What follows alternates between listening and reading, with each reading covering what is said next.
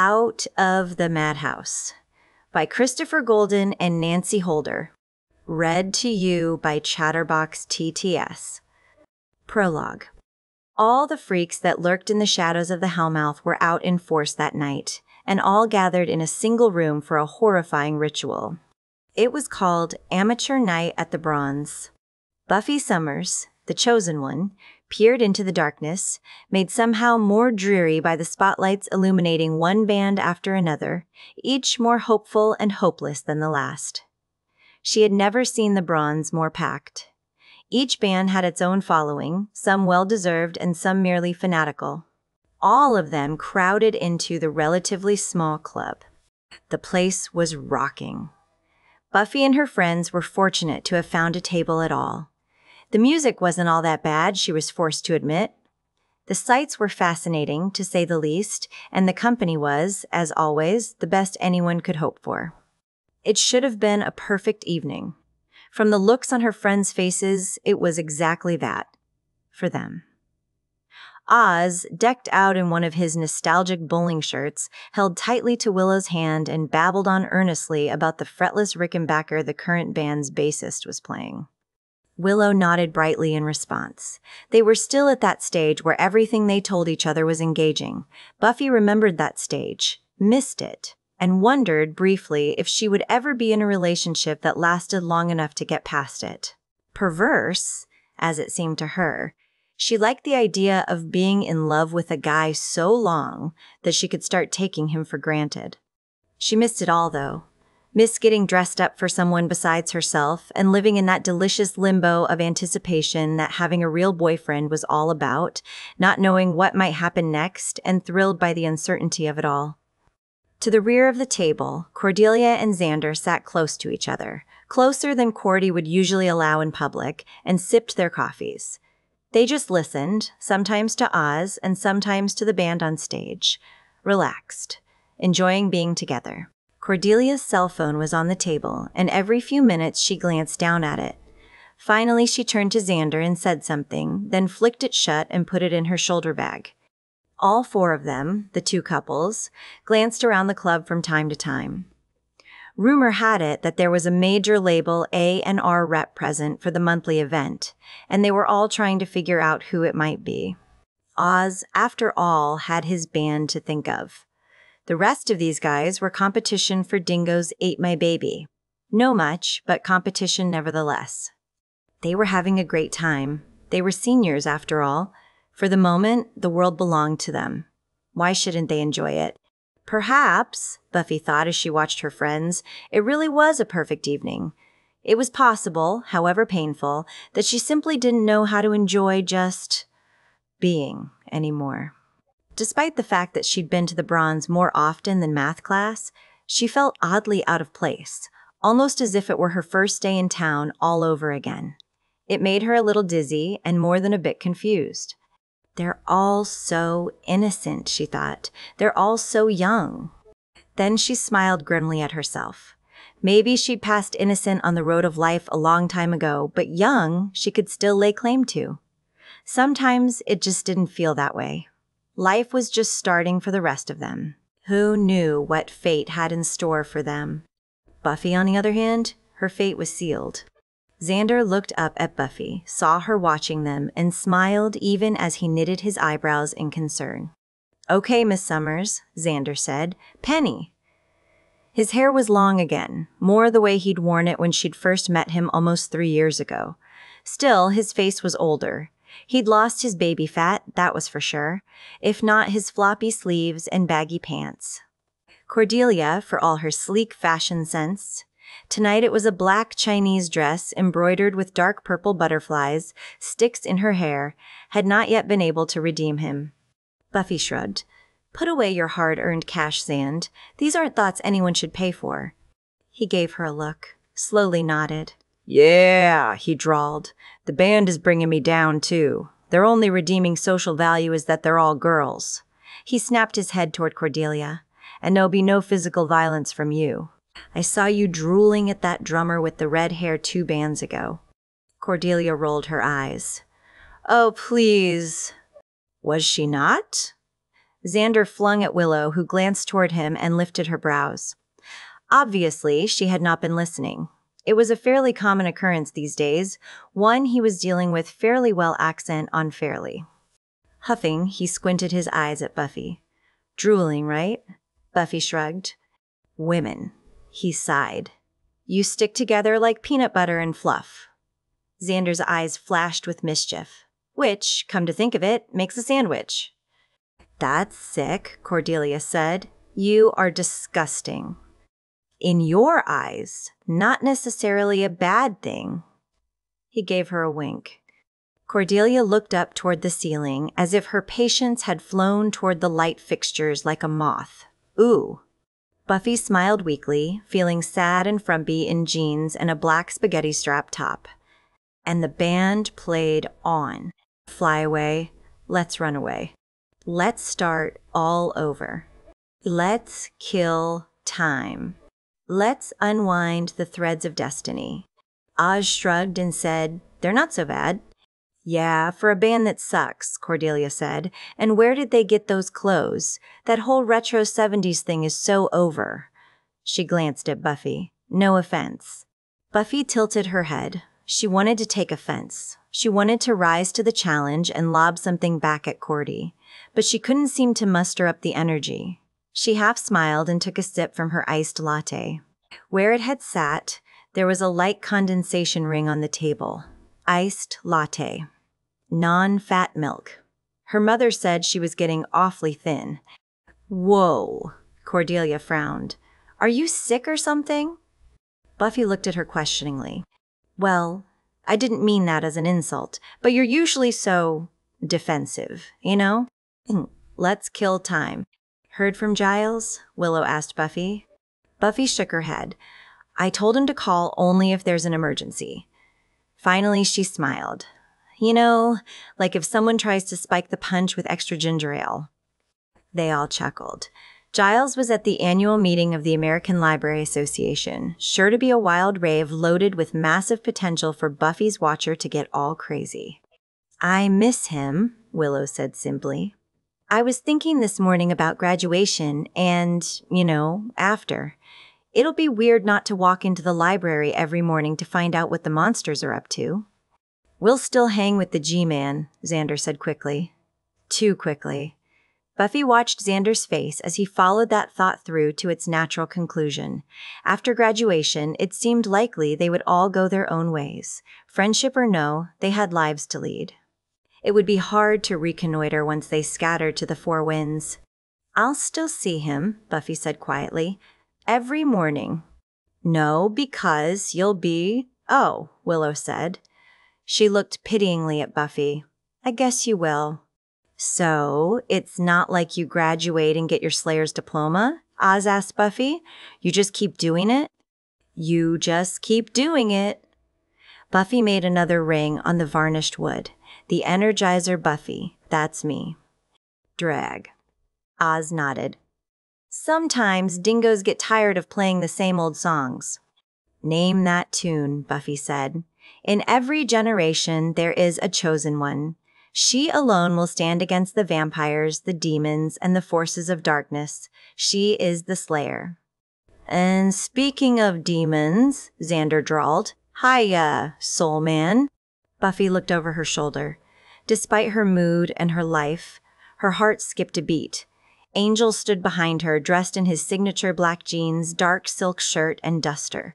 The dim lights in the bronze underscored the paleness of his skin, which served to accentuate his dark eyes and high cheekbones. So handsome.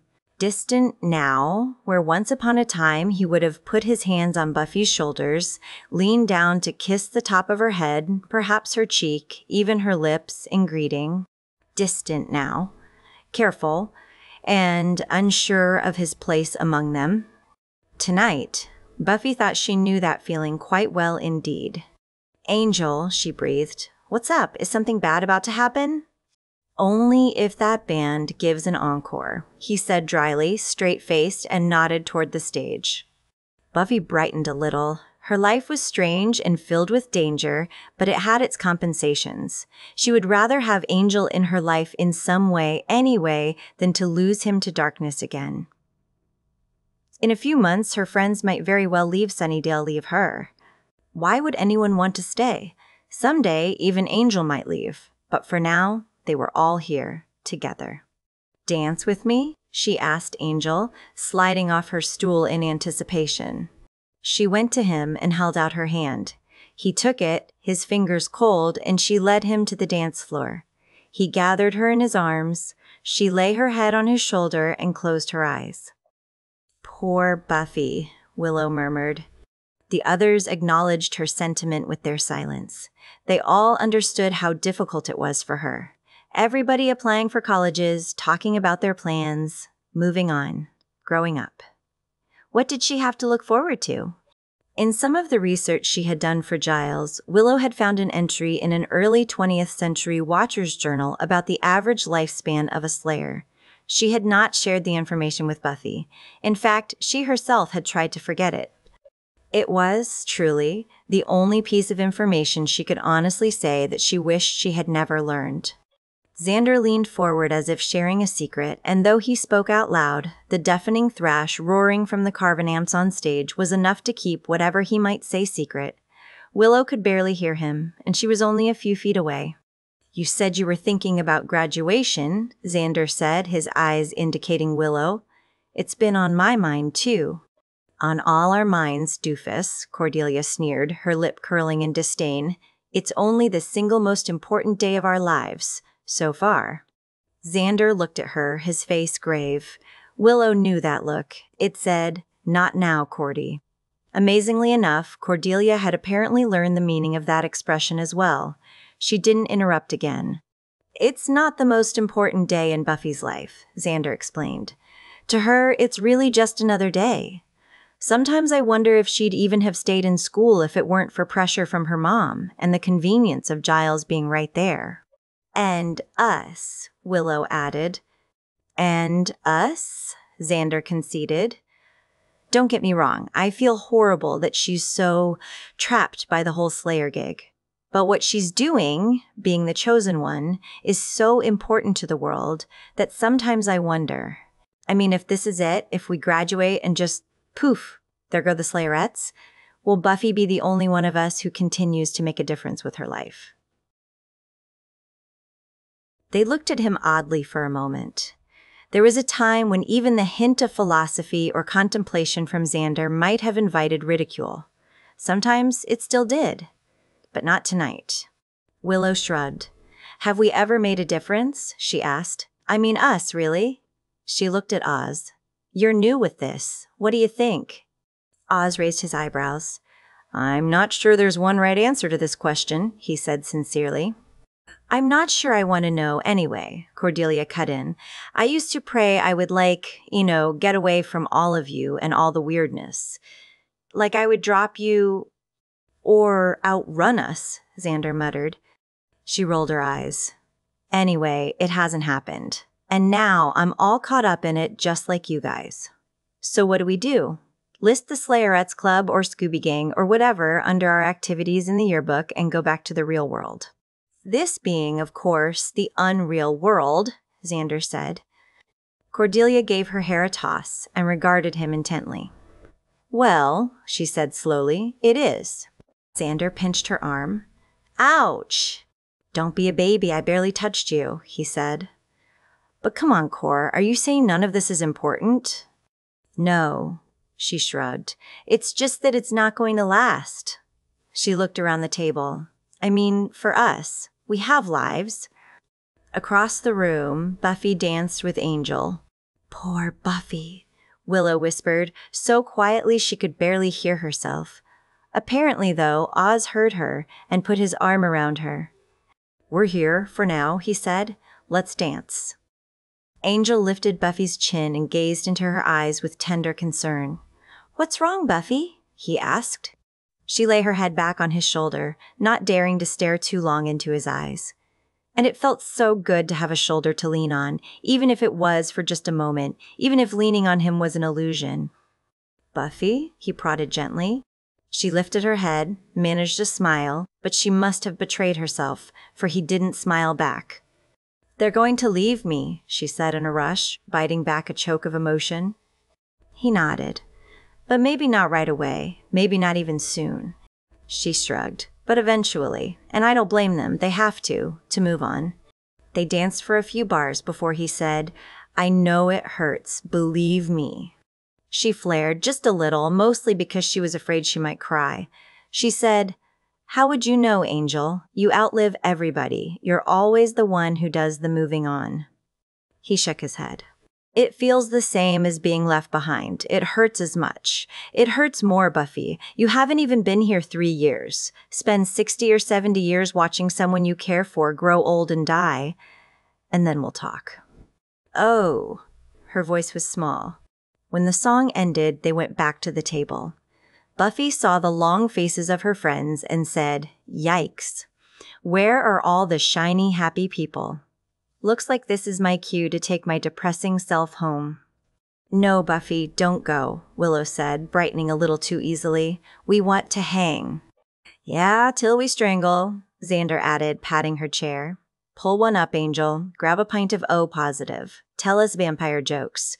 A bloodsucker walks into a bar with a parrot on his head and—" "Xander," Buffy chided. She picked up her crocheted bag and automatically checked inside for her weapon of choice, a very sharp stake. "Good night, boys and girls." Willow stood. "Let's go too, Oz. My parents are still after me about going out on school nights." Oz nodded. "Buffy, lift?" She looked at Angel, who said, "I'll walk you home." Cordelia patted Xander's hand. "Us, too," she announced. "I have cheerleading practice at the crack of dawn." She rolled her eyes. Why they continually schedule those things outside of school hours just baffles me. You would think they'd be more considerate. It's hard to look good at 7:30 in the morning and be burning up with school spirit. "Not for you," Xander said pleasantly. Cordelia opened her mouth, an aggravated look on her face, and then closed it again, dumbfounded, as she apparently realized that Xander had just paid her a fine compliment. They all left together, Buffy heading the parade with Angel in tow. On the stage, some poor fools were getting heckled for the crime of not realizing that grunge was so over. There were kids in the audience who had still been in diapers when Seattle was the Altrock destination of choice.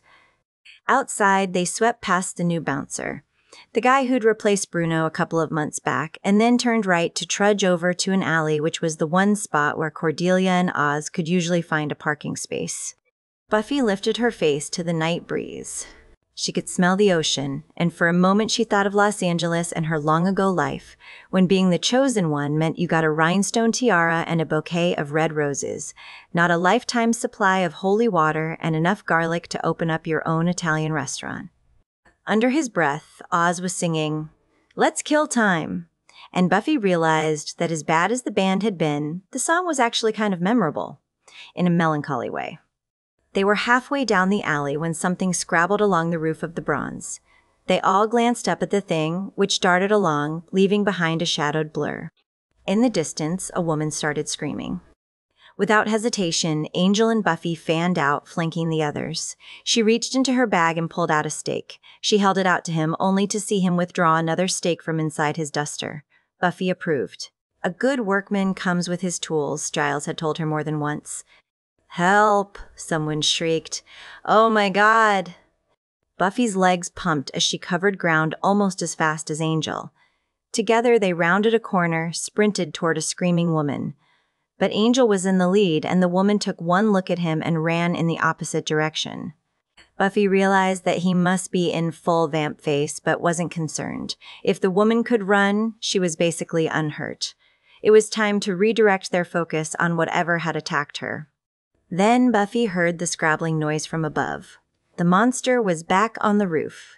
Angel came up beside her, and they watched it as it rushed back across the tops of the buildings. It seemed to fly, or leap, almost like a flying squirrel, a long coat or cloak billowing out behind it. "It's Batman," Angel said. "I don't think so," Buffy replied grimly. It was heading back toward Buffy's friends. Angel must have realized it at the same time because as she broke into a run back the way they'd come, he kept pace with her.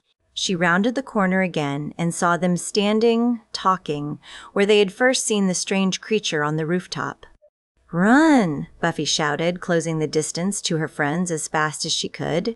The shape soared into the air above them, cloak unfurling like giant bat's wings. Its head fell back as it sailed, and a plume of blue flames erupted from its mouth. "Yow," Xander said. "Name that demon." It landed heavily on the roof on the other side of the street, its hands making a terrible scraping sound like fingernails on a chalkboard. Buffy followed it with her eyes, but it was almost impossible to make it out in the darkness. It stood far back on the roof and seemed to regard them for a moment. Then it rushed toward the edge of the roof, passing beneath a series of overhanging lights so fast the effect was like a strobe. "Run," Buffy said to the others. "Now." Cordelia broke ranks first. With a tiny shriek, she turned around and ran back toward the bronze. 2 mistakes in 1. The first was running. The second was running away from Buffy and Angel. The thing threw itself off the roof and dove after her. More blue flame shot from its mouth, lighting up Cordelia's retreat as well as the thing itself. It was man-like, with a hideous, fanged mouth, black eyes like holes in its face, and pointed ears, and it was wearing some kind of white, oily armor. Pretty it was not. "Cordy!" Xander shouted, racing after Cordelia. "No, Xander!" Buffy cried and sped up, her lungs burning now as she caught up to where Willow and Oz stood, trying to figure out what to do next. Buffy solved the problem for them. "Don't move," she snapped. Cordelia glanced back at Xander, then up at her pursuer and screamed. Xander reached for Cordelia just as Buffy caught up with him. She grabbed his arm, holding him back, and yanked him hard out of her way. She was the Slayer. She was supposed to keep him safe, keep them all safe. Xander lost his footing and went down hard. Buffy tried to leap over him, but her legs became tangled up in his fall, and she went down as well. It took her a moment to free herself. Buffy leaped to her feet as the creature settled down to the street between her and Cordelia. It opened its mouth as if in a roar, and a volley of flame shot from its gullet and caught Cordelia on the back of her head. Instantly, her hair began to burn. Cordelia shrieked wildly, her hands flailing in utter panic. The thing reached out for her, and its talons snagged her dress, tearing the fabric. Cordelia barely noticed as she batted at her hair, but from one small scratch on her back, she'd begun to bleed. Then Angel vaulted past Buffy. He reached Cordelia first and pulled her down onto the pavement, where he covered her head with his body, smothering the flames. The monster turned to face Buffy. Inhuman eyes wide, it seemed to examine her. It lifted its right hand to its mouth and licked Cordelia's blood off the single talon with which it had scratched her. Buffy raised her stake. The thing ignored her, turning its attention back to Cordelia. "Hey, ugly," Buffy snarled as she went after it. "You're gonna hurt my feelings if you keep this up." Then, somehow, Xander was in front of her, between Buffy and the monster, going after it. He reached out, got hold of its black cloak, and tugged. The thing turned, opened its mouth. "Xander!" Buffy shouted and tackled him. Hard. Blue flame crackled as it jetted from the thing's mouth, burning the air above them as they tumbled to the pavement. A second later, and it would have been Xander's face crackling with fire. "Ow, damn it!" Xander shouted. But Buffy was already up and swinging. She connected with the monster. It looked like a tall, thin man, and as it opened its mouth, she landed a savage roundhouse kick to the side of the monster's face. It howled and staggered backward, raking the air between them with hands that ended in thick, metallic talons. Flame vomited from its mouth. Buffy ducked, bent sideways, and snapped her left leg up straight and hard, catching the thing in its midsection. The thing was momentarily off balance. Angel rushed it from the side and slammed it against the metal siding of the warehouse behind it. It fell to one side, violently crashing into a line of trash cans, which spread their refuse over the sidewalk. Quickly, instinctively, Buffy and Angel moved into position, trapping the thing between them. She looked at Angel. He nodded once at her, and they attacked from either side. But as they rushed it, the monster rose to its feet, bent its legs, and leaped up, soaring into the air. It landed on the hood of a Toyota 15 yards away. Metal squealed and crunched beneath its weight. "Oh my God," Willow said, as she and Oz stared after it. It sprang against the side of the building and crawled up it like a lizard, arms and legs scrabbling furiously. It reached the edge of the overhanging roof, grabbed it, launched itself up and over it, and continued on. In a few seconds, it was gone. The squeal of metal was like an echo of the thrash pulsating from the open door of the bronze down the street. Another squeal, like a horrid guitar riff. Then nothing. Catching her breath, Buffy jogged toward Cordelia. "Is she okay?" she called, passing Willow and Oz, who were also loping toward Xander and Cordy. Xander was on his knees, cradling Cordelia's head in his lap. "Yeah, no thanks to you," he snapped, glaring up at her. "God, Buffy, I was there. Why'd you knock me down?" "I was worried that—" she said, and then stopped. It had been reflex, pure and simple, that had made her push Xander out of her way. She hadn't thought about it. She had simply done it. The second time, she'd saved him from getting his face scorched. But the first, it was just, she was the slayer. If you had just let me help her instead of making me scrape up my arms until they looked like hamburger meat, her hair wouldn't be falling out in smoking little clumps, Xander continued. "Oh, no!" Cordelia wailed, clutching at her head. "No!" Xander glared up at Buffy. "No," Buffy blurted defensively. "I had to." She held out her hands. "I've never seen anything like that creature before. I didn't want any of you getting hurt." "I was doing just fine. It's not like I can't hold my own." He raised his chin, very angry, very protective, as he cradled Cordelia's head. "God, Buffy, why don't you just get a life?"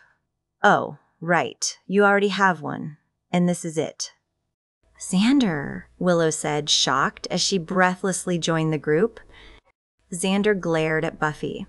She looked away, into the darkness where the monster had retreated. Angel came up beside Buffy. "You did what you had to do," he said to her. She slumped, turned, and started walking home, alone. Chapter 1.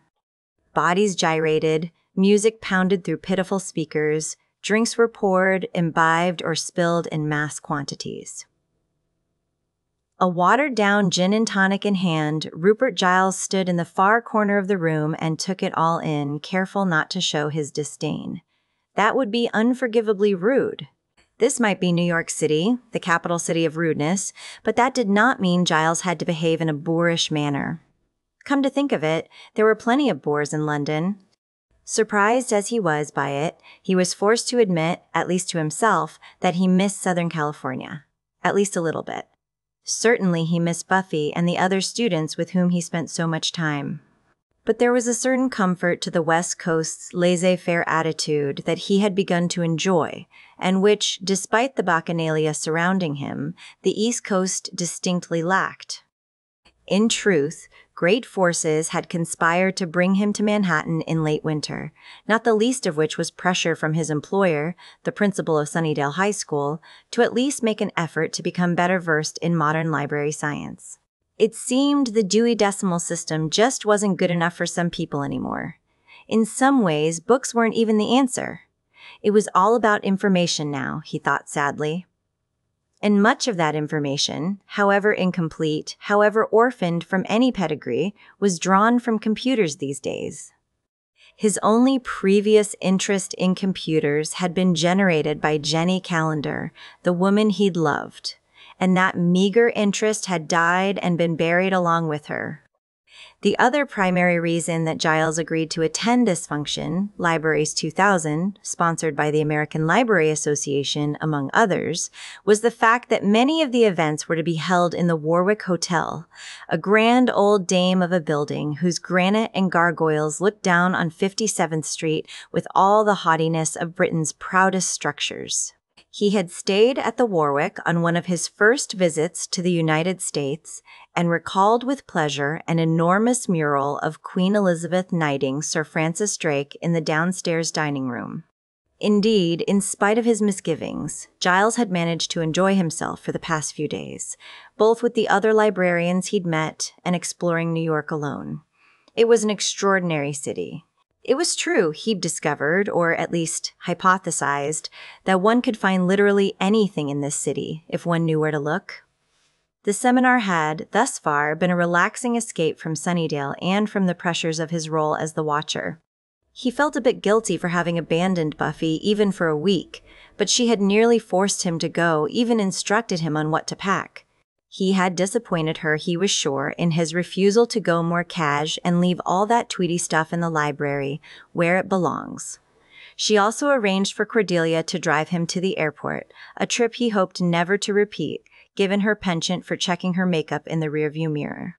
She had even supplied him with an ancient, weather-worn copy of New York on $5 a day, thoughtfully marking sites she imagined he might enjoy, and which, frankly, he had, the museums and a number of bookshops. It seemed fairly clear that Buffy had actually wanted him to go. Who could blame her? He was, at least officially, an authority figure in her life. It would be nice for her to be free of him for a time. Still, Giles looked forward to returning home and suspected that Buffy would be pleased when he did return. And, thus far, there seemed to have been no urgent crises requiring his attention at home. Reluctant as he was to admit it, Giles was having, well, fun. At least, he had been until he'd entered this room. The invitation, a splashy foldout from something called Stacks.com, which was apparently an internet meeting place for librarians, had announced a cocktail reception in the Cary Grant suite of the Warwick Hotel. Well, seeing the Cary Grant suite had proven an irresistible lure for Giles, and it was, indeed, something to see. There was a large bedroom on either side of the enormous parlor that served as a reception room. The suite was at the southwest corner of the hotel, and there were 2 sets of French doors that opened out onto an absolutely extraordinary balcony. It wasn't at all like any balcony Giles had ever seen, and certainly not something 27 stories above the city. The enormous stone edifice was more like a large terrace one might see at a stately home in the Cotswolds. At least 25 feet wide, it ran the length of the Cary Grant suite's outer wall. The granite color matched the sky. It was apparently quite chilly outside, and the forecast had called for snow, but so far none had fallen. Giles wondered if he ought to escape to the balcony, despite the cold. It would be a welcome relief from the party. As a rule, the librarians who were attending the Stacks.com cocktail reception were younger than he, and American.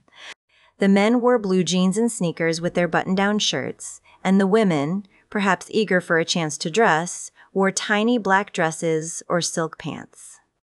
With his gabardine suit and old-school burgundy tie, Giles knew how out of place he must have appeared. Even that was only a fraction of how out of place he actually felt. He brushed a hand through his slightly graying brown hair, then pushed his glasses up his nose for the 100th time. "Good Lord," he muttered to himself, "these are librarians?" But if he were honest with himself, Giles would be forced to admit that it wasn't the dress or behavior of these people that had him wanting so desperately to retreat. Nor was it the fact that, with his love of dusty old books and getting lost in the stacks, ironically, the place he felt the most at home, and the polar opposite of the Stacks.com party. He felt positively antique, though even the youngest person in the room was little more than a decade his junior. No. Worst of all was how much they all reminded him of Jenny. With their sense of fashion and their technical knowledge and the confidence with which they spoke, moved, danced, even breathed, the people crowding the Cary Grant suite gave him great cause for lament. It wasn't exactly grief or mourning. Enough time had passed that those wounds had begun to heal. He'd even caught his eyes roaming appreciatively from time to time. The thought had occurred to him that he might, at some point, meet someone else whom he would like to have in his life, someone else to love. But he still missed her terribly, still ached to tell her little things that he'd discovered in his research and wanted to share, only to realize that he had no one to share them with. No one who could truly appreciate what such utter trivialities meant to him. It still hurt. With a sigh, Giles edged around several people who were talking loudly together about a chat room where they'd apparently spoken with Frank Herbert, the author of Dune. Giles didn't have the heart to tell them that Herbert had been dead for years, and was dismayed that they didn't realize it themselves. Dismayed, but not particularly surprised. After all, it all boiled down to websites and URLs, not frontispieces and back matter. A pity. He opened one of the French doors and let himself out onto the stone balcony where a large group of people had already gathered. The sharp wind brought the scent of smoke. Instantly, Giles understood the hardiness of his fellows. Most of them were smokers, exiled to the frozen outdoors by law and the demands of political correctness. With a shiver, he turned up the collar of his suit coat and shoved his hands deep in the pockets of his gabardine trousers. In his room, he had a very nice pair of leather gloves, which he wished he'd brought. Exhaling, seeing his breath curl as if he too had lit a cigarette, his eyes scanned the cityscape, the lights and the activity far below. 6th Avenue was bright with the electricity of life, vivid with every bit of excitement and bluster and spectacle that humanity could muster. That was New York City to him. Breathtaking, isn't it? Her voice was soft, her tone thoughtful, with none of the razor edge of the city in it. Giles blinked, glanced just to his left, uncertain at first if the woman was speaking to him. But he couldn't see her in his peripheral vision. Giles turned, and for a moment he couldn't breathe. She was divine, a tall yet lithe woman with the most delicate features imaginable. Her face seemed to glow, and though it might have been the neon burning in the city beyond, Giles chose to deem it some ethereal light. In either case, it made her look almost angelic. A splash of her honey blonde hair fell in a gentle wave across her face, while the rest was done up in a long, elaborate braid that fell down past her shoulders. It was unfashionably long, but Giles thought it quite lovely. She wore a crushed red velvet dress with tight sleeves that accentuated the golden color of her hair. It wasn't the most daring dress he had ever seen, but the way it fell across her body, few women could have worn it well. She wore it very, very well. The watcher realized that he was staring. I'm sorry, he stammered. Did you say something? The woman smiled at him, and Giles felt himself offering a silly, lopsided grin in return. You seem to be appreciating the city, she said. I merely commented that it was breathtaking. American, he presumed, because of her lack of accent, but an American who used the word merely in casual conversation. Giles felt himself falling rapidly into infatuation. Indeed it is, he said, after what felt like an embarrassingly long pause. For such a depraved city, it certainly has its charms. The woman smiled broadly and laughed softly, comfortably. There was a sort of gentle lilt to her laughter that gave it the ring of authenticity. She meant it. There is always a certain charm in depravity, she said boldly, grinning at Giles. As his cheeks flushed crimson, she turned her gaze away from him and out toward the city he had been admiring moments ago. It is a wonderful place, she said. Though I suspect most of the tech-head numbskulls slobbering all over each other in the other room have rarely, if ever, even looked out a window. Giles chuckled, dropped his gaze, then brought his right hand up quickly to keep his glasses from plummeting 27 stories. He gave her a sidelong glance and thought, whimsically, it could be love. Rupert Giles, he said, turning to hold out his hand. With a firm grip, she shook it.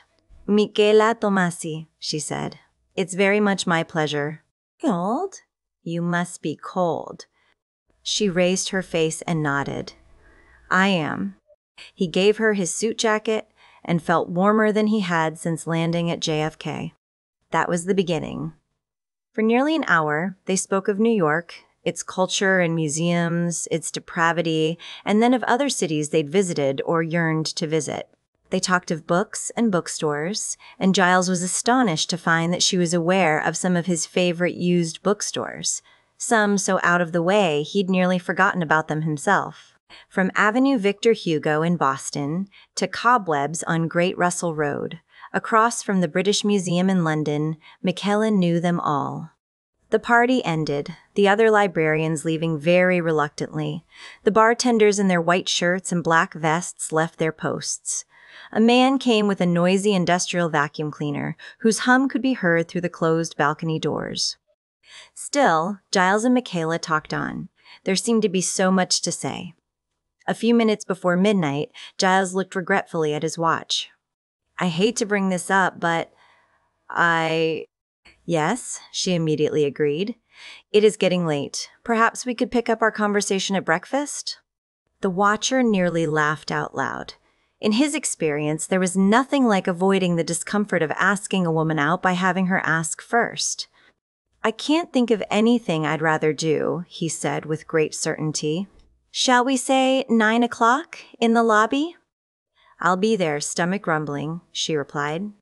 They walked together out to the elevator. When they had stepped in, and he had pressed the number 16, she chuckled to herself. He asked. "Did I miss something?" "We're on the same floor," she said. "I was just thinking what a lark it would have been if they'd double-booked me into your room." Giles blinked, blushed once more, but his only reply was a slightly embarrassed smile. His mind, however, was racing with the possibilities, so much so that when they stepped off on the 16th floor and Michaela turned in the opposite direction, he felt a bit of disappointment. "Good night, Miss Thomasy," Giles said. "Sleep well." "And to you, Mr. Giles," she replied almost primly. Then mischief crept into her eyes as she said, "Pleasant dreams." As he walked down the hall toward his room, Giles whistled jauntily, his jaw muscles already somewhat sore from the smile that threatened to stretch his face for eternity. Somewhere he heard a phone begin to ring. Around the corner he heard a door open. He reached the juncture in the corridor, rounded the corner, and was nearly barreled over by a broad-shouldered man wearing a Yankees baseball cap. "'Scuse," the man grunted, but didn't look up. His face was obscured by the bill of the cap. "Yes, well," Giles said, affronted. "Perhaps if you watched where you were walking." But his reproach was lost on the man, who had already hurried around the corner. Grumbling slightly, Giles turned back down the corridor. Only then did he notice that the phone was still ringing. The sound was coming from the open door of room 1622, just down the hall. His room. The phone stopped ringing as Giles rushed to the open door, eyes darting about with caution. He pushed the door fully open and flicked on the light. The place was a shambles. Many of his things were in tatters, the clothes thrown about the room, drawers open, mirror shattered. A thief, he realized immediately, searching for valuables. And the phone ringing? A signal, perhaps, from a cohort, lying in wait to warn the burglar should the room's registered occupant return. It had just happened. The phone, the sound of a door opening. The man in the Yankees cap. Giles ran from his room, sprinted along the corridor and around the corner. Down the hall, he saw the stairwell door swinging shut under the glowing red exit sign. The anger that began to build inside him was a distant memory, but all too familiar. There existed within Rupert Giles a man capable of great bouts of rage. It didn't matter if the thief had actually stolen anything, for Giles had little of value with him save for a few antique books. No, it was the principle of the thing, the violation. The anger boiled up inside him and his heart pounded as he reached the stairwell door.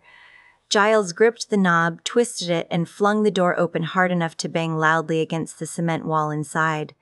Instantly, he started down the steps, holding lightly to the handrail as he moved his feet rapidly. At the next landing, he began to slow. He could no longer hear the running steps of the man he pursued. At the 15th floor, he paused and listened carefully. The door behind him sprang violently open, and Giles had only just begun to turn around when he felt a pair of powerful hands slam into his back. Flailing wildly, he fell forward and tumbled down the cement steps, striking his head several times. He cried out. But his cry was cut short as his head slammed into the landing, and he crumbled into unconsciousness. "Rupert?" The voice was distant, and Giles drifted up out of the blackness inside his head for only a moment. He tried to focus on the face above him. The woman, the honey hair. He knew her, but her name escaped him. "Honey," he whispered, looking again at her hair. "I've called for help, Rupert," she said. "The ambulance is on its way." Then he slipped into darkness again, retreating from the pain. Buffy didn't like being in the library without Giles. Never mind that they were on school property in the middle of the night without anyone's permission. When Giles was with them, such nocturnal visits might be suspicious, but they'd find a way to explain them. Buffy didn't want to think about having to explain how she'd come to have a key to the school. Still, her disquiet had little to do with the potential for discovery and consequences. She'd been in trouble before. No, her agitation had more to do with the hollow feeling in her gut. The library was Giles's province. He was the watcher, the holder of knowledge, the man with the books. Being here alone had Buffy reflecting on what things might be like without him. The thought didn't sit very well with her. She needed Giles. He was the backbone of everything the Slayer stood for. He was such a huge part of her life, not merely because he was her watcher and her friend, but because as long as Giles was around, she could remind herself that no matter how lonely the life of the Chosen One would become, she was not completely alone. Not as long as she had Giles. The place just didn't feel right without him there, presiding over the stacks, caring for his dusty leather volumes. Seated at the study table with the green glass lamps, Buffy sighed and slammed shut a book entitled Dragons and Fire Demons, which had given her exactly Jack in her search for the identity of the bizarre creature they'd encountered earlier that night. "We need Giles," she said, not for the first time. Oz sat opposite her at the oak library table. He looked up from the book he had been skimming, raised his eyebrows, and nodded. "He's the man." "Hey," Willow balked. She sat in the hard wooden chair that Giles had begrudgingly allowed to be placed in front of the small desk upon which the library's computer sat. The computer, which Giles had once called that dread machine. But Willow was a hacker par excellence. At the moment, the dreaded hacker was glaring at them in consternation. "I can be the man sometimes," she said, then faltered. "If I were a man. You know what I mean. Giles has way too much monster trivia stored in his brain, and we could sure use him right now. But I'm not too slouchy in the research department." Buffy shook her head, a slight smile on her face. "You're pretty amazing, Willow," Oz said. "There's plenty of times you've helped in ways Giles couldn't. But he is the Watcher, you know." "She knows, Oz," Buffy said, then turned again to Willow. "Don't go all Xander on me, Will. You know you're a major asset to the team." Willow grinned. "Yeah, I am, aren't I? Even a greater asset if you could figure out who this fire-puking moron is," Buffy added with a sigh. "Oh, is that all?" Willow asked innocently. "That's easy." She slid her chair back to let them get a look at the computer screen, upon which there was a frighteningly accurate sketch of the creature they'd battled earlier. Buffy's eyes widened. "That'd be him." "According to legend, he's called Spring-Heel Jack," Willow explained. First known sighting was in London in 1837. Apparently, he mostly assaulted women. This sketch comes from the London Times of February 22, 1838. The assaults went on for years, kind of sporadically. In 1845, he attacked a prostitute in broad daylight, in front of witnesses. "Not a very careful monster, is he?" Oz asked. "Or he's just not afraid of getting caught," Buffy replied. That gave them all pause for a moment. Then Willow went on. "In 1877, almost an entire English village got a good look at him. There's a record of an appearance in Liverpool in 1904. Then he seems to have disappeared for almost 50 years. Next time he shows up is, believe it or not, in Houston, Texas. Let me check the date." She turned back to the computer a moment. "Okay, June 18, 1953. Since then, not a peep." Buffy was thoughtful a moment, and Willow and Oz were both watching her, waiting for her to decide their next move. "Why Sunnydale?" she asked. Willow shrugged. "It's the Hellmouth. Don't all the nasties get around to visiting eventually?" Big demon tourist spot, Oz agreed good-naturedly. Yeah, but he hasn't popped up since 1953, Buffy argued. I mean, why now? Their contemplation was interrupted by movement up in the stacks. They'd come in that way, through the back door, to avoid being seen coming through the school's front entrance. As they all looked up, Xander emerged from among the bookshelves. Hey, he said, too subdued by far for Buffy's tastes. Hey, Xand, she said. How's Cordelia? Willow asked quickly. Xander nodded slowly. She's gonna be okay. The docs want her overnight, just to make sure she isn't in shock or something. They couldn't quite get why she was so freaked over her hair. They must not have teenage daughters. Anyway, she's fine, really. It looked a lot worse than it was. And she's already set up an appointment with her hairdresser in the morning. That's a relief, Oz said. Buffy glanced at him, wondering if he was being sarcastic about Cordelia's hairdresser appointment or sincere about her medical condition. It was hard to tell with him sometimes. His wit was so dry. As Xander came down one of the short stairwells into the reading area of the library, Buffy stood up and walked toward him. She stood awkwardly and looked at him. Listen, Xander, I'm sorry about tonight, she said. I've had a lot on my mind lately, and I guess I just don't want to lose you. Any of you. Xander paused, not meeting her gaze for a moment. Finally, he looked at her, and Buffy knew from that look that he was still angry. I understand, Buffy, he said. That doesn't mean I'm not pissed about it. One of the only reasons Giles doesn't get all whacked about us hanging with you is that you've always been real clear that we're not a liability, that we can hold our own. Looks like that was all just talk, huh? Buffy's eyes widened. Not at all, she protested. I can't believe I have to explain this to you. Explain it to yourself, Xander said angrily. We're supposed to be a team, Buffy. Maybe we're not all the Slayer, but we all have a job to do. Why don't you just do yours, and let the rest of us take care of ourselves? We can do it, you know? Xander, Willow said tentatively, as Buffy stood speechless between them. Buffy's saved our lives more times than I can count. I know that, Will, Xander said, throwing his arms up in exasperation. And only an idiot or a jerk wouldn't be grateful. I am. All I'm saying is, if we're a team, Buffy ought to start acting like a team player. He stared at her without malice, but with an anger that hurt her deeply. She knew Xander was her friend, knew he cared greatly for her. That only made it worse. Buffy sighed. I'll take it under advisement, she said, trying for levity, but only succeeding in causing Xander to shake his head and surrender. If you guys are busy, said a voice from above, I'll come back later. They all turned to look up into the stacks where Angel now stood, his duster torn, looking much the worse for wear. What happened to you? Xander asked. Ran into Rocky the Flying Squirrel again, Angel explained. He's fast, I'll tell you. There've been 2 more attacks. He seems to be working his way across town in a straight line. Shouldn't be too difficult to catch up with him. Buffy exchanged a glance with Xander, who turned his eyes away from her for a moment. When he looked back, the anger in him had disappeared. He nodded to her, and she hoped that meant things were all right between them. What are we waiting for? Buffy asked. Not for me, Willow said, and Buffy turned to look at her. Sorry, Buffy, but I'm already going to get flack from my parents. I've got to go home. Buffy glanced at Oz.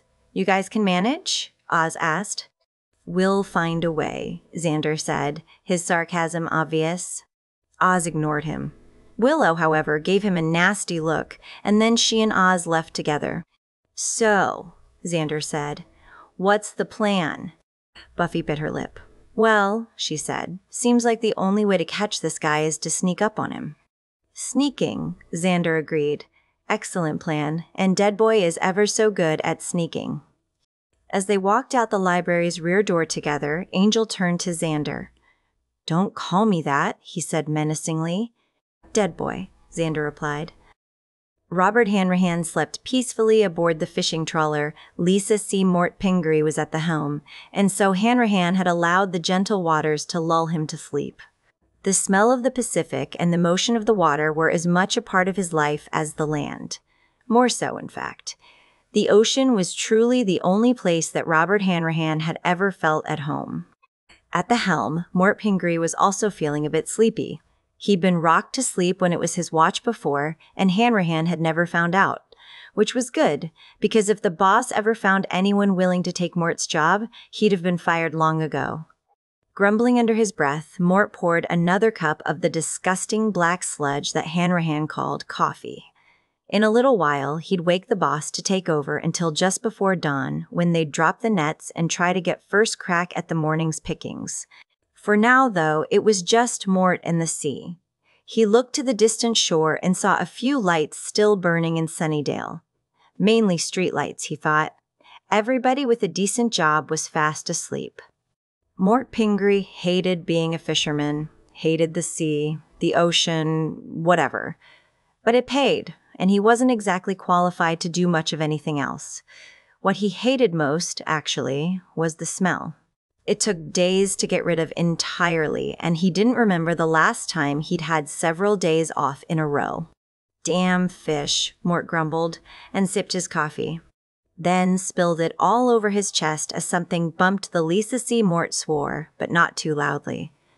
The coffee hadn't been hot since sundown, and he was more curious about what they might have run into. Setting the cup down and wiping his fingers across the stain on his shirt, as if he actually had a napkin in his hand, Mort took a few steps starboard to peer over the side of the boat. The ocean was black, and he couldn't see anything. "Mort?" he heard Hanrahan snarl from below, as the old fisherman stomped up to the deck. "What the hell have you done now? You trying to run us aground?" "We're nowhere near shore, or anything else for that matter," Mort snapped at his boss. "Look for yourself." Which Hanrahan did. And Mort was right. He peered out into the darkness at nothing. Nothing out there at all. Something slammed into the boat again, and it began to tilt, hard to starboard. Hanrahan lost his footing, slipped in fish guts Mort had never gotten around to cleaning up, and slid right off the deck of the Lisa C. and into the water. Mort Pingree screamed as huge tentacles lined with razor-edged suckers whipped across the deck and the helm, gripping the trawler in a crushing embrace. One of the tentacles lashed across Mort's abdomen, the suckers tearing his belly open on impact.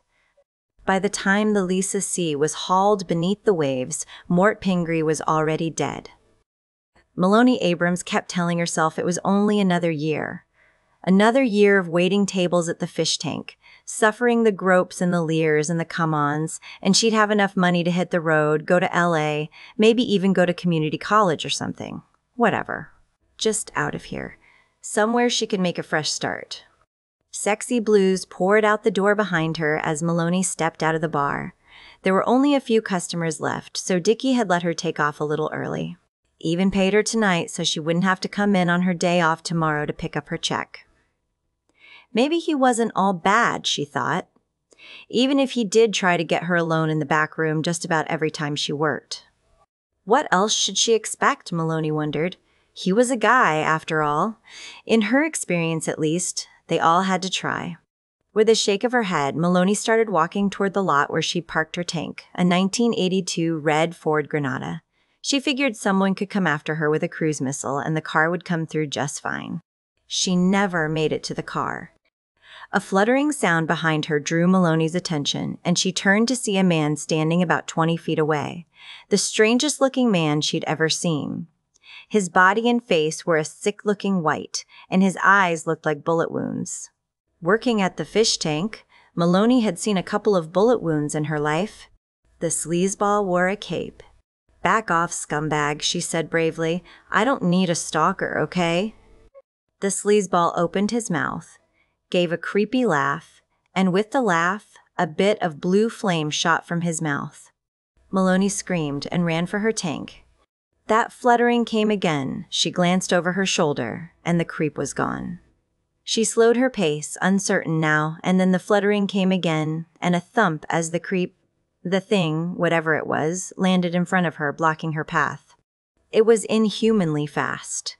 Its hands lashed out, one gripping her throat, the other with claws like needles slashing open her clothes. It tore out her heart. It tore out her heart. "No!" Buffy screamed, but she was too late to do anything except warn Spring-Heel Jack.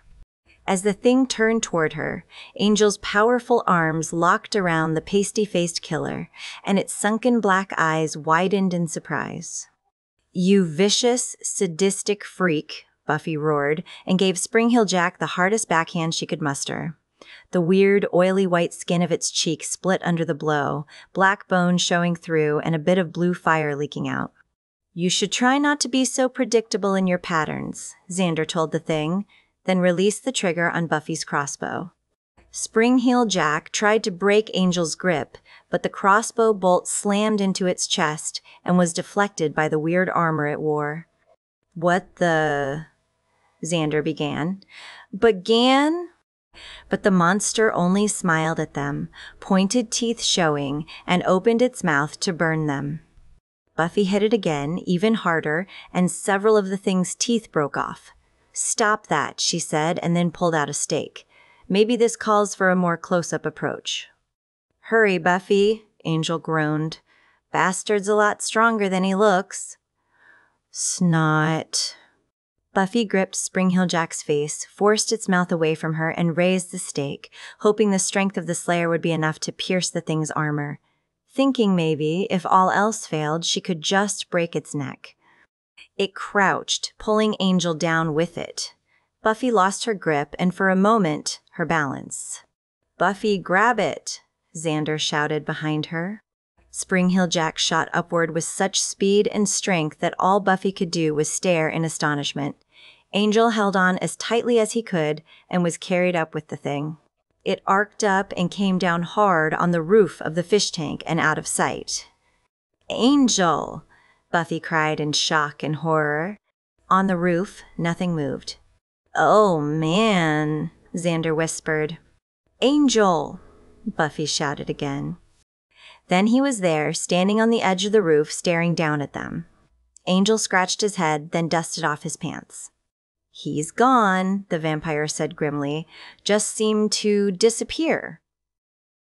Oz had parked his van half a block away and was walking Willow to her house when the perfectly cloudless sky split with thunder so loud both of them were forced to cover their ears. It roared through the air, almost as if someone were firing 100 cannons just above their heads. Oz could feel it against his chest, pounding against him. It sounded as though the sky were collapsing in an avalanche. "Whoa, Chicken Little," he said, as the echo of the incredible thunder rolled in waves across town. "Yeah," Willow agreed. "The sky is falling."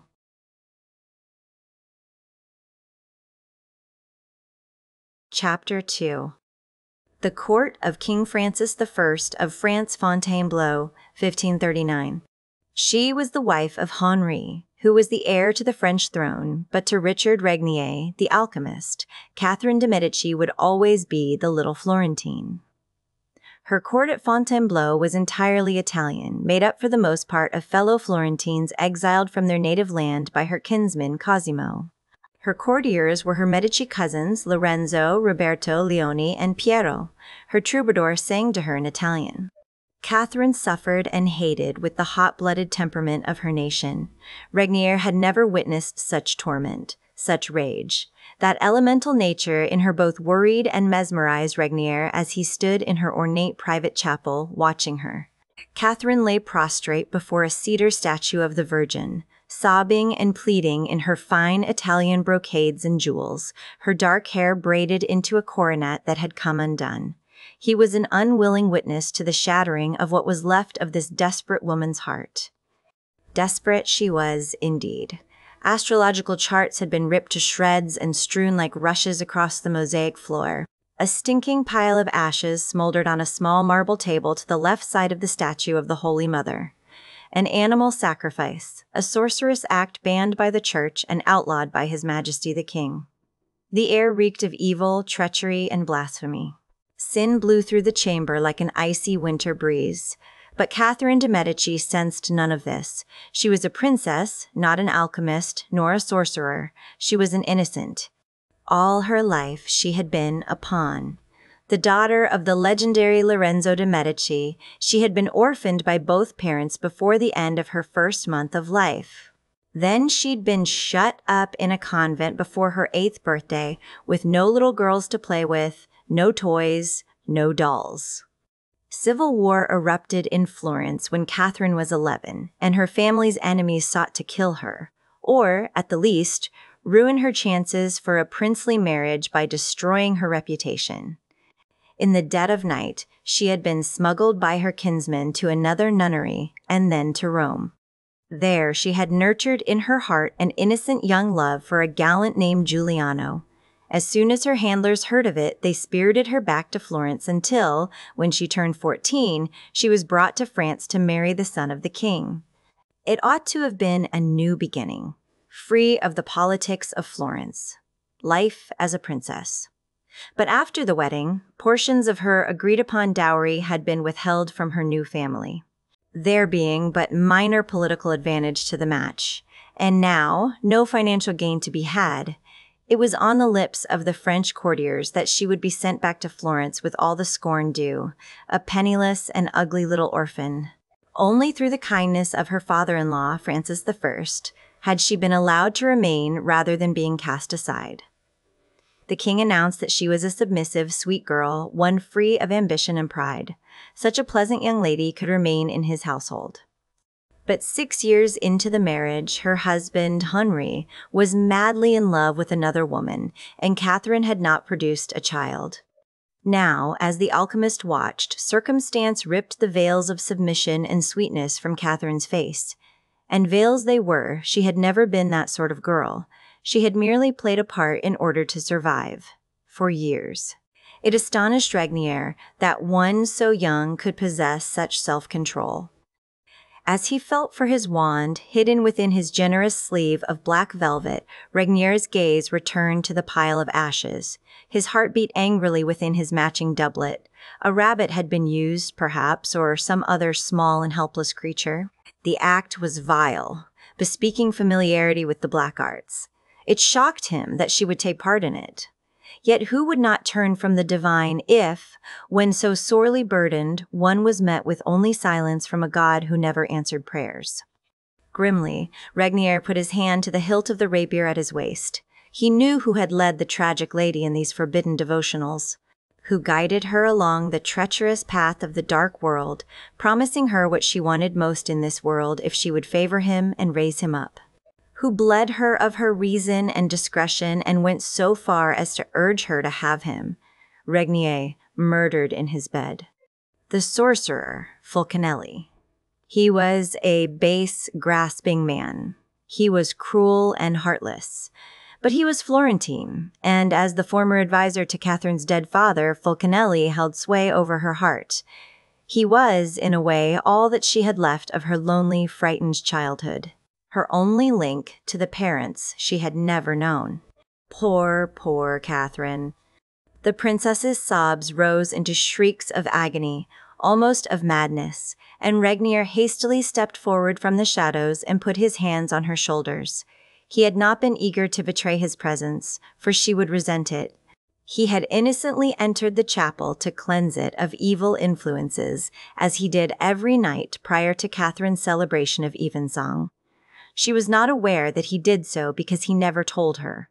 He was her true friend, and he had sought always to protect the little Florentine, because it was right to do so, and because he pitied her so. But as he was French, and distantly related to Henri's mistress, she had never trusted him. "Madame," he said in French, "please, I beg of you, calm yourself." "Regnier," she rasped, clearly shocked and mortified. "What are you doing here?" "Get out! Get out, or I will have your head." "Your Grace, I beg of you," he murmured softly, urging her to sit up. "The palace walls have ears. Your enemies lurk everywhere." "My enemy is this body," she wailed miserably, punching herself in her abdomen with doubled fists. This barren, treacherous body. She wrenched away from him, fell to the marble floor, and surrendered once more to her misery. Regnier persisted. "Let me call for your women. You need rest. You are much overwrought." For a moment she was silent. Then her shoulders moved, and he realized she was laughing silently. "Much overwrought? My husband seeks to put me aside because I have borne him no children. I shall be sent to another convent, or worse yet, made to serve her who takes my place like a slave. And you say I am much overwrought." "You are yet his wife," he pointed out, "and I am yet childless." Her voice dripped with bitterness and frustration. Motherless, fatherless, and soon to be without a husband. "No, it can be prevented," he said. "It must be." "By you?" She laughed hollowly. "You're the king's lapdog, a mere alchemist and nothing more." She burst into fresh tears. "Though you have promised me 100 times that you would help me, you have done nothing." He was ashamed. He didn't know why his conjurations on her behalf had not succeeded. He had fasted, prayed to the gods of old, venerated the proper saints, performed more rituals than the Pope had said masses, and still, this poor lady had no petits enfants.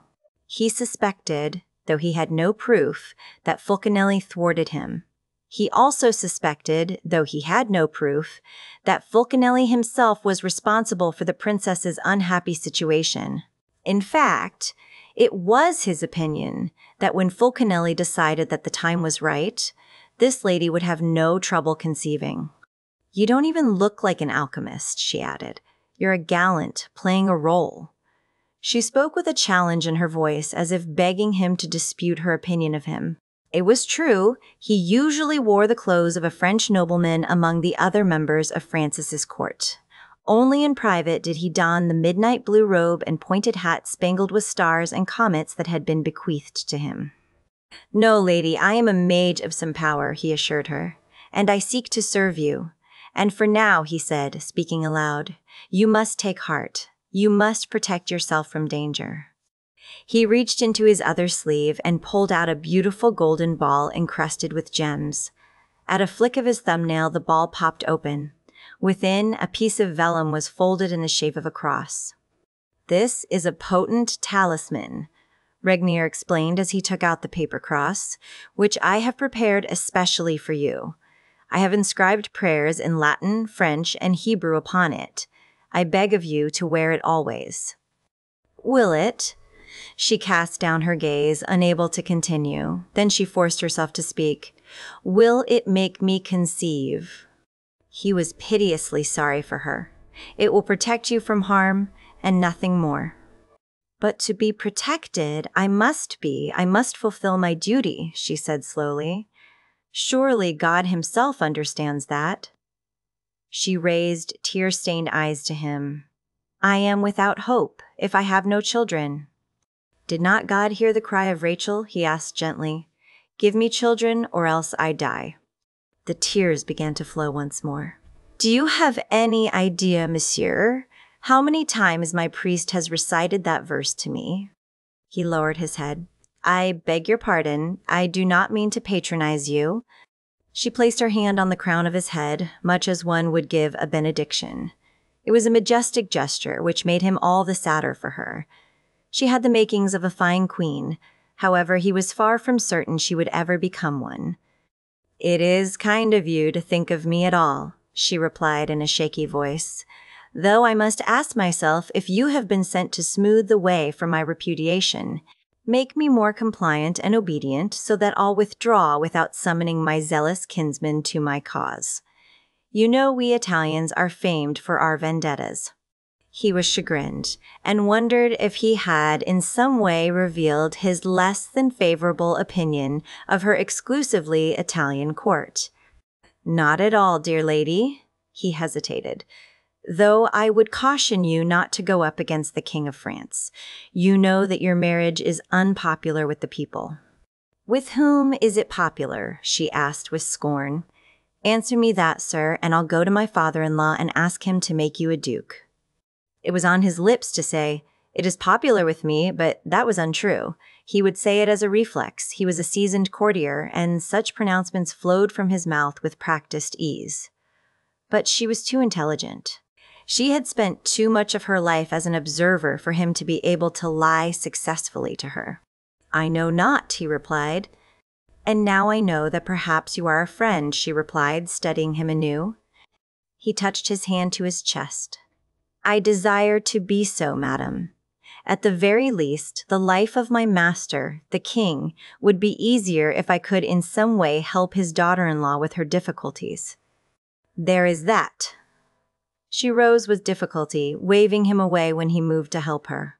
"No," she said, "I have 2 feet, and I must use them." "My admiration for you grows." He was most sincere. "Then you are the only man in France who admires me." She sighed heavily. She was indeed less than beautiful. Was this poor girl unfortunate in every area of her life? Her husband's mistress, Diane de Poitiers, was a goddess. "Leave me now," she said regally. "I must compose myself. No one must know of my private agonies." She looked at him meaningfully. "For 6 years, I have been a dutiful, submissive wife. I have never raised my voice. I have never begged my husband to love me. I have caused no trouble." "I shall cause you no trouble," he assured her. "In all ways, I shall endeavor to help you." She extended her hand. He kissed the air above it, bowed, and left her. For a moment, Catherine stood silently in the growing gloom, gazing in the direction in which Regnier had taken his leave. Then she shivered, suddenly cold, and wrapped her arms around her shoulders. The room darkened, as does the forest when the sun retreats behind the tallest trees. She felt a twinge of fear and looked around herself, as if to determine the cause. She was shivering with cold.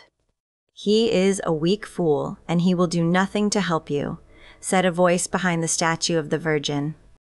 Clad in a black robe decorated with crimson half-moons, the sleeves reaching down to the floor and slashed with scarlet, Giacomo Fulcanelli glided toward her.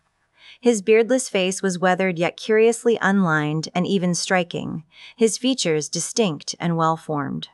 He had a lush mouth and dark eyebrows that contrasted sharply with the white hair streaming over his shoulders. His eyes were a startling crystal blue. His left hand, which was withered, he held against his side. It had gone bad, he had once told her, because the left chamber of the heart is the side which contains magic, and his had been so filled that his veins had overflowed with power. She believed this entirely. She had seen the effects of his power firsthand. In his right hand he carried a cylindrical shape draped with a black cloth. Something inside scrabbled frantically. "Maestro," Catherine breathed, curtsying, "I didn't realize you were in the room." "Ew, I heard enough." "See." He crossed the room and set the covered cylinder down on a marble table that matched the one littered with ashes. She frowned at the hidden object, having no wish to repeat the sacrifice they had made an hour before. It had completely unnerved her and sent her reeling into the crying spell Regnier had witnessed. "So," Fulcanelli continued, laying a caressing hand on the drape, "you seek to replace me." "No, not at all." She blinked, startled by his accusation. He came unbidden. He sneered at her. "And you wept in his arms. Have you lost all faith in me?" Catherine played nervously with the rings on her fingers. "Of course not, Maestro. It is simply that Signore Regnier has offered his help. Should I not accept aid from whatever quarter I find it?" She hesitated. A starving man would eat either a fig or a joint of meat, would he not? He closed his eyes and sighed heavily. "How little you understand, Catherine." He, and he alone, dared to speak to her with such familiarity. Even her husband referred to her as Madam. He stretched his hands to either side, then brought them together as he spoke. "Magic is complex, and only a master sorcerer can properly use it. If you allow that ignorant courtier to interfere, he might well impede the progress of my efforts."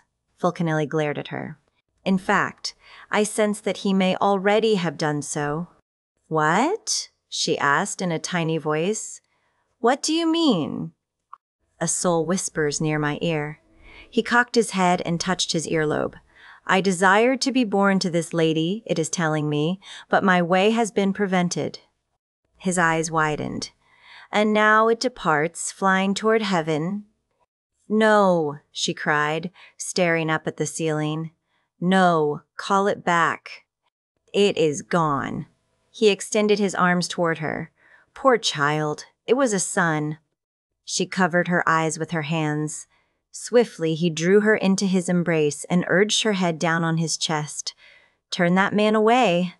Better still, persuade your father-in-law to exile him from court. He is a menace to you. She wept against his chest. He stroked her hair. It felt so wonderful to have someone to hold her, touch her, comfort her. Better yet, have him killed, Fulcanelli said. It would be the best thing you could do. That is, if you truly want children. Do you, little princess? She gazed up at him with fresh tears. Sigh, you know I do. Well then, he smiled at her. He eased her away from his chest and put his arm over her shoulders. Together they walked toward the draped cylinder.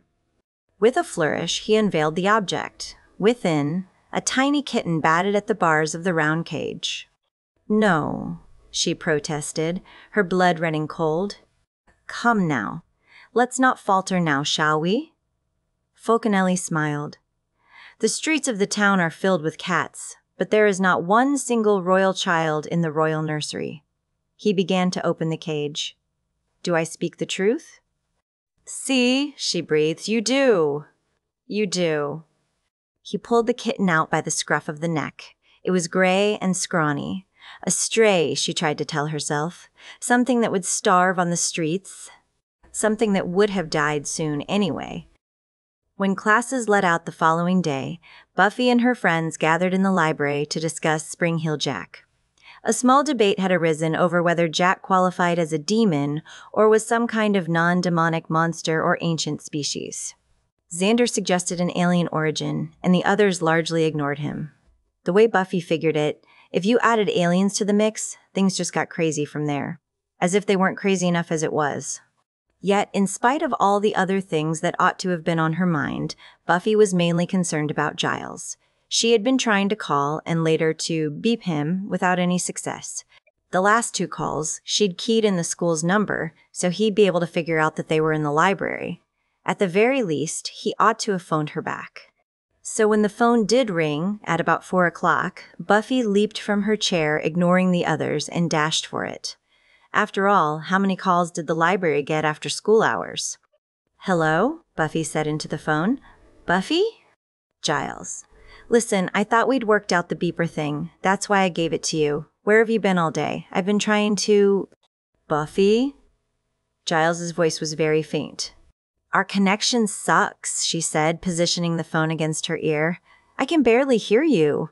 Look, I'm sorry to interrupt your wicked, crazy fun, which I'm sure you're having with all the other, wicked, crazy library people, but weird stuff is happening. Willow thinks the sky is falling and... Buffy, Giles said again. Something in his tone stopped her. She looked at the others, who immediately went on the alert and said, What's wrong? I'm in hospital, he said simply.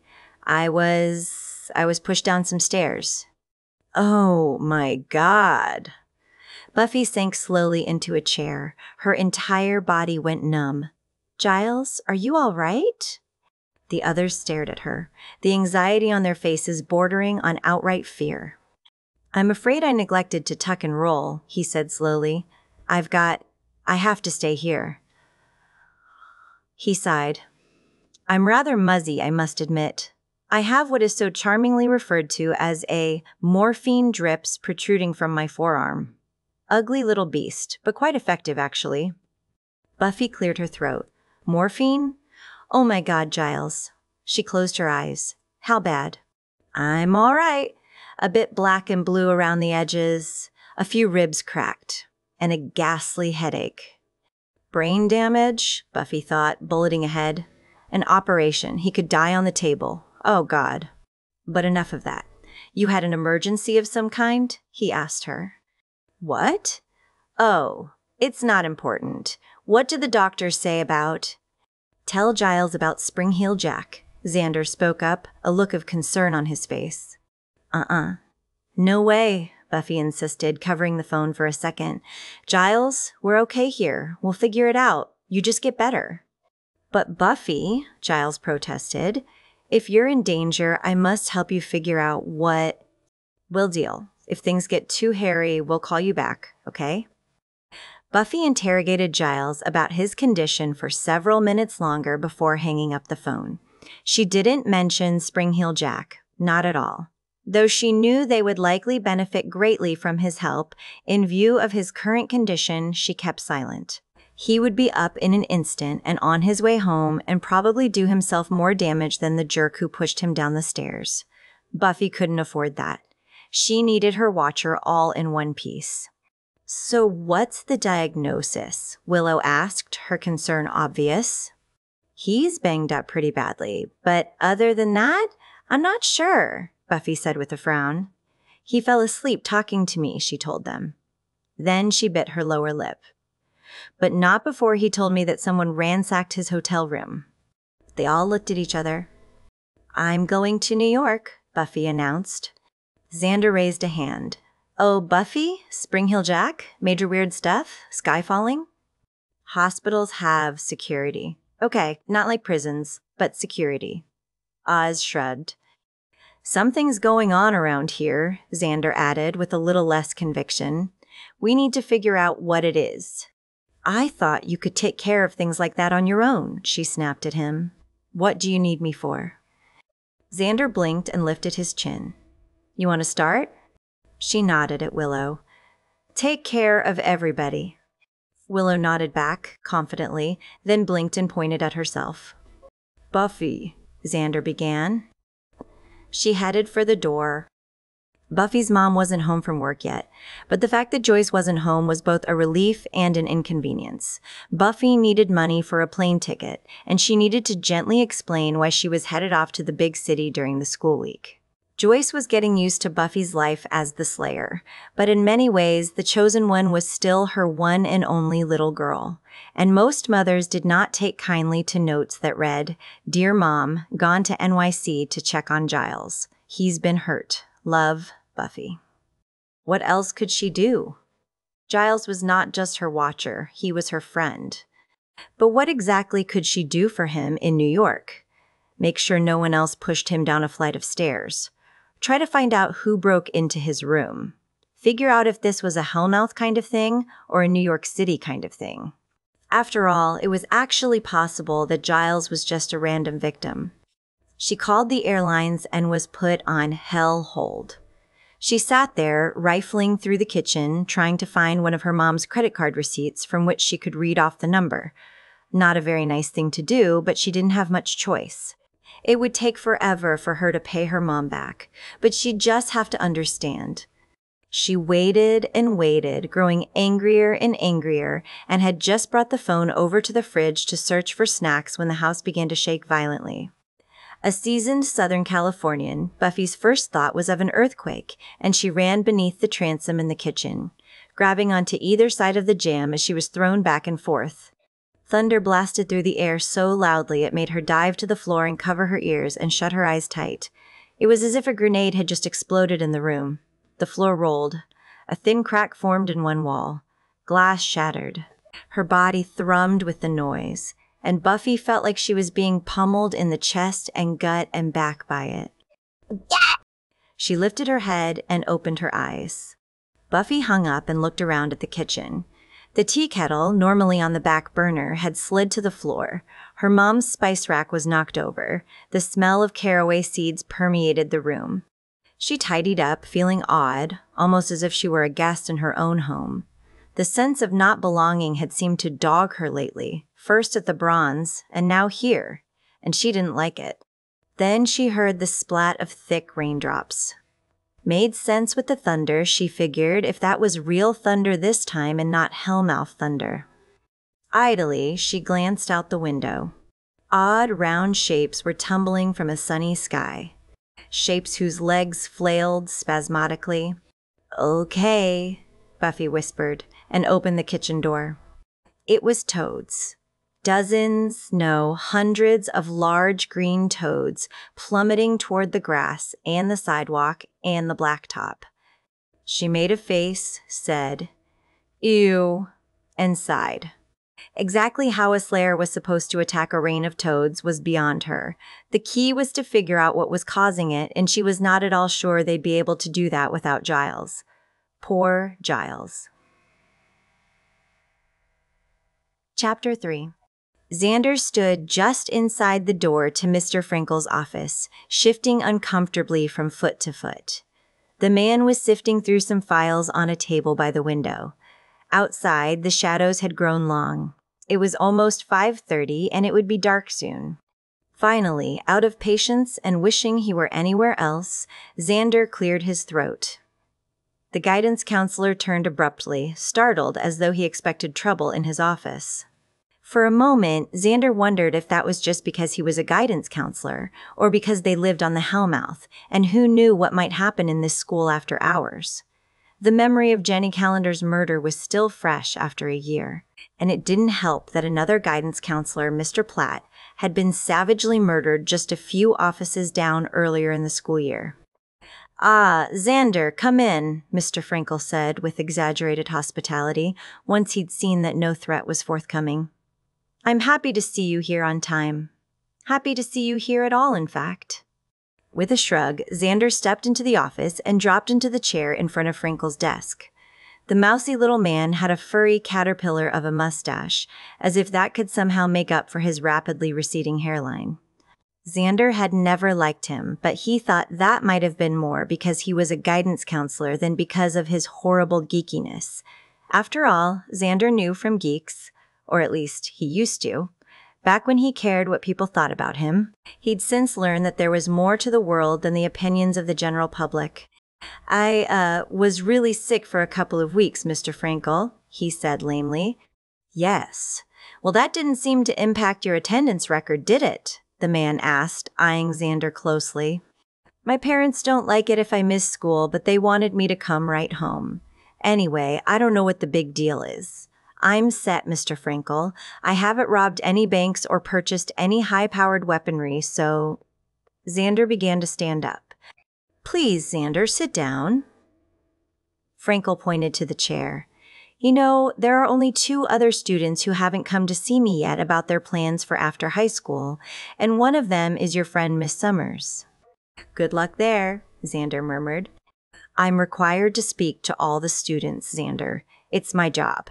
You put me off as long as possible and then asked me to meet you at a time you thought would be too inconvenient for me. Well, it was. I usually have dinner at 6 o'clock. Instead, I'll be here. But I am here, and so are you, so let's talk. Why waste that time?" "That was my question," Xander replied. Mr. Frankel picked up a folder from his desk. Xander's school record, Xander deduced, from the fact that his name and the word transcript were on the tab. "You know," the guidance counselor said, eyebrows raised, "your grades really aren't as bad as you seem to think. And I see here that you were accepted at several of the schools to which you applied. Is it simply a matter of not having decided which school you'd like to attend?" "I have a plan," Xander lied. The man looked at Xander. "Would you care to share that plan with me, Xander?" "No, actually, not at all." He shrugged. "I can't force you, but you realize the kind of limits you place on your future prospects if you decide not to." Xander stood up. Frankel blinked. "Look, Mr. Frankel, I appreciate your interest. You've done your job, okay? You got me in here. We talked about my future, and all is right with the world. You have no idea what my life is like, what I'm like, what my plans for the future are. That means you don't have enough to go on to even offer an opinion of what I ought to do with that future." The counselor stared at him with his mouth open in a comical little O. He half rose, sputtering an argument of some kind. Xander walked out. Graduation was only a few months away, and he was going to graduate, that much was certain. For the moment, it was enough. That's what he told himself anyway. But in his mind, he carried an image of Buffy and the question, what would happen to her? and 2 whatever us's there was. Buffy, what is going on? Giles still sounded weak, but not nearly as disoriented. Obviously, the docs had scaled back the painkillers. Buffy still felt bad for him, but she was glad that he would, at least, be aware enough to call for help if anyone tried to go after him again. "It isn't important, Giles," she said, cradling the phone as she swallowed the last of the French fries that constituted her evening meal. "As of yesterday, it was an emergency," he said stiffly. "If you don't tell me what's going on, I'm only going to become more agitated." Buffy sighed. "I'm more worried about you right now than I am about Sunnydale," she said. "You still don't have any idea who pushed you or why." "Not a clue," he confessed. "But what is—" "I wish I could come out there, but I just can't. Not right now. Just do me a favor and try not to get killed. It would be a major hassle to start breaking in a new watcher now, you know?" "Training you was hard enough," Buffy teased. "Yes, of course," Giles said gruffly. "I'd hate to put a new watcher through what I've been through with you." Buffy winced. She had begun the teasing, hoping to distract him, but also warn him of potential danger, and she was glad that his intermittent sense of humor had returned. But his comment, cut through her own levity, brought her to a place of pain and sadness. They'd all been through a lot, but Giles had suffered so much, from the grisly murder of Jenny Calendar to his own torture at Angel's hands. Deep in Buffy's heart, there was a part of her that felt the blame for all of that, and in that same dark place, she wondered if Giles blamed her as well. His words spoke to that part of her, and though Buffy knew it was useless to contemplate, the mere idea hurt her. Giles must have sensed her discomfort. "That was a joke, Buffy," he said, his voice haggard. "Now please, what's going on?" Buffy sighed. "Weird stuff keeps happening. Willow calls it strange physical phenomena. Apparently it's nothing new. It's all happened before, scientists don't know how to explain it, yada yada yada." "What sort of stuff?" "There have been reports of balls of fire, rain of toads, that was fun. Let's see, supposedly this major thunder is called skyquakes, which sounds like breakfast cereal." Buffy hadn't mentioned Spring-Heeled Jack, and she had no intention of doing so. A guy like him was a threat and a danger, and that was sure to worry Giles. She needed her watcher back, sure, but she needed him back in action, not back in traction.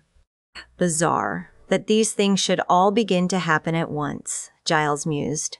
Taken one at a time, they would be odd occurrences, but nothing we couldn't chalk up to the sort of magnetic pull that the Hellmouth has on all things out of the ordinary or unnatural.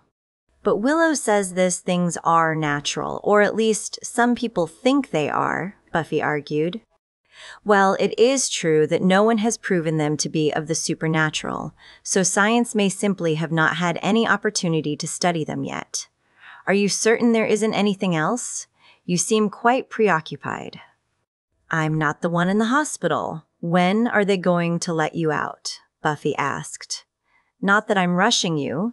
The important thing for you is to rest and get better, and try to keep your eyes open for the mad down the stair pusher in case he tries again." "I think it's likely to be several days, Buffy," Giles said. "I'll let you know when I've spoken to my doctors again." They said their goodbyes, and Buffy hung up the phone. Her mind was a whirl with the chaos of the past few days, and she knew there was only one way to settle it down. The dreaded R word, research. She was supposed to rendezvous with the others at the library just after dark. With her concern for Giles battling with the weirdnesses of the Hellmouth for her attention, Buffy picked up her black bag and went to the drawer where she kept some of her supplies. The way things had been lately, who knew what they might come up against? Besides, a smart slayer was always prepared for anything. She shoved holy water, a pair of stakes, and spiked brass knuckles into the bag along with 2 notebooks, her history textbook, and a handful of pens, most of which she was certain would not work. That done, Buffy pulled her hair back and slipped a scrunchie onto her ponytail. Again, because she had no idea what to expect, she had decided to put on the workout clothes she often wore when sparring with Giles. Sneakers, navy sweats, and a baby blue tank top, with a light sweatshirt to cover it all. She snapped off the light as she left the room and was halfway down the stairs before she heard her mother's voice coming from the kitchen. And not just her voice, the sound of her laughter. "Oh, Marilee, it's so nice to hear your voice," Joyce Summers said happily. Buffy smiled. Her mother was talking to Marilee Moody, an old college friend who still lived in LA. She was glad her mom kept in touch with Marilee, whom Buffy had always liked. "Yeah, freshman year was a blast," Buffy's mom said, that tone of happiness still in her voice. "What was that guy's name who used to walk around in nothing but a hat?" "Right, Moondog. You used to egg him on constantly." "Don't lie to me, Mary. I was there." At the bottom of the steps, Buffy turned to go into the kitchen, but what her mother said next and the tone of her voice stopped her short. "Oh, I'm so glad Janet's daughter is going to USC. Where are they going to get the money? A scholarship?" "Oh, that's so nice. She's an incredible girl." There was a pause. "No, I don't know what Buffy's going to do." Joyce Summers' voice had gone cold. "Well, she's a big girl. I guess she's got to make those decisions for herself."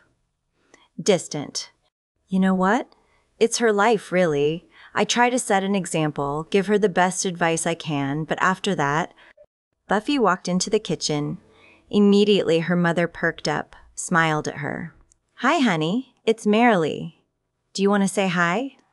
"No time," Buffy said pleasantly, doing her best to cover the sadness that had come over her while listening to her mother's conversation. "Got a jet. Meet Willow at the library." With a raised eyebrow, Joyce scanned her daughter's clothes, then covered the phone's mouthpiece with one hand. "Is that really where you're going?" she asked. "We agreed you'd be honest about things." "Library." Buffy nodded, then raised her fingers to slash an X in the air above her chest. "Cross my heart." Joyce smiled. "Have fun," she said. As Buffy walked out the front door, she was barely able to make out her mother's next words to Marilee. "She's going to the library," Joyce Summers said, her voice a bit warmer. "That's got to be a good sign." And then her mother laughed, but it sounded almost like a sob. Buffy sighed. Mom had been in denial ever since Buffy had told her the truth. She just couldn't ever truly accept the idea that Buffy was born to be the Slayer, that it wasn't some crazy whim, and that as much of a burden as it placed on her day-to-day life and her future, she couldn't change herself. It was what she was. Destiny. What a bitch. Sunnydale High was a spooky place at night. Like any other building that was usually bustling with life, with people, there was something eerie and haunting about it after dark, when all that life was gone. Lights still burned in some of the classrooms and offices, but only enough to cast shadows inside and to throw a menacing glow from the windows, like the flickering flame inside a grinning jack-o'-lantern. Xander had been in the school after dark dozens of times, maybe hundreds now, but he'd rarely been there alone. He was glad he didn't have a key. Not that it was all that fun to be standing in the dark behind the school waiting for Buffy to show with her key, and in fact it was probably more dangerous. But Xander didn't see the relative safety of the school as all that much of a comfort. Besides, the inside of the school hadn't always turned out to be a safe haven in past crises. "Any time now," Xander said to the darkness around him. "Getting a little jumpy?" the darkness replied. "Yeah!" Xander shouted, and stumbled backward a few steps as Angel emerged from the shadows, a mischievous smile on his face. "Sorry, did I startle you?" Angel asked. Xander looked at the vampire, angry and embarrassed. "Don't do that," he snapped. "Where's Buffy?" "Do you see her?" Xander gestured around them. "No." "Then she's not here, is she?" Angel glared at Xander, but Xander wasn't intimidated. He'd gotten over his fear of Angel once he'd accepted the fact that Dead Boy was really back on their side.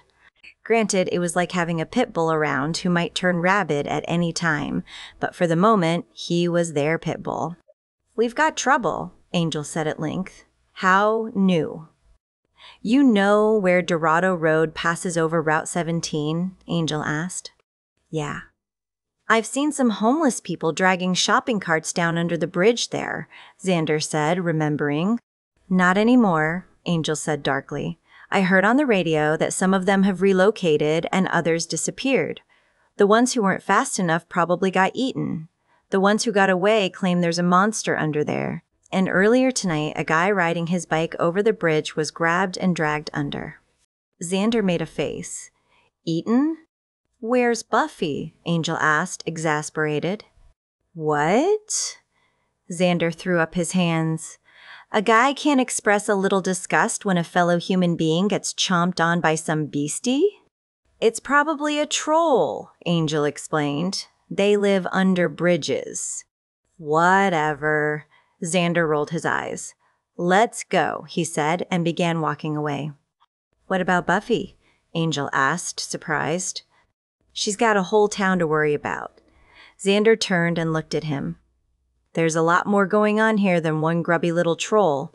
Can we handle this thing, or can't we? Angel considered that for a moment. I guess if you had a weapon. But Xander was already moving away. After a moment, Angel caught up. It had taken them more than half an hour to walk all the way to Dorado Road, including a few minutes to stop by Xander's house and pick up his Louisville Slugger. When they arrived, they found the street deserted. The police had put up a detour after the attack earlier in the day. I'm surprised they aren't down there with flashlights and shotguns right now, Xander observed. Angel looked at him oddly. The Sunnydale police? If we're lucky, they'll go down in the morning and they'll still get their heads bitten off. Xander glanced at the baseball bat in his hands and sighed. And they have guns. Great. Shall we? He moved to the side of Dorado Road and was throwing one leg over the barrier there, prepared to slip down under the bridge that crossed over Route 17.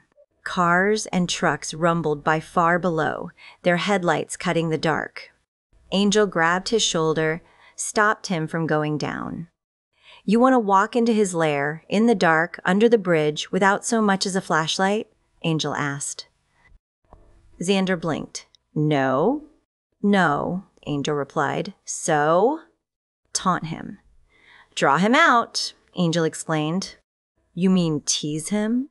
Like insult his mother or something? Angel shook his head in disgust. Something like that, he said. You stay over here, I'll start on the other side. He walked across Dorado Road and stood at the barrier, cupped his hands to his mouth, and shouted, I'm crossing your bridge, you ugly bastard. Xander looked over the edge on his side, at the ground where it fell away and sloped down toward Route 17. Where the ground dropped past the underside of the bridge, there was only darkness. He didn't even hear anything moving, and wondered if Angel even knew what he was talking about. It wasn't as though he'd actually seen a troll. Could be a garden variety serial killer as far as he knew, or just drunken fools tumbling down the incline and into traffic. What the hell, Xander muttered to himself. Then he raised his voice. Hey, you skanky, stinky, ugly little troll. Trip, trap, here I come over your bridge. Billy Goat Gruff is here, Pally. He waited, watching the shadows beneath the bridge. Still nothing moved. After a long pause, he turned to look at Angel, who was still staring down on his side of the bridge. Dead boy, Xander called. Are you sure about this thing? I mean, if you wanted to spend some quality time with me, I would have penciled you in, you know? Angel narrowed his eyes. I've told you not to call me that. With a deafening, furious roar, the troll leaped up from behind the barrier and landed on Angel. The vampire rolled, getting out from under the thing, and then they were up, alternately throttling and pummeling each other. The troll was, as predicted, quite grubby indeed. Ugly, skanky, stinky. It wore the most ragged clothing Xander had ever seen, and where he could see its skin, it had a leathery hide with disgusting matted fur in places and horns in others. Definitely grubby. It was not, however, and much to Xander's chagrin, little. Not little at all. Xander! Angel shouted, even as he slammed a fist into the troll's face so hard that Xander thought he heard something crack. The troll roared in pain and anger and brought both fists down hard on Angel's shoulders, driving the vampire to the pavement. It raised one huge hairy foot and tried to stamp on Angel's head. Once again, Angel was too fast. How about a little distraction, Xander? Angel asked, in full vampire face now. Xander didn't respond. He felt his hands sweating on the grip of the bat where he'd wrapped sports tape at the age of 9. Angel and the troll kept hitting one another, and it was getting ugly. Angel's cheek was split and bloody, though probably already starting to heal. The troll was bleeding from its mouth, and Angel had snapped a kick to its gut that knocked the wind out of the thing for an instant. Angel tried to take advantage of the moment, but powerful swipes from the troll's hands kept him back. The fight moved along Dorado Road onto the overpass, and Xander kept following, waiting for an opening. The blows became more and more vicious until Angel was forced to retreat momentarily, farther along the overpass. "What the hell are you waiting for?" Angel snarled at him, yellow eyes glowing in the dark. The troll lunged at the vampire, and Angel grabbed it by the matted fur on its head and brought his knee up hard into its jaw. The troll stood up straight, howling in pain and frustration. "Ns," Xander said. With the bat raised at his shoulder, his legs spread apart just like he'd always been taught, Xander stepped into the swing like he was going to smash one right out of the park. The bat whipped through the air and connected with the troll's skull with a satisfying crunch. Blood sprayed from its thick, misshapen nose, and the Louisville Slugger snapped into 2 jagged pieces. The troll, rocked by the impact, stumbled backward, clutching its face and nose. It hit the barrier over Route 17 and then tumbled right over the edge. "And that one's out of here," Xander muttered as he and Angel went to the barrier and watched the troll fall end over end until it slammed onto the pavement of Route 17, where it lay, limbs at odd angles. "Take your sweet time, why don't you?" Angel said angrily. Xander didn't look up. He was staring at the dead troll. "You arguing the results?" he asked. "So that was your plan all along?" Angel asked. "Use me as bait until you can get your shot in?" "As far as you know," Xander replied, straight-faced. When he looked up, Angel was staring at him, eyebrows drawn together in anger. Xander couldn't help it. He started to laugh. Just a chuckle at first, then a full-on giggle fit. Angel started to say something, but then the grim set of his mouth turned into a slight smile. As it did, his face changed, metamorphosing from vampire to human, or as close to human as Angel would ever get. Xander stopped laughing. "Man," he said, "do you have any idea how creepy that is?" But Angel wasn't listening. He had looked over the edge of the bridge again, and his eyebrows were raised in surprise. "What?" Xander asked, concerned. "He's getting up," Angel replied. Sure enough, when Xander looked down, the troll was pulling itself to its feet. Unsteadily, it glanced up, glaring at them from 150 feet below. It opened its mouth and began to roar, and the roar was cut off as the troll was silhouetted in the oncoming lights of an enormous tractor trailer. Xander and Angel both turned away, wincing, but Xander didn't think to cover his ears.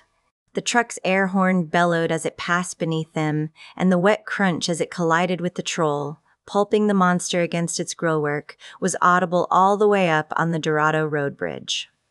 In his mind, Xander could almost hear Cordelia say, "Ee-ya-ba."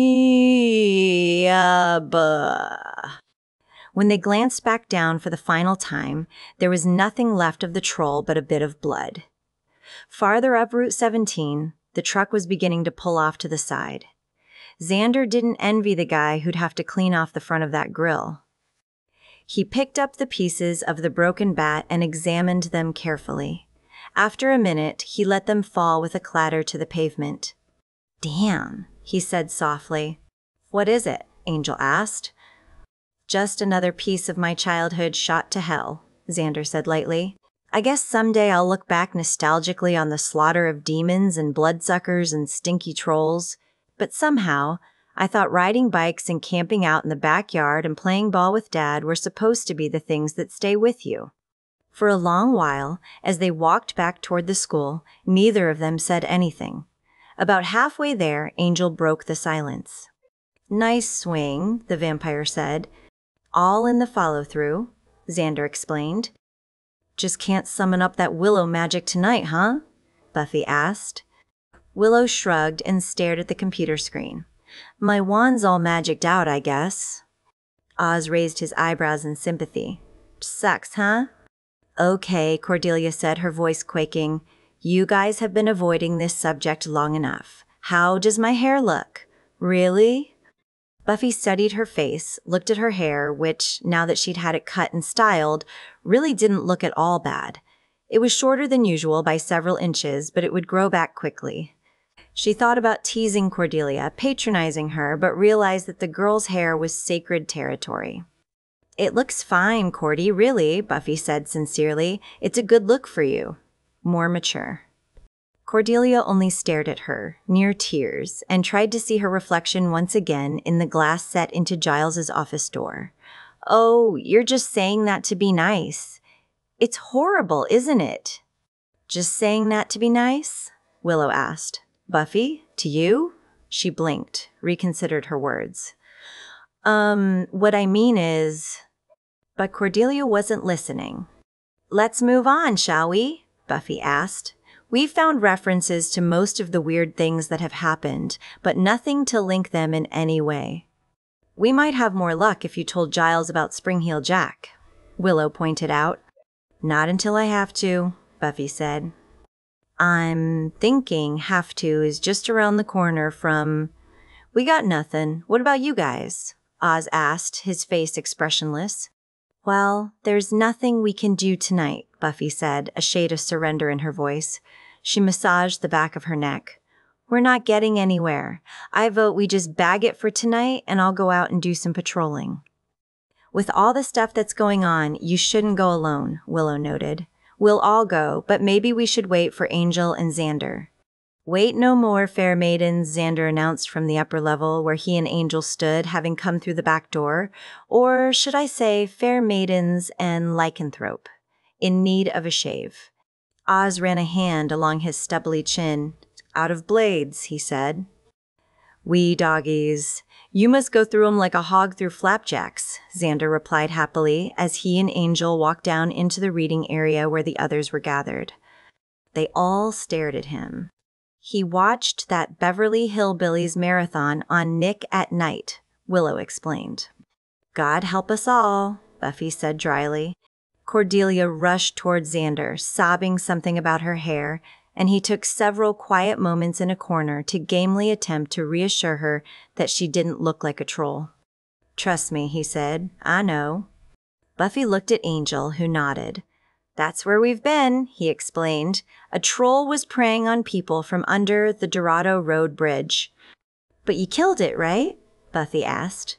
Angel was quiet for a moment, eyes downcast. Actually, he said slowly, Xander killed it.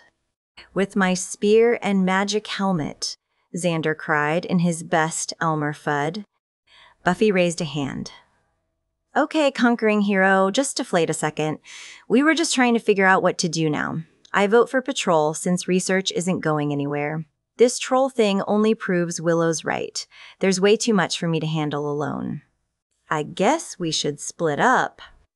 I'll stick with Angel Eyes over here, Xander said, patting Angel on the back. We make a good team. Even as Cordelia moved to stand with Xander, Buffy blinked in surprise. Xander hated Angel, but he'd rather hang around with him than with her. It was a brutal revelation. Obviously, she thought, whatever issues Xander and I have aren't completely resolved yet.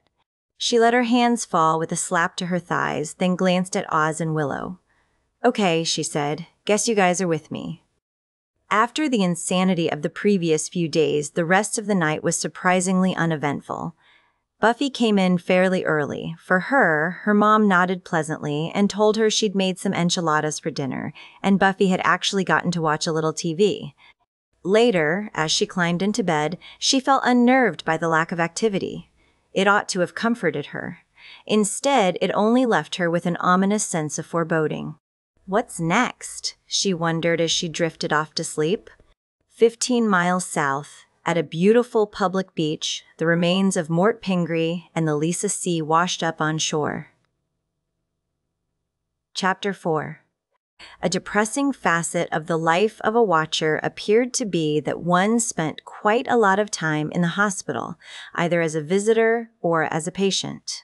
Even more depressing was the fact that one hospital significantly resembled another, whether it was the institution in London containing the bones of the Elephant Man or St. Bartholomew's in Manhattan, where Giles now lay in room 327. They shared a number of common factors: shiny beige floors, dull pastel walls, gray metal beds, and remote-controlled access to 2 or 3 truly frightful channels of daytime television. It appeared that programs about people unwittingly marrying cousins or receiving makeovers which, frankly, made them look rather identical to one another, constituted the bulk of the average television addict's mid-morning fix.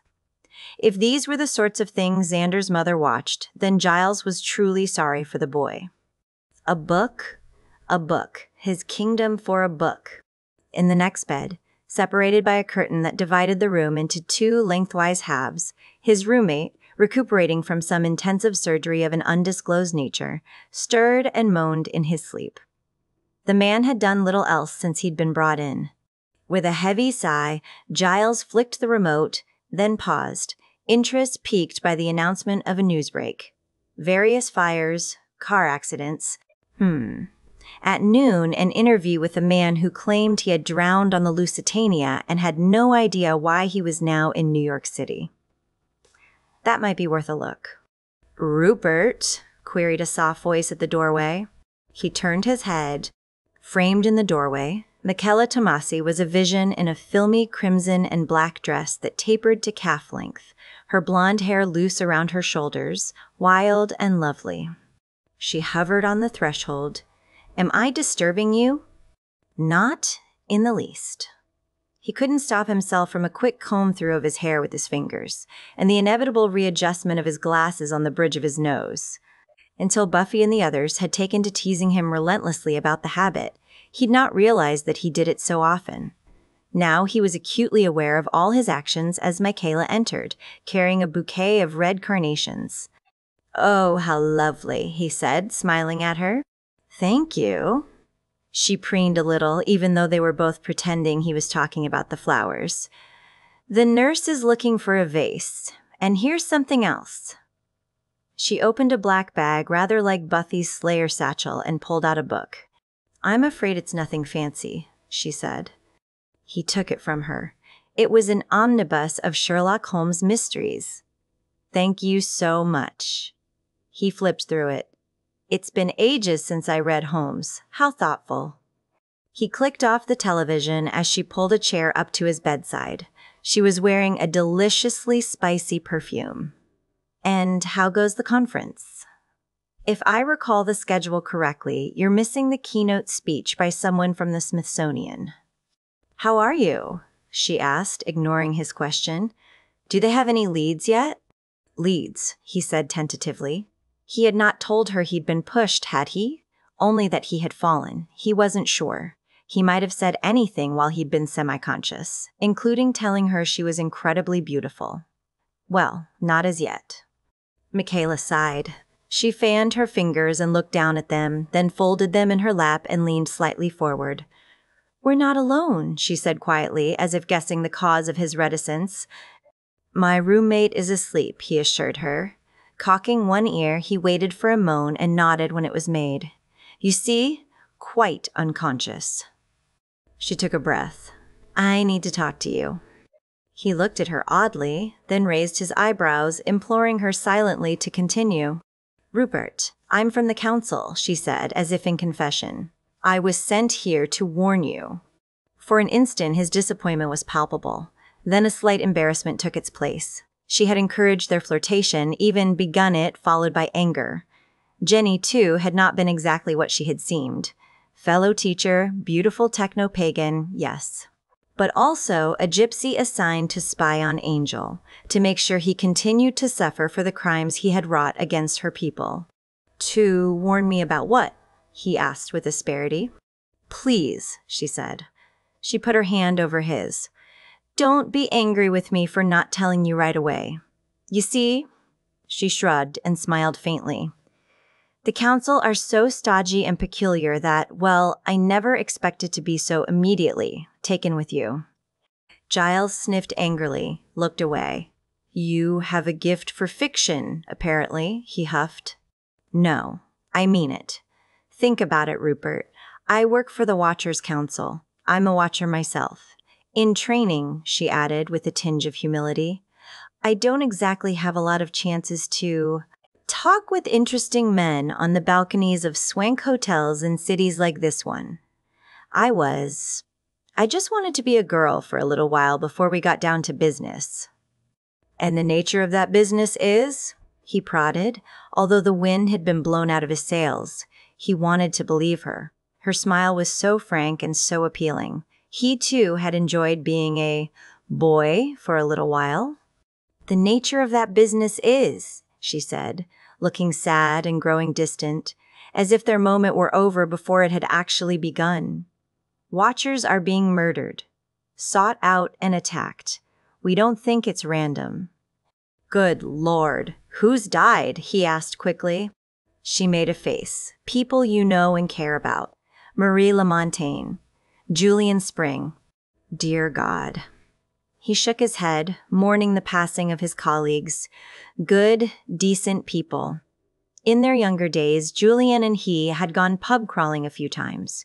Marie had the best memory of any watcher he'd ever known. She'd been able to dredge up obscure facts from the history of Slayers and the Watchers Council on a moment's notice. As you're the watcher of the current Slayer, we believe you're a prime target. He took that in.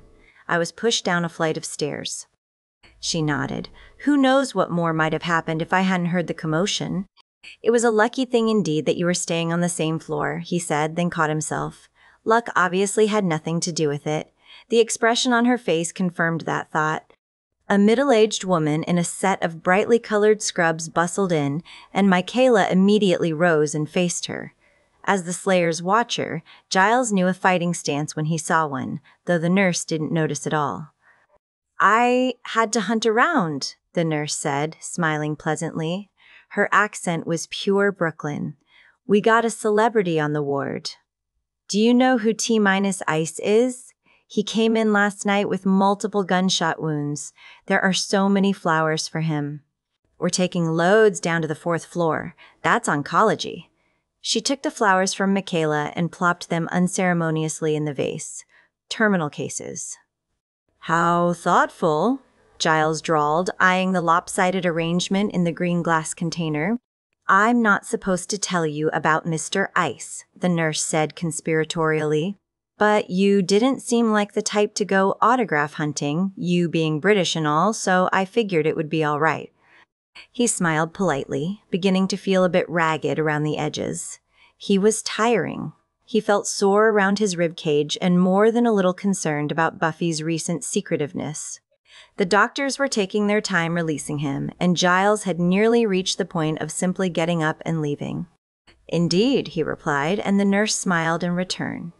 She brushed past Michaela and squinted at his IV bag. How's the pain? Need a shot?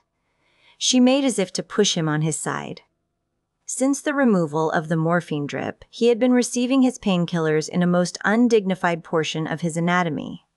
No, thank you, sister, he said, then corrected himself. I mean, nurse. In Britain, nurses were called sister, as if they were nuns. From the other bed came another moan. The woman shifted her attention to him and said to Giles, Just push the call button if you need anything, honey. Ooh, thank you. I shall. She bustled behind the curtain. So, Mr. Russo, how are we? She asked. There was no sound. He's still out, the nurse announced. Lucky for you. When he wakes up, he's going to be a real pain in the AEA, real pain. She emerged from the curtain, pulled it back into place, and breezed out of the room. After a beat, Michaela said, I'll be acting as security for you. Can you think of what they might have been trying to find among your belongings? Any special objects? He thought a moment. I purchased 2 books yesterday, older texts. Could you tell me the titles? She inquired, sounding very official, almost detached. Cursed Objects. The Covey edition. I've been looking for it a long time, he allowed. Also, a volume on haunted places in New York. Probably not too useful, a bit too Hans Holzer, if you know what I mean. For general consumption, she filled in. Yes, but one never knows when one will find a gem. She smiled at him. I couldn't have said it better myself. He smiled back, but neither was taken. Well, that's good. It would be terrible to lose the cubby. She checked her watch. I need to get back. I'm expecting a fax from the council, and I need to see what the police report has to say. She crossed to the bouquet of flowers and fluffed them in the vase, repositioning one of the stems, then stepped back to appraise her efforts. I'll be back in a couple of hours. I'll look forward to that, he said sincerely, holding the book against his chest. Me too. She cocked her head. You know, there's no other way you and I would ever have met, she told him, gazing at him with that mischievous boldness he had found so charming. As upsetting as the circumstances are, I'm certainly glad I've met you. You are something of a celebrity yourself, after all. She laughed a most delightful, soft laugh. Maybe I should ask you for your autograph. He chuckled softly in return. Or for a date, when this blows over. She leaned forward and brushed his lips with hers. After all, we haven't had our breakfast. Nor our pleasant dreams, he countered. His mouth tingled. Speak for yourself. She grinned broadly at him and straightened. I'll be back soon. Be careful. I shall. You as well. After all, you're a watcher. Oh, yes, I am. She regarded him fondly. Then she left the room, a gentle memory of her perfume lingering behind her. Giles smiled a moment. Then he put the book on the nightstand, picked up the phone, and said into the mouthpiece, I need an outside line. Long distance. Giles phoned council headquarters in London and was slightly irked to find that none of the actual council members was available to speak with him. Instead, he found himself having a somber conversation with a man named Ian Williams, apparently some kind of assistant, who had only recently been assigned to the main branch. He did not know if the council or this Williams would inform Michaela that he had called to verify her story. If she truly had his best interests at heart, she would not care. Still, he wished he could have trusted her more fully to begin with. However, Williams informed him that yes, she was there as security for him, and yes, watchers he knew and cared about had been murdered. And yes, they considered him to be in grave danger. He picked up the phone and called Buffy. How are you? Buffy asked Giles, cradling the phone against her cheek as she paced. They're dithering about something. Internal bleeding or some trifle. Trifle? I must reiterate, Buffy, he continued, ignoring her. If I'm in danger, one can only assume that you will be too. Well, Giles, she said, shifting uncomfortably. I usually am. Chapter 5. The weekend was very quiet, Saturday and Sunday passing without so much as a skyquake. It did rain some in the small hours of Sunday morning, but there was no thunder to speak of, and nothing but water fell from the sky. Buffy ought to have been relieved, relaxed. She wasn't, not at all. To her, it merely felt like the calm before the storm. She sat in hurricane-eye silence in the back seat of Cordelia's car. In the front, Cordy and Xander were just as quiet. On the radio, the latest angsting female rocker bucking for the Lilith Fair lineup droned on about her personal tragedies. Xander hummed idly along. The hostility between them had abated to a dull dissatisfaction with life in general. The silence in the car had nothing to do with that. It sprang more from anxiety than anger. News had traveled quickly through town by word of mouth and by radio, and finally by television. Something terrible had happened at the docks, something disastrous. Cordelia's headlights cut the darkness. The crescent moon hung overhead. It would not be full for a few weeks yet, but Buffy thought of Oz. Then Cordy's headlights picked out a police car up ahead, blocking the road. A uniformed officer stood in the center of the road, holding both hands up, commanding them to stop. A moment later, Cordelia had braked and rolled down her window. "What's going on?" she asked nonchalantly. Buffy smiled. Cordelia didn't like to lie, but it wasn't hard for her to seem clueless when necessary. Still, Buffy had learned that there was much more to the girl than it seemed at first glance. She was a lot smarter and a lot more courageous than she would ever let on. "Sorry, miss," the cop said grumpily. "Road to the docks is closed, probably until morning. Got a big mess down there, and we're only letting emergency vehicles pass this point." Almost on cue, an ambulance and a fire engine roared past them in quick succession, followed by a lumbering construction crane in much less of a hurry. "Wow, it must be serious," Cordelia said, watching the flashing lights disappear around the corner ahead. "It's a mess," the officer repeated. Buffy tapped Cordelia on the shoulder and said, in a low voice, "We'll take a detour." "Well, thanks," Cordy told the cop. She guided the car into a U-turn and drove back toward the center of town. After a quarter of a mile, they turned north on Shore Road and pulled over as soon as the shoulder was wide enough for the car. "You sure about this?" Cordelia asked, anxiously glancing up and down the street.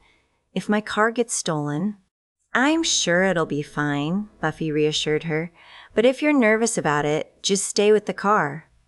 Buffy and Xander got out, and for a moment Cordelia remained behind the wheel. The engine ticked slowly as it cooled off in the darkness. There were no streetlights on Shore Road. This close to the docks, there were very few homes. Just over the rise to the west were warehouses and the ocean, but here, nothing. "Wait up," Cordelia said, and hurried to get out of the car.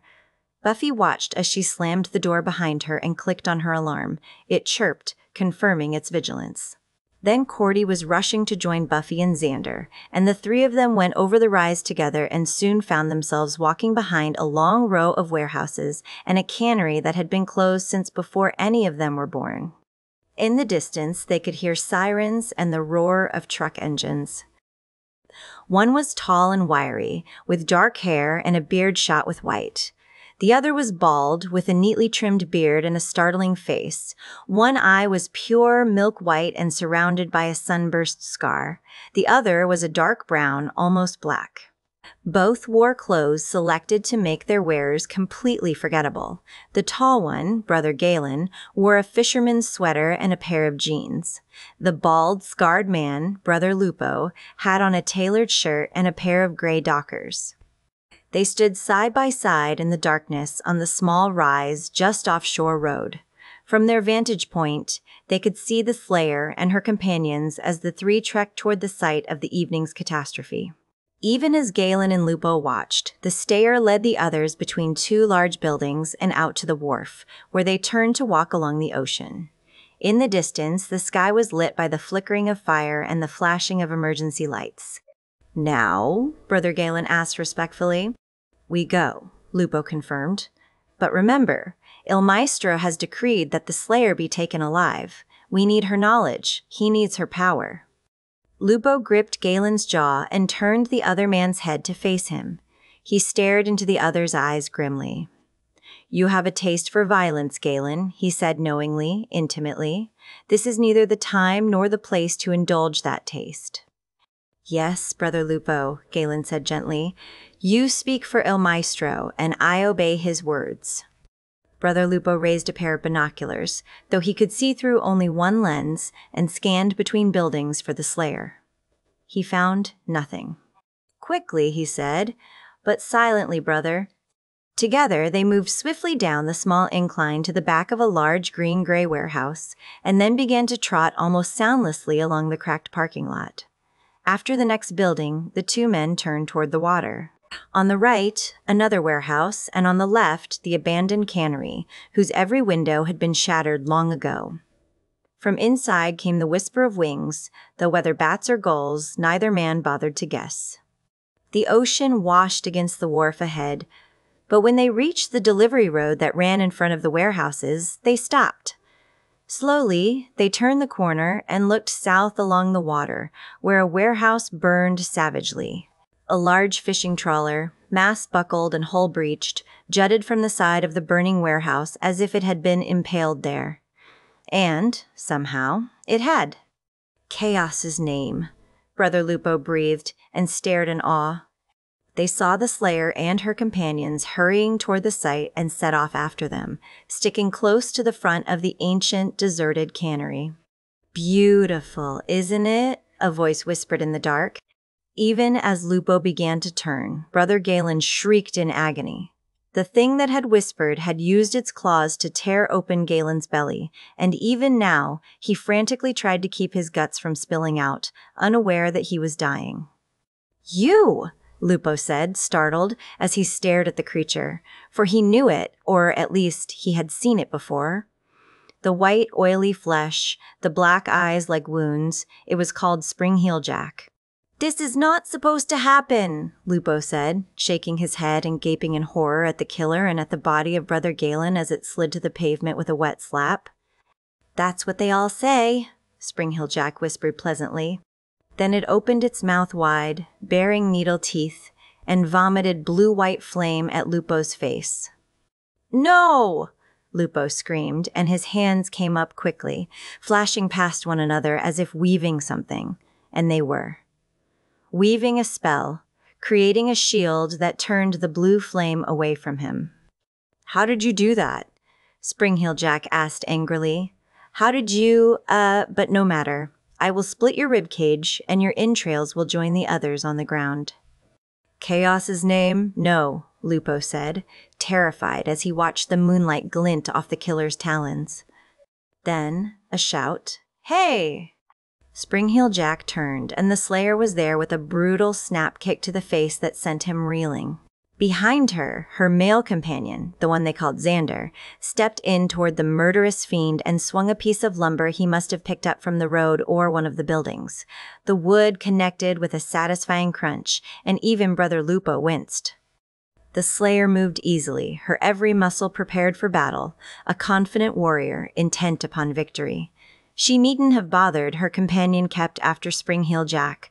The board flashed back and forth, first from one direction, then another. With each impact, the monster reeled, falling back. It opened its mouth, tried to spit fire, and its attacker slammed the board against its head. It stumbled back toward the edge of the dock. Seeing that it could not fight, it crouched, prepared to leap away. The Slayer's companion said, and swung the board with savage strength against the fiend's legs. Spring-Heel Jack grunted. As it fell, it slashed its claws out toward the boy who had humiliated it so. Talons tore just through the boy's shirt before the Slayer intervened. With a spin and a snap, she kicked Spring-Heel Jack in the chest with tremendous force, and the fiend tumbled backward off the wharf and hit the ocean with a splash. "I had him," Xander said, rounding on the Slayer. "You did," the Slayer agreed. "But he almost tagged you with those claws. You did great, Xander. Teamwork, remember?" "Wow. Do you guys think he's dead?" asked the girl who had accompanied the Slayer and Xander. Cordelia, Lupo thought her name was, an appropriate appellation for one of such classic beauty. "Not likely," the Slayer replied, then finally turned to Lupo himself, whom she had saved. "But I don't think he'll be back anytime soon. What about you, mister? Are you okay?" Xander said, "I'll check on the other guy. Maybe an ambulance, cord, get out your cell phone, just in case." The Slayer said to Lupo, "I think you're in shock." For a moment, Lupo could only stare at her in awe. She was an extraordinary creature, just as all the legends said, but to see her this close, why, it nearly took his breath away. The Slayer. In a world where so many legends had disappeared into the mists of time, to see her there before him was one of the most sublime moments of his life. "Hello?" the Slayer prodded. "Do you want to sit down?" Still he didn't speak. "Are you all right?" "Sure, Buffy, he's terrific," the beautiful Cordelia said with great archness as she pulled a cellular phone from her purse. "He just saw some monster mask-wearing gang member on crack attack his friend." Cordelia looked at Xander. "So, 911? "I don't think so," Xander said, rising. He stopped in front of the corpse of Brother Galen, perhaps shielding the exquisite young woman from the carnage. "I'm sorry, man," Xander said to Lupo. His dark eyes were sad, his jaw set in a grim, somber line. I think... Well, Actually, I know that your friend is dead." "Oh, merciful heavens," Lupo groaned, his accent thick and noticeable even to him at that moment. Could they hear the lack of sorrow in his voice as well? "Dear brother, my brother," he said brokenly. "Your brother?" "Oh, wow, I'm really sorry," the Slayer told him sincerely. We came as fast as we could." "And quickly indeed," Lupo agreed, "or my life would have been forfeit as well." He lowered his head. "To that gangster." Listen, we'll go tell the cops about what happened. Just hang out and they'll be down, all right?" Xander suggested, patting him on the arm. "Thank you," Lupo said simply. The Slayer stared at him, and for a wild moment he thought that somehow she knew who he was. He kept his head down, hoping he conveyed the proper posture of bereavement. In truth, he cared nothing for Brother Galen. But his frustration was growing into anger. He'd known Spring-Heel Jack was in Sunnydale. The Hellmouth had drawn him. But was it mere coincidence that he had come upon them so far from the town's main residential area? The monsters should have been hunting, and therefore could reasonably have been expected to remain near the largest concentration of people. Brother Lupo blinked, his reverie broken as he realized that the Slayer and her friends were moving away quickly, whispering and glancing back toward him in sympathy. When they had disappeared into the night, Brother Lupo counted to 100. Then he walked over to the cooling corpse of Brother Galen, picked up his feet and dragged him by his legs to the edge of the dock. His intestines trailed alongside him, leaving a bloody swatch on the pavement and then the wood of the wharf. The splash when the body hit the water was barely audible over the sounds of chaos from down the shore. Lovely chaos, he thought, and then set off after the Slayer. It would be more difficult now that she had seen him, but Lupo knew he must not lose track of her, or Il Maestro would see him damned to hell for eternity. The Slayer, Brother Lupo thought, and then he whispered, "Bellissima." "So, Buffy," Cordelia said idly, almost as if they weren't marching toward catastrophe, "do you really think Spring-Heel Jack is still alive?" "I don't think a little bath is going to hurt him," Buffy replied grimly. "What?" Xander protested, holding his hands open like a preacher. "I kicked his ass. He's ghost, ladies. Gone. Poof." Buffy shrugged lightly. "Let's hope so." By then, they had gotten close enough to the main dock area to see the scale of the destruction there, and the sight was enough to belay any further conversation on the subject. A pair of long docks that had once jutted far out into the water were nothing but splinters now. At least 2 ships that Buffy could see had been sunk, one with its prow pointing starward, and the other smashed into 2 large pieces which were nearly submerged. Then there was the warehouse fire, and the boat that jutted from the blazing building like a broken sword from the chest of a fallen warrior. There were 5 fire trucks, 3 ambulances, and a score of police cars. Miraculously, the firefighters seemed to have the blaze under some kind of control, and it was rapidly diminishing in power. Buffy watched in awe. She'd always thought of firefighters as the true modern heroes, men and women who face death willingly every day to save the lives and livelihoods of others. Wow. They walked toward a tight knot of police cars. Xander and Cordelia hung back a moment, apparently unsure of how to proceed. Buffy urged them on with a tilt of her head, and they weaved through the cars. Just to Buffy's left, an older, white-haired cop who looked somewhat familiar. Familiar enough for Buffy not to want to get too close to him in case he remembered her as well, was questioning a 30-ish, dark-skinned dock worker whose arms were thick with ropey muscle. He was a clean-cut guy and well-spoken. The image of the old man of the sea with his pipe and a little too much to drink went right out the window. "Let's talk about what you really saw, not these wild stories," the white-haired cop said emphatically. "Do I look like a drunk to you?" the man demanded of the cop, and Buffy smiled, thinking about how much his words echoed her thoughts of a moment ago. "No, really. I've been working these docks since my 14th birthday. I've heard every tall tale from every fisherman and sailor who's come into port here for nearly 20 years. I know a fish story when I hear one, officer, and so I can't blame you. But this thing was real, you understand? This really happened. Now, Mr. Curtis, don't get carried away, the cop said condescendingly. I'm sure this was very traumatic for you. Damn right it was traumatic, the man snapped. But that doesn't mean it didn't happen. Look around you, you idiot. You ever seen anything like this before? Other than a hurricane or a tornado? What could do this? Hell, I don't know what it's called, but it's bigger than anything I've ever seen, and the tentacles on the thing are strong enough to do that. Mr. Curtis pointed to the boat jutting from the now merely smoldering building. Buffy's eyes widened as she considered his words. Tentacles? It sounded crazy, but he seemed anything but. And in Sunnydale? You watch the way you speak to an officer of the law, the old cop said angrily. And as far as these cockamamie, I am. The cop's eyes had fallen on Buffy, Xander, and Cordelia. You kids have a reason to be here? The cop demanded. Clear out of here, before I find a reason to give you trouble. He was about to turn his attention back to Curtis when he blinked, then focused his attention on Buffy. Hey, he said, aren't you? Leaving, Xander finished. Absolutely, right away. Great idea. With his fingers tightly gripping Buffy's arm, Xander wrapped his other arm around Cordelia's waist, gave her a quick kiss, and then propelled them both back the way they'd come. Back toward Cordelia's car. Are we talking sea monster here? Buffy asked when they were a good distance away, the ocean lolling gently against the wooden posts that supported the wharf. Sounds like it, yeah. Wait a minute, guys, Cordelia said, and they both stopped to look at her.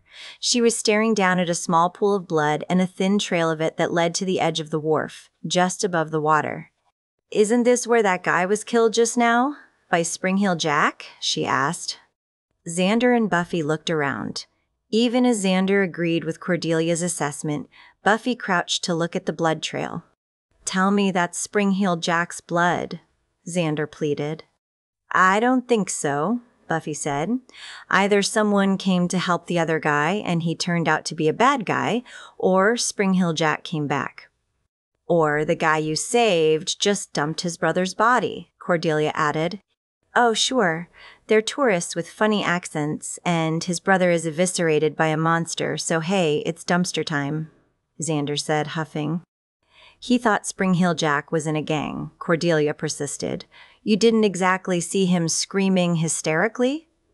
No, because I believe that's your own private Idaho, Xander shot back. You know, not everyone goes around shrieking at every little demonic thing that pops up. Oh, is that right? Cordelia shot at him. Mr. Macho Man? Buffy frowned, glanced at the two of them.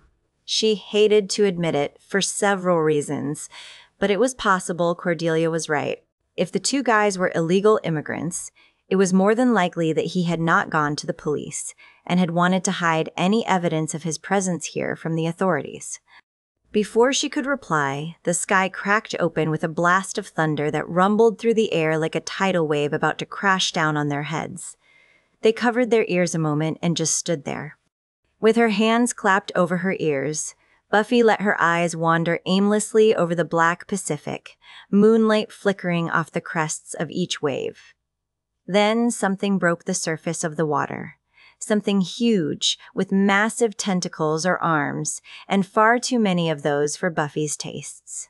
It was the biggest living thing Buffy had ever seen, and she only got a glimpse of it, of part of it. Oh my God, she said, as the skyquake echoed off into the sky. Xander and Cordelia followed her gaze, and they saw what she saw.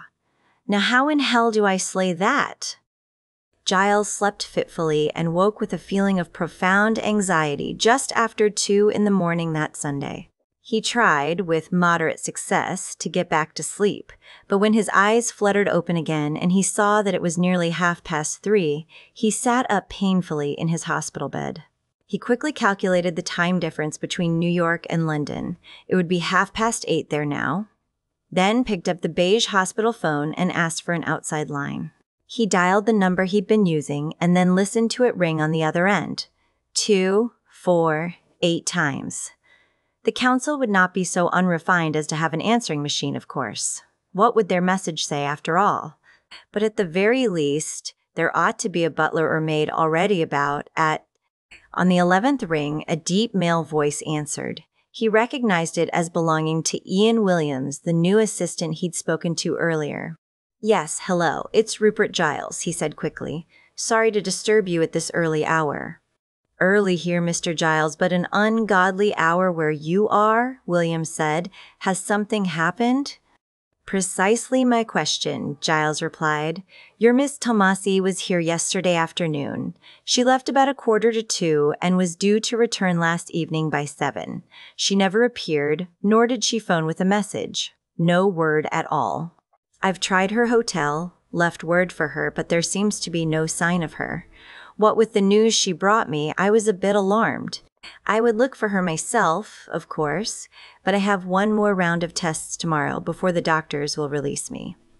On the other end, there was only silence. Finally, a speculative, "Ian?" Giles asked.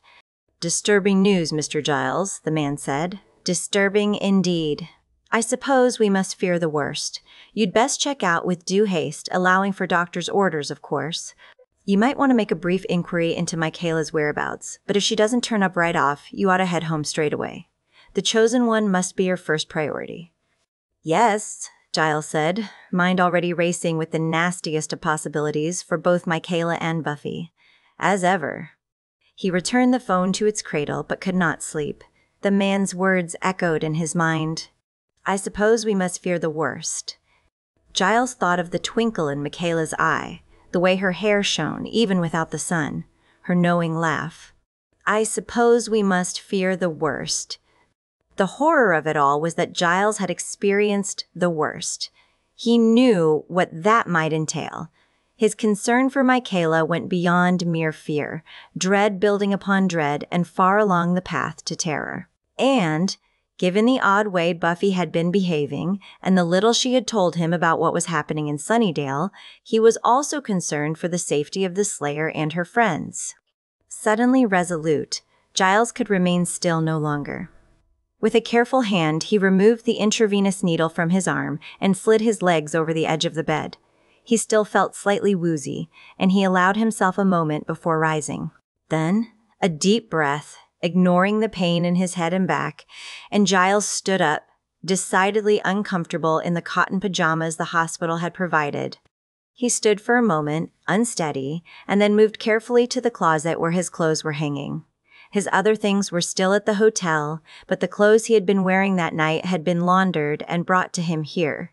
Giles reached for his shoes, bending to retrieve them. A spike of pain shot through his back and neck to his head. Giles grunted and put a hand to his head, even as his legs went numb and buckled beneath his weight. He fell to the floor in a heap, his glasses skittering across the cold tile. When his eyes flickered open again, he was back in bed and an unfamiliar doctor was shining a penlight into his eyes. "Michaela," Giles croaked. "Whoever she is, she can wait," the doctor said gruffly. "Maybe you're getting stir-crazy, Mr. Giles, and I can't blame you. But there's a reason you're still in this hospital. Maybe you'll listen to the doctors the next time." Then Giles drifted off again and didn't open his eyes until long past morning. In an extraordinary garden that rambled across the grounds of a palatial estate in Kyoto, one of the finest cities in the world, Kobo-sensei screamed. He lay in the dirt of his garden, feeding the earth and the plants there with his blood, his very life. Kobo-sensei's time as a watcher had ended many decades earlier. He was an old man now and had dreamed often about dying in his garden. But in those dreams, he had slipped gently away from a world he had served long and well. Nothing like this.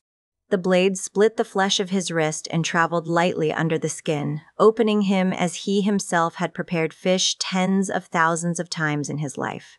Once again, Kobo-sensei screamed. But he did not give them what they wanted. He did not answer their questions, only some of which he knew the answers to. Except for his screams, Kobo-sensei was silent. Around him, in a semicircle, stood 7 men in dark cloaks with hoods that covered most of their faces from view.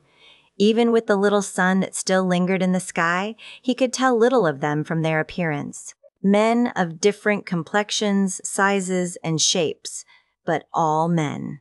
Beyond that, it was clear they knew something of magic, and a great deal about pain. The blade came down again, this time to a point several inches below his navel.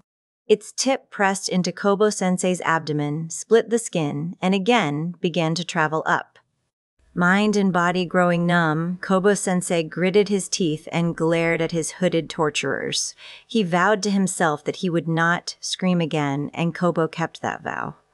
He was silent unto death. Chapter 6. Willow sat in the school library, feeling a bit creeped. She was alone. With the books that lived there, true, and the library's trusty computer. Her only other company was the glow of the green glass study lamp and the comforting tapping of the keyboard. It occurred to her that if she could remember the name of the hospital Giles was in, she might be able to hack into his medical records and find out exactly what was wrong with him. Any medical terminology she was unfamiliar with would certainly be available on the net. Her job had proven to be a complicated one. It would be fairly easy to discover the nature of each phenomenon or monster they had encountered over the last week, but what Willow wanted to know was if there had been other instances where they had all appeared at the same time. Entering Spring Heel Jack, Skyquake, Sea Monster, she told the search engine to locate only those matches containing all 5 words. No matches found. Oh, bother, she said, frustrated, and deleted Sea Monster. Or maybe Skyquake was the problem. Maybe there was another term for it they hadn't thought of. She left the search and clicked on her bookmark for the Library of Congress subject headings index. Skyquakes wasn't listed at all. Yawning, she frowned and squinted at the screen. It had so been listed. She'd checked. She sat back and thought a moment. Typed Skyquakes with a space between the 2 compound words. Nothing. Then she glanced up at the clock. She was startled to see it was much later than she'd imagined. If she left now, she would get home right on time. After all, she could resume her search once her parents went to bed on her home computer. Except that the school's local area net was behind the firewall, meaning that she couldn't access it from home. So she'd have to save more searching in Giles's files for tomorrow. Pushing back her chair, she grabbed her book bag and turned off the computer. Then, hesitating a moment, she turned off the study lamp as well. The library was drenched in darkness, illuminated only by the light in the hall. The school at night was not a friendly place. She had nearly died in the school at night. Back when he was evil, Angel had ambushed her and would have killed her if Buffy hadn't stopped him. But tonight, Angel was with Buffy, patrolling for more unexpected visitors. Though Willow now stood firmly on the side of welcoming Angel back into their midst, that thought comforted her very little as she walked right beside the very spot where he had held her captive, laughing and squeezing her neck. Then she was outside, at the top of the steps. She inhaled deeply. The library always smelled of dust and a little bit of mildew. Tea sometimes, too. She smiled softly at the image of Giles in his office, holding a steaming cup in one hand while he turned pages with the other. She missed him. They needed him. She wanted him home, now. And she never wanted anything bad to happen to any of them. Cordelia came up for air and said, "Xander, this is serious." "I know," Xander assured her, "and I'm taking it very seriously." They were parked at Makeout Point, a discreet distance away from the other cars. Okay, she was dating Xander, but she didn't have to hang a neon sign around her neck, did she? And as usual, Xander wasn't listening to a word she was saying. Exasperated, she gave him a slight push in the chest. Her expensive Smashbox lipstick was slathered all over his face. "What?" he asked, panting slightly. "College," she said. "How many times have we been through this? Xander, if you don't go, you'll end up working for minimum wage." No, Cor." He smiled at her. "I intend to go right past go and live on the streets. I'll lose all my teeth and I'll write you love poems on the walls of the public urinals. Can you just hardly wait?" "Listen, moron." She stared at him. My parents are probably going to ship me off to Switzerland, or maybe San Diego. It might be nice if you tried to go to the same place as me, but you can't if you don't apply. Hey, I applied to lots of schools, and I got accepted at a few. A couple. She made a face. All those colleges you applied to are lame. My parents would never let me go to any of them. Switzerland. He looked at her as if she were insane. She shrugged. Yeah. My parents can't even spring for a wild fling on the Matterhorn at Disneyland. How on earth am I going to get to Switzerland? Besides, I don't speak Swiss. And it is a girls' school, she mused, seeing his point. She brightened. Okay, San Diego. Or maybe a nice private college on the East Coast. Okay, here's a thought. He fluttered his lashes at her. Why don't you stay here with me and go to community college? It's beyond me why you aim so low, she said. You're capable of so much more. Yeah, and I'd like to prove that to you right now. He put his arms around her neck and pulled her close to him. She felt his warm breath on her cheek and her heart caught. And as for aiming low, Xander. She shook her head. Why do I even try? Suddenly his grin vanished and he looked at her very seriously. For a moment there was silence, and then he said, Cordelia, I'm really glad you try. It helps that you believe in me. I didn't say that, she replied defensively. He smiled, kissed her. She kissed him back. After all, there were a few months left until graduation. Cordelia had begun the arduous task of reapplying her makeup by the glow of the interior dome light while Xander played a private drum solo on the dash. Her words were almost incomprehensible as she smoothed on her lipstick, but Xander translated. She was making him promise to go see Frankel, the guidance counselor, again. Okay?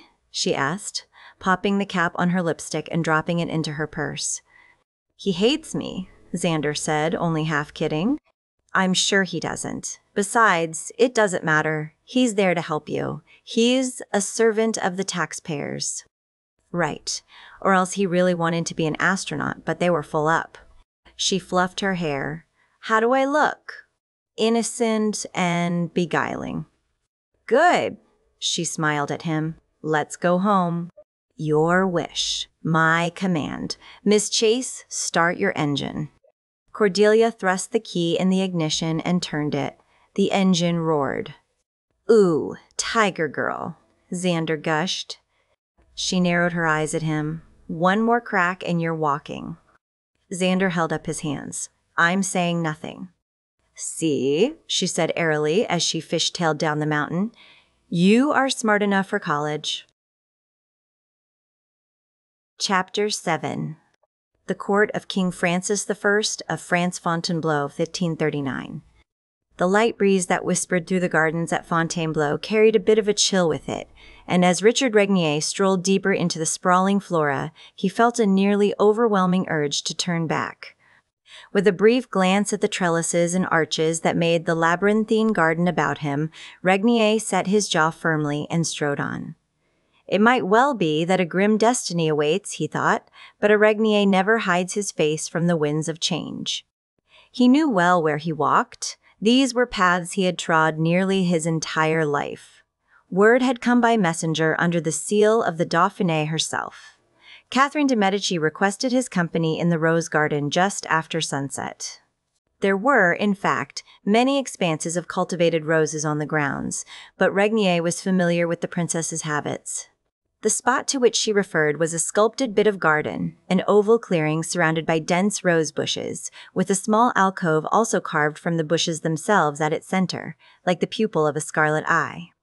Yes, Regnier knew the way well enough. Thus he followed the path swiftly, mind and body poised to act in his own defense should the note prove a ruse despite the Dauphiné's seal. A high trellis thick with hanging grapevines blocked Regnier's view of the sculpted roses until he came abreast of the rose-latticed archway that led into the odd clearing, the bloody red eye of the storm. He stepped beneath the arch and into the darkened oval, with only the moon to light his way.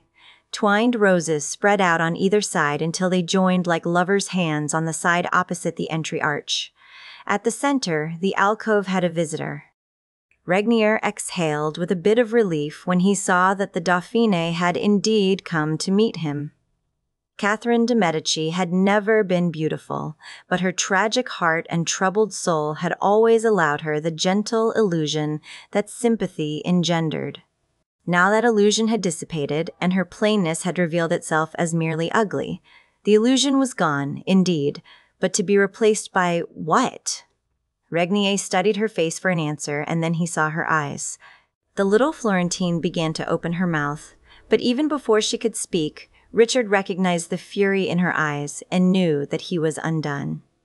"Thank you for coming, magician," she said, her French impeccable and startling for its rarity.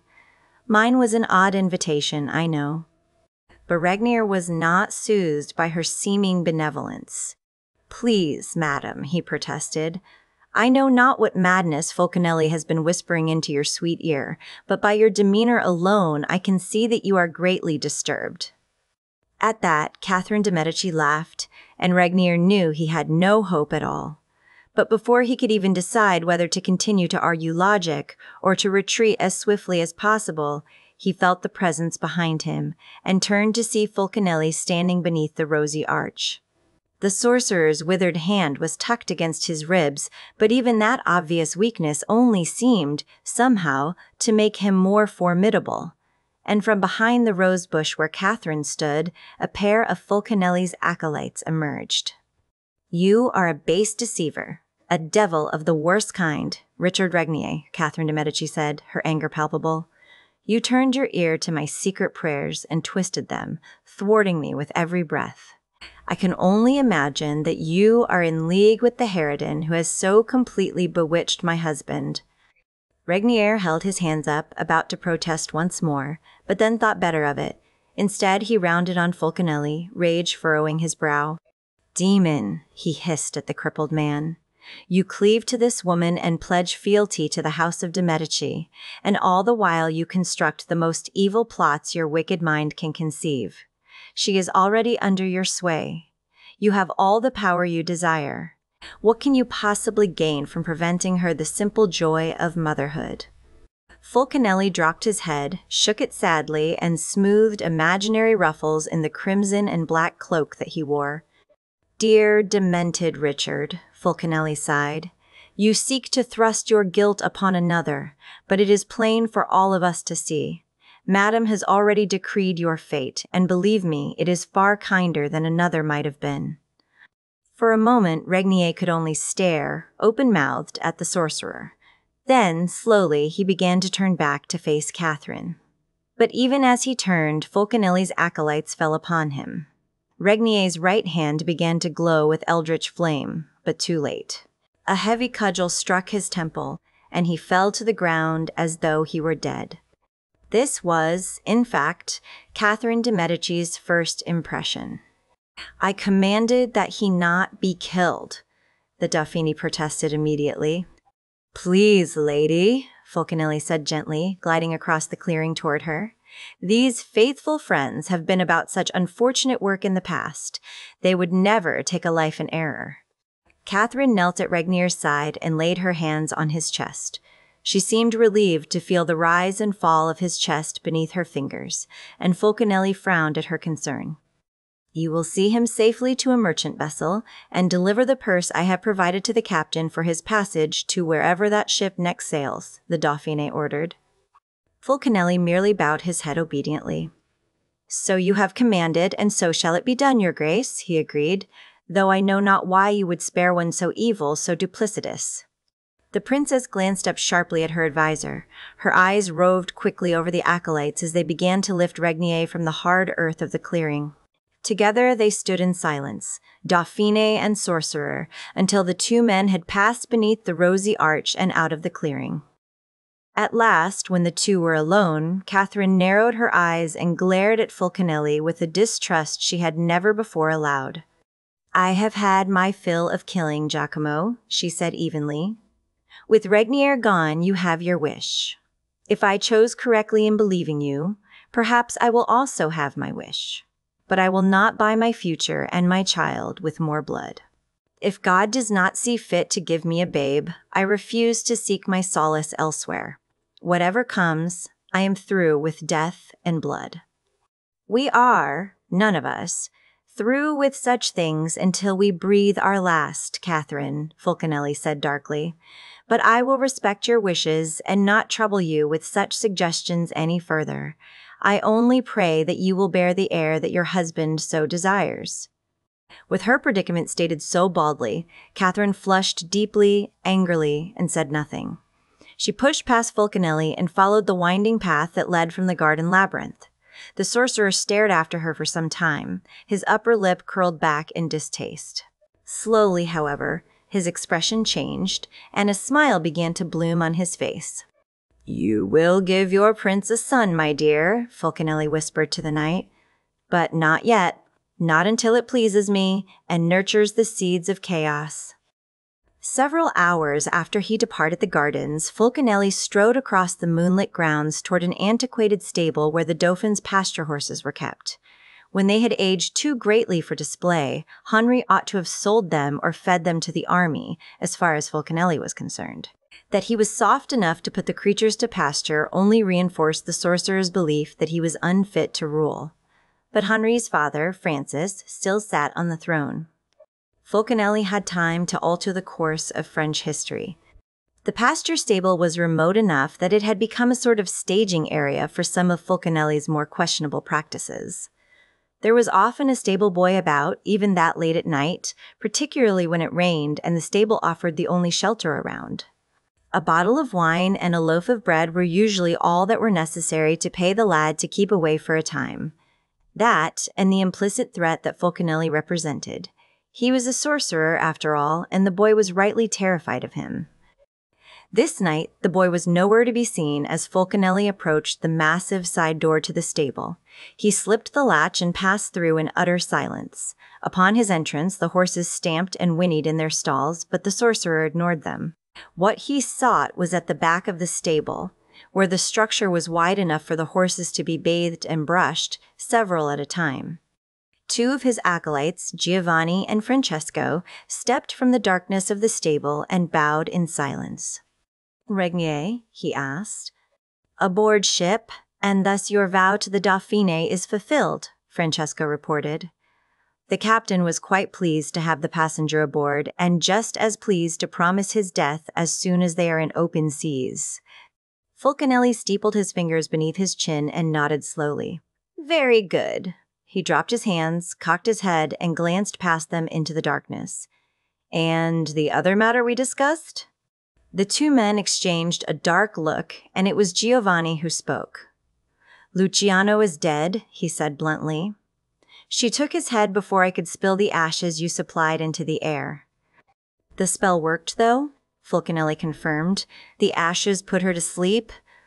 "She sleeps even still," Francesco said, and then stepped aside to allow Fulcanelli to pass. The sorcerer moved deeper into the stable. On one wall, a lantern hung. Fulcanelli passed his hand across it, and the candle within ignited with flame, blazing brightly and throwing its illumination across the stalls, startling the horses. And ahead, where the structure opened wide, a body lay flat, arms and legs jutting out to form a star. A pentagram. The girl was beautiful, her hair a dark red that was uncommon in France, and even rarer in the sorcerer's native Florence. She was naked and perfect, but Fulcanelli's eyes did not stray to the glow of her flesh. Such idle pursuits held no fascination for him. Instead, he gazed upon her face, at the troubled expression that had surfaced there, though her mind was deeply submerged. His withered left hand tingled and itched, and he held it tight against his body. With his right, he withdrew a blade he had chanted spells over each night for 27 years, awaiting this very opportunity. In his heart, he had never imagined it might actually come to pass, but here she was. Fulcanelli's heart raced. "You will both be well rewarded, my sons," Fulcanelli said quietly, without taking his eyes away from the naked girl on the cold ground. He crossed the half-dozen steps toward her, a man entranced, and fell to his knees on the hard-packed earth. Gingerly, almost lovingly, he placed the razor edge of the blade against her breastbone, nestling the tip between the ridges formed by two of her upper ribs. Then he began to chant. The ritual took several minutes, during which time the girl did not move, save for the gentle rise and fall of her breathing. When Fulcanelli was through, he lowered his head in supplication. "For chaos," he whispered, tears beginning to stream down his cheeks. "For entropy." With all the considerable power in his right arm, the sorcerer and alchemist Fulcanelli forced the dagger through skin and muscle. Blood spurted from the wound and splashed his robe, adding more crimson on the ebony field of his sorcerer's garb. Her eyes flashed open, but she did not scream. Then it hit him, the power flowing up through the blade. His flesh sang with it, crackling as though he'd been struck by lightning. Fulcanelli threw back his head and began to scream, not in pain, but in triumph. With the ritual his research had provided, the lifeblood of the Chosen One, of the Slayer, lent him a power even he had barely dreamed of. Power that would allow him to continue to build the foundations of a scheme that would one day bring chaos back to Earth. Chaos unending. "Delicious," Fulcanelli hissed. Lightly he brushed the red hair away from the dead Slayer's pretty face. Oz scratched his stubbly chin idly as he sat on a stool in Starbucks. Iced cappuccino wasn't much of a breakfast, but after a night like last night, it was a necessary evil. He rubbed his hands over his face, wishing he felt more awake. Instead, it only reminded him how tired he was. When a guy spent 3 nights a month as a werewolf and a lot of others helping his girlfriend and her buds hunt monsters, it could get pretty tiring. When the phone had rung at just after 9, he'd thought for sure it would be Willow. That would have been okay. Instead, the voice on the other end belonged to Devin. "Dude, are you asleep?" Devin asked. "You mean at the moment?" Oz answered. Devin didn't get it, nor did he apologize. Instead, he babbled on about needing to get together this morning. Since it wasn't all that far from his house, Oz suggested Starbucks. He had the unusual need to get caffeinated, and he knew that Devin practically lived on the stuff. Now here he sat, 12 minutes past 10. 12 minutes past when Devin ought to have shown up and no sign of the dingo's front man. Probably saw some girl on the street he couldn't resist making a play for, Oz thought with no animosity. That was just Devin. 6 minutes later, as Oz noisily drained the last of his iced cappuccino, Devin walked through the door. Oz watched him scan Starbucks quickly. When Devin spotted him, the singer nodded his head and sidled over to the table, pulling up a stool. Devin ordered the biggest, blackest coffee he could pronounce the name of. Neither of them mentioned Devin's tardiness because, honestly, it didn't really bother either one. "What's up?" Oz asked. "Oz, man, we gotta talk about the band," Devin said gravely, still nodding. "Why? Have the record labels finally seen the error of their ways and cut us a fat money deal?" Devin frowned, looked at Oz as though the idea were even more absurd than Oz thought it was. "Okay," Oz said. "Fame and fortune isn't our topic for the day. Spill, Dev. What inspires you to drag me to your caffeinated world at this unholy hour?" Devin nodded once more, and then abruptly the nodding ceased. He ran a hand through his hair, pushing it behind his ears. "There was a winner-take-all battle of the bands at Crestwood last weekend, man," Devin said, eyes looking everywhere but at Oz. "The pot was $1,200. I was there, man. The guys who took that pot home, they were the total definition of suck." Oz raised his eyebrows, still mostly in the dark, but a bit concerned that he knew where this was going. "That cash should have been ours, Oz," Devin said. "But you know why we aren't $1,200 richer today?" "Can't win it if you ain't in it," Oz said bluntly. Devin just pointed at him to signify that, yep, that was the right answer. Oz felt the weight of that finger as if it were an outright accusation. The band were his brothers. Other than Willow, playing with dingoes was about the most important thing in his life. But ever since the whole werewolf thing, he'd had to clear 3 nights out of his schedule just to make sure he didn't kill anyone. Add that to the moral weight of protecting the town from demons and vampires. Oz just couldn't look the other way when the horrors started descending on the Hellmouth, or erupting out of it. But that didn't sit well with the dingoes, mainly because they didn't know about it. Resentment had been growing among the other members of the band. He'd felt it, but he'd been fool enough to believe that they would take his regular absences in stride. Whenever he could, and with the full moon, he always could. Oz gave sufficient notice, 2 or 3 weeks in advance. When that meant a Monday or Tuesday night, it wasn't any big thing. But as time went on, and the missed opportunities began to accumulate, he had found himself growing more and more distant from the band. Now this. "Dude, we're just wondering where the band falls on your priority list, you know?" Devin asked. "I think it's a fair question." Now it was Oz's turn to nod. "Very fair," he agreed. "The answer is very high." "I'm in it for the long haul, Devin. I've just got some things going on that—" "Things going on for like a year," Devin said, and for the first time, Oz sensed some hostility there. "Ever since you met Yoko." Oz glared at him. "Oh, I mean Willow," Devin drawled. With a grunt, Oz pushed his empty cup away and stood up from the stool. "This conversation is over, man. You want to find a new lead guitar player. That's cool with me. No hards, all right? But my not being available all the time, that's my fault. I think laying it on Willow is an insult to her and an insult to me. And honestly, it's beneath you." As Oz turned, Devin reached out to stop him.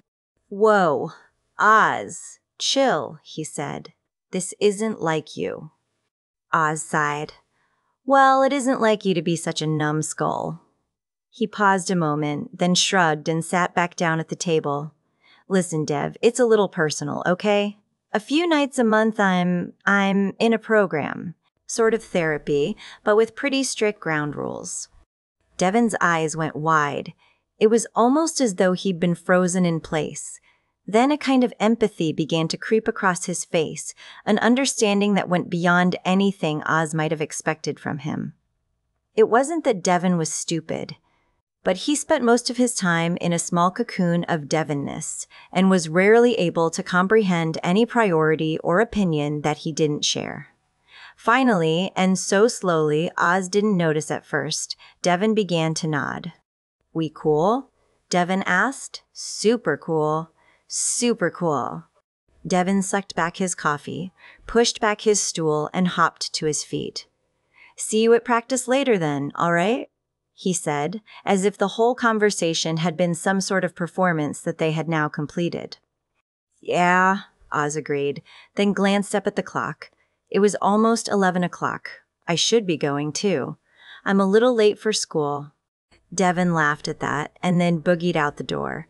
Out on the sidewalk, he turned and waved, smiling. With half a smile of his own, Oz shook his head in amazement at how quickly the crisis had passed. Devin and the other guys expected certain things from him, and as long as he delivered, things were pretty copacetic. It made him think of Willow and all the things she was going through with her parents and college. He figured Xander and Cordelia were probably having the same problem. The so-called grown-ups had it all figured out. They had a plan for their kids, even if the kids didn't know what their own plan was going to be just yet. The parents had expectations, and that put a lot of pressure on their kids to fulfill those expectations. Buffy had it worse, in a way. She had her mom, and she had Giles, too. One telling her she couldn't be what the other insisted she had to be. They both had expectations, and she didn't want to disappoint either one. And Oz? Oz had the dingoes. "I don't know," Xander said, and shrugged. "I mean, I don't want to sound all Dawson's Creek, but maybe I'm just lashing out at you when it's other things that are bothering me." Buffy laughed, shook her head. "Okay, Mr. Self-Analysis, what are you bugging about?" They sat together at a small table in the bronze. It had been dark less than an hour, but the others still hadn't shown. Buffy was actually glad to have the time with Xander. They'd agreed to take at least a few hours off from combating the veritable minefield of weirdness that Sunnydale had become, but there were things she and Xander needed to address together that had been shoved aside for too long. "Maybe I'm just asserting myself," Xander said gravely. Buffy tried not to laugh again. She managed to just get away with an affectionate smile. "Forget it," Xander snapped. With much effort, she forced the smile from her lips. "No, really, I'm sorry. Seriously, though, you don't have much trouble asserting yourself. Anymore." "Well, see, that's where the problem comes in. It's this whole business of choosing a path for your future. I don't know what I want from life. Not yet. Not really." Buffy looked at him more closely and saw how profoundly this was actually bothering Xander. There was always more to his thought process than rapier wit and a craving for snack food, but he was generally content to allow it to seem otherwise. For the most part, Xander seemed to enjoy being the class clown, so to speak, and he was naturally funny, no question. But there was an unspoken acknowledgement among those who cared for him that at times his wit was merely a defense mechanism to mask his insecurities, anxieties, and frustration with life. Pretty common, actually, for teenage boys. But here, in this moment, the mask was down. Buffy reached out and laid her hand over his on the table. "Nobody knows," she told him, searching his eyes. "Really, I mean it. For all the horror that I have ahead of me, in one way, I guess I'm lucky. I don't feel lost. I have a purpose. Probably a very short lifespan, but a purpose anyway." "But everyone's supposed to have a purpose," Xander protested. "Well, except guys like John Bogart and Dave Reingold. Thing is, and I guess this is it really, my parents know I don't have it all figured out, and they act like I'm still a kid, like they're just going to figure it all out for me. But I am going to figure it out. At some point. Maybe I don't have all the answers now, but it's up to me to find them, not my parents." Buffy remained silent, just letting Xander talk. She wondered if senior year was this hard on all of them. She imagined Willow, at least, knew what she was going to do with her life. But then she thought of Oz and realized that Willow might not have it together either. "I'm not sure how this all connects to me," Buffy said at length. Xander shrugged, offered a self-effacing grin. "Me either. I do think you went overboard the other night, just a little too enthusiastic for the NFL. I know that I probably overreacted a little, and I know you have a lot on your mind too." "We all do, Xand, and it isn't like I'm without blame." "Don't flatter yourself, darling," he said in a passable Elvis. "Nobody said you weren't to blame." "Gee, thanks," Buffy said. They laughed, and then just sat and appreciated the comfortable silence between them, even as a neo-goth band called Black Rose fiddled with their instruments on stage. "They sound good," Xander said after a while. "They haven't started playing yet," Buffy informed him. "They're still tuning up." "How can you tell?" Silence again, and it was good. "You know, I've been meaning to ask you something," Xander said suddenly. "All these funky new party guests we're having, not to mention the bells and whistles. Does it seem like the countdown to New Year's Eve to you?" Buffy looked at him, frowning. "You mean, do I think the increase in the number of whacked-out happenings in Helltown means we're building to something big?" "Pretty much." Buffy smiled her most innocent smile. "Whatever gave you that idea? The thought never crossed my mind." "Thanks," Xander said. "Your sincerity is comforting. You've been trying to figure out how to stop that sea monster. Maybe you could just ask him real nice, tell him he'll be happier somewhere else." The smile disappeared from Buffy's lips in an instant. Over Xander's shoulder, she saw a man standing at the entrance to the bronze. He was staring at her, but she didn't need his attention to recognize him. "What is it?" Xander asked, even as Buffy watched the bald man turn and stride out past the club's bouncer. "Come on, Boy Wonder." She grabbed Xander's hand and pulled him up to follow her. "You want some action? It's your lucky night." "So, what are we fighting?" Xander asked, rubbing his palms together. "Spooks, blood-sucking fiends, or things that go bump in the night?" "How about bald, scar-faced guys who disappear after getting attacked by Spring-Heel Jack and taking their brother's corpse?" she asked. "Is that multiple choice? 'Cause I do much better in the essay section. More room for improvisation." But by then, Buffy was leading him out the front door of the bronze. She glanced both ways and caught just a glimpse of the pale, bald pate of the mystery man as he disappeared around a corner up ahead. Oh man, not again, Xander complained at her side. You do know this is a trap, don't you? Buffy offered that innocent smile again. A trap? You're joking. Xander grumbled a bit, then rolled his eyes. Okay, I guess I asked for this. Together, they jogged along the side of the warehouse into which the bronze had been built. At the alley, they paused to survey the area. Ooh. Gone, Xander observed. Yeah, she said. Right. Side by side, they stepped into the alley. Beyond a pile of wooden pallets and an enormous blue dumpster, a car was parked, lights out, about 30 yards away. Xander frowned. Maybe we should wait for... and put even more of us in danger? I think we'll handle this ourselves.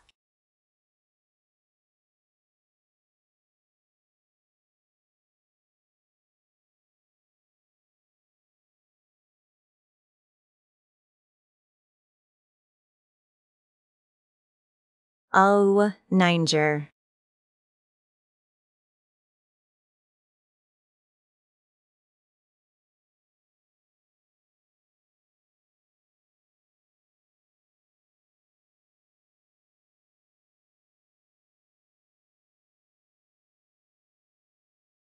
Your call, Xander said.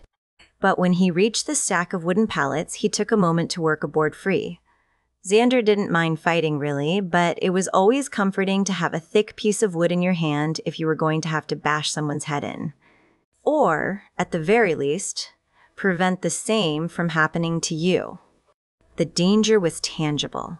It hung around them like thunderheads just before a storm, like the moisture that soaked the air and promised not only rain, but a torrential downpour. Yet, in spite of that, Xander felt the wood in his hands and the presence of Buffy at his side, felt his muscles tense and thought, now this is right. This is the way it should be. Maybe she was the Slayer, and maybe he wouldn't be in Sunnydale forever, but as long as he was, they were a team, all of them. As if that thought were their cue, the doors of the sedan opened. The windows were darkly tinted, and the dome light did not go on, but the full moon was bright enough to pick out the blind white eye and bald head of the man they'd been pursuing, the man they'd saved from Spring Hill Jack. He had been in the driver's seat. The other three were very ordinary looking, with the exception that they, like the bald man, wore long, navy blue greatcoats that looked too warm for the weather. Oh, that and the fact that the one who stepped out from the passenger side looked an awful lot like a vampire, Buffy whispered. Before Xander could reply, she whipped her hand under the hunter green silk shirt she'd been wearing open and untucked over a tank top. From the waistband of her pants, at her lower back, she withdrew a nasty-looking steak. What? You had a feeling? Xander asked as the four men began to walk toward them, Reservoir Dogs style. A good worker always comes with her tools, Buffy replied. And thank you, Giles, Xander said, holding the length of wood in front of him. We meet again, chosen one, Baldy said, his voice a lot more menacing than Xander remembered it. Last time I saved your life, Buffy reminded him, as though it might make some difference. Indeed, and in return I give you yours, the man said, provided you come with us without an argument or a fight. And if I don't? The man's milky white eye seemed, somehow, to focus along with the other. He stared at her. You will come with us, willingly or not. But if you fight us, your friend will die. Buffy seemed to hesitate a moment. Xander snorted in derision. They might have her over the barrel if they threatened his life, but he didn't plan to give Buffy a choice. He moved fast enough to surprise even himself. Before the bald man, the vampire, or the others could even credit the idea that he was attacking them. And without the Slayer, Xander waded in and slammed the length of wood against the vampire's head. Jagged board tore vampire flesh, and blood ran from the wound as the vampire roared and spun to face Xander in full vamp face. Lupo, the vampire snarled, apparently awaiting his orders. The bald man, Lupo nodded his head. The Slayer is to be taken alive. The boy is your supper. The vampire laughed. It was a thin, gangly creature, but Xander knew better than to underestimate it. In fact, he knew just what to do with it. "Vampire," he said cordially. The thing lunged for him. "Meat Slayer," he added, and dove out of the way. Buffy stepped in, spun into a high kick that connected solidly with the vampire's jaw. There was the crack of breaking bone, and the vampire grunted in pain. It turned on her, but it was too late. Buffy slammed the stake home with both hands and then let it go. The vampire exploded into a cloud of dust, even as Buffy and Xander squared off against the 3 remaining attackers, all of whom seemed human. The 2 men behind Lupo started forward, one toward Buffy and one toward Xander. Xander cringed, shouted, "No, please don't kill me." The man grinned and reached for him, relaxed by Xander's apparent fear into thinking how simple this kill would be. Xander sprang up with every ounce of strength he could muster and swung. And missed. A fist jammed into his gut, and Xander doubled over. The goon slammed him hard into the side of the building, and it was then that Xander saw the flash of a dagger in the moonlight. His left hand shot out, grasped his attacker's wrist, and he balled the right into a tight fist and popped the guy in the jaw so hard that he thought he heard one of his own fingers snap. The dagger clattered to the alley, and Xander picked it up. Its owner got his footing again and came toward Xander with an evil grin in spite of the dagger. Which was when Buffy grabbed him from behind, having made short work of the other goon, and drove him headfirst into the grill of the sedan, smashing one headlight and probably fracturing the man's skull. Then they were side by side again, staring at the man the others had called Lupo. Xander had thought for sure the guy would be scared of Buffy now, realizing he'd gotten himself into something he didn't have control of. If he was scared, he didn't look it. Lupo still had a smile on his face. "It has been my pleasure to watch you, Slayer," Lupo said, "and a joy to see the courage you inspire in those around you." "Great," Xander said. "Even when I actually get to kick some ass, you still get the credit." Buffy didn't respond. She was staring at Lupo, and Xander saw why. The scarred, blind white eye had begun to glow with an arcane blue light. "Ch," Xander clucked. "Why does it always have to be magic? I hate magic."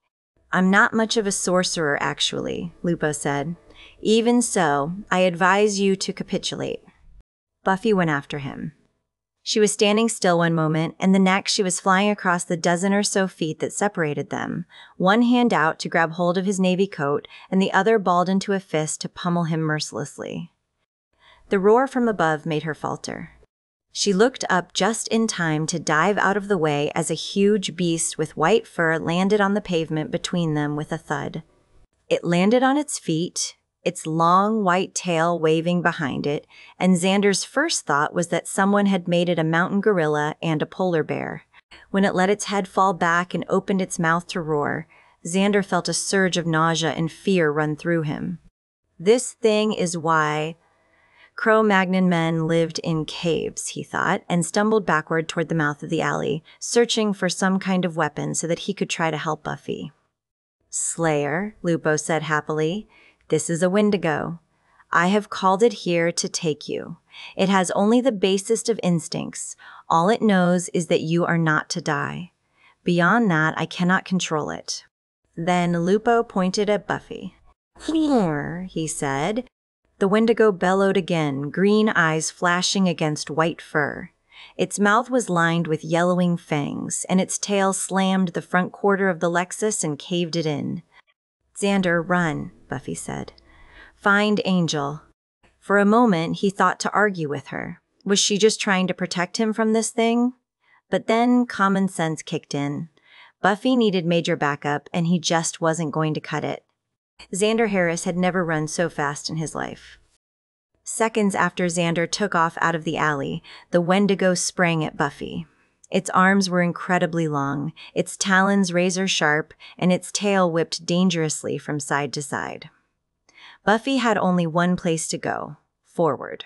She jumped at the Wendigo, inside the reach of the huge beast. Deadly it might have been, but still, it was only an animal, and an animal could be taken by surprise. Once. She stepped in, slammed an open palm up into the thing's jaw, and heard a satisfying clack as its teeth slammed together. Its head snapped back.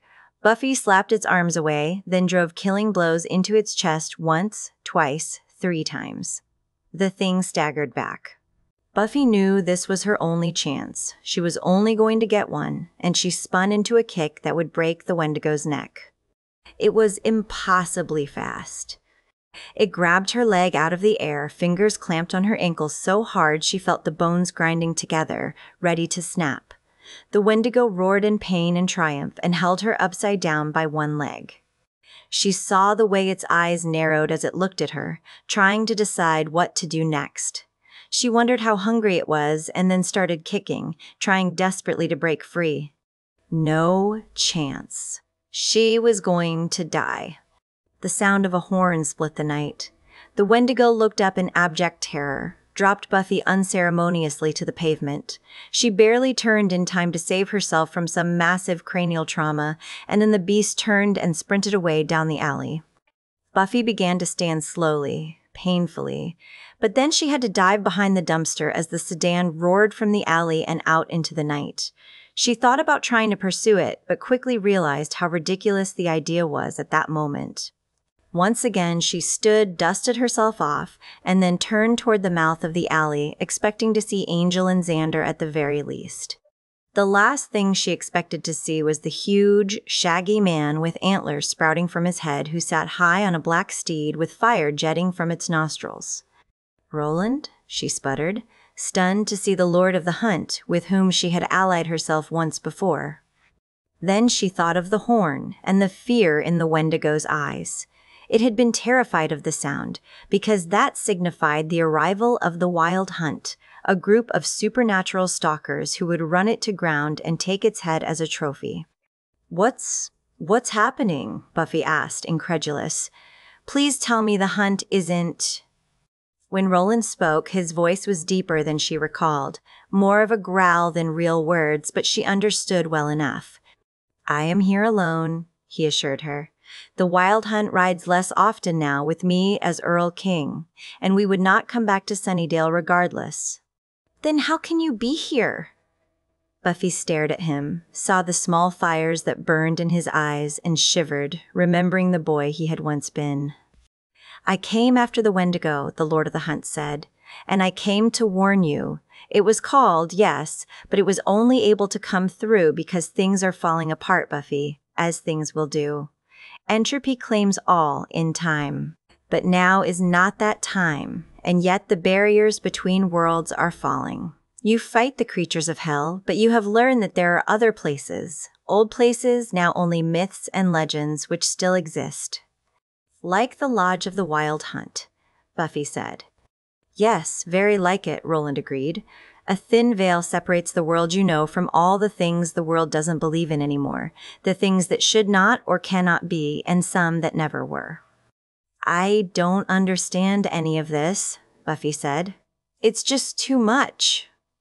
"Know only this, then," Roland said, and he cocked his head as if listening to some far-off sound before continuing.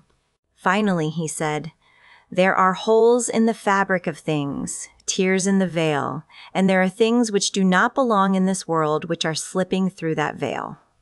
Like the Wendigo. "Yes," Roland agreed, "and like me." There was a brief moment of awkward silence before he said, "I will retrieve the Wendigo if I can, and I will keep the hunt in check. They will not trouble you. The rest is up to you." "But I don't understand," Buffy complained. "What's causing it? I mean, how am I supposed to know how to put all these crazy things back where they belong? I can't just keep killing them. There are too many. I have to stop them from coming through." "The legends my father told me as a boy said that there was more to being the chosen one than mere killing," Roland said. "We each have our destiny to fulfill, Buffy. Yours is to stand between your world and the darkness, to be certain the sun comes up each day. You are the chosen one.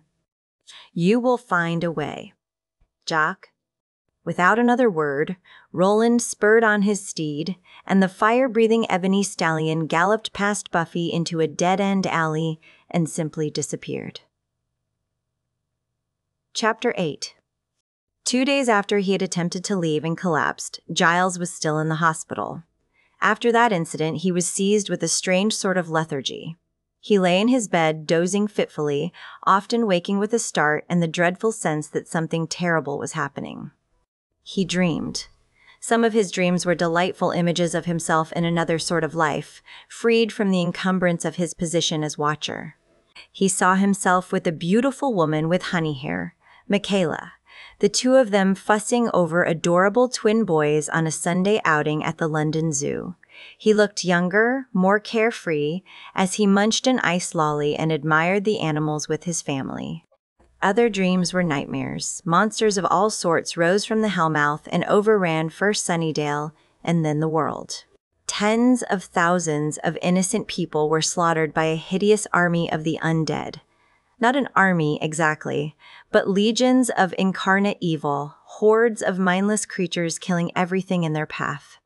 As Giles lay in a pool of sweat and moaned, he saw Buffy's friends cut down, one by one: Xander, hanged and disemboweled; Willow, burned at the stake; Cordelia, sliced to ribbons, her skin peeled away inch by excruciating inch; Oz, weighted down with chains and tossed into an icy river. And then, most horrifying of all, Buffy herself, bound within a pentagram, a knife piercing her heart, and a figure looming over her, laughing. "No," Giles panted, waking himself. He struggled to sit upright, but the effort was too great. It was as if a weight pressed against his chest. He had a vision of a hideous creature perched atop him, pinning him down. Soft laughter echoed through the room. Giles listened, his heart pounding. It seemed to be coming from behind the curtain, the one that separated him from Mr. Russo. After a few moments, the laughter died away. Giles tried to reach for his glasses, then for the call button for the nurse, but he couldn't move. He could scarcely breathe. Seconds ticked by. Then, after some unknown span of time, he dozed. As he came slowly to, he heard the laughter again. Something brushed his foot, like fingertips draping over his toes as someone glided past his bed. He tried to frame the word sister, then reminded himself that here they were nurses. But he couldn't say anything. Then he thought he heard the sounds of a struggle behind the curtain. With monumental effort, he managed to turn his head. Backlit, as if by a brilliant moon, two figures were thrown into silhouette on the curtain. One was hunched over Mr. Russo's bed, choking the very life out of the one who struggled. Giles blinked as the figures blurred in and out of focus. "No," he rasped. The room spun crazily as he extended his hand toward the violent scene. The only sound, other than his own tortured whisper, was the desperate choking. From somewhere deep inside himself, Giles found untapped reservoirs of strength. He catapulted himself out of his bed and grabbed the curtain with both hands. But the effort took too much out of him, and he sank to the floor, taking the curtain with him. There was no one behind the curtain. Mr. Russo's hospital bed was empty. Footsteps rushed in from the hallway. The overhead fluorescent flicked on. Someone put an arm around him. He looked up, expecting to see the night nurse. Instead, he was greeted by the sight of a young man with sandy blonde hair who said, Mr. Giles, are you all right?" What happened to Mr. Russo? Who are you?" Just then, someone else raced into the room. As the young man helped Giles to his feet, the newcomer, a woman in scrubs, said, "Mr. Giles, you shouldn't be out of bed." Then she glanced past him to the fallen curtain and said, "Oh dear. Did you need to use the bathroom? You should have used your call button." "No, I did not," he protested as she came around to his other side, and together with the sandy-haired man, they half-led, half-dragged Giles back to his bed. "There was a man there, attacking another, huh?" He trailed off, his sense of discretion taking over. I had a nightmare." "Not a surprise, with your fever," the woman said. She huffed. "Where's Lopez?" "Off sneaking down to the Coke machine." "Oh, well, your nephew here can help us." Deftly, she smoothed the sheets and fluffed Giles's pillows as the other man sat carefully on the side of the bed. Giles frowned up at him. The man's silent gaze pleaded with him to say nothing. The nurse continued, Now, you just slip into bed and I'll call the doctor in to check you over. You had a bad fall." "Nothing hurts," he assured her. "I'm fine." And he was. He felt better than he had in days. The lethargy had dissipated. The surreal sense that he was witnessing terrible events rather than having bad dreams was gone. Now. We'll be the judges of that." She wheeled over the electronic temperature gauge, slipped a plastic cover over the thermometer, and popped it in his mouth. "Leave that in, all right? I'll be back in less than a minute." As soon as she left the room, Giles pulled the thermometer out and demanded of the young man, "Who the hell are you?" "Watcher's Council," the man replied in a whisper. "They sent me to replace Michaela. Ian Williams caught me up on the whole business." "Still missing?" Giles asked unhappily. The man nodded. Giles noticed now that he looked exhausted. His face was pasty and there were rings under his eyes. "We think someone's been trying to keep you here." "Trying." Giles frowned. "Please, give me my glasses." He couldn't think if he couldn't see. "With magic or with poison," the man went on. He handed Giles the glasses.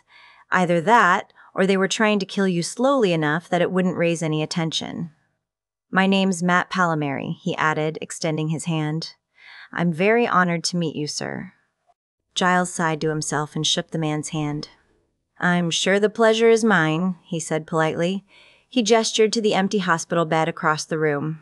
"I was absolutely positive I saw that man murdered." "He died yesterday," Palomary informed him. "His corpse was wheeled out of here while you were delirious with fever." "Poor man. Was there any evidence of foul play?" "No. I heard one doctor whispering P to a nurse." When Giles shrugged in ignorance, the man translated, "Please put pine box beside bed." Terminal, in other words. He moved his shoulder. "My aunt is a doctor. She tells me these things." "How very ghoulish," Giles commented. Palomary continued, "I brought you a rose quartz. In fact, and now?" he stammered with acute mortification. I had just gotten back here when you fell. I can't help but think it was my fault, sir, if I hadn't left to go get it." "Nonsense," Giles cut in, more sharply than he'd intended. Truth be told, the mention of rose quartz had broadsided him. After Jenny's death, Willow had given him Jenny's rose quartz and told him it was purported to have healing properties. Perhaps he should have brought it with him to New York. "I've got to get out of here," Giles said. "I must return to Sunnydale at once. If someone's trying to keep me here, it doesn't bode well for the Slayer." "Of course, sir." "Tell that woman I want to be discharged at once." With determination, he threw back his covers. "But, Mr. Giles, it's the middle of the night." He started to swing his legs over the side of the bed. "Then I'll simply walk out." Palomary frowned. "Please, sir, they're just a few hours until morning. They'll be more accommodating then. Besides, you have had a bad fall, and it is possible you were hurt." Giles said, "That doesn't matter." Palomary very gently blocked his way. "I'm very sorry to contradict you, but it does matter. As you say, the Slayer may also be in grave danger. You need to be in good shape in order to help her." Giles paused. There was that. He didn't know if Palomary had an inkling about the strange goings-on in Sunnydale. Buffy had been growing more and more evasive in their phone conversations, and Giles just knew that things were worse than they seemed. With Watchers being murdered and odd happenings by the Hellmouth, Buffy would need him nearby. Something serious was going on, and Giles was determined to find out what it was. Still, he was a practical man by nature. "All right." Giles sighed heavily. "I'll wait until morning, but then I'm leaving, and you'll drive me to the airport, yes?" Palomary inclined his head. "It would be my pleasure, sir." Standing on Dead Man's Walk, which overlooked the ocean, Angel thought about the impending sunrise and wrestled with the desire to linger and watch it. Not wrestled exactly. He didn't have a death wish, but a part of him yearned for it, accompanied by a fleeting bravado that urged him to dare it, in the same way that a human might fantasize about stepping off the lookout for the thrill of terror that would surely accompany the act. Angel knew he could not stay for the sunlight, but he had compensations. The brightness of a blue summer sky, the shimmering of a dew-colored spiderweb, the sparkle of sunbeams on the ocean whitecaps, none of these could compare with the brilliance of a soul. And while most of the world walked around completely ignorant of the fact that souls were real, Angel fully comprehended the reality and the gift of possessing one. He knew he enjoyed a state of being beyond both human existence and vampiric immortality, and that he might be the only individual ever to do so. There was a beauty inherent in that, as well as an almost unrelenting loneliness, the darkness and the dawn. Staring once more at the horizon, he turned to go. The Kraken was not going to show its face or its tentacles tonight. Angel had very much wanted to check it out for himself, see what they were up against, and he had come up to the lookout with the hope that it would be visible from this height. The waning moon had still been casting a good deal of light on the nighttime water. No such luck, however. He began to walk back down the path, his boots occasionally crushing a piece of ice plant lodged in the sandy soil. The soft night breeze brought the tang of salt with it. Idly, he licked his lips and thought about a restful day in the darkened rooms of the mansion. Then he heard an almost sub-audible growling. It rumbled toward him as if it came from something moving beneath the ground. Angel stopped, looking left, right, then in a small circle. The growling sound increased in volume, as if it had reached the surface now. It was coming from the left, he decided, moving toward the sound. Then it seemed to switch, echoing off the rubble of what had once been a ruined lighthouse, but could not even be counted as that any longer. After a couple of minutes, he gave up. He had no time to investigate. Aware that in the last few days the others had been ambushed several times, he continued down the path with greater care. Every muscle in his body went on full alert, ready for a fight. Squinting, he crouched and bent forward. There were tracks in the sand like the long, deep ridges from the tires of an off-road vehicle, yet the tracks were smooth, without patterns. Something in the depressions sparkled in the flashlight beam. He knelt on one knee and scooped up a sample, examining it. It looked like bits of glass. He wished he had more time before sunup. He would like nothing better than to follow the tracks. But he didn't. He reluctantly left the ominous growling and the footprints behind on Dead Man's Walk. Giles's hospital-assigned physician was none too pleased to learn that his patient was determined to be discharged. He tried to talk the stubborn Englishman out of it, but in the end, there was nothing to be done. "You're crazy to just walk out so soon after that fever. But this isn't Bellevue. Even crazy people can't be kept here against their will," the man had said to Giles. Giles had failed to see the humor in the doctor's statement and, rather gruffly, thanked him for his care. Then he turned to Matt Palmieri, whom he regarded as little more than a sincere young man who might one day make a decent watcher, but was not one yet, and said, "The hotel first, and then the airport, yes?" Palmieri brought his car around. It was a ubiquitous Camry and came around to the passenger door, opening it with a flourish while the hospital volunteer who had wheeled Giles to the curb helpfully put on the wheelchair's brake and flicked back the footrests. After so many days in hospital, the Manhattan air seemed refreshing, even pleasant. Giles thought to mention that fact to Palmieri as he gingerly slid into the passenger side of the front seat and allowed the volunteer, an elderly gentleman, to fasten his seatbelt for him.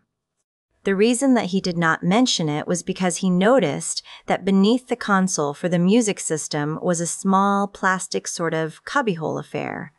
And in the cubbyhole was the distinctive paper bookmark that was packed with each purchase from one of the bookshops he, Giles, had visited. As Palmieri came around to the driver's side, Giles surreptitiously fished out the bookmark and examined it. On the back was written, Room 162. Giles's room number. Before Palmieri opened the door, Giles slipped the bookmark back into place. Palmieri sat down, put on his seatbelt, and shut the door. Pleasantly, he said, "Well, that's over with." "Quite," Giles said. "I just had a thought.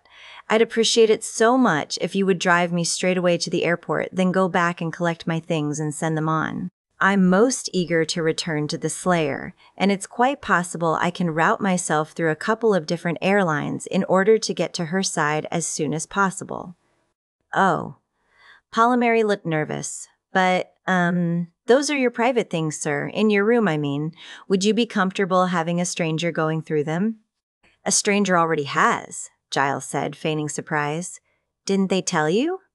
A most peculiar volume was stolen from my room. It was called Convergence, Masked Supernatural Phenomena.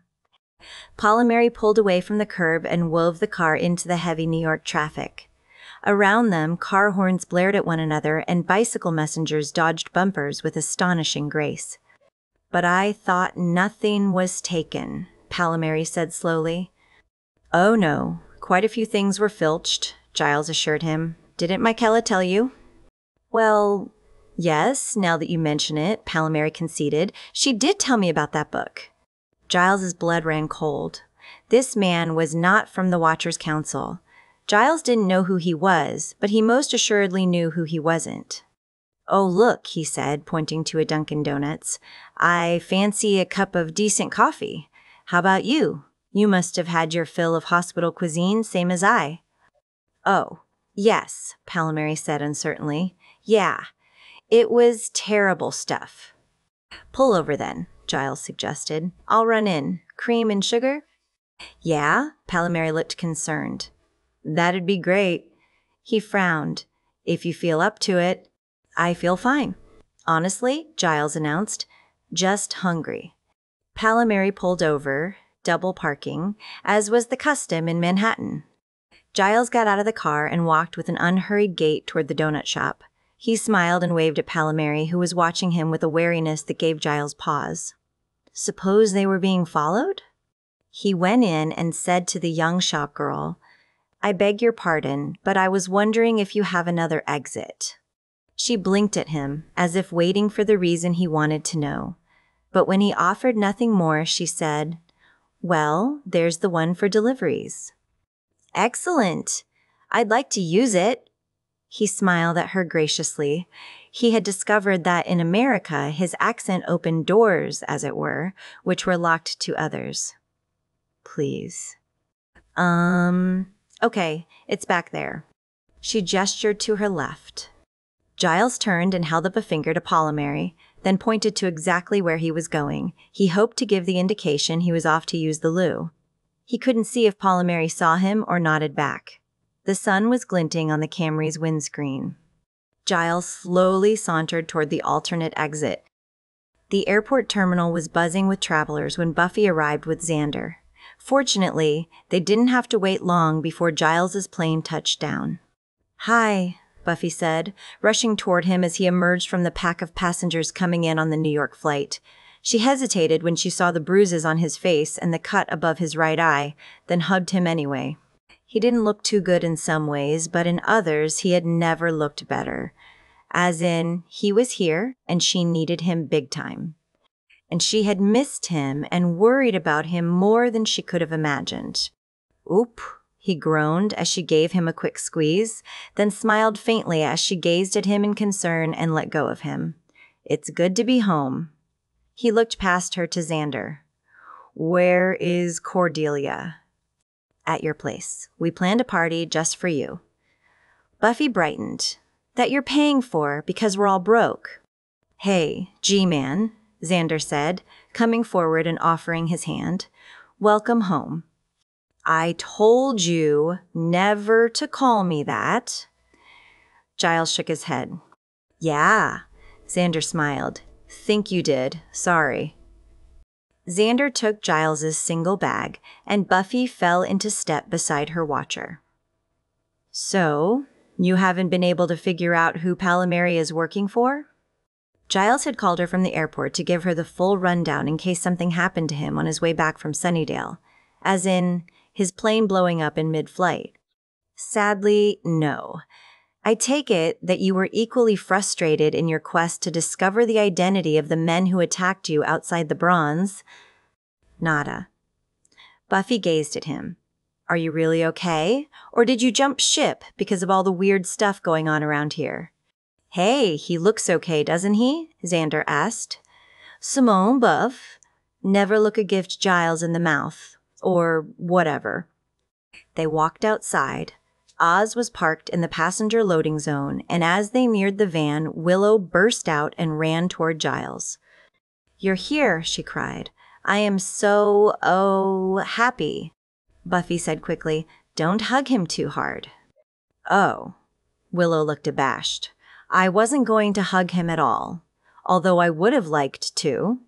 She made an apologetic face at Giles. "I didn't think it would be respectful."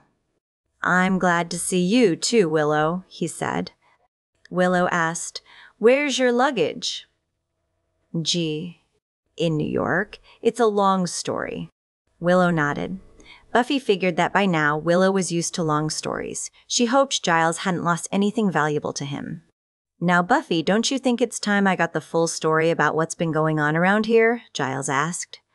"Rains of toads, skyquakes, mysterious attackers, the Wendigo, and why is it I'm certain you're leaving something out?" "Well, there's Spring Heel Jack," Xander volunteered.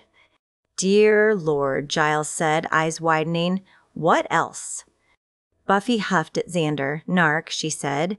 Then, to Giles, "Well, Angel thinks he ran into a totzelworm, whatever that is." Giles put one contemplative finger to his lips. "The tatzelworm, you say?" Buffy looked for confirmation at Willow, who nodded. "Yeah, probably. Rumbling, growling, indentations, glass in the sand? Good Lord." Giles smacked his forehead. Buffy wanted to tell him not to do that. He was smacked up bad enough as it was. "The gatehouse." When Buffy and Willow just stared at him, he said, "The tatzelworm, there's only one, is said to have been locked up inside the gatehouse." "Only it's not," Buffy guessed. "That was a pretty easy one, Alex. I'll try less obvious observations for 200, meaning, what the heck are you talking about?" "Of course." Giles was flushed. His eyes were shining. Buffy wondered if there was some kind of medication he was supposed to take, but had forgotten to. He walked ahead of them and gave Oz a wave. Popping open the passenger door and taking Willow's seat, he said, "Oz, hello. Please take me to the library." "Giles," Buffy protested. "Party." "No, I've got to get to the library straight away. I think I've got the answer, Buffy." He almost smiled. Maybe it wasn't medically related after all. He did get that jaunty, way-jazzed look when he was jamming on the knowledge. Giles let them in. Xander went off in search of snack food. Willow and Oz stood together as Buffy hung idly beside the return cage, where Giles kept his books of most secret stuff. Also weapons. She eyed a new, super-powered crossbow with interest while he rummaged around, then said, "My God, they're missing." He came out of the cage. "I have 2 volumes on the legend of the Gatekeeper, and neither is here." Buffy shrugged. "Maybe you put them somewhere else." "Took them home to catch up on them?" Willow suggested. Giles shook his head. "No. I distinctly recall placing them in the box on the right-hand side of the top shelf. One of them bears a line drawing of the gatehouse on the cover. It's quite lovely. The gatehouse itself is a replica of a Florentine villa from the time of the de' Medicis, 16th century, as I recall." "Me too," Buffy said archly. 16th. I'm positive." He ignored her, crossing the room to his office. Curious, Buffy followed, gesturing for Oz and Willow to join her. They hung in the doorway as Giles pulled an NFL phone card from a stack in his desk and began to punch numbers into the desk phone. "He's playing the horses," Buffy told Willow and Oz. "Gatehouse in the 16th. Willow looked at Buffy and tried to smile, but her gaze was glued to Giles. She murmured, "I tried various combinations of key words, like totzelworm in your database, but I never got a gatehouse." "Even so, I applaud your efforts, which I'm certain were exemplary," Giles said, then sat in his chair and cleared his throat. "Ja, guten Morgen," he said in German. "Frau von Forsch, hier spricht Gilles." Margaretha von Forsch was a second-generation watcher, and she deeply admired Rupert Giles, who was at least third-generation. She was a somewhat disheveled and matronly German academic who, growing weary of waiting for an opportunity to guide a slayer, had lost herself among the volumes of folklore at Goethe University in Frankfurt am Main. Several of her own studies graced the private library of the Watchers Council, an accomplishment of which she was quite proud. Now, having been awakened from a deep sleep, she listened intently as Herr Giles quizzed her on the legend of the gatehouse. According to the stories, the Tatzelworm was most assuredly captured by the gatekeeper and kept within the house, she said, nodding, though the handsome Englander could not see her. Thank goodness, with moisturizer all over her face and her hair in old-fashioned curlers. In Boston, he said. J. Even so, all the evidence points there. Very good. Vielen Dank. Wait. You must fill me in, she said unhappily, and gamely trying out her American slang. I'm dying to know what's going on. Later, Frau von Forsch. I'm sorry, but I've much to do. You promise you will tell me, she asked. I promise. Then, until later, he said, indeed. He disconnected first. Slowly, she hung up. Well, friend Giles, she murmured, what are you up to now? That is precisely what we would like to know also, said a voice in the room. She cried out as a figure stepped from the shadows behind her open bedroom door. Dressed in a monk's robe, it was very tall, and its face was hidden from her view. It glided toward her as if it had no feet. The air surrounding it crackled a deep blue. In its right hand, it hefted a thinly tapered, jagged blade. You will tell us, it promised. Giles hung up and looked at the trio of young people standing behind his chair, Buffy standing slightly in front of the other two. Well, he said, we must devise a way for some of us to go to Boston. Buffy, for certain. Buffy eyed him. Boston. Yes, he nodded. In the middle of the school year. I know it's going to be a stretch, he conceded. And we're going because? I believe we're needed. He took in the three of them and was struck by the strange dichotomy of their young lives. He would have to think of a clever ruse indeed to spirit Buffy and possibly a number of her cohorts out of Sunnydale, since telling their parents and school officials the truth, that the Slayer was needed to thwart an evil menace of a supernatural nature, was clearly out of the question. Who's needed? Xander asked. Us? 'Cause, I might be best put to use as a blunt instrument. Monster comes up, Buffy can just pick me up and beat the thing to death with my rigid, screaming form. Giles rolled his eyes heavenward. Xander, please. I don't have time to figure out what's happening to the gatehouse and coddle your fragile teen male ego at the same time. Angel must stay behind, of course. It's too dangerous for him to travel by plane. In my absence, it would seem that Willow ought to remain in Sunnydale as well. If I cannot bring my library with me, having you here as home base is the next best thing, Giles told her. Willow beamed. And if, there are any more big, huge spookables, I may be able to help with some of the spells I've been researching. Giles frowned. You'd best take care with such things, Willow. I know I don't have to warn you. You're a sensible girl. But magic is not to be trifled with. Have a care and only cast spells you are confident that you are prepared for. Willow nodded. Of course, Oz will want to stay with you, Giles said, talking to himself now. I suppose it will have to be just Buffy and myself. Pity. If the gatehouse is in as much jeopardy as I believe it is, we could use all the help we can get. Xander cleared his throat. Hello? What was that about my fragile teen male ego? Oh, yes, Xander, I apologize, Giles said. Your help will be greatly appreciated. It's a plan, then, Xander said, nodding. And, though she's not real keen on coming to anybody's rescue, I have a feeling the lovely Miss Chase won't want to miss this. She can scare the bad guys off by showing them her American Express bill.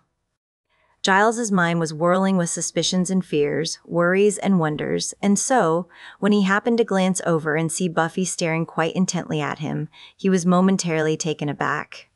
Buffy, he said, what is it? She raised an eyebrow. He recognized it as her patented sarcastic look. In the midst of all your grand travel plans, you left something out. Boston. Why? "Something has gone terribly wrong at the gatehouse," he said. "Oh, in that case, I'll start packing," she said dryly. "I guess this means no party," Willow ventured. "I still need to go home." Giles smiled at her. "I have one further question for Frau von Forsch. Let me give her another quick ring, and then we'll leave. All right?" "Sure," Buffy said. She turned and left his office. Willow and Oz followed her. Giles heard Xander say in a loud voice, "Boston? Is anyone else thinking Boston Massacre? 'Cause, Boston Tea Party would be nice.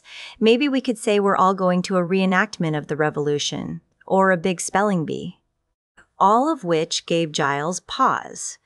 Not a reenactment or something as obvious as that, but a history contest of some kind. He could convince the school's principal of that, say it was sponsored by the ALA or something, and the parents would love it. Giles dialed von Forsch's number in Germany. Figuring she was still awake, he had thought to ask her if she might fax him whatever pertinent information she had about the gatehouse, since his own research texts were gone. Stolen? He wondered. Was that what they had been looking for in his hotel room in New York? He let the German woman's line ring 10 times, but there was no answer. He waited 2 minutes. He could wait no longer and dialed again. No answer. He waited 2 more minutes. Still no answer. Finally, he dialed an international operator. After an interminable wait, he was informed that there was a report of some kind of interruption of service at the residence of the party he was attempting to reach. He closed his eyes as fear for her washed over him. He dialed the Watchers' Council. "Yes, Giles here," he said softly when the phone was silently answered. "Please check on Margarethe von Forsch immediately." "I'm afraid," he could not finish. And then, as he listened, his blood ran cold, for he was being informed of the death of Kobo-sensei, the Japanese watcher who had lost a slayer. The sorrowful old man had assisted Giles in saving Buffy when a Chinese vampire named Shirayoju had possessed Willow. Now he was dead. He had been slowly and brutally tortured to death. And now, no one was answering at Frau von Forsch's house. "Giles? It's time for that one last hurrah," Xander called to him. "We're having mini pizzas straight from the dairy case." "Yes." "Coming," Giles said shakily. He rose and went to join the others. Cordelia was in heaven, or the closest thing to it if you weren't at Neiman Marcus. The Sunnydale Mall was having a gigantic blowout sale, and she had found an amazing pair of shoes in a store she would not usually have deigned to enter. But tonight, on a whim, she had gone in after she'd picked up the supplies for Giles's homecoming party, and there they were, her size, her color, and way beneath her price range. "Yes, Virginia, there is a Santa Claus," she breathed, hopping deliriously onto the escalator. Cordelia preened. She knew she looked great in her black jeans and red velvet tank top with crisscross straps. Xander said red was her best color, also blue, green, and yellow. She carried her prize to the parking lot and flicked off her car's security system. She had one hand on her door before she remembered that very strange things had been happening lately, or, to put it more accurately, more strange things than usual, and that Buffy had cautioned everybody to be on their guard. A chill shot through Cordelia. For all she knew, the earth could open up right beneath her feet and suck her down. Or a pack of trolls could rush her and carry her off to a nearby bridge. Or, when she opened the door, her car could blow up. Crazy, all of it, but suddenly Cordelia just couldn't shake the feeling that she was being watched. She swallowed and looked anxiously over her shoulder. Her stomach clenched. For a moment she stood frozen, unsure if it would be better to get inside the car or stay out of it, go back to the mall or what. Things didn't look too creepy in the parking lot, although there was a clump of men in dark clothes standing near the exit, and maybe they were staring at her, but that wasn't abnormal at all. They could just be waiting for the bus. She peered into her car, first at the front seat and then the rear. Looks okay. She would have to get in and go pick up Xander eventually, because soon the mall would close. And besides, the hair stood up on the back of her neck, The clump of guys in dark clothes could not possibly be waiting for the bus. Their dark clothes were nice clothes, and in Southern California, no one who had nice clothes ever took a bus. Buses were for people who couldn't afford cars. Period. More frightened now, she opened the door and slid in, slamming the door and locking it as quickly as she could. She jammed the key in the ignition and peeled out of the lot, realizing she was calling attention to herself, but too frightened to slow down. Her car fishtailed as she reached the street and she hung a left, then closed her eyes in frustration because Xander's house was the other direction. She hung a very wide U and jammed back down the road, suddenly finding herself irritated with Buffy. If she'd never met Miss Thing, she probably wouldn't be in danger right now. Never mind that Buffy had saved her life time and again, and that it was the Hellmouth that drew all the evil things to Sunnydale, not Buffy herself. She was here to slay them. But if she, Cordelia, hadn't been friends with Buffy...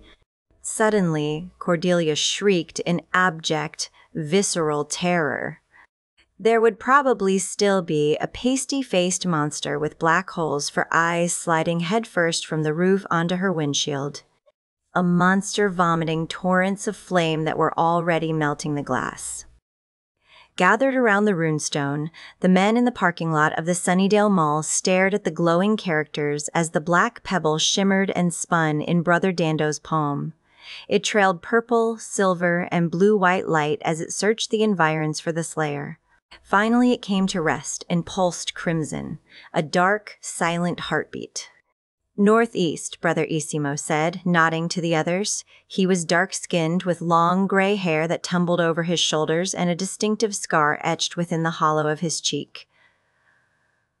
"The Slayer walks the night." Brother Dando smiled. He was very small, nearly a dwarf, yet he was the most powerful among them. He could crush a man merely by wishing it. "That is good. We can proceed." Brother Isimo nodded. "Her mother is not an ally. Her watcher continues in captivity in the hospital." Brother Dando whispered to the runestone, "There will be no rest for her from us. There will be no haven for her from us. No safe place from us. No asylum from us." "No asylum," the others intoned. "We must make haste," Brother Kukoff ventured. He was the youngest among them in terms of his abilities, yet he was almost 68 years old. Il Maestro waits for his victory. "Indeed, brother," Brother Dando said. "We must please Il Maestro in all things." "In all things," the group chorused. "Oh my God, Cordelia cried as she lost control of the car, drove over the sidewalk, and strafed a row of trash cans. Spread-eagled across the windshield, Spring-Heel Jack threw himself against the melted web of glass. He was wild to get at her. His grin told her that, and his horrible, black eyes. "I've marked you," Spring-Heel Jack hissed through the flames. "Once I've left my mark on the prey must die." Cordelia winced, and for the first time in days, pain flared up in the slowly healing scratch on her back where the monster had slashed her. Then she screamed again as he lifted one hand from his grip on the metal stripping above the windshield and began to tear at the melted edges of the hole in the windshield. The car veered to the left. Cordelia was not so much driving as holding on to the wheel in sheer terror. Her foot was frozen to the accelerator, and she had lost all knowledge of how to control the vehicle. All she was capable of doing was screaming and holding on. She kept going, kept her foot on the gas. She had no idea where she was going, and in fact couldn't even think coherently enough for such a notion to occur to her. Again, Spring-Heel Jack belched fire, but she jerked the wheel enough to unbalance him, and the flames torched the passenger seat, setting the upholstery ablaze. Cordelia screamed and somehow, in her blind panic, slammed on the brakes. Spring-Heel Jack tumbled roughly from atop the car. Cordelia didn't see where he landed, couldn't see him even now, but somehow she pulled herself together enough to understand that she should make a break for it, now. She put the car in reverse and floored it. The stink of burning rubber clashed with the stench of superheated, chemically treated fabric. She batted at the fire ineffectually, sobbing. Then she slammed on the brakes and shifted into drive. She pushed the gas pedal to the floor and the car leaped forward. If he was out there, she would hit him. She would run the hideous bastard over if it was the last thing she did. The car hummed, then roared as it barreled down the street. She had to roll down the window to clear the smoke. She could barely see out the windshield, and she had a brief, horrible thought, what if I hit someone else? But she hit nothing. She bulleted along, going as fast as she could, daring that monster to step in front of her car. He didn't show. Yet somehow, Cordelia felt no sense of relief. She still felt those bottomless, black wounds that were the creature's eyes boring into her. He was still out there. Chapter 9. Willow was painting her toenails Rosetta Stone and listening to the new Kedmo CD, trying to relax. Between all this Boston stuff and the pressure her parents had been putting on her lately to choose a college, she was a bit on edge. It was either relaxing in her room, making her toes pretty, or a wild Thelma and Louise weekend in Vegas with the girls. And since the whole Vegas thing might cause, just a little problem in the parental area, she'd settled for Rosetta Stone. The thought of college, of leaving, made Willow glance around her room. She was practically an adult. Not a little girl anymore, but nobody would know that from the frilly way the room was decorated. Lace.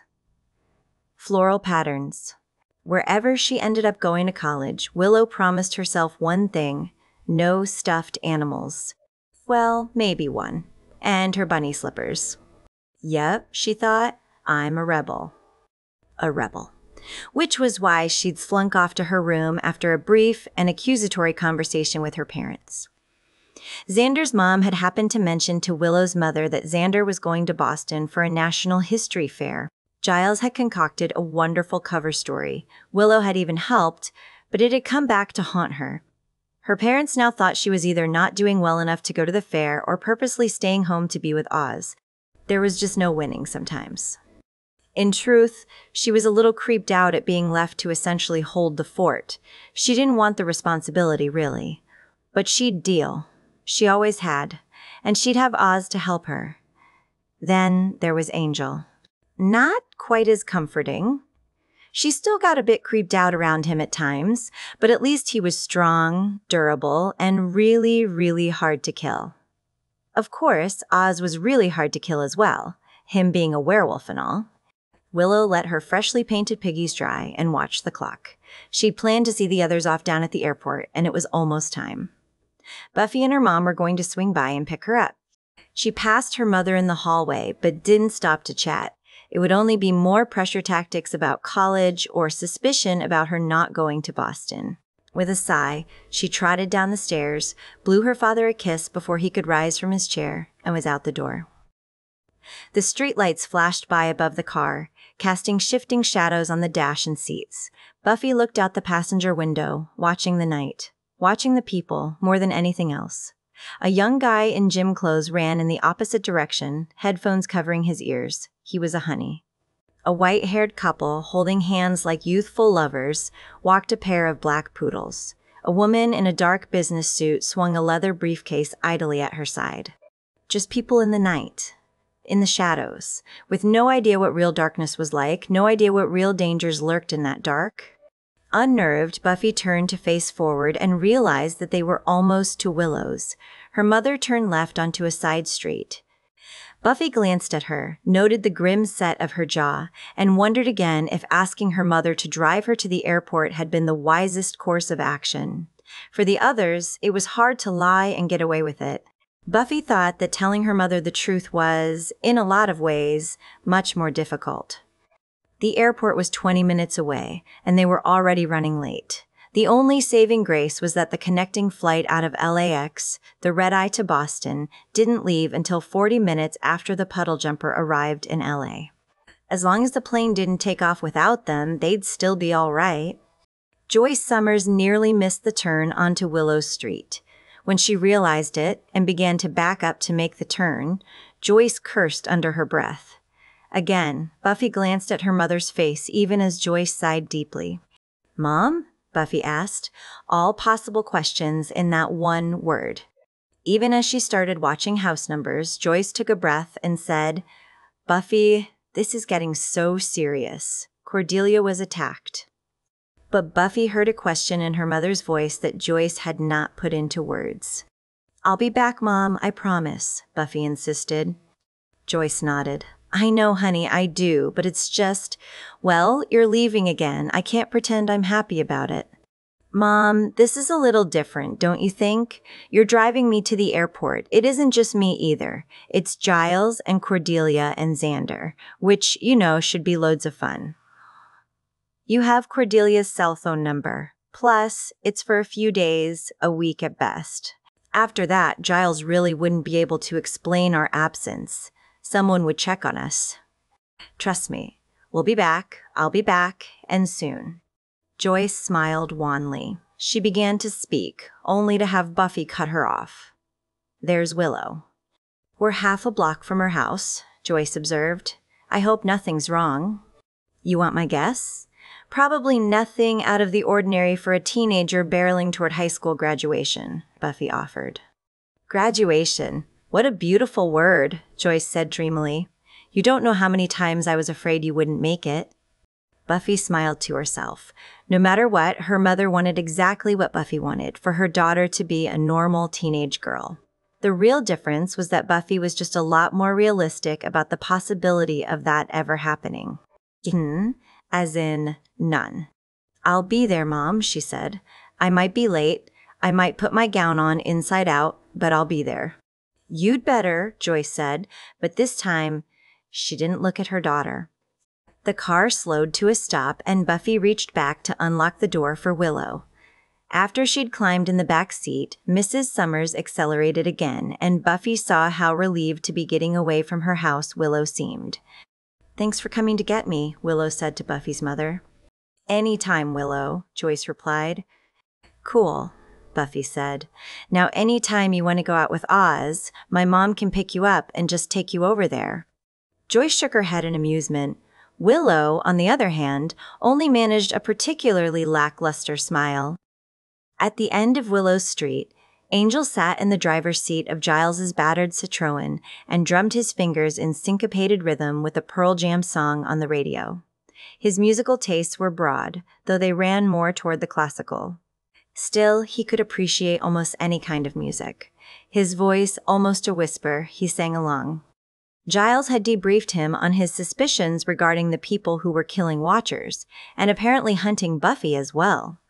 Since the Watcher himself was not going to be in town, he had given Angel the use of his car for the duration of the Boston trip. As they'd discussed, the first thing Angel did with the car was use it to follow Buffy. And, as expected, he hadn't been the only one. The key now was to make sure that Buffy made it to the airport without anyone tailing her. Giles thought it was a good idea for their destination to remain a secret. If they could keep their enemies in the dark while on this trip to Boston, it would make things go a lot more smoothly. It might also give them time to find out exactly who is behind those attacks. But as Angel had explained to Giles, there might be other ways. Headlights flashed across Angel's face, bathing him in white brilliance, causing him to look like nothing so much as a walking corpse, which was, of course, very nearly what he was. "Try not to be seen, Brother Taggart," Lupo said dismissively. Taggart was a good driver and had done an admirable job of tailing the Slayer thus far, but on these small side streets it was almost impossible not to be noticed.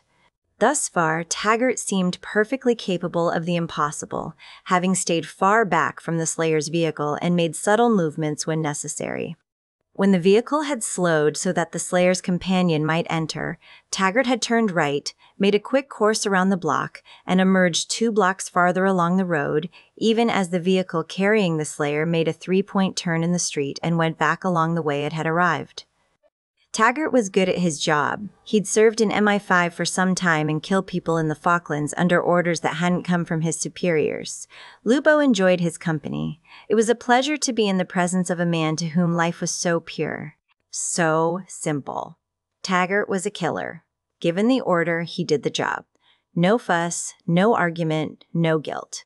Brother Lupo felt that if Il Maestro had had 1,000 such men, his plans might have come to fruition decades earlier. Instead of now. Far ahead, the taillights of the Slayer's vehicle, one of which glowed white through plastic Taggart, had broken so as to identify the vehicle from a distance, turned left at the corner, and then were gone. "Don't lose them, Taggart." "Sure, and I'm not going to lose them," he replied in his thickly accented English.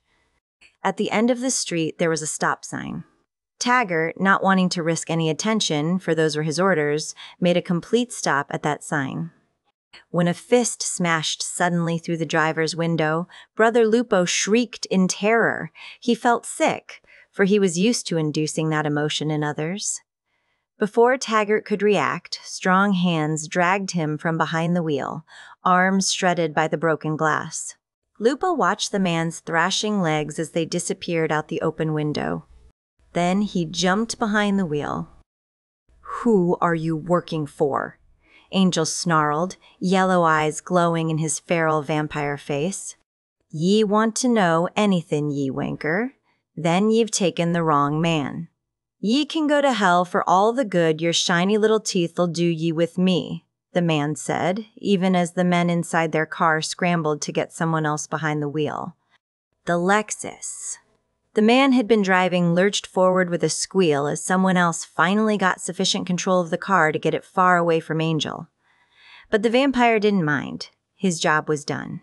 Angel had held them up long enough that they wouldn't be able to trace Buffy tonight. They'd probably realize she'd gone to the airport eventually, but for now, that was the best plan they had. "Tell me," Angel snapped and shook the man, who was dangerous looking by human standards. Angel wasn't concerned. "Now, or I rip your throat out," Angel demanded. Tires squealed.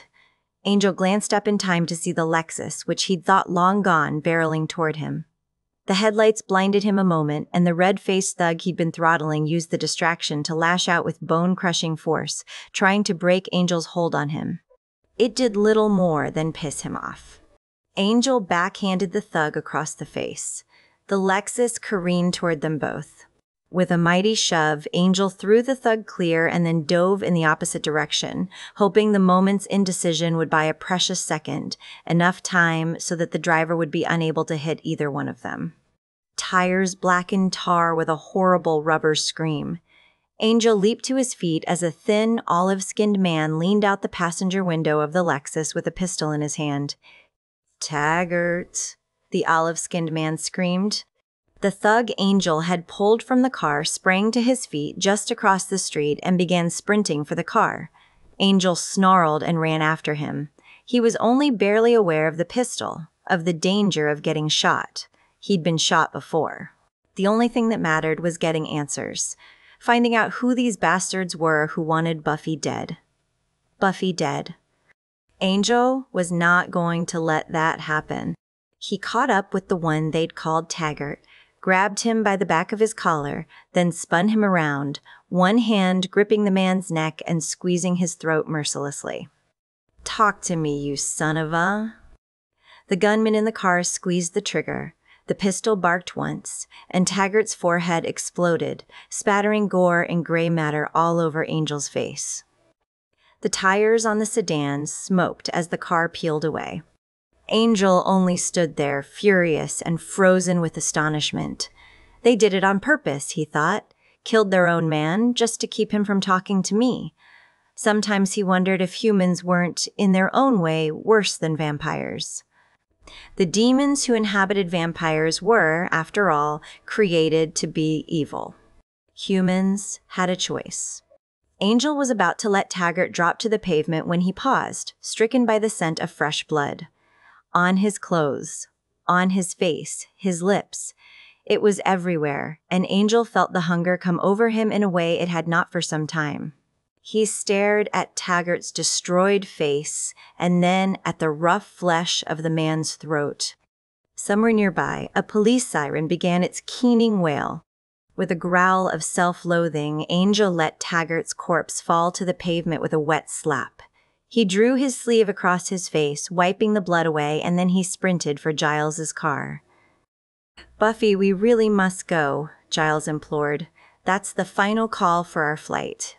The small airport was far from busy. The airline employee who had announced final boarding was staring at them, as if anyone could look intimidating in that silly blue uniform. Buffy nodded to Giles without responding. They were all there, all but Angel. Oz and Willow and Buffy's mother had all come to see them off, and Cordelia and Xander stood just behind Giles, attempting to get Buffy to hurry. "I don't want to go on that little plane," she told Willow, who smiled and raised her eyebrows as if to say, "Tough luck." "Thanks so much for your sympathy," Buffy told her. This time, they both smiled. "If you want to make your connection in LA, you'd better hurry," Joyce Summers said. Buffy glanced up at her mother in surprise. Joyce hadn't talked much since they'd arrived at the airport and seemed to hold herself at a distance from the rest of them quite purposefully. They looked at each other now, mother and daughter, and a kind of tacit communication passed between them. In a moment of intense clarity, Buffy imagined that it was the same silent message fathers had given sons for millennia as they sent them off to war. "I love you.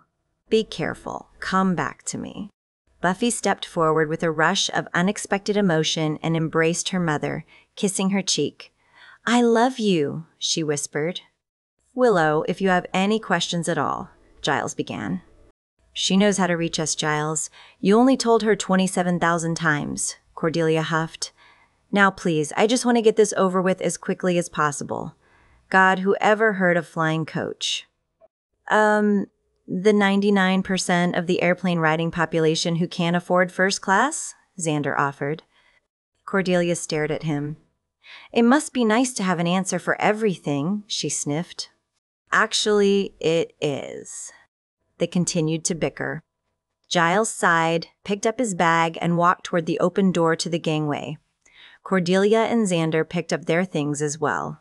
Willow asked.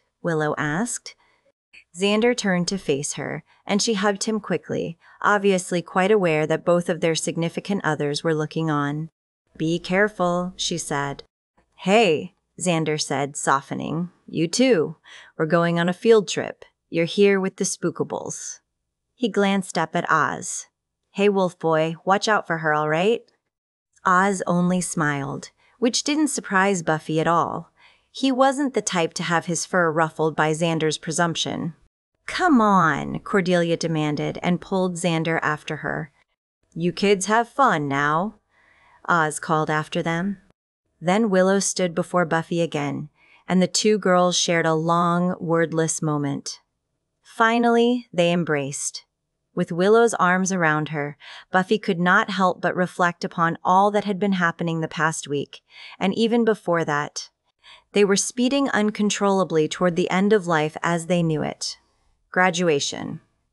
Everything would change then, and the thought of it had been wearing on them all. Buffy had seen it in the way Willow hugged Xander, as if she were preparing to say goodbye. Even now. "Bye," Willow whispered. "Yeah," Buffy agreed, then gave Willow one last squeeze before breaking off the embrace. "Bye." On the plane, Buffy noticed that Giles seemed quite a bit preoccupied. Though Xander tried his best to lighten the mood, the Watcher frequently slipped away, his eyes drifting off to focus on some impossibly distant sight, far beyond the walls of the plane. Buffy sat next to Giles, and Cordelia sat with Xander in the row behind them. After a time, Xander and Cordy began talking softly to each other. Glancing at Giles again, Buffy began to grow concerned. "Houston, control to Giles," she said at length. When he did not respond, Buffy poked his bicep. "Giles?" With a furrowing of his brow, he turned to look at her. "Okay, I know you were out sick the day they taught Small Talk 101, but you're really starting to worry me. Are you sure you should have left the hospital so soon?" Buffy asked, genuinely concerned. "It isn't that," Giles said dismissively, and looked out the window at the darkness. "Then, what is it?" For a moment, Giles did not respond, only stared out the window. After several moments had passed, he took a short breath and turned to face Buffy once more. "It's a bit silly, actually," he said, but his face and his voice were sad rather than amused. "You see, the Watcher I met in New York, Miss Tomasi—" "That Michaela chick?" Giles smiled wanly. Yes, that Michaela chick. I didn't know her very long, but I grew quite fond of her in that time. Now, with her disappearance, well, there are several possibilities, and none of them are very appealing. Buffy lay the side of her head against her seat, looking at Giles with understanding, but trying not to show what she truly felt. After the murder of Jenny Calendar, the woman Giles had loved, Buffy was concerned that he might be too wounded to be interested in anyone else. And now, here was someone who might have piqued that interest if she'd stuck around long enough. She might have just gotten called away on other council business. If this Palomary guy was a plant, who's to say if he would even know where she was supposed to have gone, Buffy offered. Giles raised his eyebrows. It's a nice thought, but it seems to me that either she was in league with our enemies from the outset, or they've killed her, just as they have several other Watchers of late. Now he turned to look out the window, and Buffy tried not to look too closely at his troubled reflection in the glass. I'm not sure which of those options would be more distressing. Chapter 10. Boston, October, 1660s. And so, had he left hell behind, to stand triumphant upon these distant shores? Richard Regnier, now an ancient man in terms of years, if not in ailments and the predicaments of aging, stood dressed in a somber but elegant black coat, his copious sleeves caught back by bands of black. His leggings, too, were black, only his wig was white. He was in mourning for his beautiful young wife, Juliana, now dead these 7 months. Amid the vines of various indigenous gourds, he stood on the foundation of what would soon be his new home and bowed his head, savoring the new sensation that filled him. For a moment he could not put a name to it, but slowly it occurred to him that this feeling must be peace. Coming to the new world had been a good impulse, then, if serenity could be found within its boundaries. Of an evening, if he stood on his hill and looked out over the harbor, he could almost see, in his sorcerer's way, the ghost of a crimson glow across the Atlantic. Mere weeks before, the Great Fire had burned the city of London to the ground. Before the fire, the plague had descended upon the population, killing tens of thousands. Europe's only salvation was that Fulcanelli had perished in the chaos he himself had wrought, and Regnier gave profound thanks for that. The monster's reign of terror was now surely at an end. In 1559, the little Florentine, having become Queen of France, had been made a widow. Her 15-year-old son, King Francis II, had mustered a great deal of courage and withdrawn royal patronage from the decadent wizard, now more brazenly practicing his sacrifices and seducing half the virgins at court. Publicly humiliating the man, Francis had driven Fulcanelli out, just as Catherine de' Medici had once sent Regnier away in disgrace. Francis had died just 2 years later. Of an ear infection, it was said. His revenge accomplished, Fulcanelli had left France and cast his net of chaos and destruction over the whole of the continent. Wars raged, epidemics decimated the population of the continent. Many were certain the growing horror signaled the end of the world and the triumph of Satan over God. Regnier had believed they were not far wrong. He was unaware of Fulcanelli's grand scheme, if indeed there was more to it than power and devastation. But it was clear to him even then that the sorcerer must be stopped or the seams of the world would surely split. To that end, the Frenchman had pursued his arch-rival over mountains and glaciers, across steppes, and down into caverns as deep and treacherous as the mouth of hell. At every possible juncture, they had entered into combat, both physical and magical. At last, nearly a century after Fulcanelli had been driven from France, Regnier had stopped him. With Fulcanelli dead, however, Regnier felt lost in Europe. The New World beckoned. It would have been too painful to live out the remainder of his days in Europe, and magicians such as he had many days to live. Fulcanelli had been nearly 200 years of age at his death. There had been much vigor in him even then. Regnier was not even 130. Such were the lifespans of those who engaged the other dimensions of existence. The new world, he thought now, as he gazed out over the harbor and felt the salty breeze against his face, and a new life. Though his house was only newly begun, his excitement was such that he had determined to spend the nights on his land in the small cottage the builders had erected for him. A fire had been laid by his servant, whom he had sent home, and he looked forward to an evening of solitude and books. Accordingly, he had brought his valuables, his magic arcana, his grimoire, and his most precious and private possessions, including the locket he had given to Juliana, the beautiful Venetian he had loved and married, and whose bones lay in Italian soil, so very far from him now. He opened the trunk. The filigree locket lay on top. His heart caught as he opened it. With his finger he traced the oval of her face, the dimples on either side of her smile. A famed beauty, particularly in these days when blue eyes and blonde hair were considered the most desirable of feminine qualities. In Italy, blondes were the most desirable of all. Juliana, his Juliana, slaughtered while he was on a fool's errand. That wretched bastard Fulcanelli, that ignominious and vile creature, to take his revenge on so innocent a head. Peace flew from Regnier's heart as if it knew it had no place there. He balled his fists as tears coursed down his cheeks at the memory of his lost love. He would never love so fully again, of that he was certain. As he wept, he spied his journal, slipped carefully into the side pocket of his traveling valise.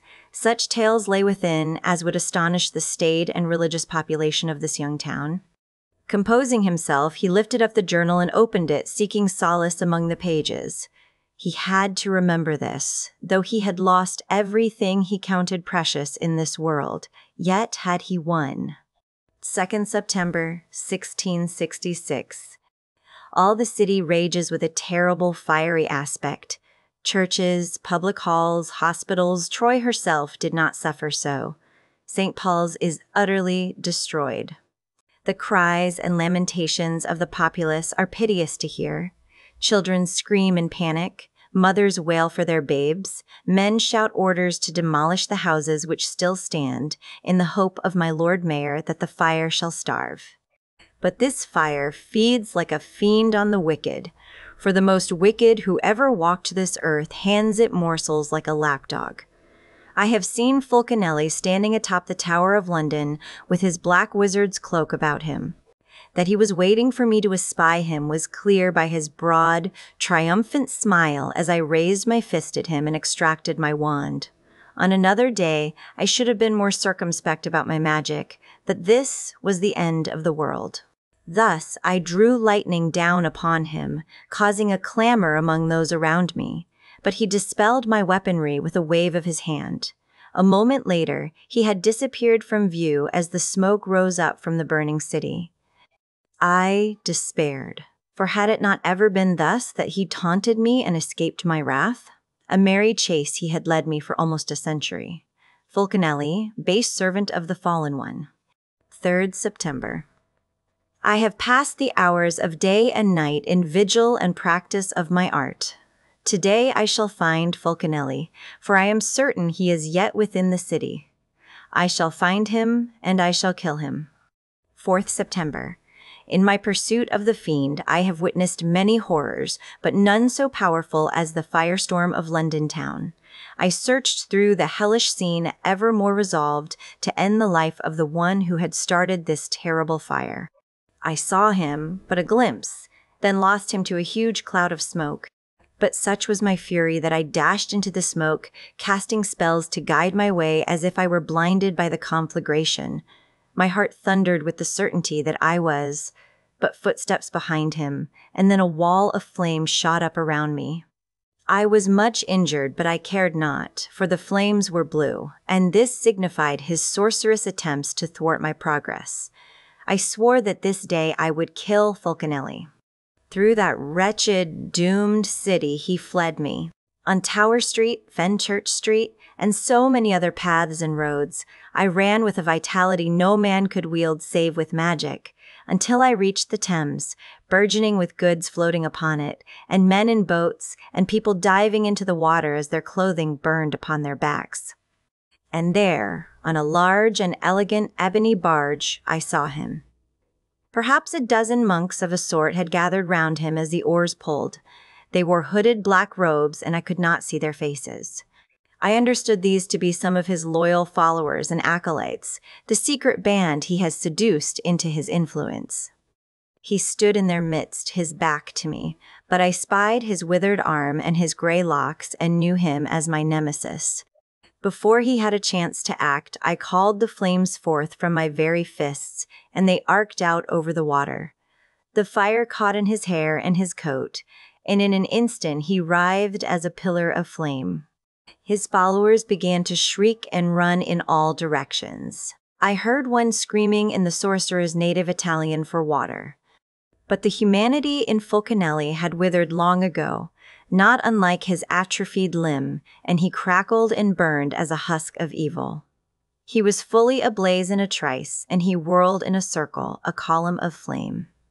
He turned round, perhaps in some way he was able to see me, and in the case that he could hear me, I shouted, "For Juliana and all the innocents you have butchered." One single blue flame shot weakly at me from the pillar of fire, and then he was no more, only smoke and cinders. Half of his accursed band fell to the deck of their vessel, wailing and shrieking. The others turned toward me, and I could see by the subtle gestures of their hands that they were preparing to turn their own black magic against me. I prayed to God and to the wind and capsized their vessel. With satisfaction, I watched them tumble into the water. Their heavy black robes began to pull them down. I would have run at them then, ensuring that each was dispatched, but at that moment, a most beautiful child held out her hands. Her face was coated with soot, and her long dark hair was tangled and matted. She wore a singed nightshirt. I lifted her up, and with a hard look at the sinking barge, I quitted the scene. Fulcanelli was dead, of that I was certain. If one or two of his depraved retainers survived, what did I care? They would prove no match for me. 21st September. Tomorrow I leave England and quit Europe. The new world beckons. Many others of my kinsmen have sojourned to the town of Boston, and my rune stones have directed me there also. I leave with both anticipation and melancholy. Yesterday I placed the lost child in an orphanage in the countryside, and the nuns there were happy to receive such a pretty and sweet soul. The Mother Superior and I spoke together over a glass of excellent Porto. Incredibly, her order boasts of a convent in Venice, and she had heard, through her sisters, of the death of my adored wife, for Juliana was much beloved for her charitable works. She and I have therefore promised to correspond. She assures me that she will keep me informed of the progress of the orphan, whom she has named Juliet, after my wife. Of Fulcanelli's followers I have seen no sign, and thus conclude that they have scattered. Juliana, you are avenged, and my heart, though shattered and never to be mended, is glad of it. Richard M. Regnier, Chevalier and Sorcerer, Dover, England. Regnier closed the journal and slid it into his coat. He was cold. The twilight was bitter. Others. His new neighbors had remarked on the chilliness of the season, but France had often been unseasonably cold. Italy, never. Where Juliana had smiled, there the sun warmed all icy fields and frozen hearts. He traced the shape of the foundation. It would be a splendid house, even now. Those Bostonians who followed the staunch example of Colonel Winthrop, casting off ostentation and living simple lives, discussed the palace that would soon grace the hillside. He smiled to himself. Palace. It was not.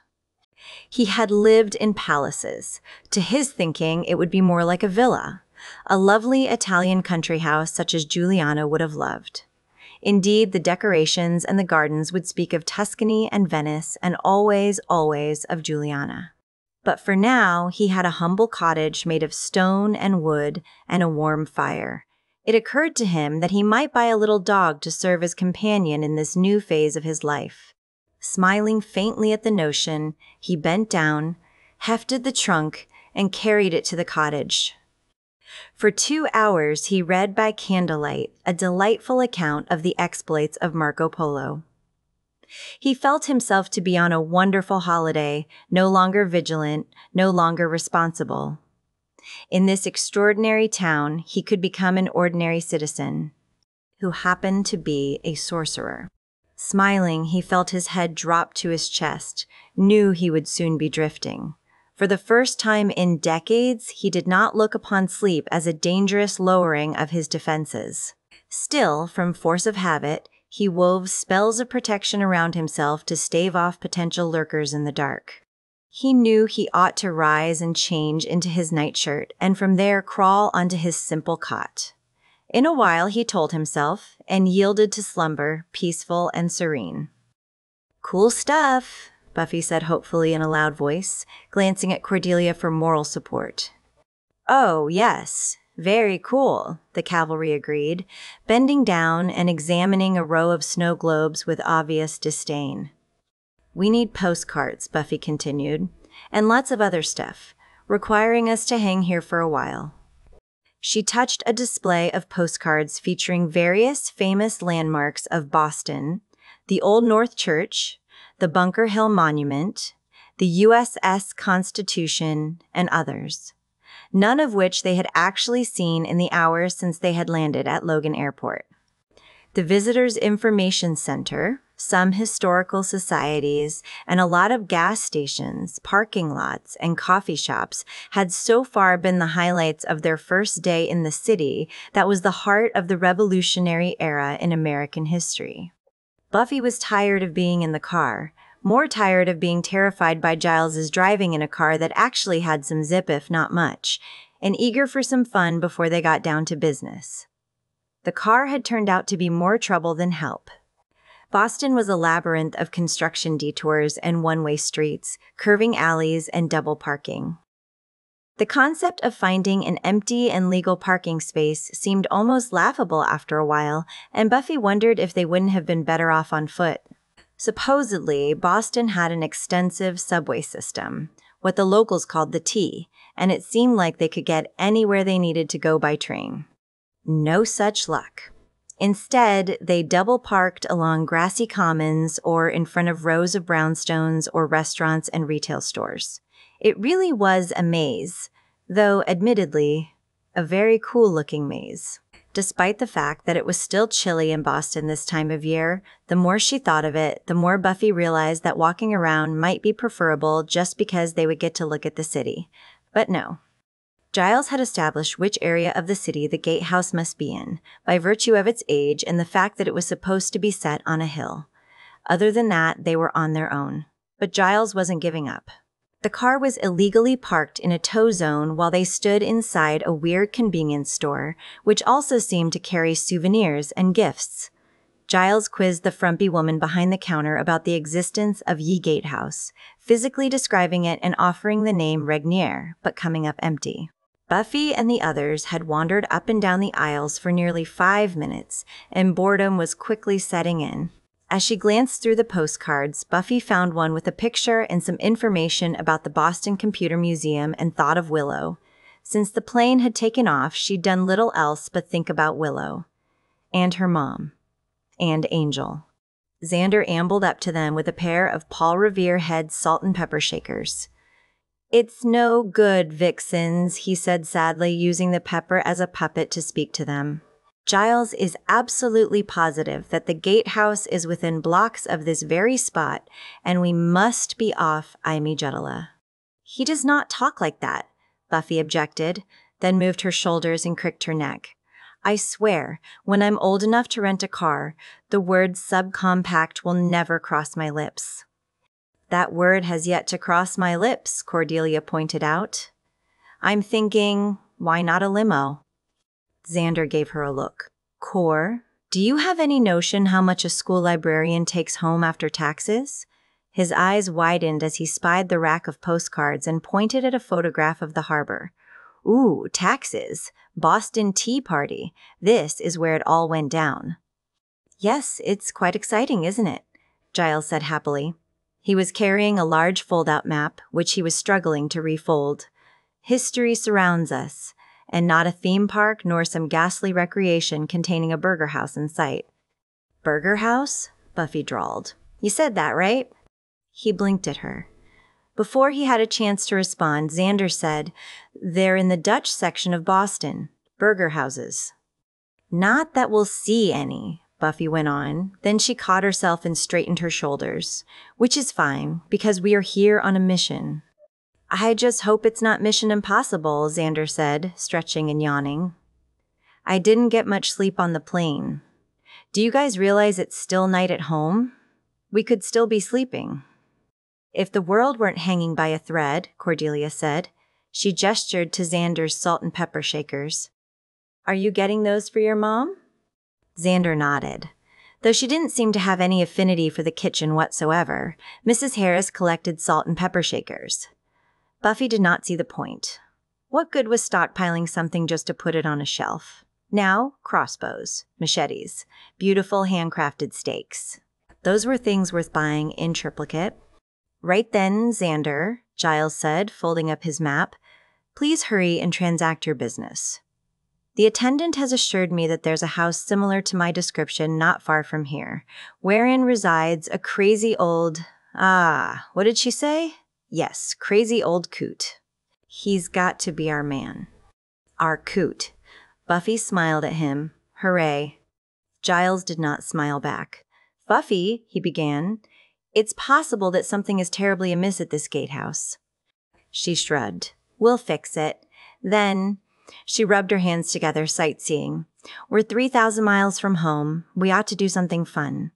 Tea partying, Xander agreed. Shopping, Cordelia said, sounding a little wistful.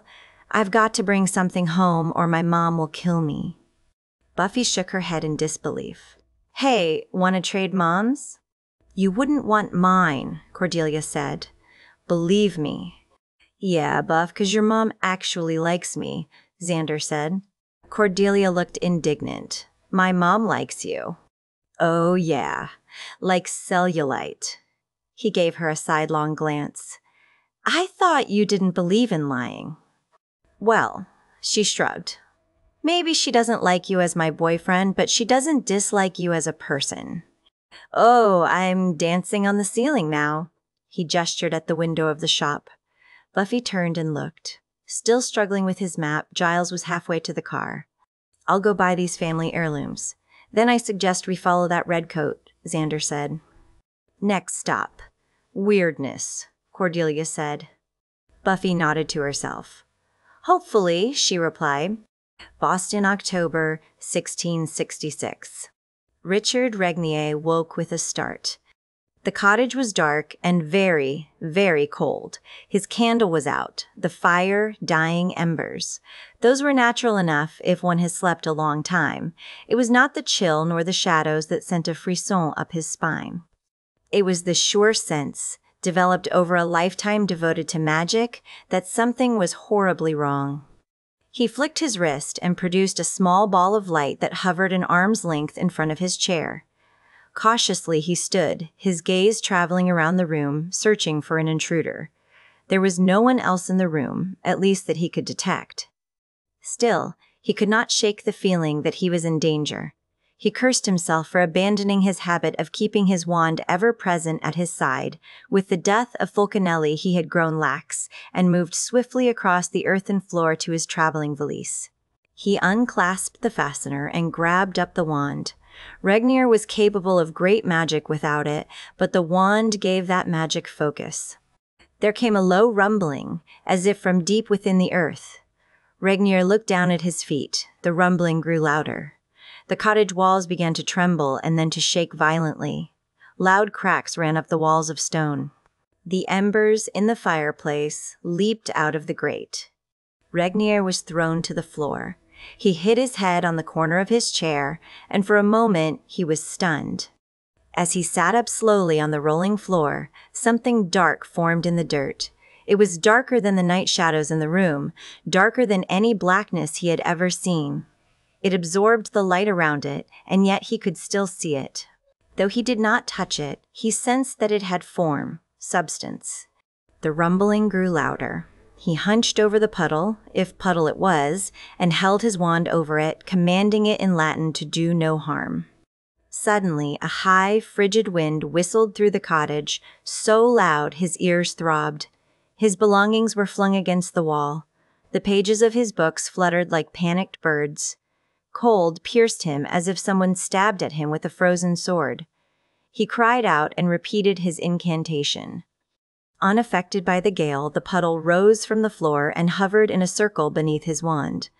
Regnier examined it at the same time that he backed away, keeping a respectful distance until he could discern its nature. There was a clap as if of thunder. The room exploded with light as brilliant as the sun. Regnier was thrown back hard. He slammed onto his back and immediately rolled to his side, covering his eyes. Still the wind raged. He dared to pull down his hands and squint at the light. The black circle had rotated so that it now hung vertically in the center of the room.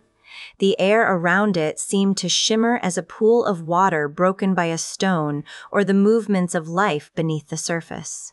The texture of the world, the fabric of reality, seemed somehow false now. The circle was a flat, motionless, oily black, and the shimmering around it made it seem a scab on the flesh of the world. Regnier struggled to his feet, his hair flying in the wind, and attempted to take a step toward it, but he could not move any closer. The circle expanded.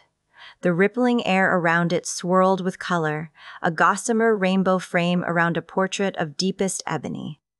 The air around this scar, this new wound on the heart of reality, glowed now a brilliant blue that jittered and vibrated. Once more, the cottage's structure was assailed.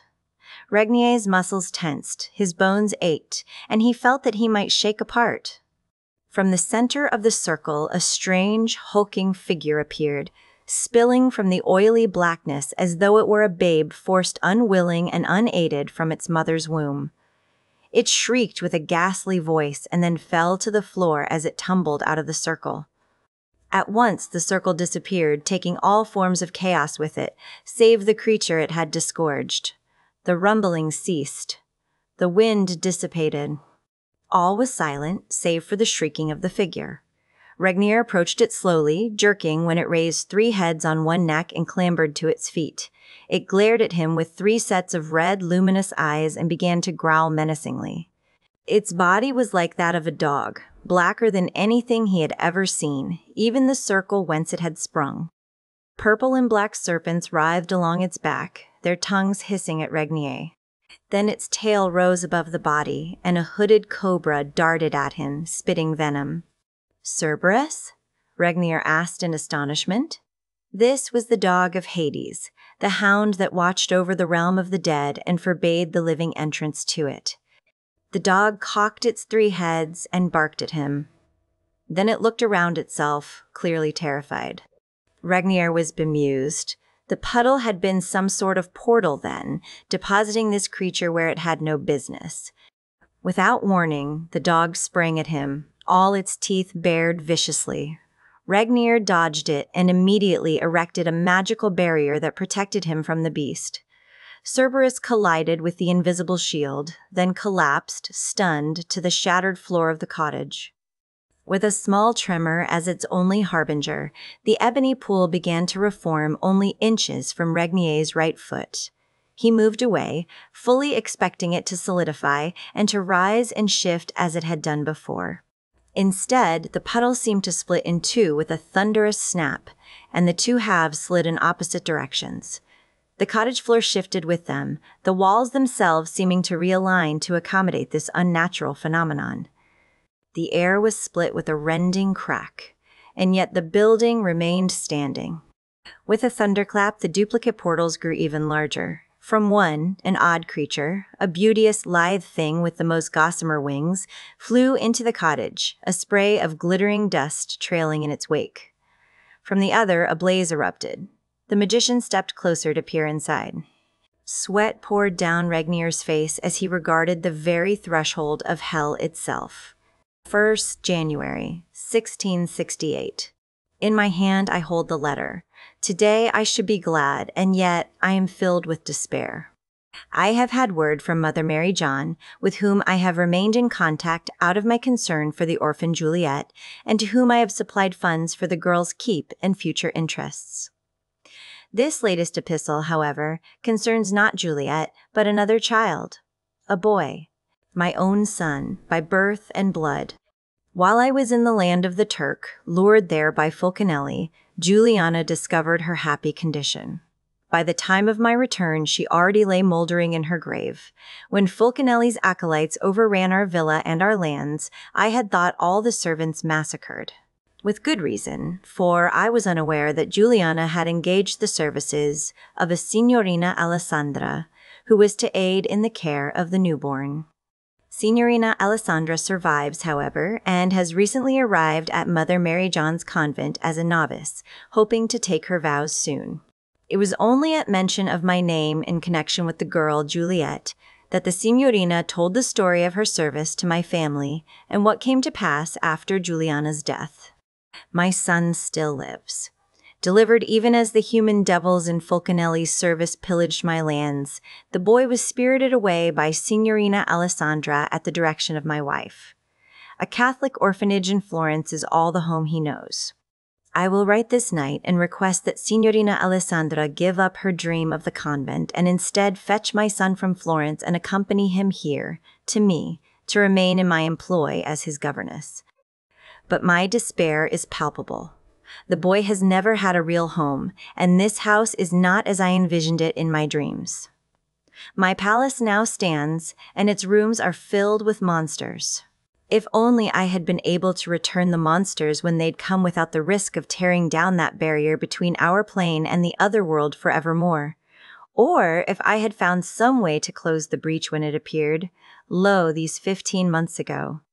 But that chance has been lost, if ever I had it. The breach proved too large for a magician of my meager talent to close, perhaps too large for anyone to close forever. Instead, I was forced to use uncommon magics to seal it, and yet I must remain eternally vigilant. I employed the same magic I used to pen Cerberus that first, terrible night. These magical barriers have taken form as rooms within my large house, thus keeping this breach a secret. With every stone, every beam of my enormous home, I infused my magic into the seal. But I must guard the seal for the rest of my life, for it is a fragile thing. My dream of a peaceful life as an ordinary man is over. Inspired by the presence of Cerberus, I call myself the Gatekeeper. And my little son, Henri, who comes to me now in innocence and joy, will one day inherit this terrible mantle. Thus, I weep for him, for the son of Juliana, for my son. Dreadful, his legacy. But it is his destiny. Fate has chosen the Regniers to guard the world from these evils. Hell has found me once again. The shimmering golden dome of the Massachusetts State House shone down from Beacon Hill in the blazing light of late morning. The little rental car that could circled Boston Common for the 4th time. In the passenger seat, Buffy glanced at Giles and noted the dark circles under his eyes. He hadn't been out of the hospital long, and already he had made 2 cross-country airplane trips and a less than relaxing search of a maddeningly designed city. To their right, the green lawns of the Commons sprawled out for blocks, gently sloping down toward what appeared to be a very populous business district. But to the left, "Hey, we just passed, cheers," Xander called out. Nobody responded. After a moment, Xander sighed. "Well, I thought it was cool. Better than another convenience store." To the left, some of the narrowest streets Buffy had ever seen. Little more than alleys, really, stretched up onto Beacon Hill proper. They were lined with beautiful old brownstones and other buildings that were even older. It reminded her of pictures she had seen of Paris. Very much, now that she thought of it. "It's got to be up there," she said as Giles slowed the car for them to examine the street. "We've gone up every one of these streets, and this one looks like it leads to the highest point up here." Behind them, horns began to blare. "Giles, just turn already," Cordelia huffed. Giles turned. The old buildings are probably all condos now, Buffy thought. The sidewalks were cracked, the street cobblestone in some places. Cars were parked on either side so that there was only room for one car to travel the road at a time. It must be a one-way, Buffy thought, though she'd seen no sign indicating that. The stone and mortar houses were beautiful and undoubtedly very expensive. She could see through oversized windows that many of them were filled with wood and impeccably decorated. But the way they all seemed attached or built right onto one another, it seemed unlikely that any of them were this gatehouse they were searching for. "This looks like a nice area," Cordelia said, half to herself. "A bit close, I would think," Giles pointed out. "Certain parts of London are like this, people living almost on top of one another." "What's wrong with that?" Xander muttered. The narrow alley took a slight curve to the left, and Giles slowed the car slightly. They had nearly reached the apex of Beacon Hill, and soon they would start down the other side. There was a warren of alleys up here, but Buffy felt that they were near. "I feel it," she whispered. Giles glanced at her. Buffy pointed through the windshield. "Giles." "Oh my God, Xander," Cordelia breathed. "Good Lord," Giles echoed. Giles stopped the car. Where Beacon Hill crested, the brownstones had given way to heavy black wrought iron gates. They abutted the homes on either side, no inch of property unclaimed by someone on this valuable tract of real estate. But behind the gates, framed by thick privet hedges, rose a monstrous and yet somehow beautiful piece of architecture unlike anything Giles had ever seen. It was a catastrophe, a sprawl of different styles. Queen Anne, Victorian, even some medieval folly such as Strawberry Hill back in Britain. Chimneys towered over a section of mansard roof, and then a gabled portion, and a turret of exquisite beauty. A row of windows across the top floor of the house looked like nothing so much as eyes, staring madly down at them. Everything inside Giles begged him to turn the car around and get Buffy out of there. There was evil here, massive, unbridled evil. Whatever was inside that house was unlike anything the Slayer had been called on to face in the past. There was death inside. I'll go open the gates." Buffy unbuckled her seatbelt. Giles pushed up his glasses. "No, that is, they might be locked." "And that's going to stop Supergirl," Xander said. "I'll sound the horn," Giles said. "I can take care of it," Buffy insisted, clearly amused. She gave Giles a lazy half-smile and opened her car door. That was when they heard the screams. Inhuman shrieks came from beyond that black gate, and after a moment, Giles felt almost certain that, somehow, the agonized wailing was coming from the house itself. Brother Lupo's milky eye glowed blue as he glared at the runestone in Brother Dando's shaking, outstretched palm. His fury was silent, but Brother Kukov could sense the frustration emanating from his leader like an electrical aura. He and the others stood in a circle on a sidewalk not far from the Slayer's home, beneath a gibbous yellow moon. He was tired of this place, and tired of all the walking and searching. He wanted to go home. But if they left without the Slayer, home was the last place they should go. Brother Dando gave the rune stone a tentative tap. It did not pulse, it did not move. "The Slayer has not returned," Brother Dando said. When Brother Lupo did not reply, Dando looked over at him. Lupo's bald pate looked like a bleached skull in the moonlight. His eye glowed eerily amid the shadowed hollows of his face. With a grunt, Lupo gave the unsuspecting Dando a savage backhand, his knuckles splitting the flesh over Dando's cheekbone. The runestone clattered to the pavement. Breaking off a cry, Brother Dando stepped backward and instinctively crossed his hands in front of his face, gently touching his bloodied cheek. The others swallowed hard. At one time or another, all of them had endured the painful results of Brother Lupo's temper. "There will be no rest for her from us," Brother Lupo said in a low, dangerous voice, mimicking Brother Dando. "There will be no haven for her from us, no safe place from us, no asylum from us." "Your very words, Brother Dando." "But we don't even know where she is, do we?" Brother Dando had gone chalk white. "Brother Lupo, it's true my incantation did not serve. But what?" Brother Lupo advanced on him. "Are you saying that I am in some way at fault?" No, of course not," Brother Dando said quickly. At that moment, a sound like a thunderclap made them all jerk. They glanced furtively around. What would it be this time, another troll? Kukov said quietly, "The Slayer has not returned, and for this reason the Hellmouth disgorges monsters of all sorts." "Spring-Heel Jack," Brother Isimo said in agreement. "Walking corpses. So many others." "That's not why they come," Brother Lupo said angrily. He stared at each in turn.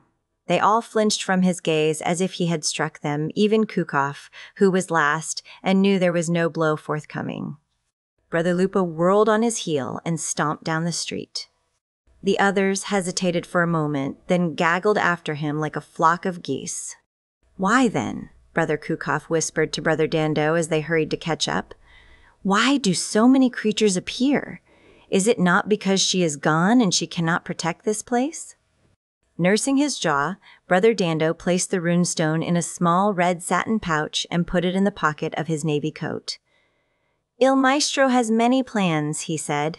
"He does not share them with all of us. Our task is to capture the Slayer." Brother Kukov was not comforted. "But we cannot control all these monsters, not even Brother Lupo or Brother Isimo, and if we cannot protect ourselves, they will come after us just as they come after the people of this town." He shivered, thinking of Spring-Heel Jack. "We ourselves are in grave danger." Dando set his face. Better to face a horde of monsters and demons than to return to the master empty-handed.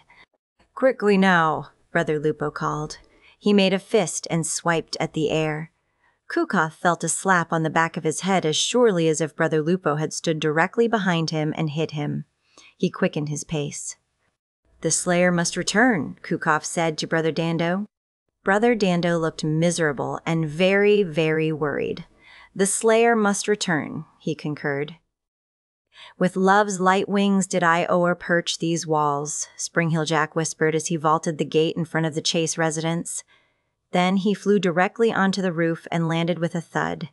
He didn't care who heard or saw him. All he wanted was the girl who lived here. "Cordelia," he whispered, and tasted her name on his lips. Though she was not here now, he didn't mind waiting for her. Didn't mind at all. Beneath him, a window opened and a man's voice trailed on the night air. "It's probably just a bird, or a squirrel." "No. Somebody threw something," a woman answered him. "Something big. Go up and see." "On the roof? Now?" the man demanded. "Yes, now." "Oh, for heaven's sake," the man said irritably. The window shut. Jack smiled. He decided to play a game. If the man stayed in his house, he would not die. Chapter 11. Willow hefted her backpack, rosemary, thyme, my trusty homemade scapulars, and a mirror. Oz frowned slightly. "The mirror is for—" Willow shrugged. "You just never know." Angel led the way out of his house and onto the lawn. Giles's car was there, along with Oz's van. Oz had been having trouble with his brakes, and despite the fact that driving Giles's Citroën was sort of the automotive equivalent of riding a donkey, it was better than worrying about the brakes giving out. "You okay?" Oz asked as Willow slipped on her jacket. She nodded. "Just tired." Then she shrugged. "It's hard not to tell them what's really going on. Buffy's lucky that she finally got to tell her mom." "I'm not sure Buffy would agree with you," Angel said softly. The three of them walked down the driveway toward the Giles mobile. "How many binding sites do we have now?" Angel asked. Willow inhaled and smelled honeysuckle. It was very sweet, and it reminded Willow of somewhere tropical, like Hawaii. If they'd been playing anywhere but here, Hawaii would have been her location. 13, she answered. "Unlucky number," Oz said. He took her hand. Willow shook her head. "Not always. It's a magical number, though. I can't help wondering if there's some significance to it." 13 places where we've found monsters and demons," Oz said. "Do you think you can learn to bind me? The chains are getting a little old." Willow blushed a little. She said, "I could work on it." He smiled. "My Sabrina." "I'm not a witch," Willow protested. and neither was Ms. Calendar. She thought a moment. But we could use one. To tell you the truth, I'm not sure how much more of this I'm good for. A short time later, Angel climbed up the embankment from beneath the bridge and shook his head. Negative, he told Willow and Oz. He wiped his hands on his duster and stuffed his hands in his pockets. No trolls, Oz said, lowering the business end of his cousin's cast-off baseball bat onto his instep. No trolls, Angel agreed. Willow slumped, put down her own baseball bat, and said, "This is bad." "Yes, it is," Angel sighed.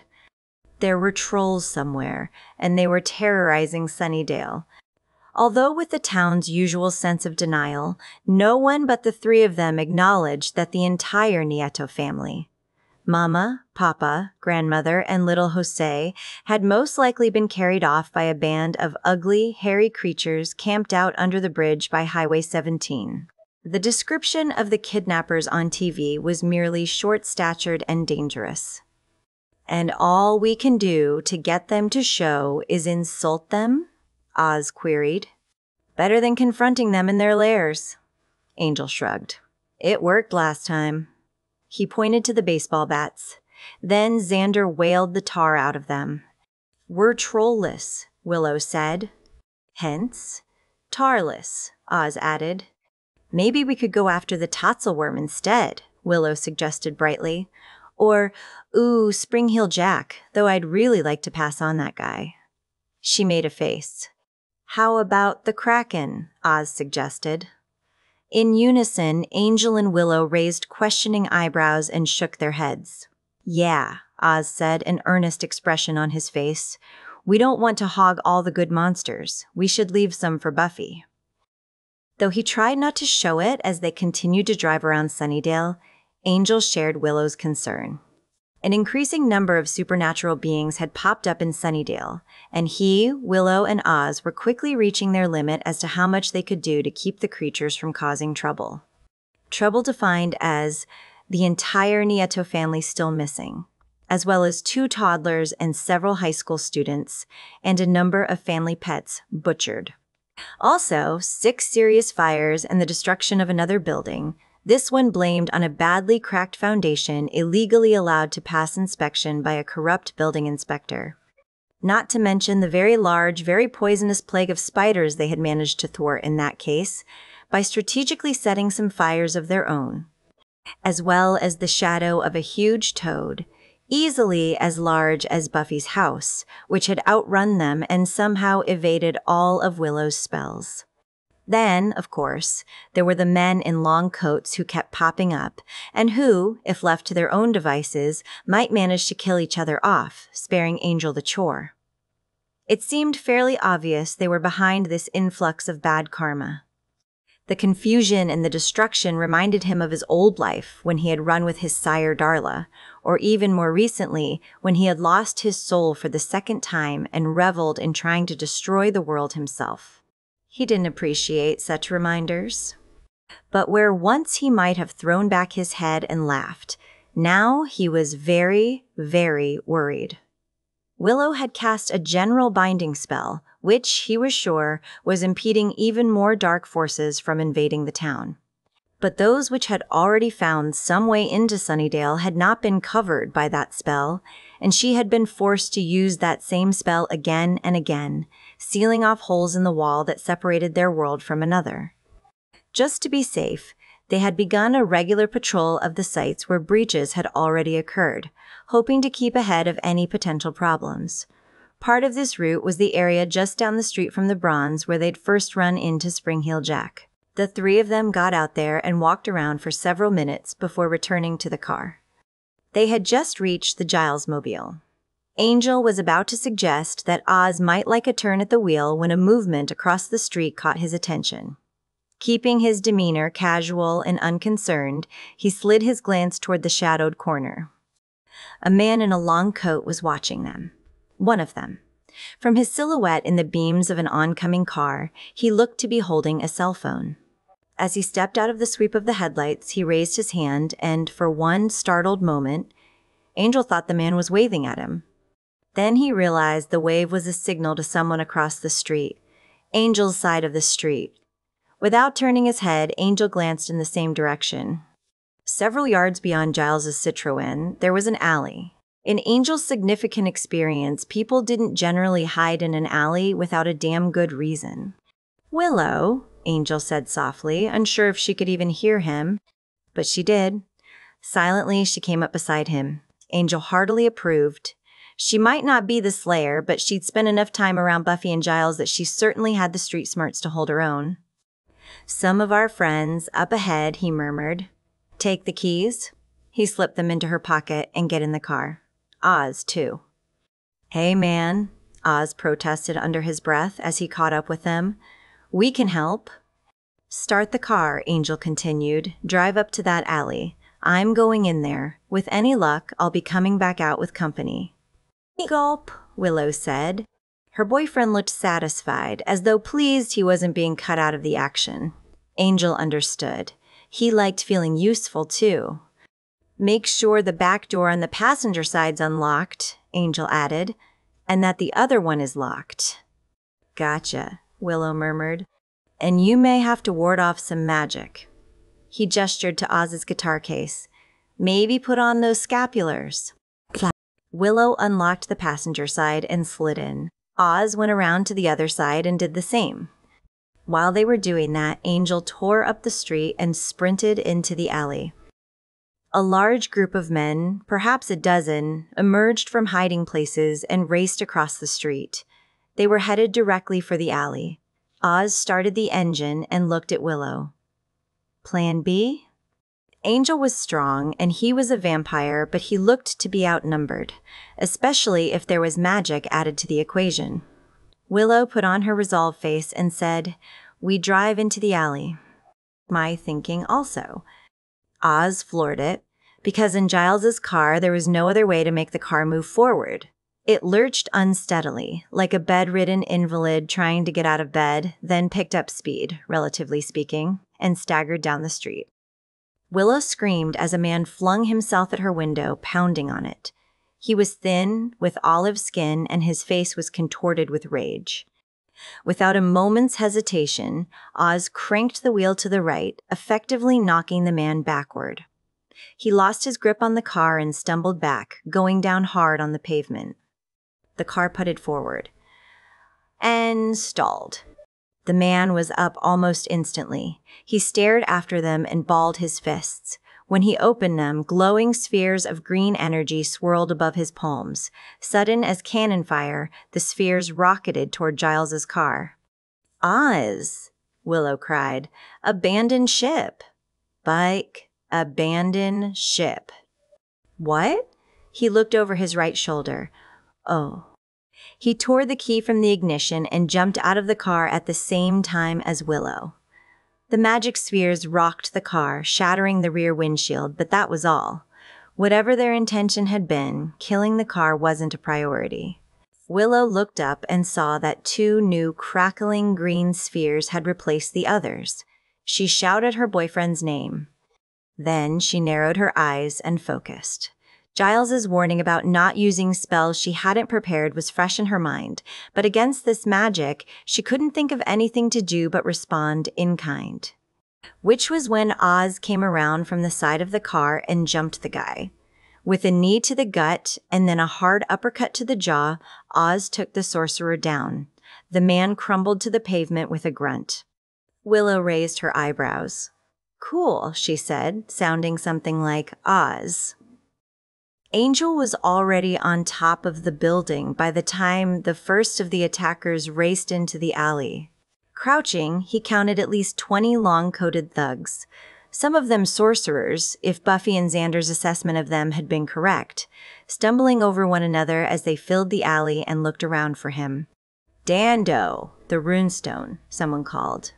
One of the thugs withdrew a small red pouch from his pocket. "Cast a spell for the finding of a vampire," a man said, shouldering his way through the crowd. He was bald. One of his eyes was milky white.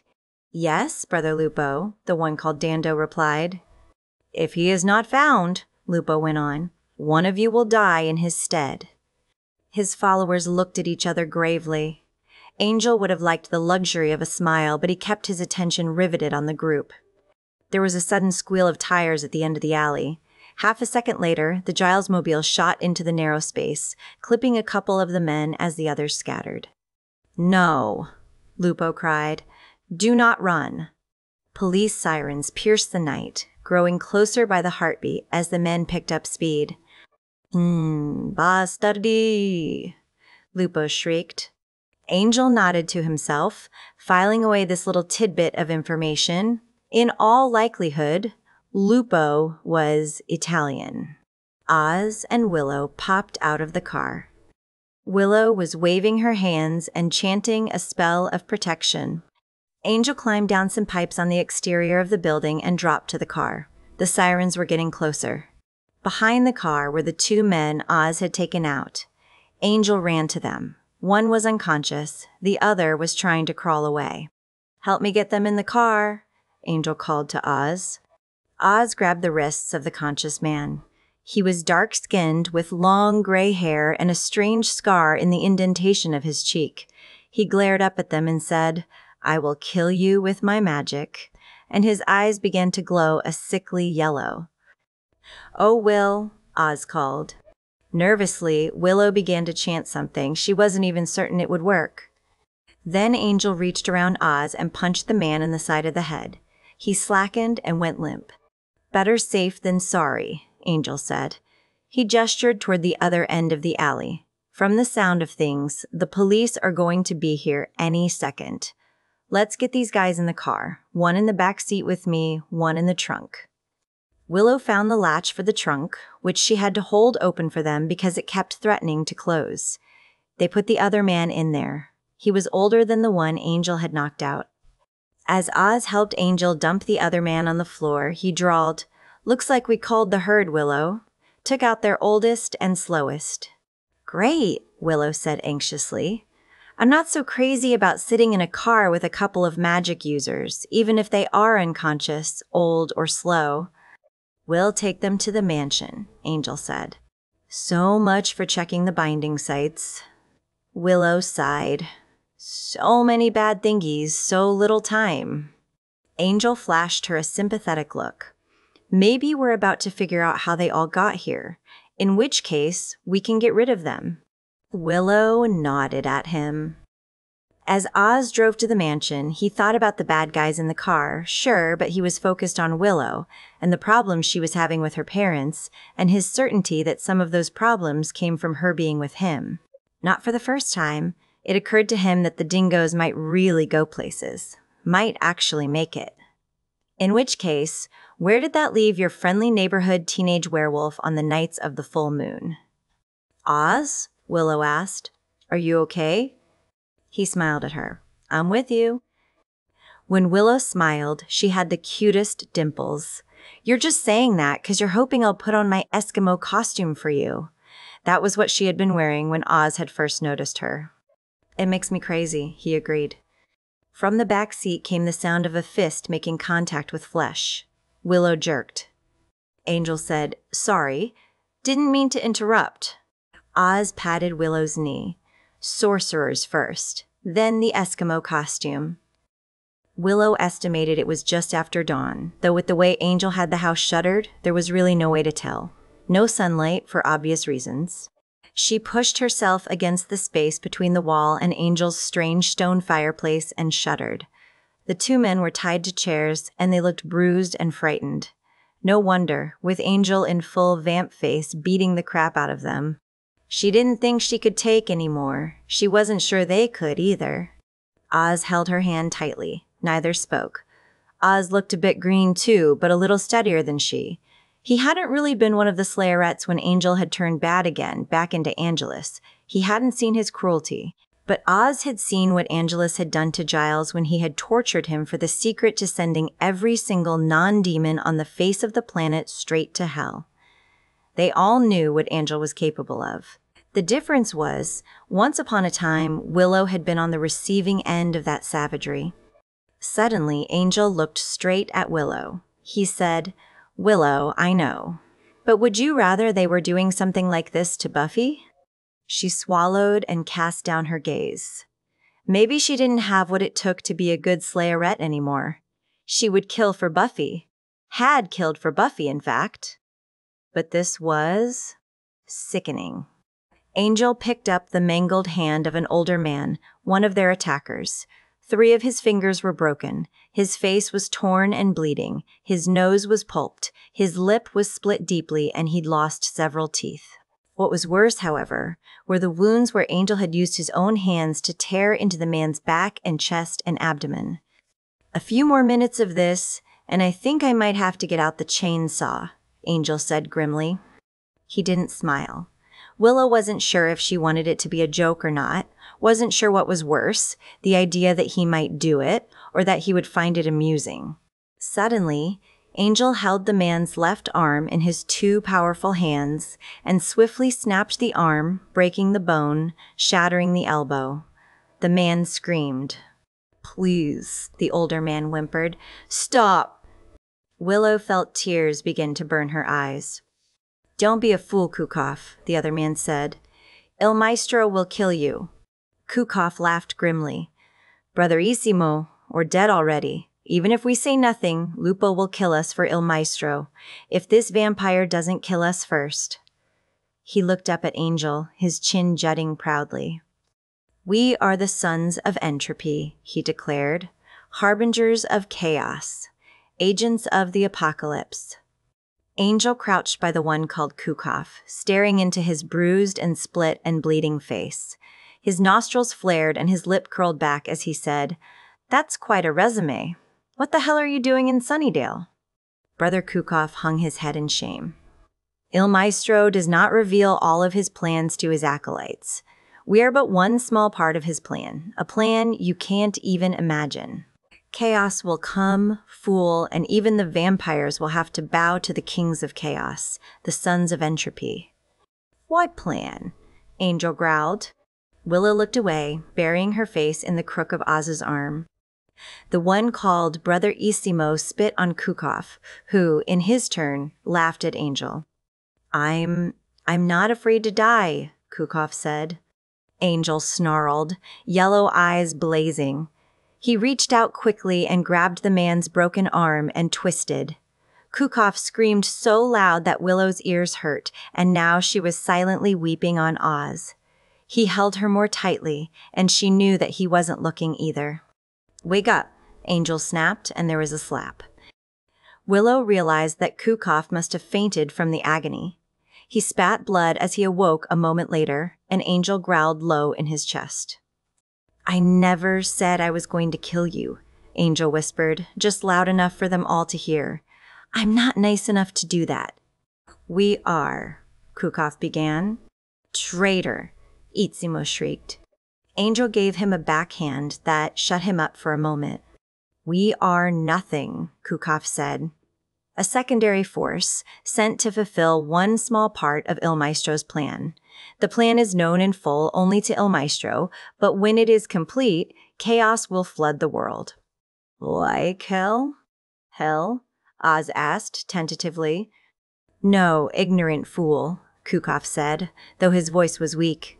"Demons would destroy Earth. The reign of chaos will throw evolution and culture back 1,000 years. 2,000 years. The abominations of nature will walk the earth once more, the children of chaos. And the sons of entropy will be kings." Willow stared at the monk-like man for a moment. Something was clicking inside her head, conversations she'd had with Giles and things that she'd read during her research. These things he was so guardedly referring to, they sounded just like the kinds of things that were locked up in the... "Oh, God," she whispered. "What is it?" Oz asked anxiously. "The Gatehouse," she said, her voice tinged with horror. "They're going to take it over, or blow it up or something." "Pull." Angel slapped Kukov in the head. Blood spattered the floor. "What's this?" he demanded. "What are you guys planning for the Gatehouse?" "I do not know," Kukov said, eyes fluttering, barely able to stay conscious save for the pressure Angel was applying to his broken arm. "It is the key. That is what Il Maestro claims. We are to claim it. The time is right, now. The gatekeeper is failing quickly, and we have had his son Jacques, his only heir, removed. Willow walked over to Kukov and Isimo. She was tempted to hit the men herself now. Anger overwhelmed her so that she was barely able to speak. "Where is the boy now?" she demanded. "Is he still alive?" Oz asked, coming up behind her. I don't know," Kukov confessed. "But you can be sure that Il Maestro will kill him when the time comes," Isimo added proudly. Willow felt the urge to strike him again, but then she saw the blood in his right eye and the welt on his forehead, and she just felt sick. She moved away from them, wanting only to be gone, now. "No," Kukov said, looking confused. "He will try to bend Jacques Regnier to his will, to our beliefs." Willow looked at Angel, who shrugged and grimaced at her. They were both confused by this disagreement. Apparently, the man who led the Sons of Entropy really did keep his real plans to himself, if his men couldn't even agree on what those plans were. Isimo's eyes shone. "You can't stop us. You may kill me, but our cause lives on." "You still haven't told us why you're in Sunnydale," Angel warned. Kukov actually shrugged. "But I have. Our duty is less important, though still vital to Il Maestro's plan." Angel stared at Kukov. Willow watched the man's eyes, watched the sly smile that crept over his features. Finally, Kukov opened his mouth again. "It is simple, really. We are to bring the Slayer back to Il Maestro, where he will cut out her heart and, like as not, eat it. There's power in the girl, and he wants it, needs it."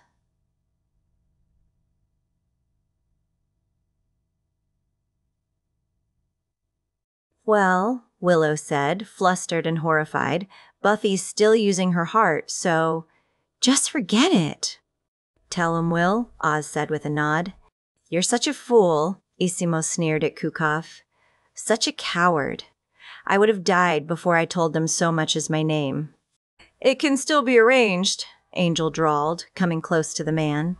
He cowered, flinching as Angel raised a hand, then combed it through his dark hair. A wind suddenly picked up outside, whistling along the vast corridors of Angel's mansion. Outside, branches battered against shuttered windows as if they were alive and demanding entrance. Thunder rumbled overhead. In an instant, the lights flickered out, and the room was plunged into darkness. "Willow," Angel said. Willow gathered her wits and said, "To the old gods I give all supplication and deference and honor." There was a huge flapping of wings and an awful, distorted screech of a bird. "No," Kukov shrieked. "Save me." The flapping grew louder. There was the sense of a presence above her, something deathly cold and evil. The vibrations of its flapping wings made her stumble to the right, away from the prisoners. Oz caught her in his arms and pulled her against the wall, where they sank together to the carpet. "I call upon you to protect all within these walls," she intoned. "No, it has me. It is taking me," Kukov screamed. "Stop it!" The creature screeched again. The wings flapped. The lights went on. Kukov was gone. Brother Isimo had been left behind, with his eyes pecked out and his tongue ripped away. That he was dead was a blessing, in his case. Willow swallowed hard. Oz slowly got to his feet and helped her to stand beside him. He looked at Angel. "This is all information they're going to need," Oz said. "Especially that part about, chaos reigning? That would suck. And the fact that this guy wants to eat Buffy's heart?" Angel glanced at Willow. "You'd better call Cordelia on her cell phone." The gatehouse was screaming. A hellish mix of shrieks rose and fell in a mad, frenzied chorus, and it all came from the house. The splintering of wood and the grinding of stone, the shrieking of nails being torn from centuries-old timber, the house was in agony. A little shakily, Xander got out of the car and came up beside Buffy. He shivered unconsciously, cocked his head, and said, "Maybe we should have called ahead. I'm not sure they're up for company." "They don't seem to be," Buffy agreed. Xander went on. Not that I would have wanted them to go to any trouble, but maybe they could have, maybe exorcised the place first. He looked hard at Giles as the Watcher joined them in the street. Okay, A, how come nobody else notices this? And B, are we still going in there? To your first question, I would suspect the magical properties of the gatehouse somehow mask it from those unaware of its existence, Giles noted, examining the house with great interest. Wonderful, Buffy sighed. So someone who didn't know it was here would walk right on by and not even see it. I suspect that is the case, yes, Giles agreed. Powerful magic, that. Must have taken decades to construct that kind of spell. My other question, Giles, Xander reminded, the one about fools rushing in, placing ourselves in great physical danger, ignoring the fact that the house is, well, let's face it, screaming. Giles pushed his glasses up and shrugged. I'm afraid so, he said. In fact, it's fairly obvious to me that we have no choice. We must enter. Then let's do it, Buffy said. She climbed the fence, leaped over, and came back to open the gate for the others. Suddenly, a shrill buzzing noise rose above the din. With all the other noise, it did not strike anyone as odd until it trilled a second time. Xander and Buffy both stopped and looked at Cordelia. Giles raised an eyebrow. What? Cordelia asked, obviously overwrought by the house. Do you want me to answer it? Xander asked. Oh, God, Cordelia said, seeming relieved to have something other than the house to concentrate on. I didn't realize it. Oh, never mind. She whipped the thin cellular phone out of her small bag and flipped it open. Hello? Hey, Willow. Oh, God, you should see this place, i.e. What's going on? Is anything wrong? Buffy asked quickly. Giles moved toward Cordelia, body language clearly stating his intention to wrest the phone from her as soon as possible. But as she spoke, Cordelia began walking. Rolling their eyes, the others followed suit. It's like some carnival house of horrors, Cordelia went on. But the crazy thing is, it's right at the top of Beacon Hill in the middle of the city, but it's got this magic thing where if you aren't looking for it, you don't see it. Cordelia paused a moment. Buffy, Xander, and Giles had passed within the gates of the gatekeeper's home into the shimmering magical field which made the house and its grounds invisible to all those on the outside, save for those who knew what they were looking for. Buffy glared at her. Cor, give me the phone. With a look of exasperation that said she couldn't handle more than one conversation at a time, Cordelia huffed and said, Willow, hold on. Someone's having her latest tantrum, and I think we both know who I mean. She rolled her eyes, stomped through the gates, and handed the phone to Buffy. The Slayer put the tiny cellular phone to her ear. Willow, what's going? She frowned, looked at Cordelia. She's gone, not even static. Maybe she didn't want to talk to you, Cordelia suggested. Or maybe some boogity-boogity monster ate her up, Xander added. Just jesting, of course. Behind them, the house screamed. Did she say why she was calling? Giles inquired. Cordelia looked perplexed. I didn't ask. I think she was just checking in, It is morning back home now, right? Frustrated, Giles and Buffy turned toward the house. Xander gave Cordelia a look, and she shot back one of her own. When he too had turned, she tried the phone and could not get an open line. With a shrug, she placed it back in her purse. The four of them approached the house. As they mounted the steps, Xander paused. Guys, he said, it's open. Solves one problem, Buffy replied. She took the lead and pushed open the door. Willow stared at the phone. We were disconnected, she said, even as she began dialing again. An hour later, they still hadn't been able to get through. The abruptness of the cutoff and their subsequent inability to reestablish contact had all three of them on edge. They could be in trouble, Willow said, for the 12th time. And this is information they'll need even if there's nothing wrong but problems with Cordy's phone, Angel added. Of course, if that's all it was, why haven't they called back yet? Somebody has to warn them, Angel added. As fast as possible. If we can't reach them, one of us has to go to them. I'll go, Oz said. Angel nodded. I have a lot of cash stashed away. You can use it to buy a ticket. You can park your van at the airport. Wait. No, Willow said urgently then. I'll go. Angel shook his head. I can't fight everything that's here alone, and you can't explain your absence as easily as Oz can. Since I'm basically a dropout already, Oz said. But... She looked at Angel. Why don't you go? He smiled kindly at her. Will, we already know there's no way to guarantee that I won't land in Boston in sunlight, and a train or a bus would take even longer. And besides, you need to stay here and work your magic. Oz is the only one we can spare right now. Hey, Oz said mildly. Angel led the way out of the room. What about him? Willow said, gesturing toward the disfigured dead man in Angel's living room. I'll take care of him later, Angel said. He's not going anywhere.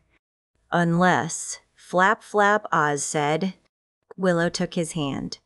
Willow took his hand. The gatehouse swirled around Buffy and the others.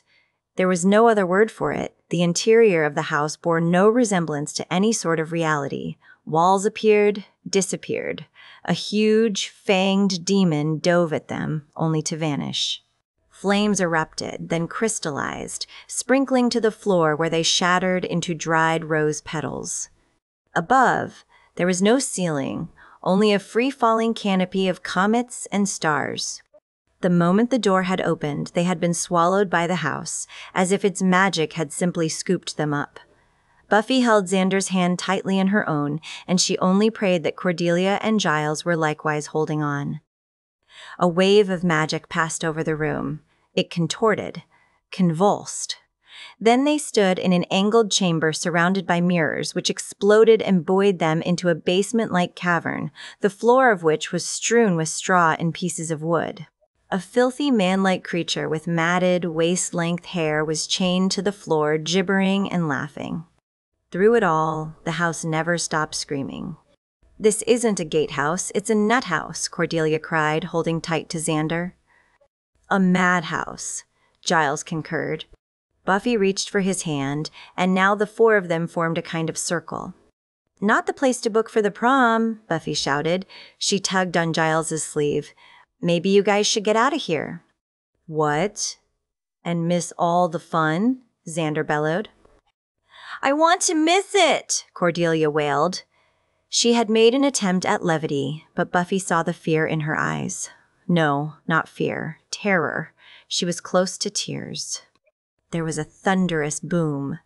The floor shuddered, then shook violently, then exploded as something burst through it. Cordelia screamed as Buffy pushed her out of the way. At least 7 feet long, it skittered toward them on 4 legs.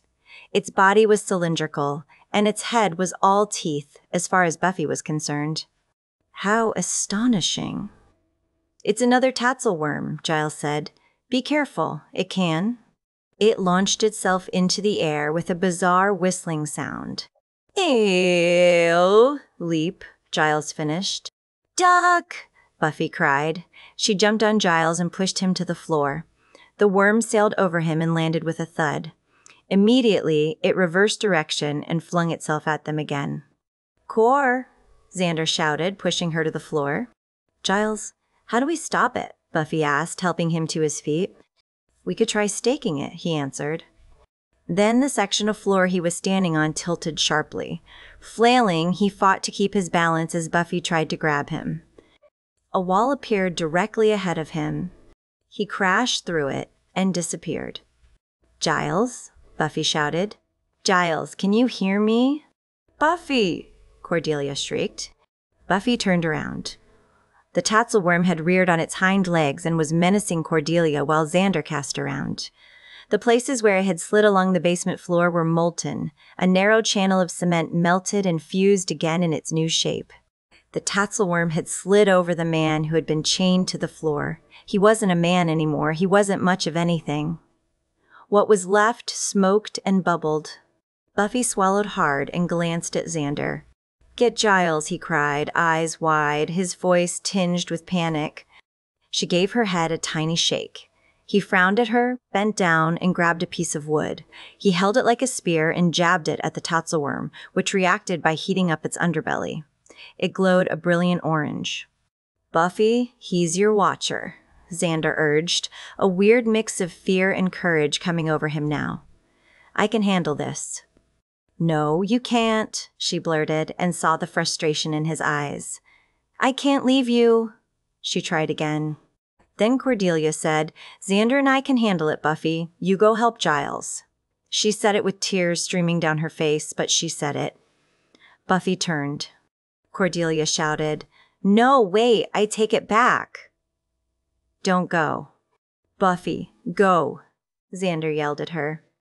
Before she could reply, the decision was taken from her. The floor tipped even further. Buffy slipped over the edge of the canted floor and slid down until she, too, crashed through the wall. A short time later, the world within the gatehouse had begun to stabilize, somehow. The basement where Xander and Cordelia faced the tatzelworm was still the basement, or dungeon, or whatever it was. As the floor was strewn with dry straw and one wall stacked with wooden crates, however, Xander thought the old, ever-changing, barrel of fun, house full of surprises might have been a better idea. Where the tatzelworm crawled, it burned. Its underbelly glowed white-hot. The straw in the circle around Cordelia and Xander was on fire. "Anyone for campfire tales and roasting marshmallows?" Xander quipped. Shut up, Cordelia cried, even as she desperately tried to clear the floor immediately around them of straw before it could be set ablaze. Xander faced off against the tatzelworm, which had grown quickly cautious. It seemed to understand that the sharp stick he held could harm it. "Why hasn't it jumped?" he asked. "Maybe heating itself up takes a lot of energy," she suggested. "Must be a boy tatzelworm." The thing started for them, and Cordelia shrieked. Xander jabbed the air with the stake in his hand, and the tatzelworm stopped once more. Steam began to rise beneath it as the floor bubbled with heat. "Would you just keep your eyes on that thing?" Cordelia snapped. Xander nodded. "Got it." He rubbed his eyes. "Smoke's getting to me." "You know, me too." Her face felt like it was cracking. It was so hot. The smoke stung her eyes and tears ran down her cheeks. She wished Buffy would come back, with Giles. She wished the house would do something weird again so they would end up in a different room. The worm rose up on its hind legs, twining around itself like a snake. "It's going to jump," she cried. "Get back," Xander shouted.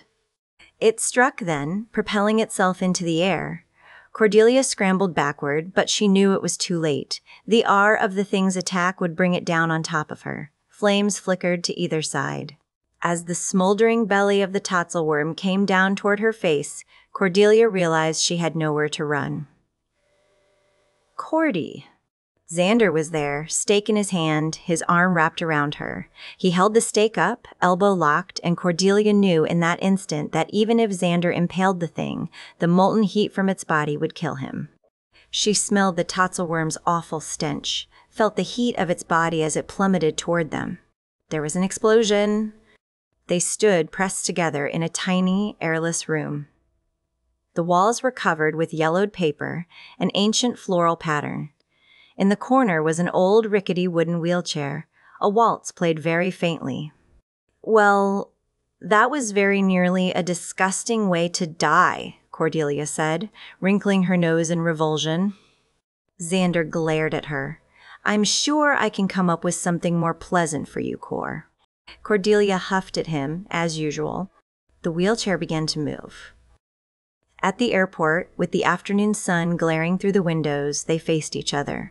Oz said, "Hey, I'll be back soon." Near tears, Willow tried to smile bravely, but she could only muster a sniffle. It seemed to her that no one who went to Boston was coming back. "Take care," she pleaded. "Please call us." Oz pulled her into his arms and kissed her. He held her for a long moment against his chest.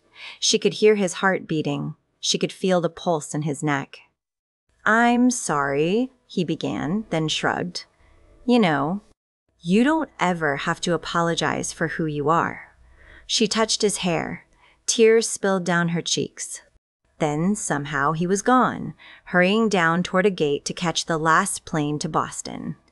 After the plane took off, Willow sat and waited several minutes until Buffy's mom hurried up. I can't believe it took that long to find a space. She smiled faintly. Did Oz get off all right? Willow nodded. We just made it in time. Thanks so much for driving us. Oz wanted to leave his van at Angel's in case Angel needed it. Happy to do it, Mrs. Summers replied.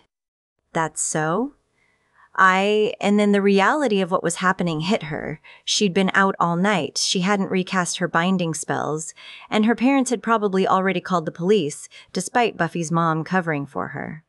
She must have looked upset, for Mrs. Summers murmured, "Oh, Willow," and pulled her into her arms.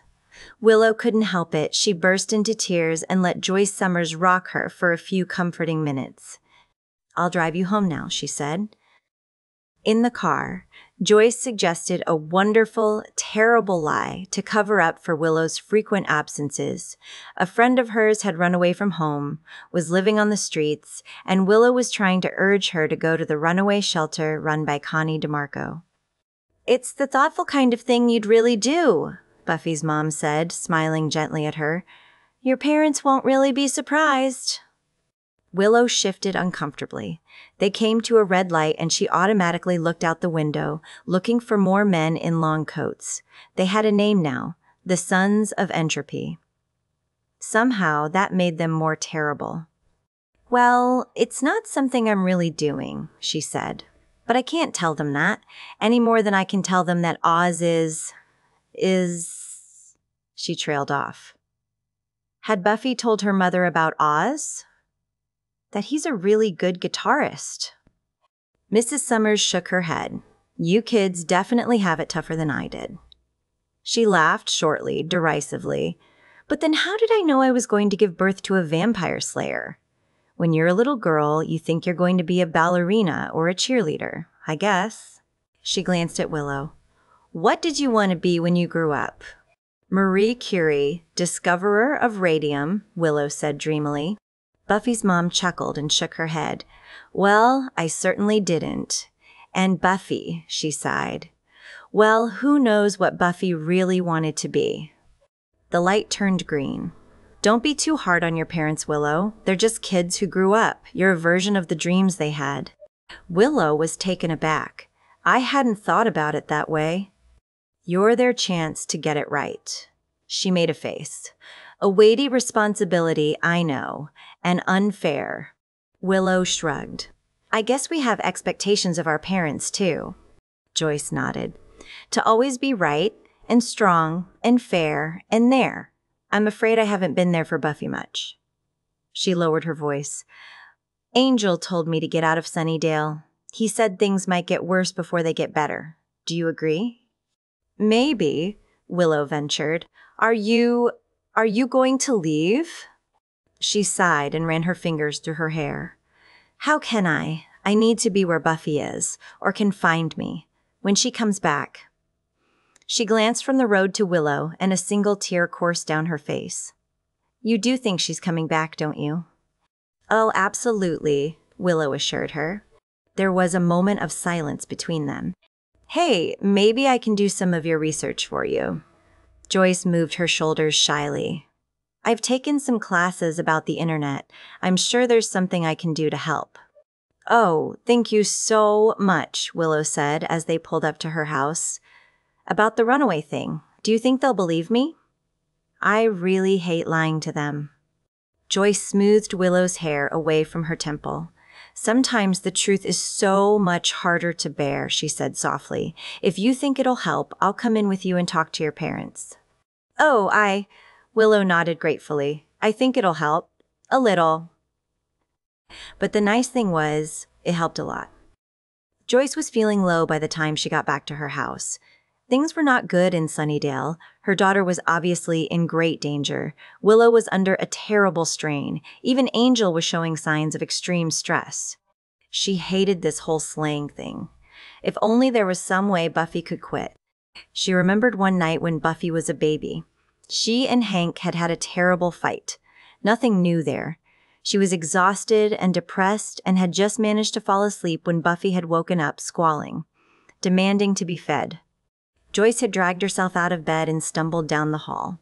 As she pushed open the door to Buffy's room, she'd muttered, "I quit." And then she had seen her perfect little baby, her daughter, and even though tears of exhaustion and anger were rolling down her cheeks, she smiled. Her heart filled with more love than she thought it was possible to feel. She would do anything for this baby. She would kill for this baby. Being a parent was like that. Being the mother of the Slayer was like that. Chapter 12. Giles! Buffy had called her watcher's name over and over to no avail. She'd tried to follow him, but the malleable house had thwarted her time and again. She had been dumped unceremoniously at the top of a long flight of carpeted stairs. When she looked around, it became clear that she had fallen from nowhere, from some nebulous pocket of chaos in the house. The house had calmed some. She could no longer hear it screaming, but she was certain that what she did hear, a kind of whispering or hissing, was the sound of the thing breathing, as though it needed time to recover or to gather its strength for another attack. Yet, for whatever reason, the floor and walls seemed solid enough. The wooden planks of the ceiling were nothing more than that now. Out the window at the far end of the hallway, Buffy could see that night had fallen, and she only hoped that whatever chaos was happening in here, it wasn't yet affecting the outside world. "Giles," she cried again. There was no way for her to tell what floor she was on. From the top of the stairwell, she'd seen nothing more than a landing and a turn down some more stairs. The corridor was beautiful, if antiquated. Each room had an oak door, and Buffy studied the incredible woodwork as she walked along. The doors were all closed. Xander? Cordelia? There was an echo then, but it wasn't her voice. Instead, it was a kind of sing-songy mimicking voice that she could barely make out. There was no way to tell where it came from either. Buffy froze. She slid down to sit cross-legged on the floor and buried her face in her hands. "God, I want to go home," she whispered to herself. For several moments, she sat there, hoping against hope that something would happen. That Giles or Xander or even Cordelia would suddenly appear, maybe fall right through the ceiling and slam to the carpet next to her. No such luck. With a sigh and a grunt as she stretched the shoulder she'd bruised when she fell out of the air, Buffy rose and started down the corridor again, calling her watcher's name. It was too quiet. Buffy could not believe that this was the same house as the thing that had come alive around them, sweeping them into a maelstrom of chaos and insanity. It seemed too real. Giles. Buffy paused. The hall was longer than she'd originally thought. Maybe my depth perception is whacked, she thought. That fall may have given me a concussion. She looked back the way she'd come, and the feeling grew even stronger. This was a big house, but she'd seen it from the outside. There was no way a straight corridor in this house could be this long or have anywhere near this many rooms. It was impossible, but everything in this house was impossible. Magic made it real. So, somehow, she reasoned, the house was much larger inside than it was outside, which was just great, seeing as how it made it even less likely that she'd be able to find any of her friends in the Madhouse. "The hell with it," she snapped and reached for the nearest doorknob. Buffy had been a bit anxious about opening any of the doors, what with the freakiness of the whole house, but at this point she didn't think she had much to lose. She turned the knob and pushed the door open. Wind swept her face. A hard breeze filled with grit and heat, the baking dust of the west. From inside the room, the sun blazed down. It wasn't a room. Buffy felt her stomach churn, and her equilibrium was totally shot. She swayed on her feet and nearly pitched forward into the room, onto the hard-packed earth and scrub in front of her. The western plains stretched out for miles in the distance. Buffy squinted against the sun, felt her skin prickling with its merciless heat, and then closed her eyes, feeling the solid oak of the doorframe under her fingers. Somewhere close by came a rumble like distant thunder, but growing nearer. Buffy bit her lip and forced herself to open her eyes.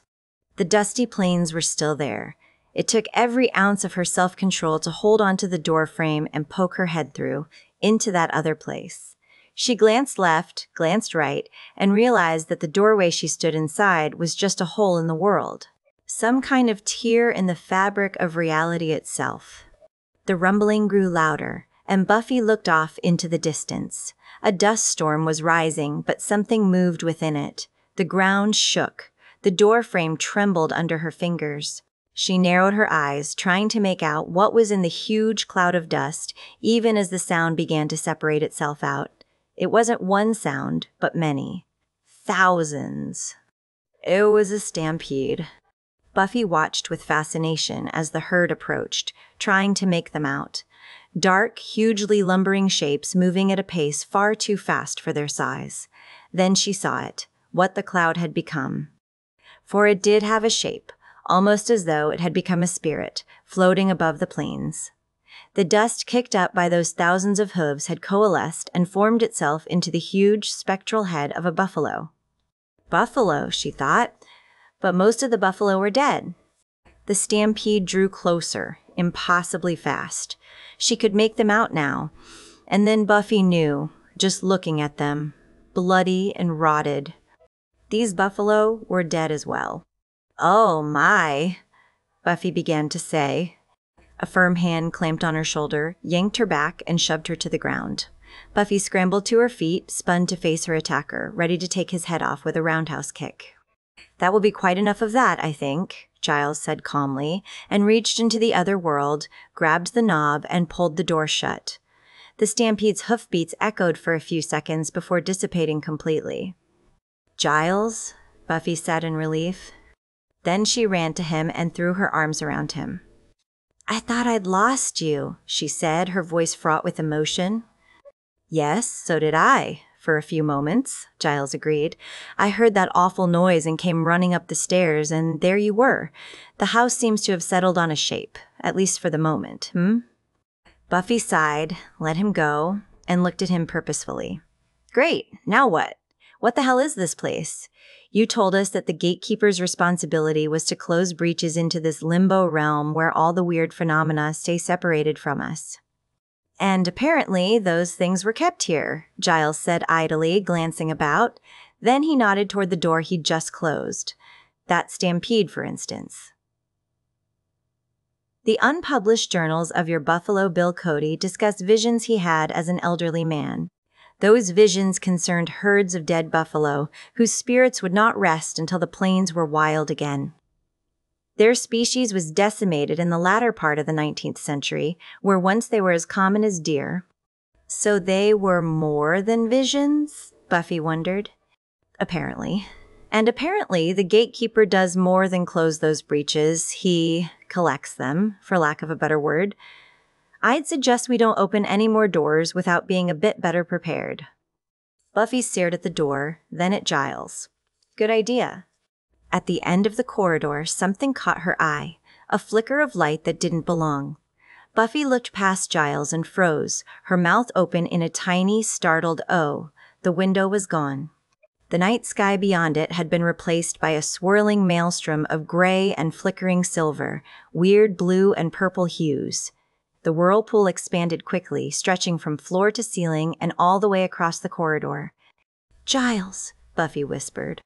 But he had already turned, alerted by her expression. Together they stared at the pool. Then, without warning, a dark figure stepped through it as though emerging from behind a waterfall.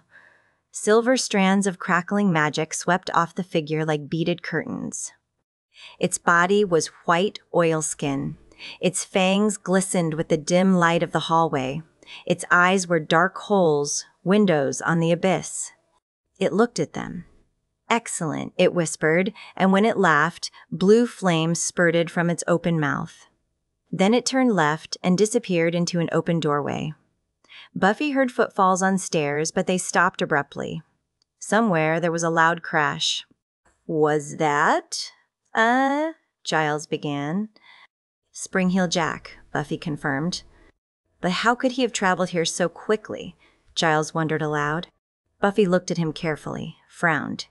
"You said yourself that a lot of things that are supposed to be in this house are showing up in Sunnydale, like that tatzelworm thingy. Maybe there weren't two of them after all. Why there? I mean, it's the Hellmouth, right? But it's a big country out there, a big world, and Sunnydale is 3,000 miles from here. Giles's eyes widened and he nodded to himself. Indeed. It would seem impossible were it not for the extraordinary amount of magical energy contained in this house. I would hypothesize that it is the single most concentrated source of magical power in the world, an intricate web of spells, incantations, and wards that is constantly changing. Something of this magnitude will become utter chaos if left untended. He turned to regard her gravely. We must find the Gatekeeper. Buffy blinked. Giles, hello? I'm still lost. I can see the lure of the Hellmouth to creepy things. But what's the deal? Well, Giles said tentatively, I'm only just beginning to form a hypothesis myself. It's quite complicated. We know that the realm of the demons exists, and that the Hellmouth is the thinnest and most vulnerable part of the barrier between our world and theirs. According to the legend of the Gatehouse, there is at least one other realm, sometimes referred to as the Otherworld, where all manner of mystical and mythical creatures and things that might once have existed on Earth but have since become, shall we say, extinct, a world where such things still exist. The evolving natural laws of our world have somehow shunted them aside. This other world is where they've been shunted to. The Gatekeeper, if my research is correct, is responsible for gathering and effectively imprisoning things which have somehow escaped the Otherworld. Subverted the natural laws, you might say. Giles seemed quite satisfied with himself. Buffy, though her head was spinning, thought she had actually caught most of his explanation. But there was still a great deal she did not understand. Okay, Buffy nodded. But how are these escapees from the nut house traveling back and forth to Sunnydale, and why? Giles frowned. Well, that's obviously one of the things we're here to find out. Oh, obviously, Buffy said. Can we find Xander and Cordelia now? Come then, he replied. Time to find the others before they get in real trouble. The house seems to have settled down a great deal. Perhaps our presence alone is imposing order on the magical matrix somehow? The insistence of our minds that this chaos does not belong. We'll have to examine that possibility. You examine, Buffy said sharply. I'll slay anything that tries to stop you. Together, Buffy and Giles reached the end of the corridor. The window had become nothing but a window once more. No more swirling magic whirlpool, which was just fine with Buffy. Magic creeped her in a way vampires and demons never had. Vampires and demons were, at least, predictable. Magic could be put to use for good or for evil, and depending on the power of the witch or magician, there were very few limits on what could be accomplished with magic. Sorcery could provide a person with their greatest dreams. It could also create the worst and most terrifying of nightmares. Buffy knew from nightmares, and as she and Giles turned to follow Spring-Heel Jack's path up the stairs, she prayed silently that the gatehouse would not be able to come up with horrors as terrible as those her own subconscious had created for her from time to time. She thought it was a hopeless prayer. Somewhere far above them, Cordelia screamed. Buffy and Giles pounded up the steps side by side, and she was surprised that he was not breathing heavily. Her surprise lasted for 2 flights of stairs, and then even she had begun to labor under the strain. This is incredible, Buffy said, gazing up the stairs to the next landing. The house goes on forever. Or it appears to, Giles said. I doubt we'd have heard that scream if it came from much higher up. I think we ought to explore the next floor, unless we hear her again. At the landing, they turned into the corridor. The oriental carpet on this floor was beautiful, and Buffy had to wonder what she would see as she looked out the window. How many stories above the ground they would appear to be. Buffy, Giles said quietly. He pointed. Down the hall, one of the many doors stood open, and a pale lavender light shone out onto the walls and the carpet. We should check it out, she said with certainty. We're not getting anywhere, Giles. We have to. Agreed, he said. Then they heard Cordelia scream again. Upstairs. "Damn!" Giles snapped.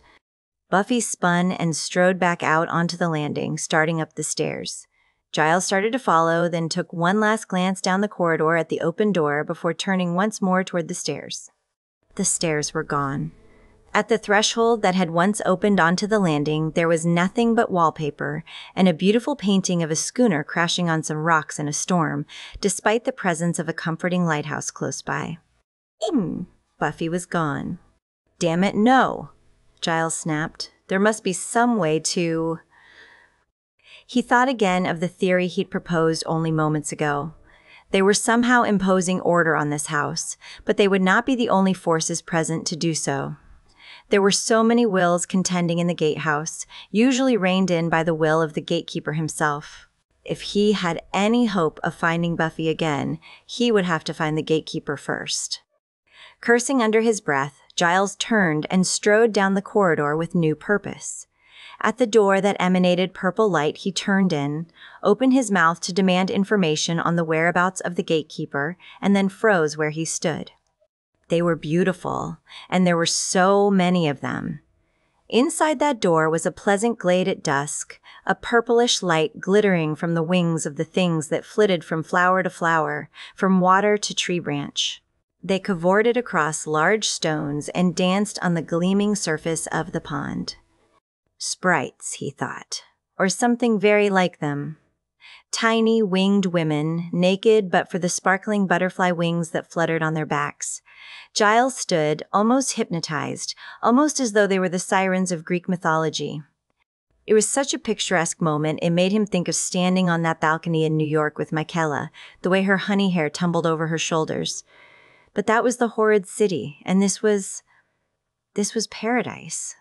He would have loved to have shared even a single moment like this with her, to have followed the path that their first meeting had set out for them, to learn if he could love again. Giles felt despair rising within him as he thought of Michaela and knew that in all likelihood she was dead. As if it could sense the change in his emotion, one of the sprites noticed him. There came a high giggle and it flitted close to him. Giles smiled until its tiny little claws raked his cheek, laying the flesh open. Blood ran down his chin, and Giles snarled at the sudden pain and slapped a hand to his face. The glamour was gone. He saw them for what they were. And what they were was horrible. Buffy couldn't go back. The corridor where Giles had been was now gone. The only thing she could do was head in the direction of Cordelia's screams and hope that she would be able to reach all of them eventually. Giles was the Watcher. He ought to be able to take care of himself, at least better than Cordy, who was, after all, Cordy. Besides, the guy they really needed to find was the gatekeeper. Once she'd reached Cordelia, that would be her first priority. If they wanted to get out of this place in one piece, they had to find the guy who was supposed to be in charge. "Off to see the wizard," she muttered. Yeah, she thought. Now we know what Oz was like after the wizard blew them off to take Dorothy back to Kansas. This landing was different from the two she'd seen. Rather than the corridor running sort of parallel with the stairwell, there was a single step up and then the corridor ran directly off the stairs straight ahead. The hall was wide and there were portraits all along the walls. It looked like a fancy hotel, but at the turn of the century or something. It was beautiful. At the far, far end of the hallway there was a window. Outside the window, it was bright and sunny. The sky was perfectly blue. Buffy knew that in the real world it was probably 9 or 10 o'clock at night. She decided to ignore the window. Nothing inside this house was real, not the reality she knew anyway. That didn't mean it couldn't kill her. At the end of the hall, there was another stairwell. This one, an incredibly wide, curving set of stairs that led down into what looked like an enormous foyer, the size of a small ballroom.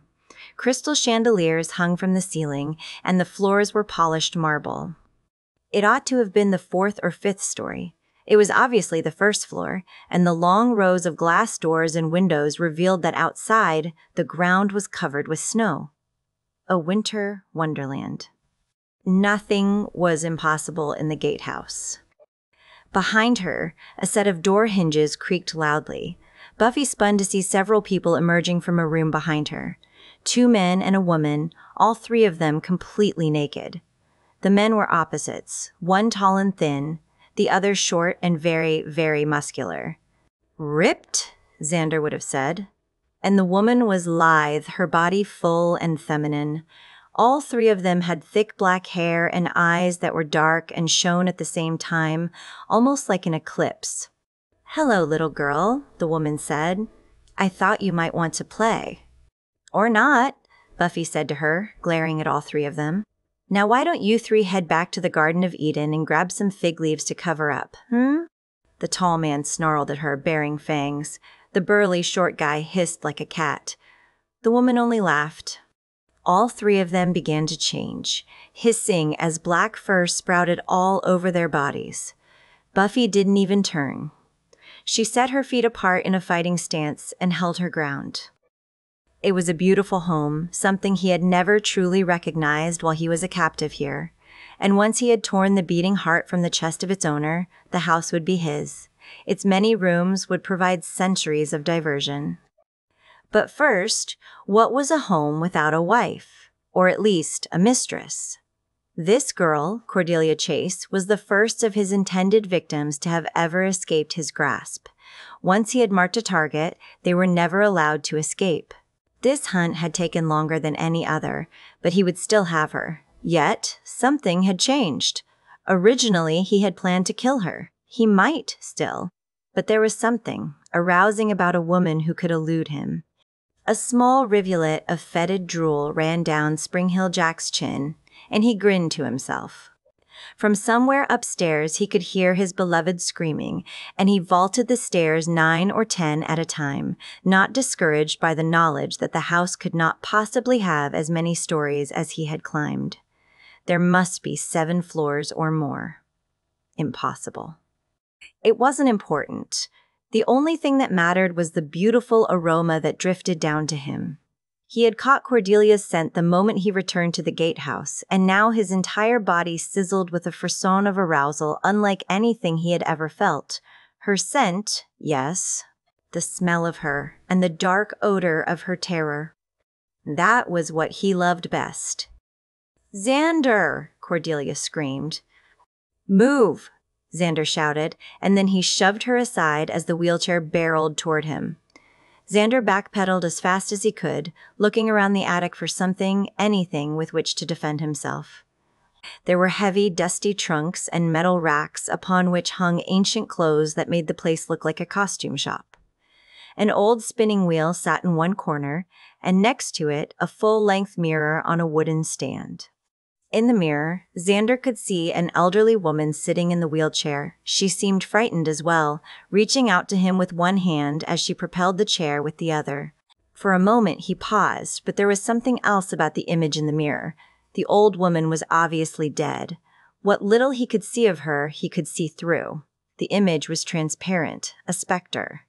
"Gah!" Xander cried, and reached out for something, anything, to defend himself even as he backed farther away from the wheelchair. Far to his right, Cordelia rose to her feet. His fingers wrapped around something thick and cold, a metal pole. He pulled with all his strength, and only when it crashed to the floor between him and the wheelchair did Xander realize it was an old-fashioned birdcage on a metal stand. He expected the wheelchair to stop. It came ahead, slamming into the metal pole.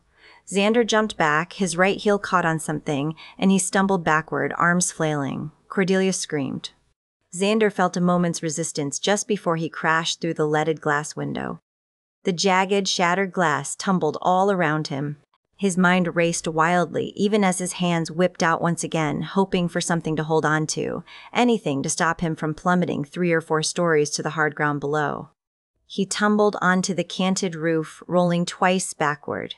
His legs swept over and out into nothing but air, and his hands scrabbled at the edge of the roof. Gripped, caught the edge. But only for a heartbeat, and then he fell 15 feet to slam into a second level of roof that jutted out of the house, some kind of porch or patio that had been added later.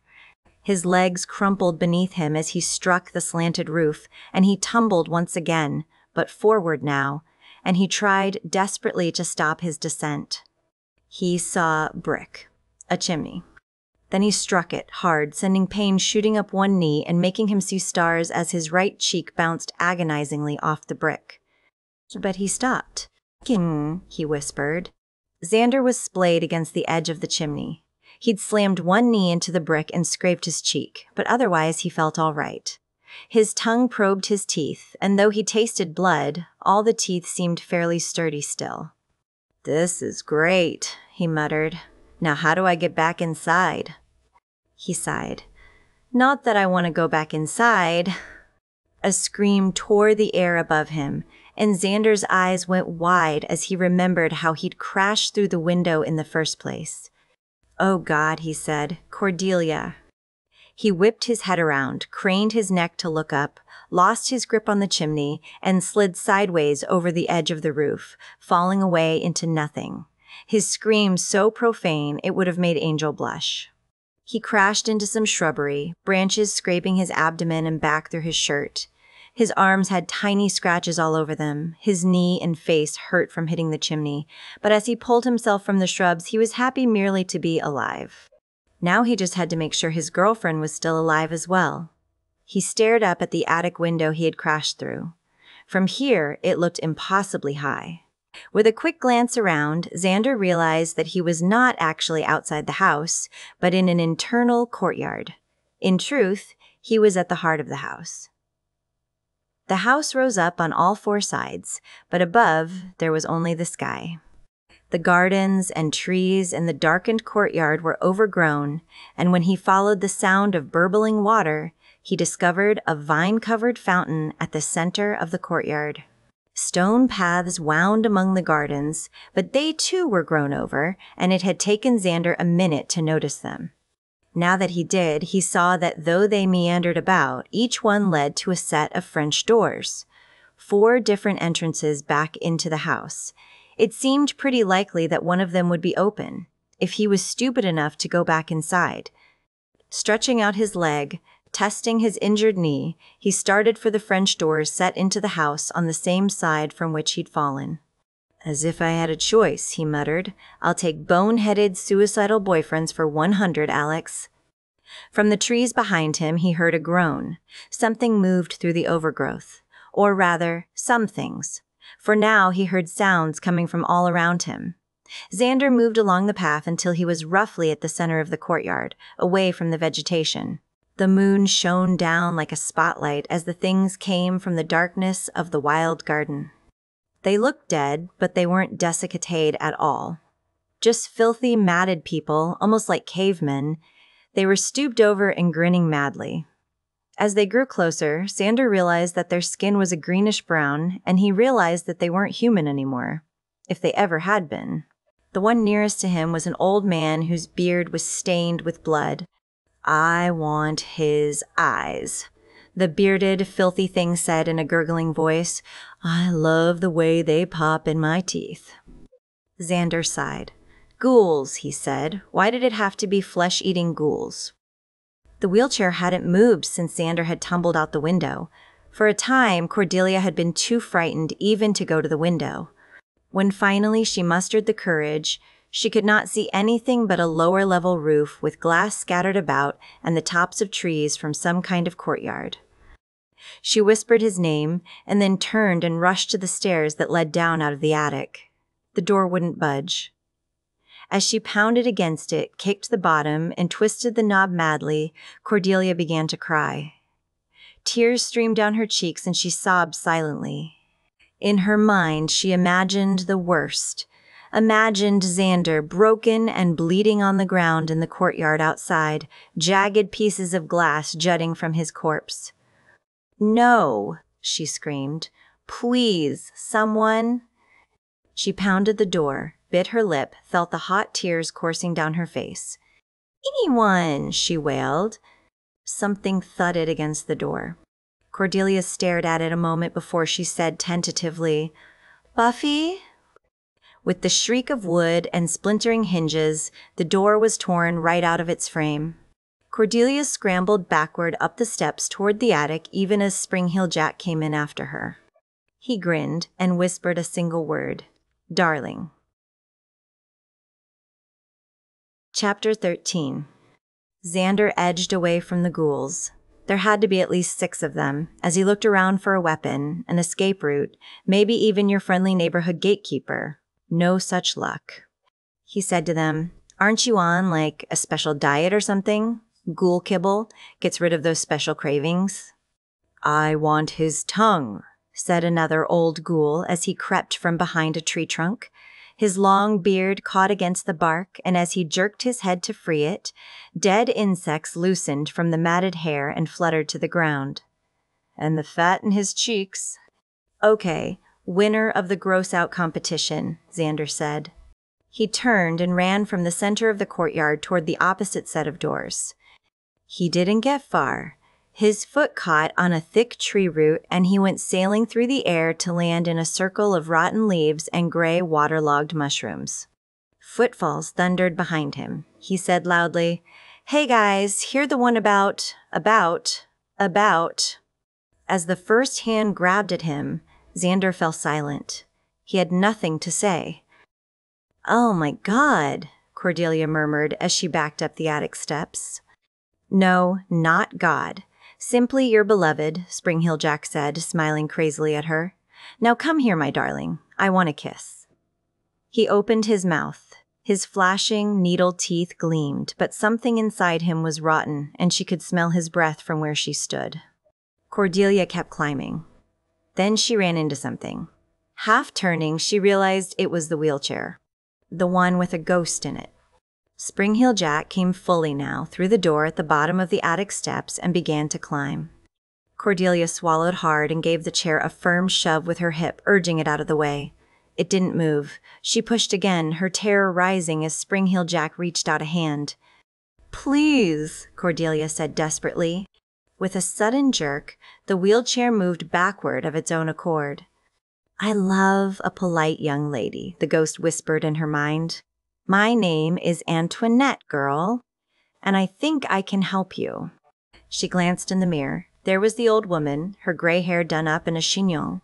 "Spring-Heel Jack has escaped from this house too many times. This was the last. You must use his own fire against him, girl. Use your wits to ensnare and entrap him." "Me?" Cordelia asked. "The door," the ghost said, her voice weaker now. "The fire." Cordelia turned to look back at the attic stairs. The door had already been destroyed, she thought. But then she saw what the ghostly old woman was talking about. There was a hanging door angled above Spring-Heel Jack's head, much like a garage door. There was a rope attached to it, which was strung along the beams of the ceiling and through several eye hooks to fall straight down behind the mirror, where it was tied off on an old padded seamstress's dummy. "My sweet," Jack said. He rushed for Cordelia. She ran behind the chair, felt terrible for using the old lady as a shield, remembered she was a ghost, and figured Jack couldn't hurt her anyway.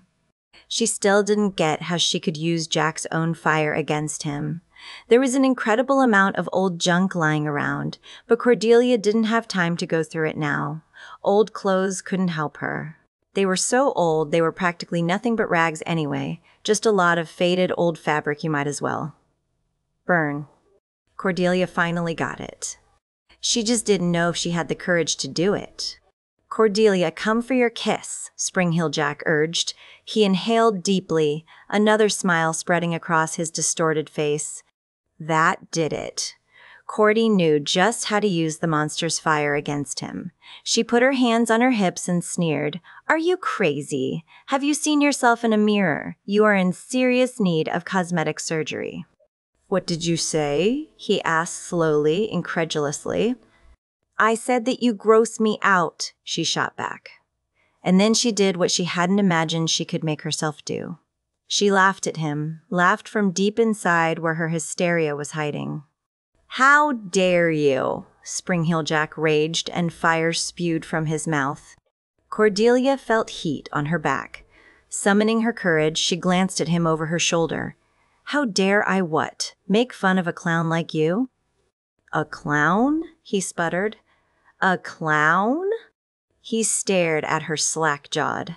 Then he narrowed his dark eyes and more flame shot from his mouth. Beside her, a rack of flimsy old clothes burst into a blaze.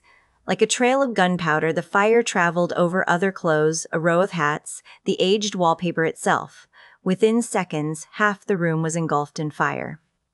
The bed went up. The mirror shattered. The flames were about to reach the rope that held the attic door in place. Cordelia had figured out the old ghost lady's plan. Make him mad enough to set the place on fire with his raging bile, then trap him before he could get to her.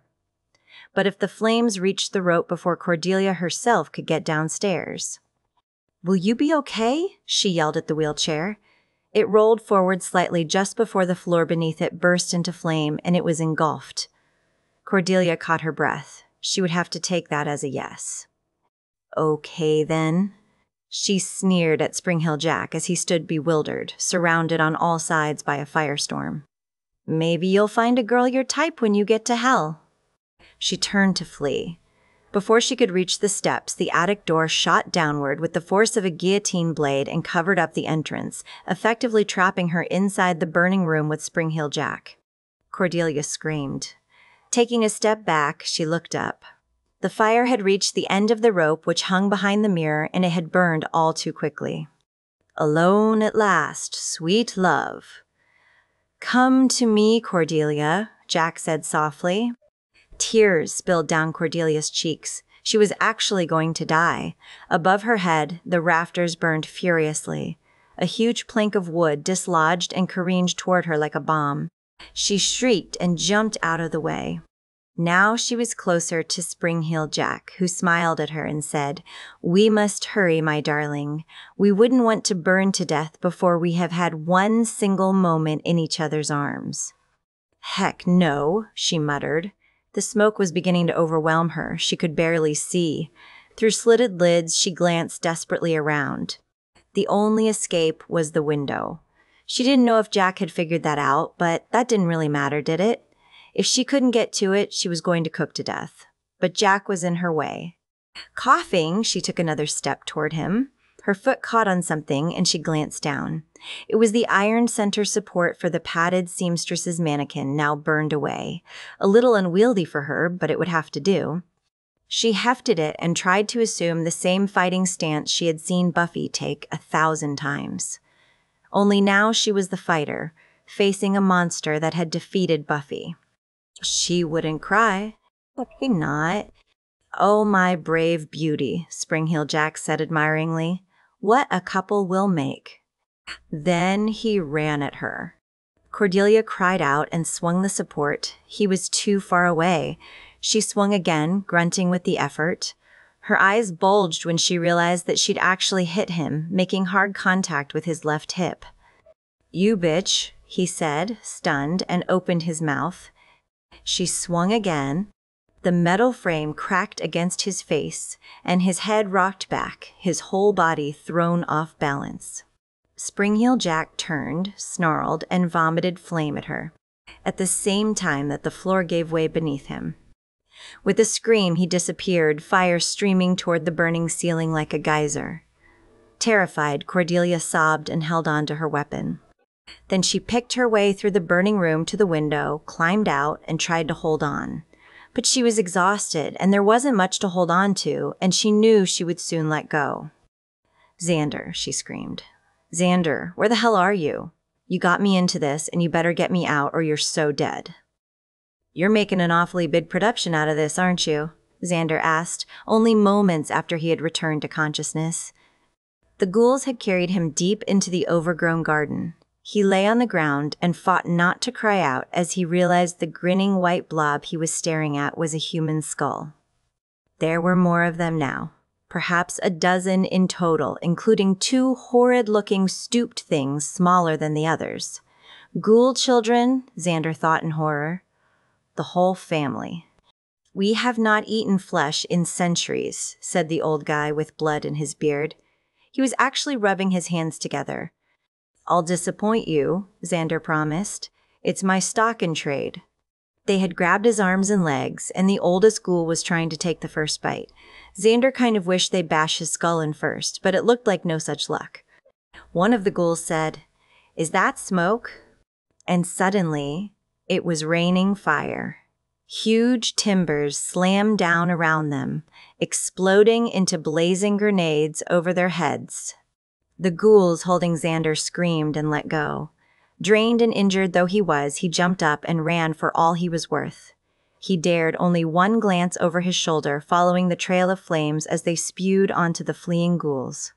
An overhanging wing of the house was on fire, and the ravaged section was falling into the courtyard.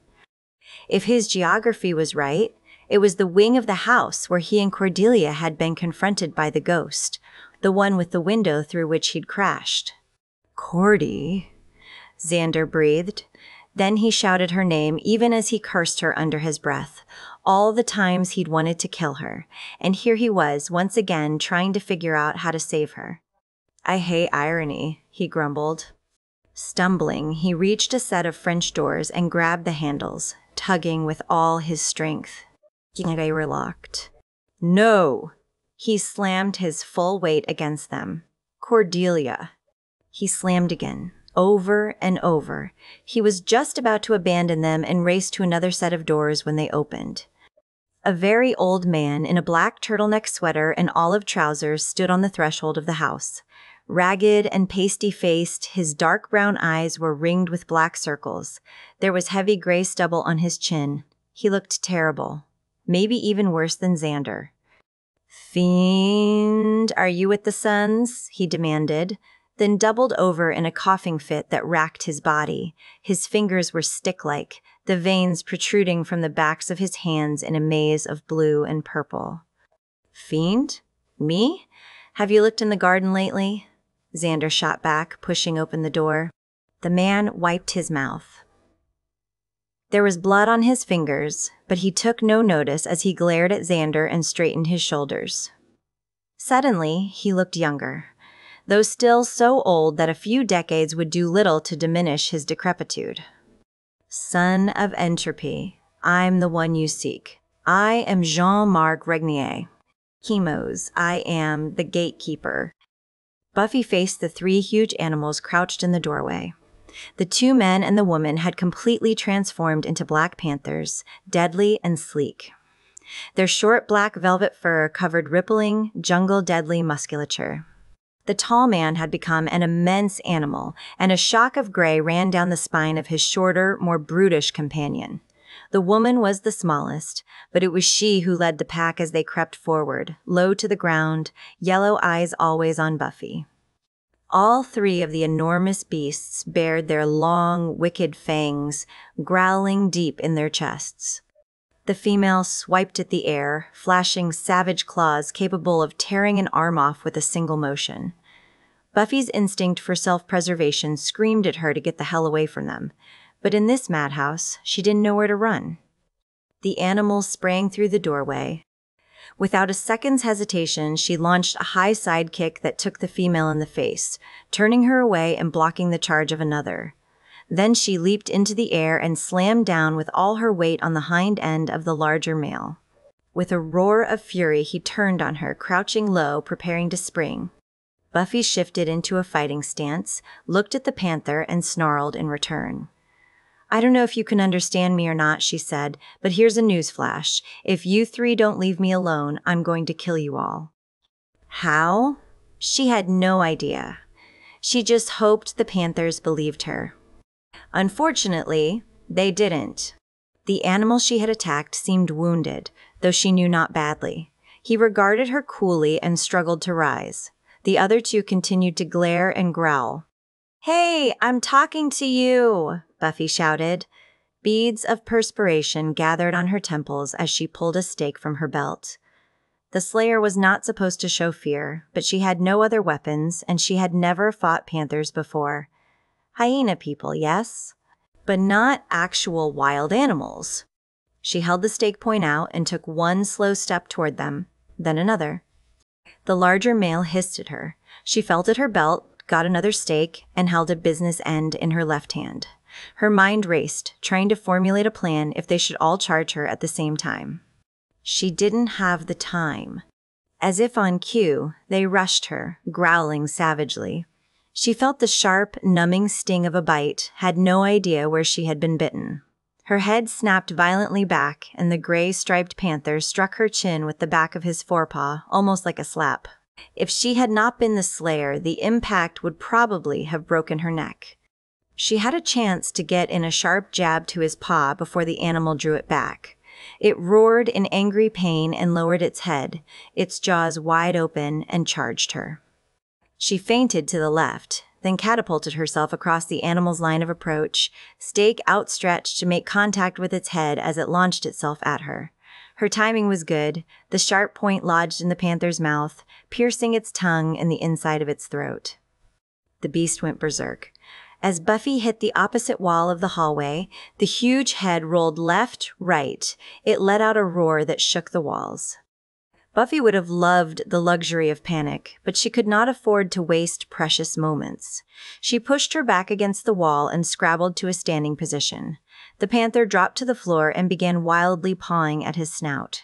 Buffy knew that within seconds he would recover and come at her again. The female sprang, its powerful leap rocketing it on a direct path toward Buffy's head. Buffy dropped. The animal sailed over her head and rammed into the wall. The female panther turned even as it fell, attempting to redirect its momentum. Buffy drove her stake into the animal's abdomen. Blood spurted and gushed down her arm, spattering her face as the animal thrashed on the floor. The gray-striped panther began to slink toward her. The wounded female rose halfway up, then fell back on its side. It lay along the corridor, its face away from Buffy. From the wound in its abdomen, blood spilled onto the carpet. But now the largest of the three, the one whose hindquarters she bruised, had regained its feet and was stalking her alongside Graystripe. Without turning, Buffy slowly retreated. But as she moved to put as much distance between her and the panthers as possible, she ran into something as hard as stone. Her fingers reached backward and examined it quickly. It had to be another of the barriers erected in the house, weirdly misplaced as the house shifted once more. As quickly and quietly as she could, she began to run her hands over it, searching for a latch, a doorknob, anything she could use to escape. Into what? That was a consideration, but not one she had the luxury of making. As the two males slowly stalked her, preparing to pounce, Buffy saw the female roll onto its back. As Buffy stared, the animal lifted its head. Slowly, the black velvet fur disappeared as its muzzle shrank back into a woman's face. As she panted hard, fighting for breath, she narrowed her eyes at Buffy. Blood burbled from her mouth. "Don't bother running," she said. Then, as she coughed up gouts of tissue and blood, her eyes rolled back in her head and she collapsed onto the carpet. Within seconds, she was fully human. The other two panthers threw back their heads and howled. In unison, they glared at Buffy. They tensed to spring. There was so much blood in Giles's eyes that he could barely see. The tiny monsters that raked his flesh were hideous, with black stick-like bodies and elongated stomachs. They plucked at him with long needle fingers and teeth that were longer still, and they shoved the bits of skin into their mouths as if they'd been starving for centuries. As they yanked off his flesh in strips, their stomachs grew, until those nearest him actually began to pop, disgorging rotten flesh which must have come from earlier victims. Giles batted at them, but there were too many, and they came at him from all sides. It would have been easier to free himself from a swarm of wasps. His instinct was to roll into a ball, if only to protect himself from further harm, but he knew that then he would be lost. He did manage to stuff his hands into the pockets of his tweed jacket, and he put his hand around the rose quartz Palomary had given him at the hospital. Giles had forgotten it was there. Now his first thought was that the quartz was cursed, and had helped to embellish, if not create, the havoc all around him. Perhaps if he got rid of it, the monsters would disappear. Wincing against the pain it cost him to move, he tossed the quartz into their midst. The air rent in two. A vortex of crackling blue energy took up residence in the center of the room, dervishing in a circle. It opened a portal. Giles saw it clearly, and black and purple light danced within. Then the monsters began to be sucked into the black circle. In tiny, shrill voices, they flailed helplessly through the air as the portal pulled them in. They clung to Giles's clothes, his hair, his ears and fingers. To no avail, one by one they disappeared. The rose quartz went with them. After the passage of mere seconds, they were gone. Giles stood in the wood, catching his breath. So the rose quartz had been a protective talisman after all. He was surprised that Palomary had given it to him.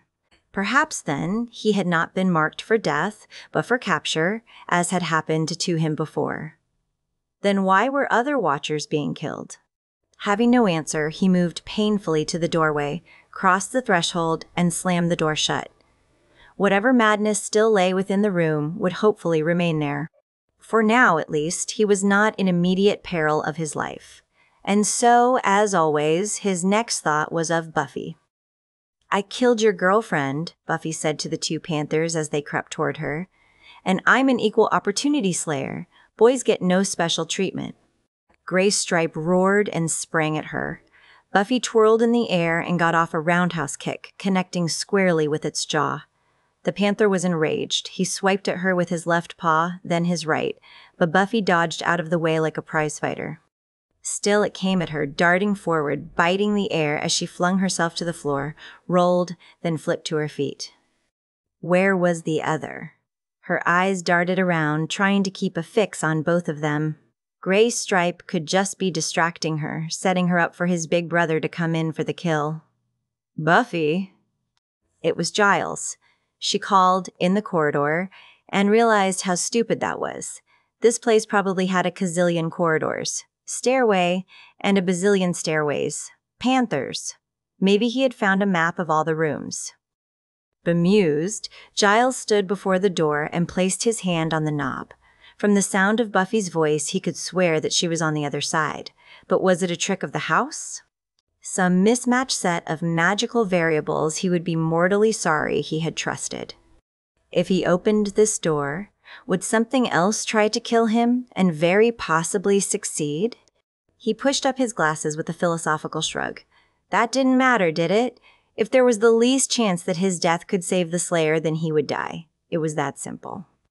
One shouldn't take foolhardy chances, of course, but when faced with the possibility that one's sacrifice most likely would produce the end result, then, "Giles," he opened the door.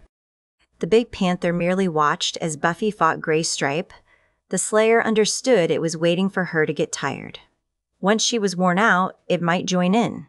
Or maybe it would simply claim the larger portion of the spoils, it being the big kahuna and all.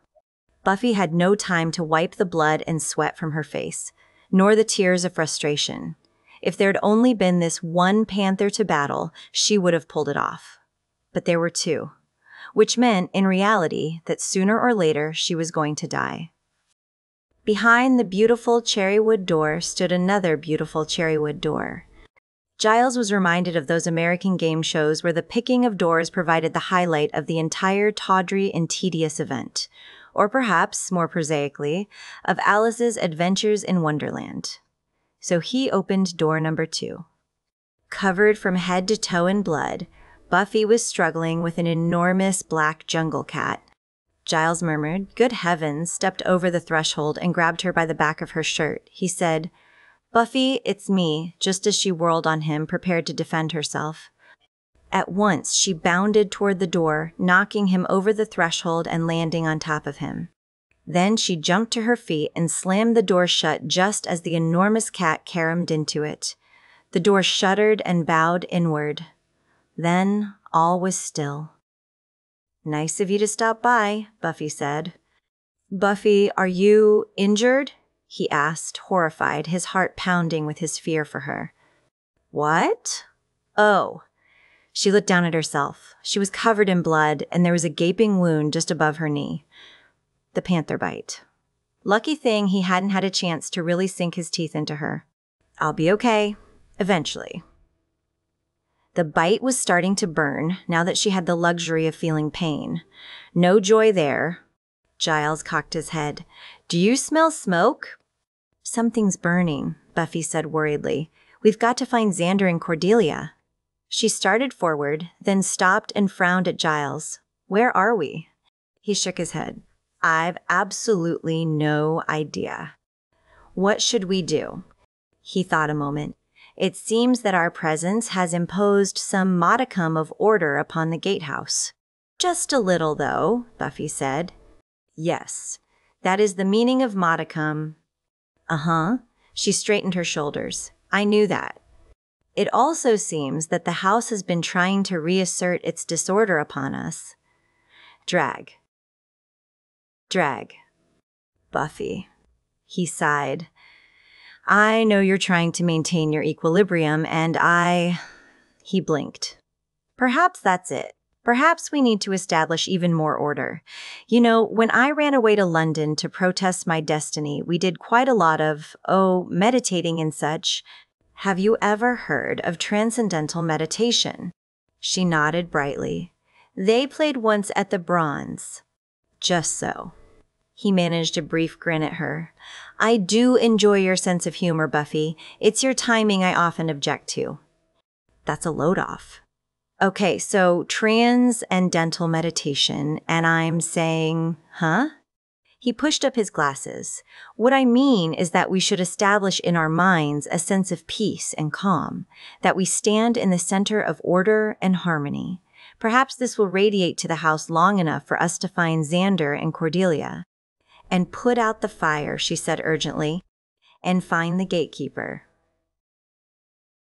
Who can put out his own darn fire? Are you with me? He asked her, closing his eyes. You've got to close your eyes and center yourself. Listen to yourself breathe. He frowned. You're breathing awfully hard, Buffy. She gave him a tired half smile. That's the house, Giles. Oh dear. He looked worried. She patted his arm with her bloody hand. But don't let it ruffle your feathers. We'll calm it down, okay? All right, close your eyes. Chapter 14. Still in the fuzzy striped sweater and yellow corduroy overalls she had worn to school, Willow met Angel a short way from her house. He was dressed for the night air in a black turtleneck sweater and his duster. Sorry I'm late, she said. My father wanted to talk about my future again. I'm more interested in making sure there's going to be a future. I had no patience with my father's lectures when I was young. He didn't like my friends either, Angel offered. However, since most of them were drunken louts living off their inheritances, he might have had a point. Well, the closest thing Oz has to an inheritance, and he got it from his cousin, is 3 nights a month he's a werewolf, Willow said defensively. The other 27, he's a musician, which may qualify him as a lout. But he doesn't drink. Her flashlight off, Willow moved through the darkness beside Angel, melting into the shadows, waiting. It seemed strange to her, being here with him. In addition to the horrors he, or the thing inside him, had perpetrated on her and those she loved, there was the feeling that she was here only as surrogate for Buffy. Willow didn't like the way that felt. But with the others gone, she and Angel were all Sunnydale had left. She would do everything she could to make that count. They crouched behind a large row of manzanita bushes. Beside her, Angel shifted his weight. He half turned, listening intently. In the yellow moonlight, his face was pale and his eyes brown, nothing like the savage face that it became when the bloodlust was upon him. He blinked and touched her hand. Then he pointed to the deserted building they were observing. They were on the grounds of the ruined Delta Zeta Kappa fraternity house, where Willow recalled that Buffy had once gone partying with Cordelia, with disastrous results.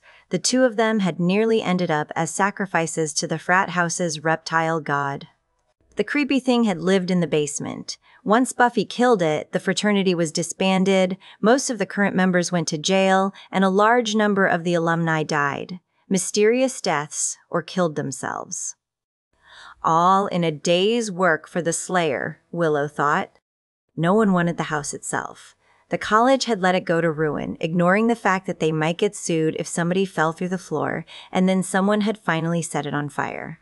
Now it sat like a blackened skeleton, hulking in the gloom beneath the full moon's glow. Ghost stories had sprung up around it, of course. Lots of them. Stories Giles compiled faithfully, cross-referencing and cross-checking them to his heart's content. I swear there's something in there, Angel said, shambling around. Maybe it's... Just kids or homeless people or... Willow paused, looked at Angel hopefully, and then sighed. Okay, it's some huge, ravenous beast, but I can still be optimistic, right? Within the dreary ruins of the fraternity house, something snapped. Willow and Angel tensed. Tree branch. Could be a raccoon. Beside her, Angel was on full alert. Willow rose up slightly to get a better view. Mentally, she ran over the binding spell she had been practicing. It was new, and it should work more quickly on larger things. Just to be on the safe side, though, she slid a stake from her belt and held it at the ready. Angel nodded, smiled grimly, and pulled one from inside his jacket. There came a sudden flurry of noise, then a short, piercing scream, then silence. Angel said, "Let's go," carefully. As previously planned, Willow snaked to the left while Angel moved to the right. Keeping to the overgrown landscaping, they closed in on the house in 2 semicircles, moving into the darkness until neither one could see the other. Hopefully, no one else could see them either. Angel reached a stand of trees, rose up in their concealing shadows, and dashed toward the dilapidated structure. He ran up to the rotted porch, skirting a number of holes. What had once been the front door was now a gaping, charred maw that he ducked through, constantly testing the footing as he went. Willow rushed up behind him. He raised his hand slightly to let her know he was aware of her, and together they charged into what had once been the living room. The back wall was completely gone. Tree branches draped with vines and deerweed bushes had grown into the space. If something was hiding from them, this was a good spot for it. Back to back, they searched the room. Their shoes kicked up dirt and ash, and Willow had to fight not to cough. After the circle was complete, Willow said, "Anything?" "No." They looked at each other. Angel was in full vamp mode, his eyes a golden yellow, his mouth drawn up in the rictus of a grimace. Well, something screamed. Angel nodded and walked to the northwest corner, sifting through the debris with his boots as he made his way past the remains of an overstuffed chair. He bent down and said, "It was a raccoon." "Was?" He nodded. "Yeah, big was." "Anything I need to see?" "Naw. But I'm gonna boil it up for dinner later if you're interested." He rose. Willow flicked on her flashlight. "Whatever killed that raccoon knows we're here," she said. "We might as well see where we're going." She aimed the beam at the staircase that led to the upstairs bedrooms. For the most part, it was intact, though several of the stairs and the railing were gone. A loud crash from the basement made them both freeze. They looked at each other, then moved toward the nearer of the 2 doors leading to the basement. The stairs had been carved from rock, as had the entire cavernous basement, and Angel half ran, half flew down them. Willow trailed behind him. The ground was littered with debris. Something smelled very rotten. He growled and assumed a fighter's stance, saying, "Dead ahead." "I see it," she said, capturing a figure in her flashlight beam.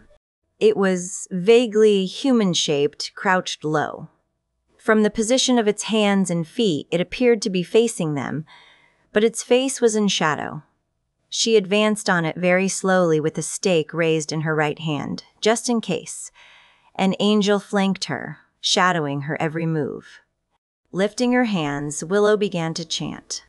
They were almost on it when it bolted into the air and whirled around, flying straight at Angel. Its mouth was filled with fangs, its face was bloated and red, and its eyes glowed a sickening green. The way its head met its body didn't look right, as if the thing had a broken neck and it stank like vinegar. The teeth flashed as it went for him. Angel roared as he went for the thing. Somehow it evaded him and hopped onto the crumbling wall of the deep stone well where the reptile god had lived. It bounced again, springing into the air, its teeth snapping. "Is this thing a vampire?" Willow asked, staring at the monster. "It's a penanglan," Angel told her. "Similar, but not quite a vampire. I've never heard of them outside of Malaysia. It sucks the spinal fluid." The thing flew at them, and Angel and Willow split up, dividing the penanglan's attention. "More than I need to know," she snapped. "But what's it doing here?" "Looking for dessert." Willow chanted more loudly and held the stake in front of her. "Stakes work?" she asked. "You have to destroy the head," he replied. "I'd rather not have to get that close." She took up her chant again, though it didn't seem to have much effect. It launched itself at Angel again. He dropped, and they both watched as the Penanglan sailed over his head and ricocheted off the opposite wall. Willow's eyes darted around the room until she noticed that the chains the frat boys had used to bind their victims still hung from the rock walls. She scrambled over, grabbed a chain by its iron cuff, stood with her boot against the wall for more leverage, and pulled as hard as she could. To her surprise, the chain loosened from the wall with no effort at all, and she tumbled backward onto her butt, then slammed onto her back, the wind momentarily knocked out of her. "Willow!" Angel cried. The Penanglan soared straight at her. The thing was hideous. Even as she struggled to get her breath back, she held the chain down at her side like a bullwhip. As the thing came for her, she stepped back, whipped the chain up, and made it whistle through the air. Much to her amazement, her strike was on target, and the links wrapped around the creature's neck. Willow pulled. Its head came off too easily, with a sickening, slurping noise as its spinal column came along with it. The links of the chain tightened, then on the thing's spine. The Penanglan continued to fly. Its body lay on the floor, pumping fluids, but the bulbous, salivating head and spinal column came at her again, teeth gnashing. "Angel," she screamed, "what the hell is this thing?" "That's what I tried to tell you," Angel said. "It doesn't need its body. When it hunts, it leaves the body behind. We've got to destroy the head." Even as he spoke, Angel moved to block the thing's path. The chain was still attached, and as it went after Angel, the Penanglan stretched the links out to their full length, like a dog testing the limits of its run. Willow's stomach was churning with nausea at the sight of the creature, one of the most repulsive things she had ever seen. The thing went at Angel, its teeth gnashing viciously. He moved so swiftly Willow nearly missed it. Angel whipped his stake up and slammed it right through the center of the creature's forehead. It fell to the floor and didn't move. Willow hugged herself and stared at it in horror. Angel went to her and put his arm over her shoulder. She twitched a moment and then surrendered to his gesture of comfort. "Buffy would be really proud of you," he told her. "Is it dead?" Willow asked, still staring at the thing. "We'd better burn it," Angel replied, "just to be safe." They did. The stink was awful. Chapter 15. Cordelia hugged the side of the chimney tightly, tears flowing freely down her face, cutting lines in the sooty grime that had settled there. Above her, the topmost story of the house was ablaze with hungry fire. It licked out of the shattered windows and up through holes it had already eaten through the roof. Black smoke billowed around her. Fire crept down the outside of the house toward the secondary tiered roof where Cordelia clung, helpless and vulnerable.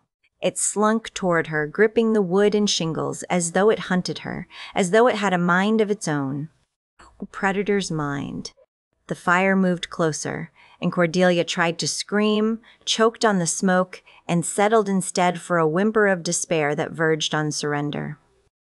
Buffy and Giles were joined in a kind of circle, facing each other with their hands outstretched and clasped together. They had cleared their minds of fear, of anger, of the chaos of the house, and instead focused on the orderly things of their world. Buffy suspected that Giles was mentally sifting through the library's card catalog or something.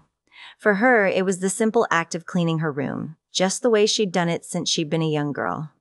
A place for everything and everything in its place, her mother would always say, so she focused on that. The ordering of her closet, the folding of her laundry, the making of her bed. Buffy. Giles' voice was weak, as if he'd just woken from a long nap. Her eyes fluttered open, and she found her watcher gazing upward. He glanced around the corridor, and Buffy did the same. But the oddest thing had happened. They weren't in the corridor anymore. "What the? We've been shifted somewhere else again?" she asked incredulously. "I thought this was supposed to make things better."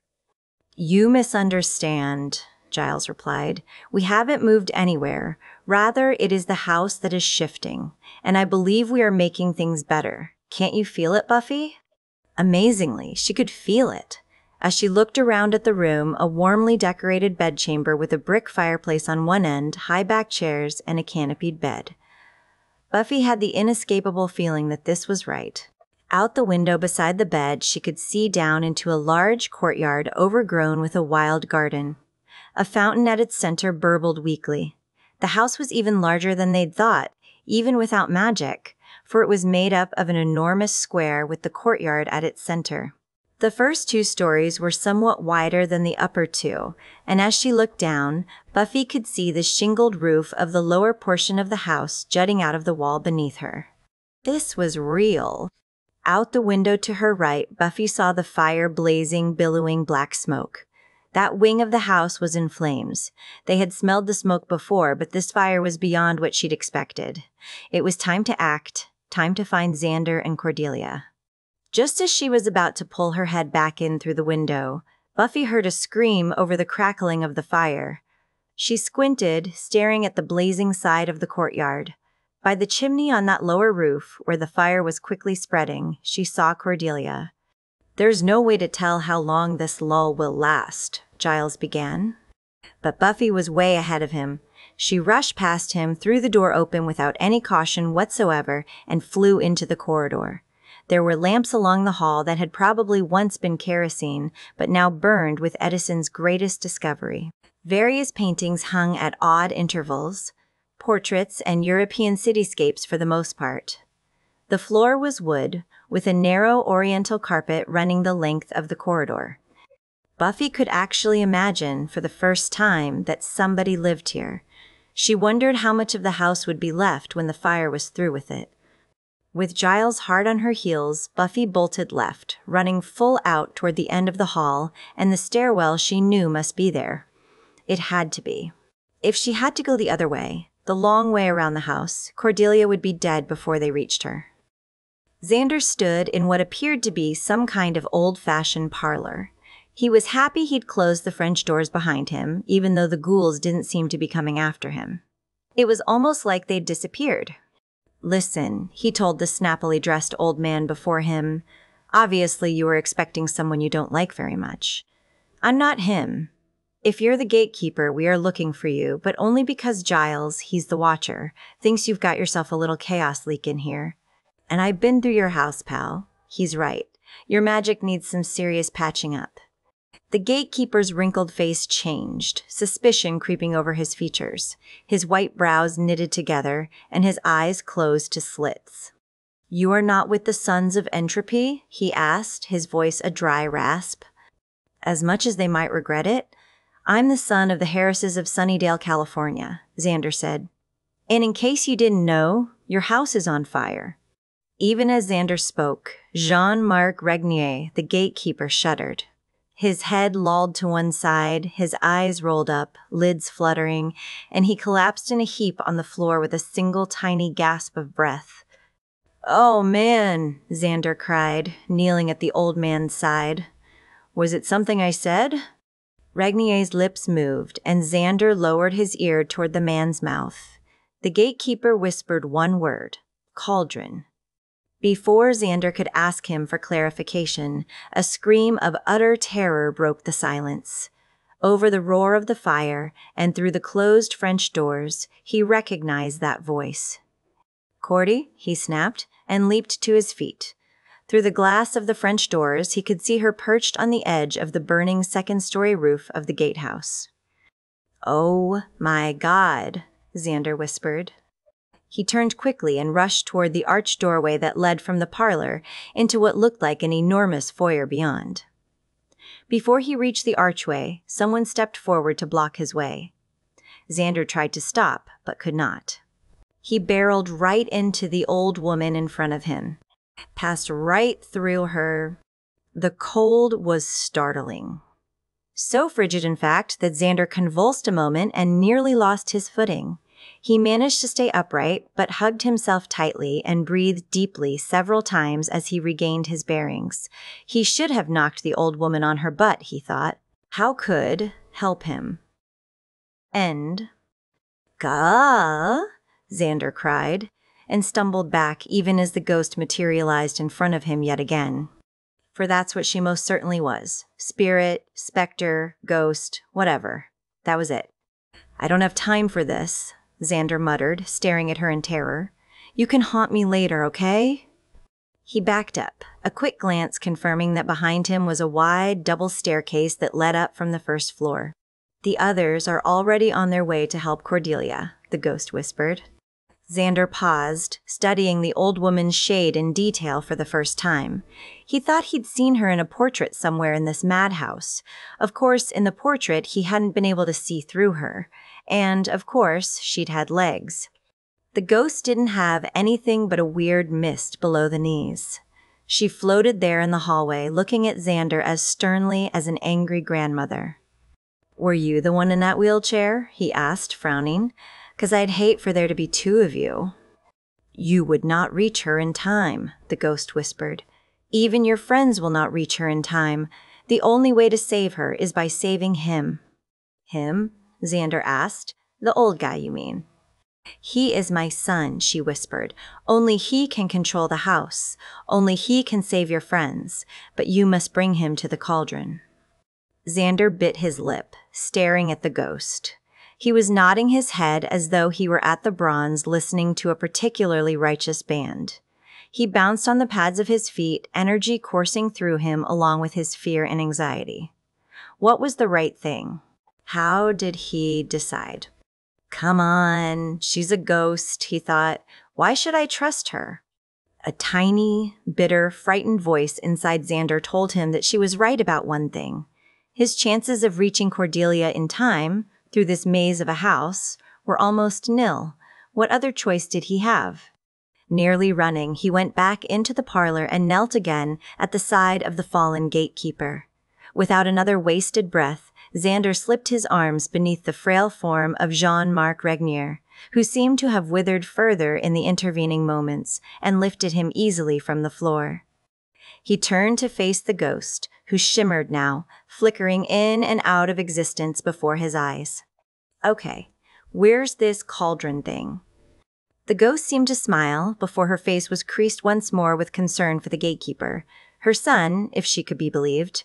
Behind her and around Xander, the walls seemed to become malleable again. Reality was flickering. The gatekeeper moaned. Xander had never been good with math, but he could put two and two together. The old man was holding the place together. As he weakened, reality went on a coffee break, which was bad. If the place was going to go wonky again, he'd never find his way to Cordelia, never mind some overgrown stew pot. As if she'd read his mind, the ghost whispered to him, "Close your eyes, dear boy. They will lie to you. My words, my voice will guide you." The room began to spin. Xander sighed, rolled his eyes, and then closed them. "Why do I feel like I'm really going to regret this?" he asked aloud. The ghost ignored his question. "Quickly now," she whispered. "Forward 20 paces, then left and down the stairs. I'll warn you when we get there." Yeah, unless I've got a practical joker for a ghost. I've seen Charlie Brown fall for Lucy's taking away the football gag too many times, lady. But the ghost did not respond. After a moment, Xander began to walk forward, eyes firmly closed. From far off, he thought he heard Cordelia screaming once more. Giles rattled down the steps to the third-floor landing as fast as he could go without stumbling. He held the railing tightly and actually leaped the last 2 steps for good measure. Buffy had been a bit more direct about it. She'd actually jumped from the 4th-floor stair entrance to the landing between that and the 3rd floor below. Then she'd done the same thing getting down to the 3rd floor, lost her balance, tucked her head into a roll that brought her back to her feet, and she was off down the hallway before Giles had rounded that between-floors landing. Now he turned right and began to run down the hallway, even as the lights started to flicker on the walls. Things seemed to wobble a bit, as though reality weren't quite certain of itself, and then they were righted. But there was no way to tell how long such a thing would last. He was stunned by how little the fire seemed to have damaged the hallway. Buffy had stopped halfway down the corridor, and even now she stooped slightly to look out a window. "Buffy?" Giles called. "Oh my God," she said, fear in her voice. "The fire must be burning the outside of the house already, perhaps the floor just above as well." His voice trailed off as he saw the smoke seeping through the seams of the wooden ceiling. Buffy hadn't noticed. She was staring out the window. Giles bent to look out a window he was passing. On the roof of a wing of the house that jutted out into the courtyard, Cordelia clung to the heated brick of a chimney that seemed to be protecting her from the fire. She had moved around behind it, putting it between herself and the blaze, and it was only pure determination, Giles was sure, that was keeping the poor girl from tumbling off the roof into the garden below. In fact, he wondered why she hadn't done exactly that. For the fire was moving in.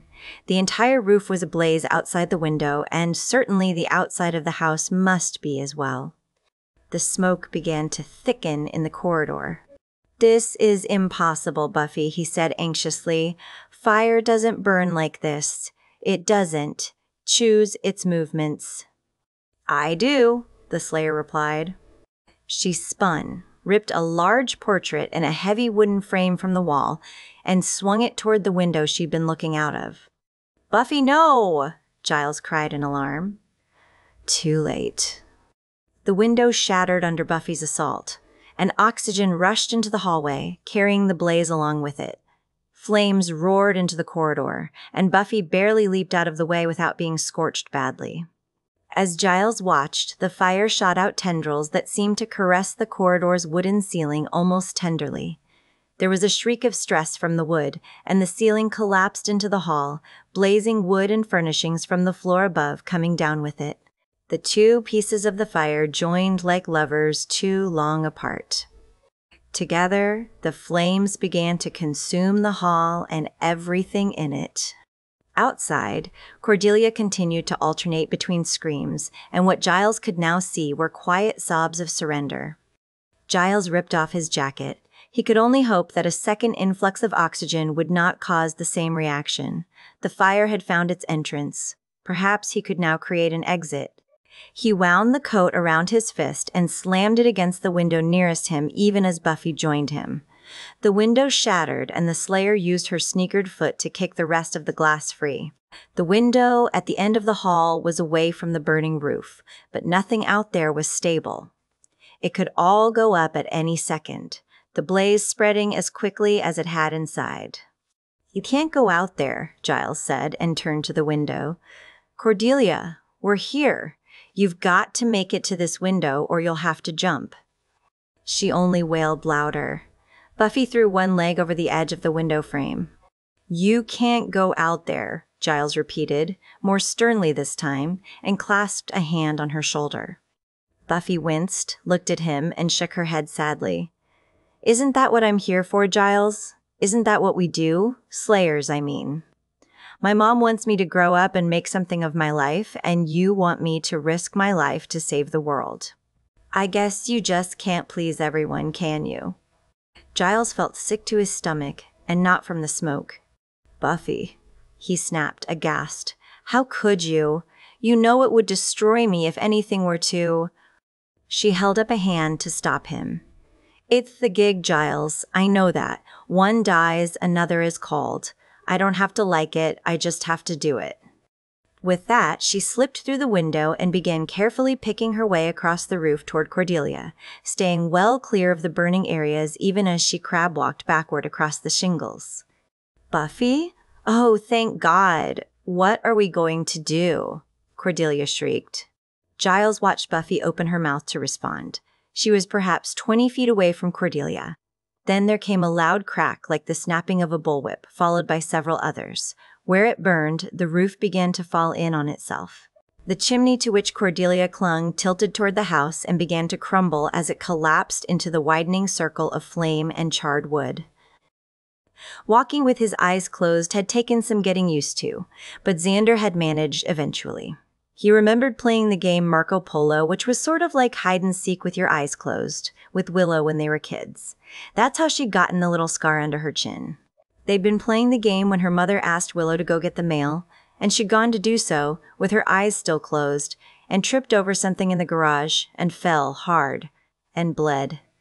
Xander had always kicked Willow's butt in Marco Polo. With the ghost whispering in his ear, close enough for him to feel the coldness of her presence, Xander had made his way along several corridors and then down a flight of stairs that his unseeing mind reasoned must go to a basement or some such. He'd slammed the side of his head into a door frame only once, stubbed the toes of his right foot, even through the sneaker, twice, and, with the prone form of the gatekeeper in his arms, knocked over something that shattered loudly. But he'd made it. "Open your eyes," the ghost whispered. Xander did. The room was extraordinary. A huge bedchamber with a canopied bed, an ancient writing desk, and a full-length, silver-backed antique mirror in one corner. Out the windows, he could see the garden in the courtyard and the burning portion of the house on the far side. "But we went down," Xander began. "Nothing is what it seems in this house," the ghost whispered. "Not unless my Jean-Marc wishes it so." Xander saw movement on the burning roof by the chimney, and then he couldn't look, couldn't bring himself to watch it anymore. For that second, Cordelia was still alive. That was all that mattered. He scanned the room. A tall spear was hung on hooks on one wall, along with several paintings. There were shelves of odd artifacts, intricately carved boxes that looked more like puzzles than anything else, statues and crystals, and what looked like a scepter or a wand. "Okay, where's the word was going to be cauldron, but before he could finish, he saw the huge black iron pot in the darkest corner of the room, away from both door and windows. It was filled with what appeared to be water, and though there seemed nothing out of the ordinary in the room's temperature, there was steam above the water. "Put him into the cauldron," the ghost demanded. "Do it now." She was no longer whispering. Another time, Xander might have managed a witty remark. He would certainly have felt reservations about what he was going to do, but he didn't have time for such luxuries as doubt. He walked over to the cauldron, and as gently as he could, he lowered the gatekeeper into the steaming water. Jean-Marc Regnier slipped into the iron pot, his head under the water, and air bubbles slid to the surface. Xander blinked and began to reach in after him. "Stop," the ghost snapped. "He's drowning," Xander replied. "He's going to die." "No, he's going to live." Cordelia didn't even hear Buffy scream her name. Over the pitch of her own terrified final screeching, how could she? The chimney crumbled beneath her, and she wished frantically that she had found the courage to jump to the courtyard below. As she slammed down onto brick and mortar and charred beams and blazing fire, an errant thought slid through her mind. Her mother would be so disappointed if Cordelia burned to death. Closed casket funerals meant it just didn't matter what the corpse was buried in. The fire began to burn her even as she fell, and Cordelia screamed in agony. Then it was gone. With a painful thump, Cordelia landed on a Persian carpet in front of a roaring fire in a beautifully appointed room that seemed to be a library of some sort. Aching, she forced herself to sit up and examine herself. I don't? How can this just... She started to laugh. And it was this sight, Cordelia completely unsinged, but partially unhinged, that Giles and Buffy discovered when they came pounding down the stairs just outside of the library and burst into the room. "Cordelia," Giles said in shock and astonishment. "Giles, how can this be?" Buffy demanded. "The fire, we both felt it. It was completely..." "Real? Yes, it was," Giles agreed. "I don't understand it either."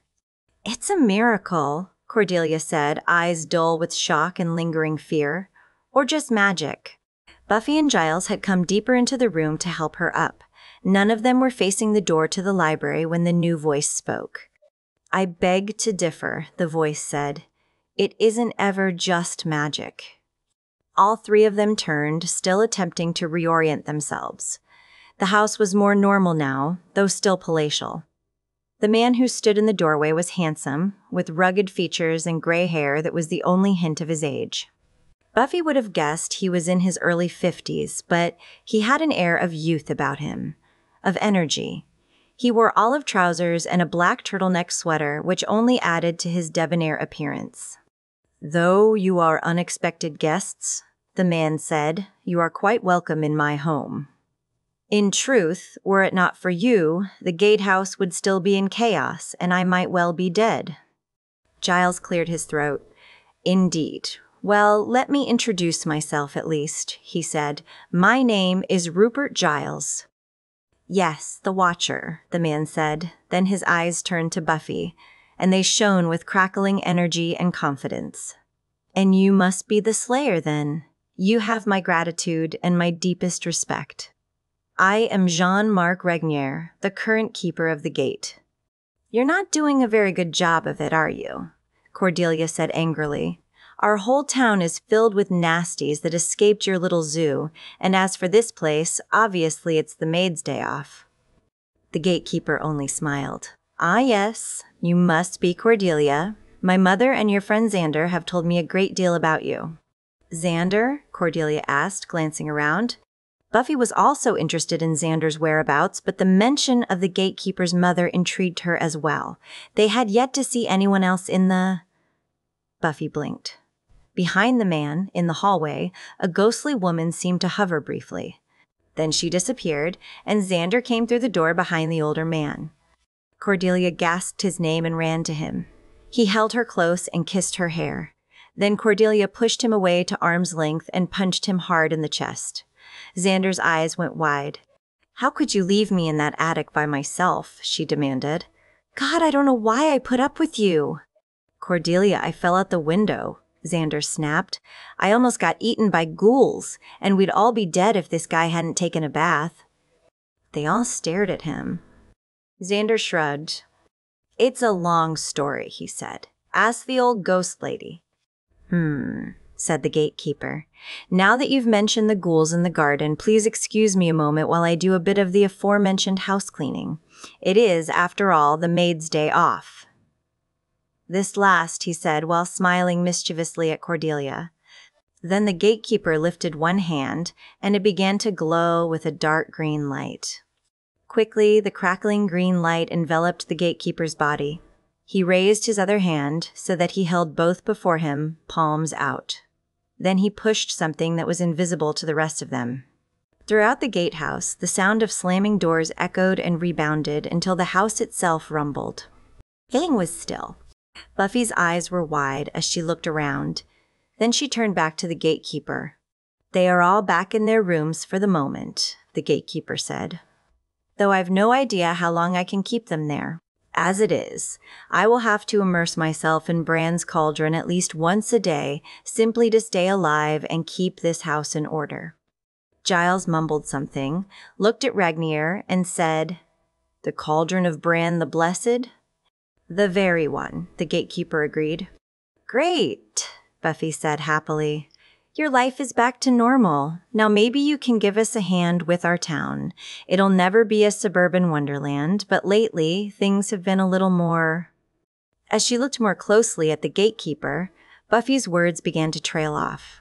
The man's eyes had lost their twinkle. The luster of his hair, the prominence of his chin, the tautness of his skin, all had nearly disappeared. It was as though he were aging before their eyes. Mr. Regnier? Giles asked before Buffy could say a word. I need a bit of rest, the gatekeeper said quickly.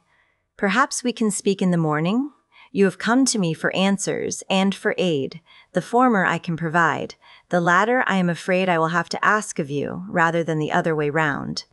But that will wait. My mother will see that you have rooms for this evening, Jean-Marc Regnier said weakly. When he turned and walked from the room, the gatekeeper seemed to have aged more than a decade. Yet the house was stable. What was that all about? Buffy asked. Perhaps the magic saps his ability to retain a youthful appearance, Giles suggested. I just know that's going to be my problem, Cordelia said sadly. It's only a matter of time. Fine, Buffy said. But what about this mother's thing? Has anyone seen someone else wandering around here? Oh, I've met the keeper's mom, Xander said, nodding with obviously feigned exuberance. You guys are going to love her. The sky had only just begun to lighten when Michaela Tomasi slipped her legs over the edge of her bed and sat up, rubbing her itchy, watery eyes. Sleep had been an unfaithful companion the night before, teasing her with its nearness, touching her briefly, and then retreating altogether. It had been a warm night, and humid, and the light breeze that whistled through the open window of her room at the villa did nothing to alleviate her discomfort. Still, it had not been the climate that stole any chance she might have had at sleep. It had been the screaming. Michaela lifted her lavender silk robe from the end of the bed, surprised that she had not kicked it off during the night, and slipped it on, tying it tightly around her waist. She looked out the window, saw the grounds of the villa, crumbling and overgrown with vegetation, years of neglect having taken their toll. In the distance, she could see the domes and spires of Florence, the gem of Italy, and she yearned to walk its streets once more. But no, the Sons of Entropy would not allow her to leave them. Not now. They did not trust her. Now. Not after the report that Matthew Palomari had offered upon his return from New York. Little bastard. If he had his way, Michaela thought, she'd be dead already. Her only reprieve had come because Il Maestro was fond of her. He had personally taken responsibility for her when she was orphaned as a child. It had been through his machinations that she was adopted by a family connected to the Watchers' Council, his grand scheme all along that she should become a Watcher. Now, at long last, the ruse was over, and Michaela had been called home, to Florence, to be with the only man she had ever truly thought of as her father. He was not, of course, and considering his age, she wondered if any of his own children still lived. But to her, he was more than Il Maestro. He was father. But the eyes of a child and the eyes of a grown woman are very different. Since she had returned, and under such extraordinary conditions, she had begun to see things differently. The Watchers' Council had trained her well. She had been enveloped and embraced by the respect and tradition and the burden that they all held so dearly. It mattered to her. Of course, her debt to Il Maestro was greater than any of her own petty emotions. Or at least, that's what she had thought before she met Rupert Giles. It wasn't that she loved him, not that, though a part of her certainly had grown fond of him in a short time, and he was attractive, no doubt of that. His eyes were captivating, his proud chin and graven features enticing, and his mind, he was a man of extraordinary intelligence and courage. Michaela did not love the Watcher, but neither did she want to see him hurt. All of the things that her father had taught her, the entire existence of the Sons of Entropy, was in question to her now. The Watchers' Council existed to preserve the order of the world, and the Sons of Entropy survived with only one purpose, to tear that order down brick by brick. Before she even realized it, Michaela began to weep uncontrollably. She covered her mouth with her hands so that her sobs would not be heard. The stone walls of the ancient villa were little protection from those who might benefit from what they hear and pass on. Her feet were cold on the stone as she stepped into the narrow corridor. Here, the dim light of impending sunrise had yet to throw its brilliance, and so she walked the hall in darkness. Several of the robed agents, the Sons, passed her in the hall. All bowed their heads in deference to her who was so favored by Il Maestro. When she reached the top of the long stone staircase that led down into the cellar, the guard did not even raise his eyes to meet her face. From deep within the stone-cold heart of the villa, another scream tore the light from the morning, chasing the sun away as Michaela descended. It was a dungeon. She had known that since she had first returned to this place 2 days earlier. Whether it had been used for that when she had lived here as a child, Michaela did not know.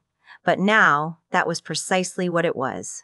Stone and mortar round all 4 sides, except where the stairs were built into one wall. Torches flickered in iron racks jutting from the stone, casting the room in a horrid, violent orange light. Michaela shivered. It was as though she had stepped back in time. She was reminded of the Inquisition and shuddered at the comparison. But it was accurate. She knew that. The knowledge sickened her.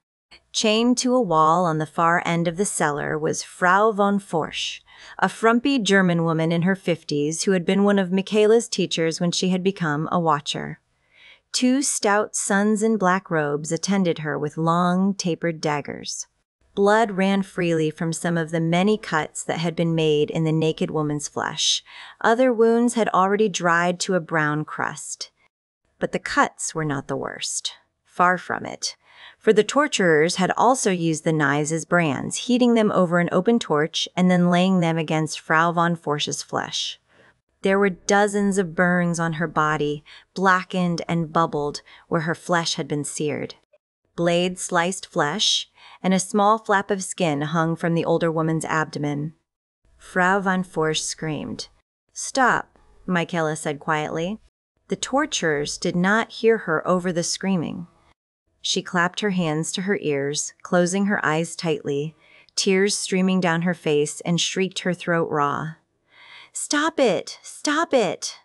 Stop it!" Her screaming had become almost unintelligible, more agonized, if possible, than the captive watchers. The torturers only stared at her. Then one of them reached up and pulled the hood of his robe back, revealing the so-sweet features of Matthew Palmieri. "Hello, Michaela," Matthew said kindly. "Did we wake you?" From the fog of near unconsciousness, Frau von Forsch looked up, eyes fluttering. She blinked blood from her eyes. "Me? Michaela?"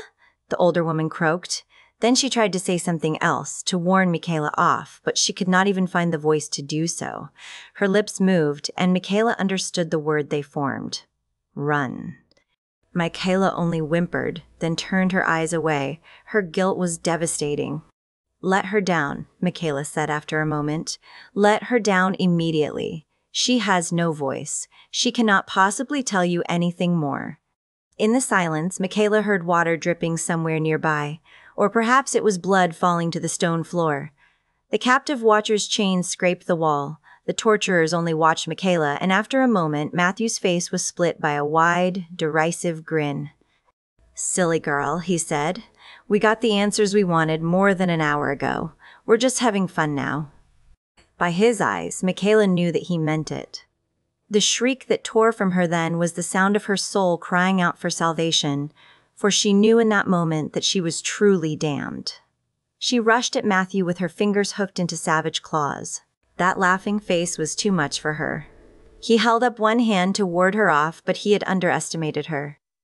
She easily slapped his arm aside, and the nails of her right hand tore furrows across his left cheek, little strips of flesh hanging loose as blood began to drip down them. "Bitch!" Matthew screamed, and knocked Michaela to the floor with a brutal backhand, his knuckles shattering her nose. Blood spurted from her nostrils as she went down, and then he was on top of her. His fingers closed around her throat, cutting off her air. Michaela was still screaming, though it was a hoarse sound now and nothing more. She struggled against him as he raised his dagger over her heart. "Weak-willed whore," Matthew snarled. "I should have cut your heart out when you were 10 years old." The blade began to descend. Michaela screamed hoarsely. Matthew grinned down at her, anticipating her blood. His hand froze in a pool of dark light, the purple-black of a bone-deep bruise. Matthew looked startled a moment, staring at his hand and the dagger there. There was a sound unlike anything Michaela had ever heard. A crunch, as though something fragile had been crushed under a terrible weight. Matthew Palmieri screamed horribly, high and deranged, much louder than he had been able to elicit from Frau von Forsch the whole night through. The dagger clattered to the stone floor, and Matthew crumbled onto his side, pulled into a fetal position where he cradled his shattered hand. He whimpered, his eyes wide with shock, and Michaela wondered if he would pass out.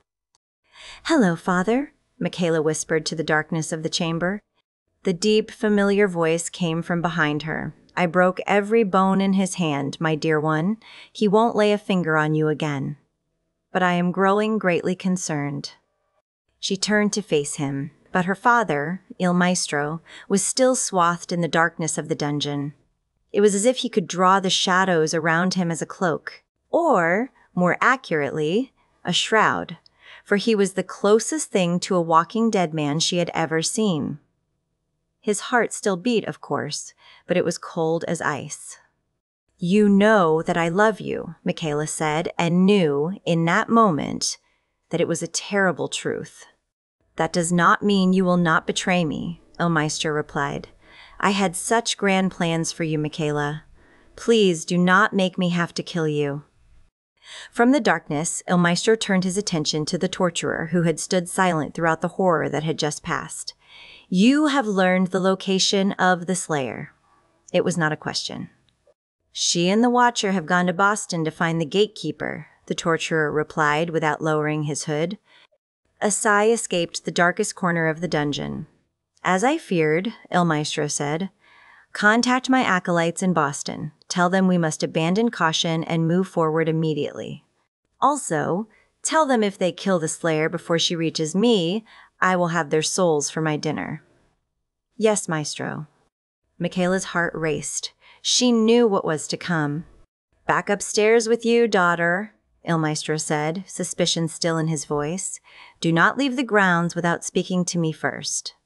And do not forget, in the moments when your heart begins to cloud your mind, that it was I who took you from nothing, who formed you into what you are today. I gave you your life, girl. I can take it from you as easily. Jod. With a final glance at the bleeding form of Frau von Forsch, Michaela spun and ran up the cellar stairs, sobbing. Before she had returned to her bedchamber, the captive Watcher began to scream again. But this time, her screams were cut terrifyingly short. It was the last sound that Michaela ever heard from the cellar. Later that day, her father allowed her to bury her old teacher's remains, but he would not let her pray. October 30th, 1713. I am dying. At long last, the specter of death stretches his loving hand out for me, and I willingly clutch at his bony fingers. Nigh on to 50 years have I lived in this home, traveling by ghost roads to faraway lands, and with my own 2 feet over the cobblestone streets of Boston. Over those long years, I have collected a great many oddities, stored now in this home. Things undead and unnatural, creatures of myth which no longer have a place in the world, but which have escaped the other world.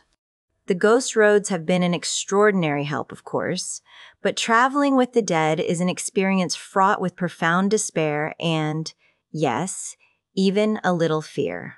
When a soul is released from its fleshly prison, it travels along the ghost roads to its final destination, whether it be the house of angels or the house of demons, heaven or hell, or whatever the reality of each of those worlds may be. The entire earth is crisscrossed with these pathways, an intricate web of paths for the ghosts of humanity. But more things than ghosts travel those roads.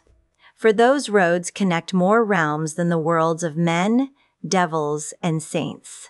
The ghost roads also form a path to the other world, which I have been at pains to define herein, though I have very little of substantial experience with which to support that definition. When I travel the ghost roads, I am able to move about on the face of this earth, but heaven and hell are closed to me, as is the other world.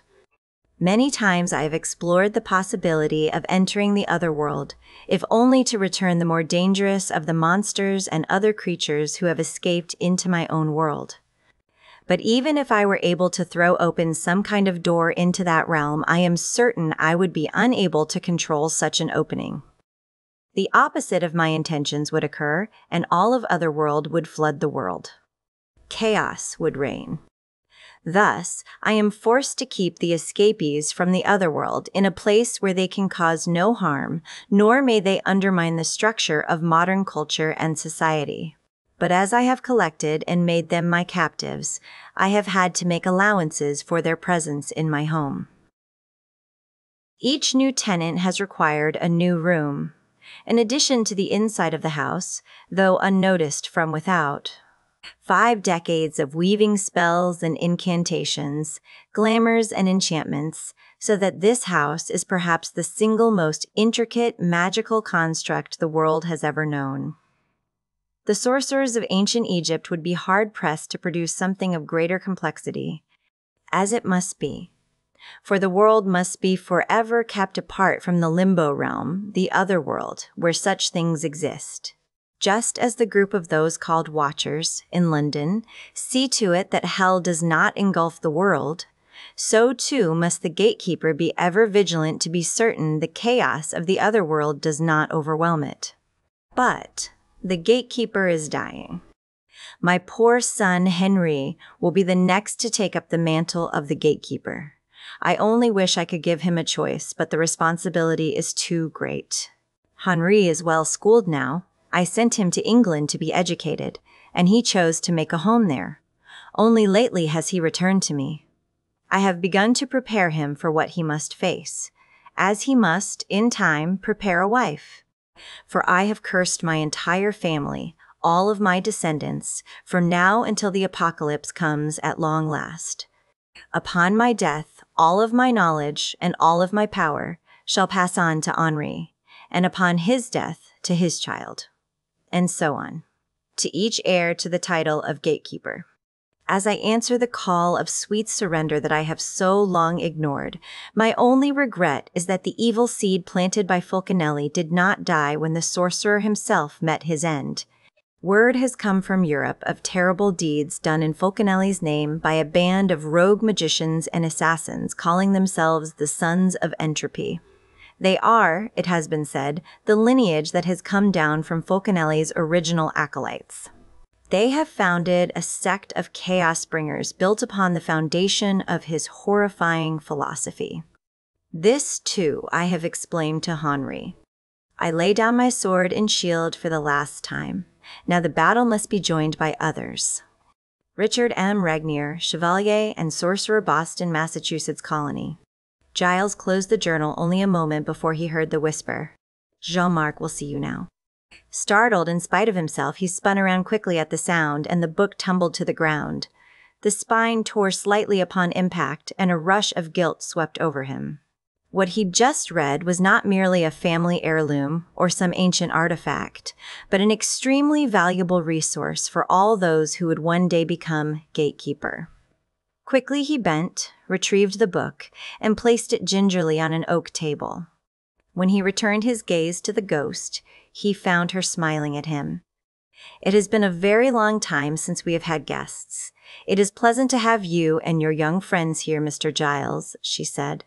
Giles thought that she seemed a bit more solid now. Her legs had even coalesced so that she did not lose her cohesion until halfway between knee and ankle. He wondered if it was the power of the gatekeeper reinvigorating his mother's ghost, or the presence of so many individuals who could see her and thus reaffirm her belief in her own existence. A debate for another time, perhaps. "Thank you, Madame Regnier," he said with a slightly embarrassed smile. Giles was not completely alien to the concept of flirtation, but it had never been something he was adept at. Flirtation with a spirit was another thing entirely. It was not merely uncomfortable, but chilling. The ghost of Antoinette Regnier floated through the library door and into the hallway. The others were off elsewhere in the house. They were supposed to be getting settled into their rooms now that the place was stable once more. Giles doubted that very much, however. He suspected that they were attempting to reach Willow or Oz to find out what was happening in Sunnydale in their absence. Cordelia's cellular phone did not seem to be working, and Giles had suggested they step out beyond the magical field that keeps the house hidden from the outside world. After that, they would likely explore what they could of the house. He hoped they were careful of what doors they opened. Leading him, the ghost glided up the great central staircase with an elegance that he could never hope to achieve.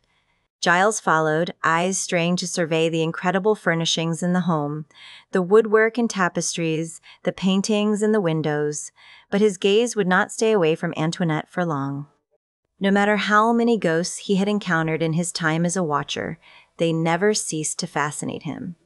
"I should think you will all find yourselves quite comfortable here," Antoinette whispered. Or more precisely, she spoke, and the ghostly voice floated to Giles as if it had been spoken very quietly just behind his ear. "If there is anything you need, please call out for me. I don't sleep, of course." They paused in front of the heavy door to the gatekeeper's own bedchamber. The ghost put a finger to her lips and shushed Giles, as if one librarian and a ghostly old woman were going to make much noise. Then she passed right through the door, leaving Giles standing just outside it, feeling more than a bit foolish. Should he knock? Just walk in? He chose both. He knocked twice, lightly, and then turned the knob and stepped into the room. There were some of the most amazing artifacts he'd ever seen before in that very room. But what drew his eye, of course, was the figure of the gatekeeper, stretched out on top of the mattress with a dying man's abandon. His face was ragged and exhausted, his arms so limp, Giles assumed the man felt too weak to move any further. "Thank you for coming, Mr. Giles," the gatekeeper said, and coughed several times during the sentence. "As you can see, I am in no condition to greet you. I have prolonged my life with magic for too long. Soon I will pass." Giles glanced at the huge black cauldron at the far side of the room, and at the long wooden spear, or lance, with an ancient-looking, battered metal tip that lay on the bed with the gatekeeper, clutched in his old man hands. "The cauldron?" he asked, and nodded toward the huge iron pot. "Indeed," Regnier agreed. "One immersion used to buy me 20 years. Now it can barely give me the hours I need to speak with you. Even then, I am only able to retain control over the sorceress matrix of the house by the power I draw from the spear." Giles blinked, then looked more closely at the spear. An idea occurred to him, and his eyes widened. Without realizing he was doing it, he actually took 2 steps backward. "That isn't," he began, then shook his head as if denying it would force the truth away. Weakly, the gatekeeper smiled. "All right, it isn't. Does that make you more comfortable?" The watcher swallowed, then reached up to rub his eyes beneath his glasses, settling the frame more comfortably on the bridge of his nose. Whatever else he had seen in this house, whatever else he would see, these 2 artifacts dwarfed it all. According to myth, the cauldron of Bran the Blessed would restore vigor to a dying man, or even restore life to the dead. The only story Giles had heard of it surfacing had come from Gundestrup in Denmark. The gatekeeper must have retrieved it from there. The spear was something else entirely. Once, almost 2,000 years before, the spear had reportedly belonged to a Roman soldier named Longinus. It was said that while Jesus was dying on the cross, Longinus had pierced his side with the spear. Its powers had been debated for millennia, but certain things were known as facts. Anyone who held it in his hands could not be defeated in battle, nor killed by an opponent, as long as the weapon remained in his grasp. The legendary Emperor Constantine had, according to history, won 37 military campaigns in a row, and died only when he had the misfortune to accidentally drop the spear. It could not win a war, but it could make its owner the most fearsome warrior to ever walk the earth. And, apparently, it could also lend a little of that strength to the ailing. "Mr. Giles?" the gatekeeper asked. "Oh yes, sorry. This is all a bit overwhelming." "I understand. But time is of the essence now." Giles nodded. "Indeed. Though, as you do not seem to have any family about, no heir, if you'll forgive me, I'm not certain what can be done to preserve the integrity of the gatehouse." The old man on the bed nodded only slightly, just enough for Giles to know that he agreed. "So you have read my grandfather's journal." "Indeed." "And with what is transpiring in Sunnydale at the moment, and your own obvious concern, I can only surmise that the Sons of Entropy remain active," Giles said, then paused a moment. He frowned, tilted his head, and stared at the gatekeeper.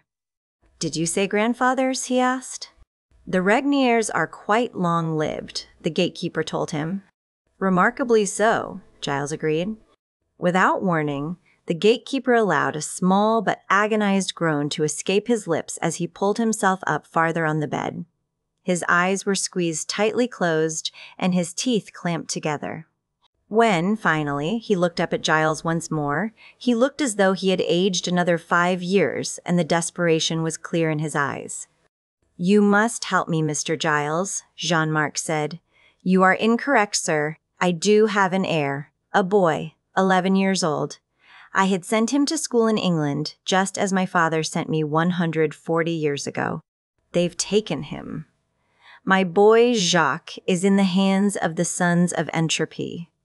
To get him back, all I have to do is give up this house to them and all its secrets. That is something I can never do." "Still no call from Willow?" Buffy asked Cordelia. "Well," Cordelia said, somewhat defensively, "I'm not going to sit out in the street just to get away from the anti-cellular phone magic that the stupid invisible house thing causes." "We left her a message last night," Xander noted. "She knows we're alive and trying to reach her. But it's still too early to call there, Buffy. Her mom's going to want to know why we're calling at 5 in the morning, you know. Give it an hour or two." Buffy frowned, concern etched on her features. "I'm just getting worried. I didn't want to leave Sunnydale in the first place, and if anything happened to Willow—" "Willow's a big girl," Cordelia said dismissively. "She can handle herself. Just take a breath, Buffy. We'll all go out and call in a little while, or I guess you can just use the phone if you want." Cordelia sighed. She didn't really want to loan her cell phone out to anybody. You just never knew who was going to call Greece on your dime. On the other hand, it wasn't as if Buffy knew anyone from Greece or anywhere else more interesting than Southern California. She took a long drink of coffee and tried to forget the events of the previous night. Cordelia was still completely freaked, but at least Xander had had the good sense to go out and get some breakfast for them. Okay, bagels and cream cheese and juice boxes weren't exactly the breakfast of champions, but any port in a storm, Cordelia figured. It didn't look like they'd be having regular meals for a while.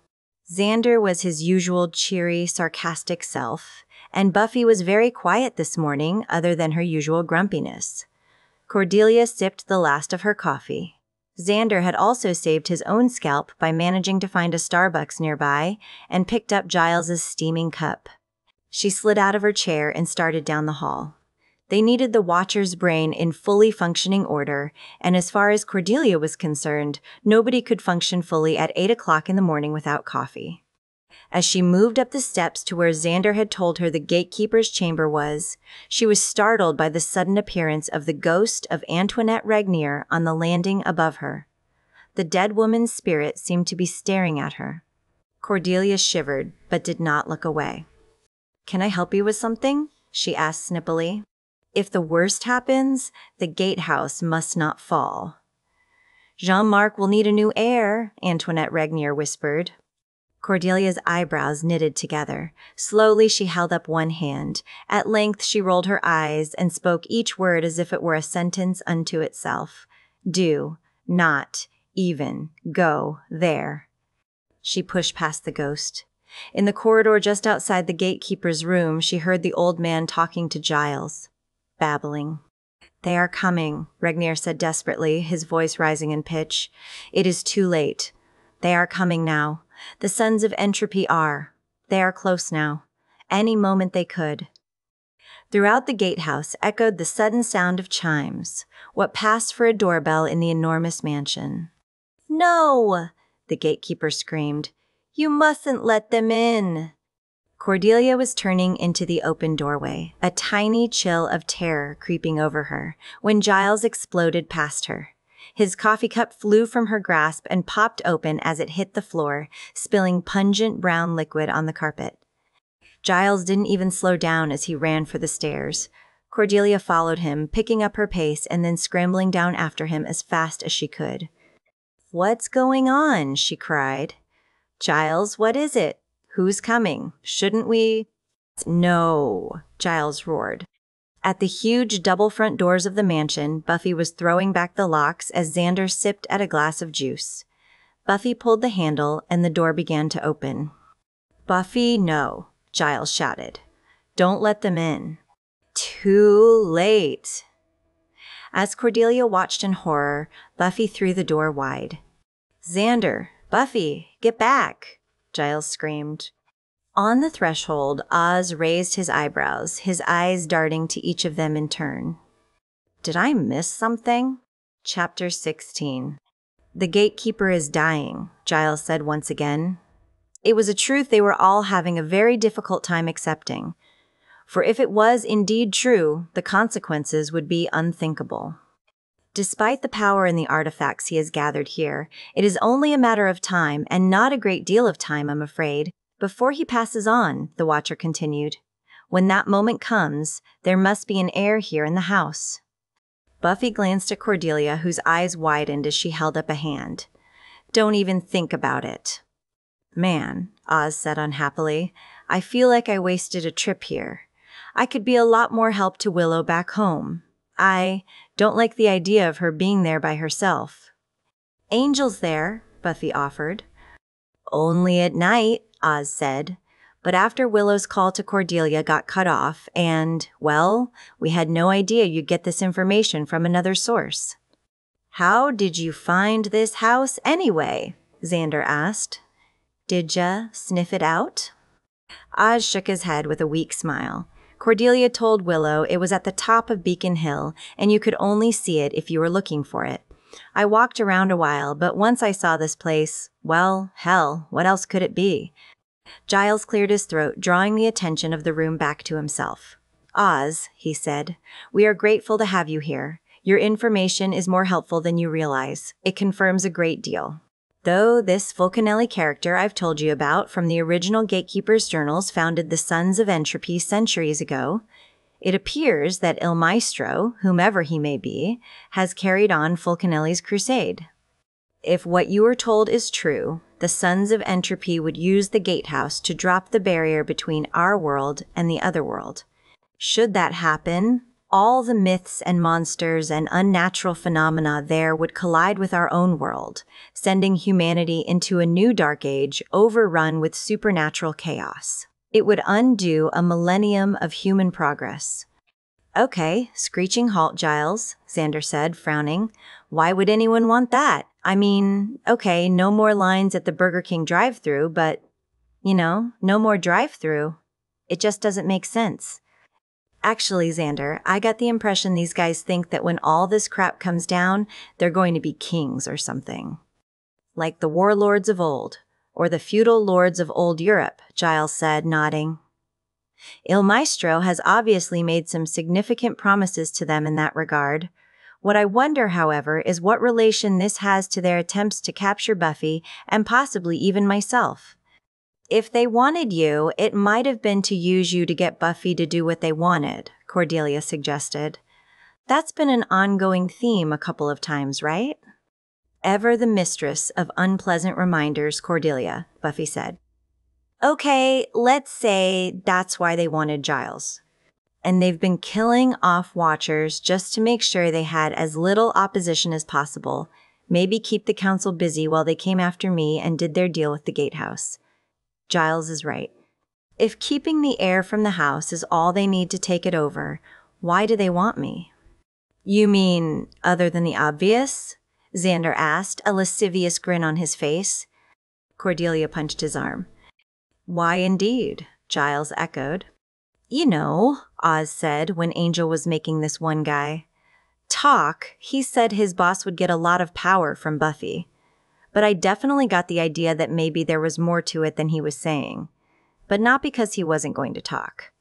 He would have said anything right then, Oz added, and when they all looked at him with wide eyes, he went on quickly. Anyway, I think this El Maestro guy has a lot of stuff going on that he doesn't share with his foot soldiers, you know? It may be, Giles agreed, that the Sons of Entropy are operating on several levels, several arms of a master plan we have yet to perceive. Jean-Marc has also sensed their presence close at hand. They might very well be just beyond these walls. With almost comic timing, Xander and Oz both glanced around at the interior of the Gatehouse's enormous dining room. They sat around a table that would have made King Arthur envious, but there were only the 5 of them.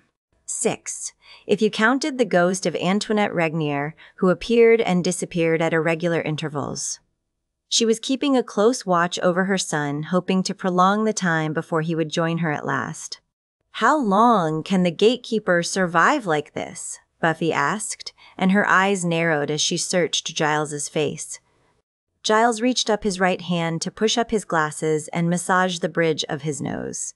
They were all very short on sleep now, and it didn't seem as though they were going to be getting any time to catch up. Not soon, anyway. It's impossible to say, the Watcher finally admitted. Several days, I think. At least. Perhaps weeks, though I doubt that a great deal. Remember that the Gatekeeper's magic is all that is holding the complex mystical web of this house together. That places an extraordinary strain on him. If the Sons of Entropy are indeed nearby, there is no telling how stressful their next visit may be. Correct me if I'm wrong, Xander offered, but if all the house needs to have to keep itself going as an heir, couldn't we just pick somebody else? I mean, that's how the Watchers do it, right? One Slayer dies, and another is called. All that jazz? In the case of the Gatekeeper, the heir must be of the Regnier bloodline, the ghost whispered. There are no other Regniers. Jean-Marc's son, Jacques, is the last. What if the kid's already dead? Cordelia asked matter-of-factly. Giles covered his eyes with one hand. Xander scowled, and Buffy shook her head. Cordy, we can always count on you for the sympathy factor, Xander noted, his discomfort obvious in his tone. If my grandson were here, do you think I wouldn't know? The ghost whispered. Oz shifted in his seat and raised his eyebrows. He wasn't the most talkative guy in the world, but he usually didn't speak unless he had something to say. Okay, call me crazy, but why don't we just go to Europe and find the kid, he said with a shrug. I mean, it isn't like we have many other choices. You ever been to Europe? Xander asked incredulously. You want to find one 11-year-old kid on the whole continent? Have you ever been to Europe? Cordelia asked him with a look of astonishment. We're not talking about me, Xander protested. Oz shrugged again. It was just an idea. If the Sons of Entropy are trying to kill Buffy, they're going to keep coming after her. We track them down, and we get the information we need, whatever it takes. We keep searching until we have the kid or the world ends. Drake, Giles harumphed. Despite his rather blunt explanation of our predicament, Oz does appear to have hit upon our only course of action. There was a moment of silence in the room, and Buffy thought she could hear the ghost of Antoinette Regnier whining just slightly, as though someone had left a window open in her soul. Or perhaps she was just moaning with her grief and anxiety. Poetry wasn't part of the Slayer's job. Damn good thing, too. I'll go, she said, alone. Giles began to protest, and Buffy saw the look of knowing, self-righteous anger that began to spread across Xander's face. Okay. Someone has to stay behind on Hellmouth duty, and that would be Giles, she said quickly, then looked sternly at Xander. You and Cordelia and Willow are not going to be able to go off on a jaunt to Europe without getting into all kinds of, I can't answer. That's with your parents. I don't have that problem. Then she looked at Oz. We don't know how long this will take, and frankly, you're a werewolf. Sure, we've got a few weeks to go, but again, who knows how long this will take. And, Angel, Nodding, Giles interrupted. Angel can't take the risk of flying. Too difficult for him to keep ahead of the sun. It was Xander who spoke up first. You can't go alone, Buffy. He pushed back the heavy oak chair, stood up, and walked over to the ceiling. High windows with the enormous drapes that hung down to the floor. He stared out the window. It comes down to this. He paused, then turned to look at all of them. Not for the first time, Buffy saw in his face, in his resolve and the proud jut of his chin, the man that Xander would become. Whatever my parents think doesn't really matter. If we don't get that kid back, their whole world is going to be turned upside down. Yeah, maybe they live on the Hellmouth, but like everyone else in Sunnydale, they somehow manage to get by without having to acknowledge how crazy that is. But if this other world explodes into ours and we're overrun with monsters and legends and weird events, that's a little worse than having their son run off to Europe for a few weeks. Xander, you might not be able to graduate on time, Buffy warned. Cordelia snickered. Oh, please. Graduation? If we can't get the Rugrat back here in time, there won't be any more school. Buffy looked at her and blinked. She was always amazed by Cordelia's courage. existing as it did in spite of her amazing selfishness. Her courage was more of an afterthought. "So back to the airport?" Oz asked. It was the ghost who responded. She floated to the center of the room, nothing but mist from the waist down. From the center of the dining room table, Antoinette Regnier spoke imperiously, and for the first time, above a whisper. "There is a faster way," she declared.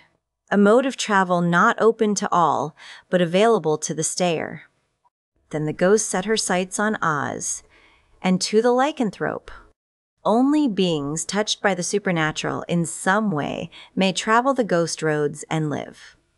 "Ghost roads?" Buffy asked, though she wasn't entirely certain she wanted an explanation. At the high window, Xander cleared his throat. He stood with his hand parting the heavy drapes, staring out at the tall metal fence around the gatehouse. "Excuse me, ghost lady," he said. "Do you have a big Jehovah's Witness population around here? Lot of people trying to get you to join their religion?" In an instant, Buffy was at the window beside him. She put a hand on Xander's shoulder, though whether to steady him or herself she was unsure. Outside the window, dozens of Sons of Entropy acolytes had already scaled the fence and begun working their way across the lawn. "I don't think we're going anywhere," Buffy said quietly. The shift in weather was sudden and extreme. Though the day had dawned with a clear blue sky and a tantalizingly warm pre-spring breeze, for Boston anyway, atop Beacon Hill clouds began to form almost out of nowhere. Dark and pregnant with moisture, the clouds blotted out the sun within seconds of the moment. Brother Julian led a dozen other acolytes onto the grounds of the gatehouse. "It knows we're here," he called. "What do you mean it?" asked Brother Cardiff, who stood a few feet behind him, just inside the fence. "You mean he knows, the gatekeeper knows." Brother Julian ignored him. The Englishman was an idiot. The gatekeeper and his progenitors had spun the web, but the house itself was the real power. It had taken the Sons of Entropy decades to learn what little they had about the house itself. Il Maestro had planned for nearly as long for this moment. The gatekeeper had been dying, his strength sapped away with each passing hour. Without the boy, the gatehouse would be theirs. The boy might still get the magic of his forebears, a possibility Il Maestro was greatly anticipating, but the house would fall beneath their onslaught, and chaos would follow soon after. That had been the plan. The Slayer and the Watcher coming to the gatekeeper's aid? That possibility had not even been planned for. Now, rather than attacking while the gatekeeper was at his weakest and the house's defenses were almost non-existent, they had been ordered to move in immediately. As the last of the acolytes, led by Brother Julian, cleared the fence, the monstrous house across the yard looking down upon them with furious window eyes, the clouds moved in and sharp-edged hail the size of fruit began to pummel them from the sky. "Attack now!" Brother Julian cried. Brother Cardiff launched himself forward even as the ground rumbled and split. Brother Julian leaped over the rift that opened like a sinkhole in the earth before him, and Brother Cardiff helped him to his feet. The others followed suit, save for Brother Stefano, who fell into a sudden sinkhole which closed up again after him. The man's screams were cut off the instant the earth rolled over his head. Brother Cardiff ran for the front steps of the house, only proving to Julian what an idiot the man was. Magical fire crackled as Cardiff slammed into a sorceress barrier that was part of the house's defense system. The man screamed, his hands went to his face, and he pulled away strands of melted flesh before crumbling to his knees in shock. Hail crashed into Julian's shoulders and scalp, cutting him where it struck. He ignored the pain. Lightning roared down from the sky and burned Brother Luciano where he stood, turning him to little more than bone and cinders in a way naturally occurring lightning never could have. They were dying. "Enough!" Julian screamed. Il Maestro had chosen him for this duty for a reason. Now it was time for him to prove his worth, to prove that Il Maestro had made the right decision. This very day, the blood of the gatekeeper would run over his fingers and he would paint his face with the gore. Now, though, Julian's hands erupted with a deep purple flame and he held them in front of him. The barrier that had melted the flesh from Brother Cardiff's face and chest was illuminated a moment. Julian chanted loudly in Latin, and the purple flame seemed to solidify, almost as a weapon in his grasp. With the total focus of his mind, Julian held the crackling magic above his head as though it were a sword, and he brought it down, screaming with rage and the pain such concentration cost him. With a scream of wood and the shattering of glass, the house cried out in agony, and the barrier exploded in a shower of magical energy that wildly altered everything around it. Brother Francois turned to stone. A palm tree, flush with coconuts and drooping fronds, grew up to Julian's left in mere seconds. Julian shielded himself and channeled most of that energy down into the ground, and the earth shook. The magical field that surrounded the property and kept the gatehouse invisible to the world around flickered, but remained intact. It was not a defensive barrier, but a mere enchantment, a glamour of convenience. That would be the last thing to fall, or near enough to it. Without moving any closer, Julian struck again at the breach he had made in the defensive barrier, this time turning the gatehouse's own magic against it. The crackling blade of magical energy he wielded slashed down into the earth. Dirt leaped from the ground in a straight line toward the double front doors of the gatehouse. The stairs split in two. The doors to the gatehouse splintered and exploded inward. The sons of entropy screamed in triumph. Brother Malachi ran for the door. He had bragged that he would be the one to take the gatekeeper's head, and he brandished a shining dagger in his right hand as he mounted the splintered steps. So arrogant was he that when the slayer stepped through the shattered doorway with a long, thick shaft of wood that looked to have been the leg of a good-sized dining room table, he lifted one hand and tried to shove her out of his way. The slayer shattered Brother Malachi's arm with a single swing. The next one cracked his skull and left him drooling, hanging over the railing of the shattered stairs.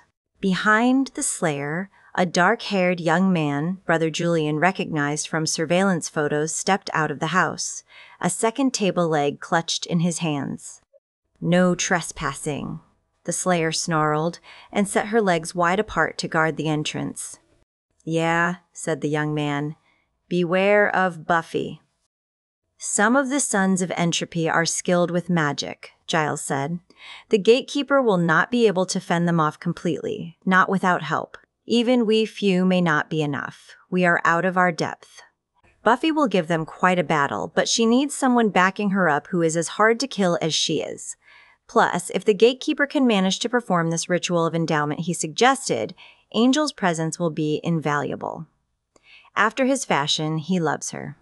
There is magical power in that." Oz nodded slowly.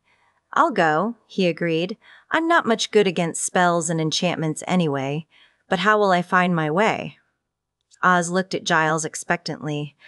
The Watcher could not blame him for being afraid, or for looking to him for answers.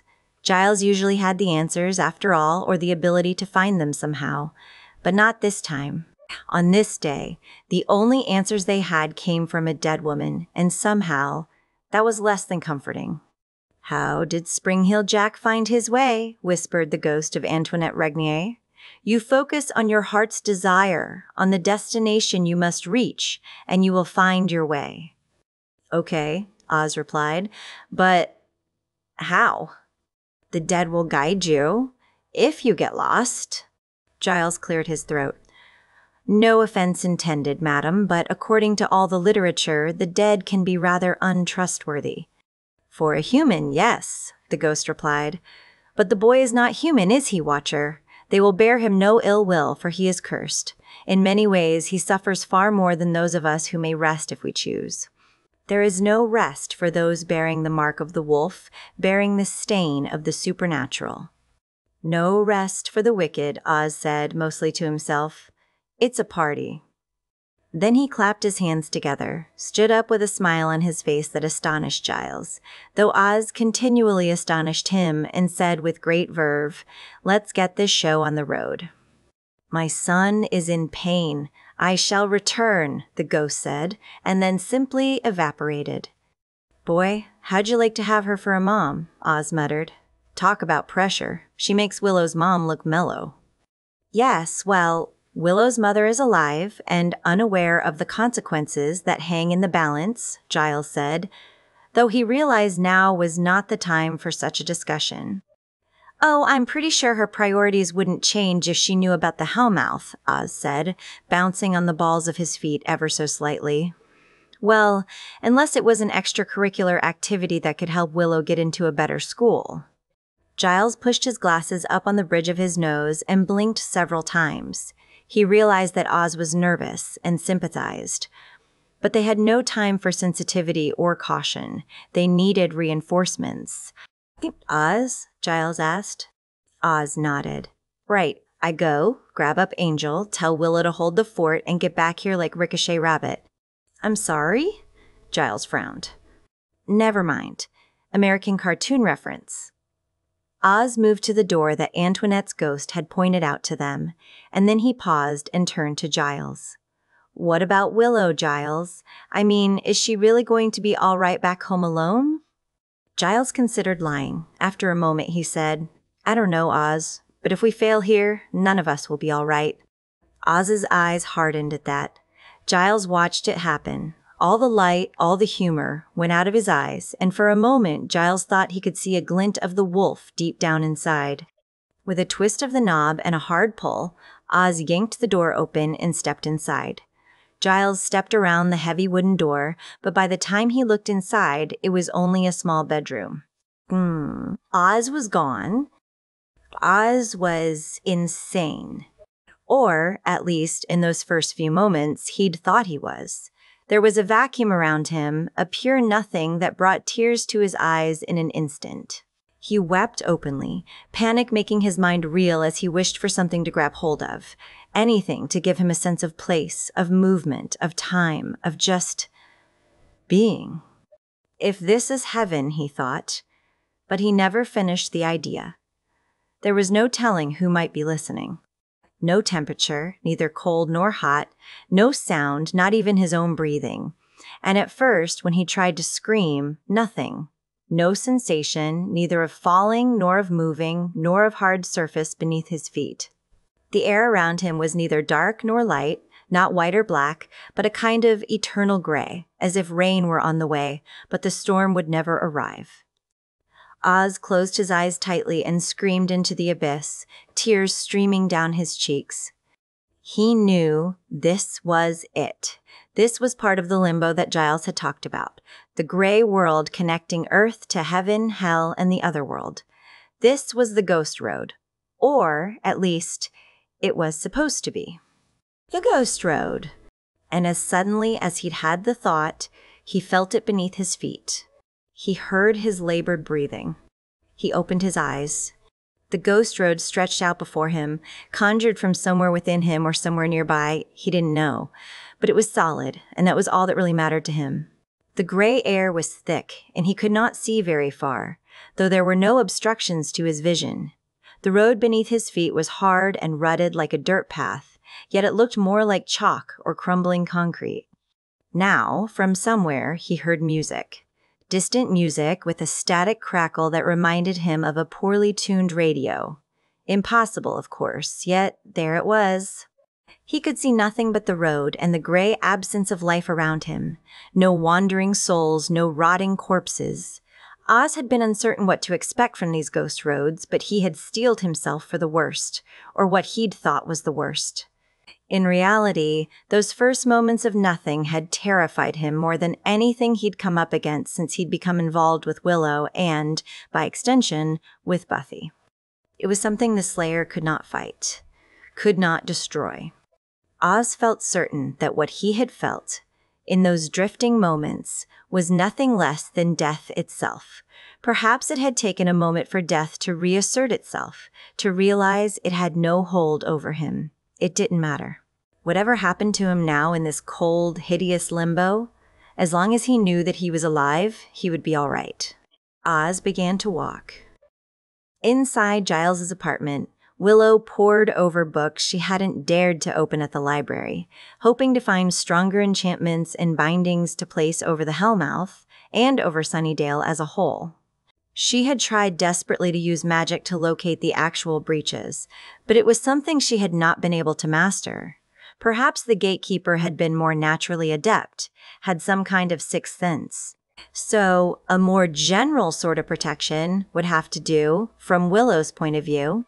Still, though Angel had spent the previous night doing little more than fighting and killing things that shouldn't be walking the earth, he agreed with Willow that the ward seemed to be having an effect. Very few new creatures were appearing.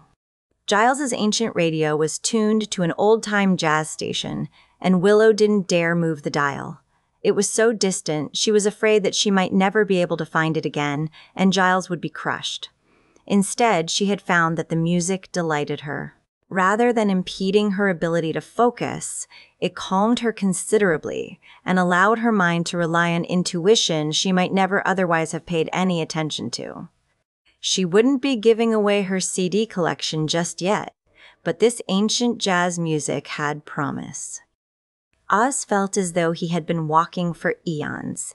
Though he was not sleepy and his legs were not tired, his mind was exhausted. So tempting, the urge to simply lie down and close his eyes.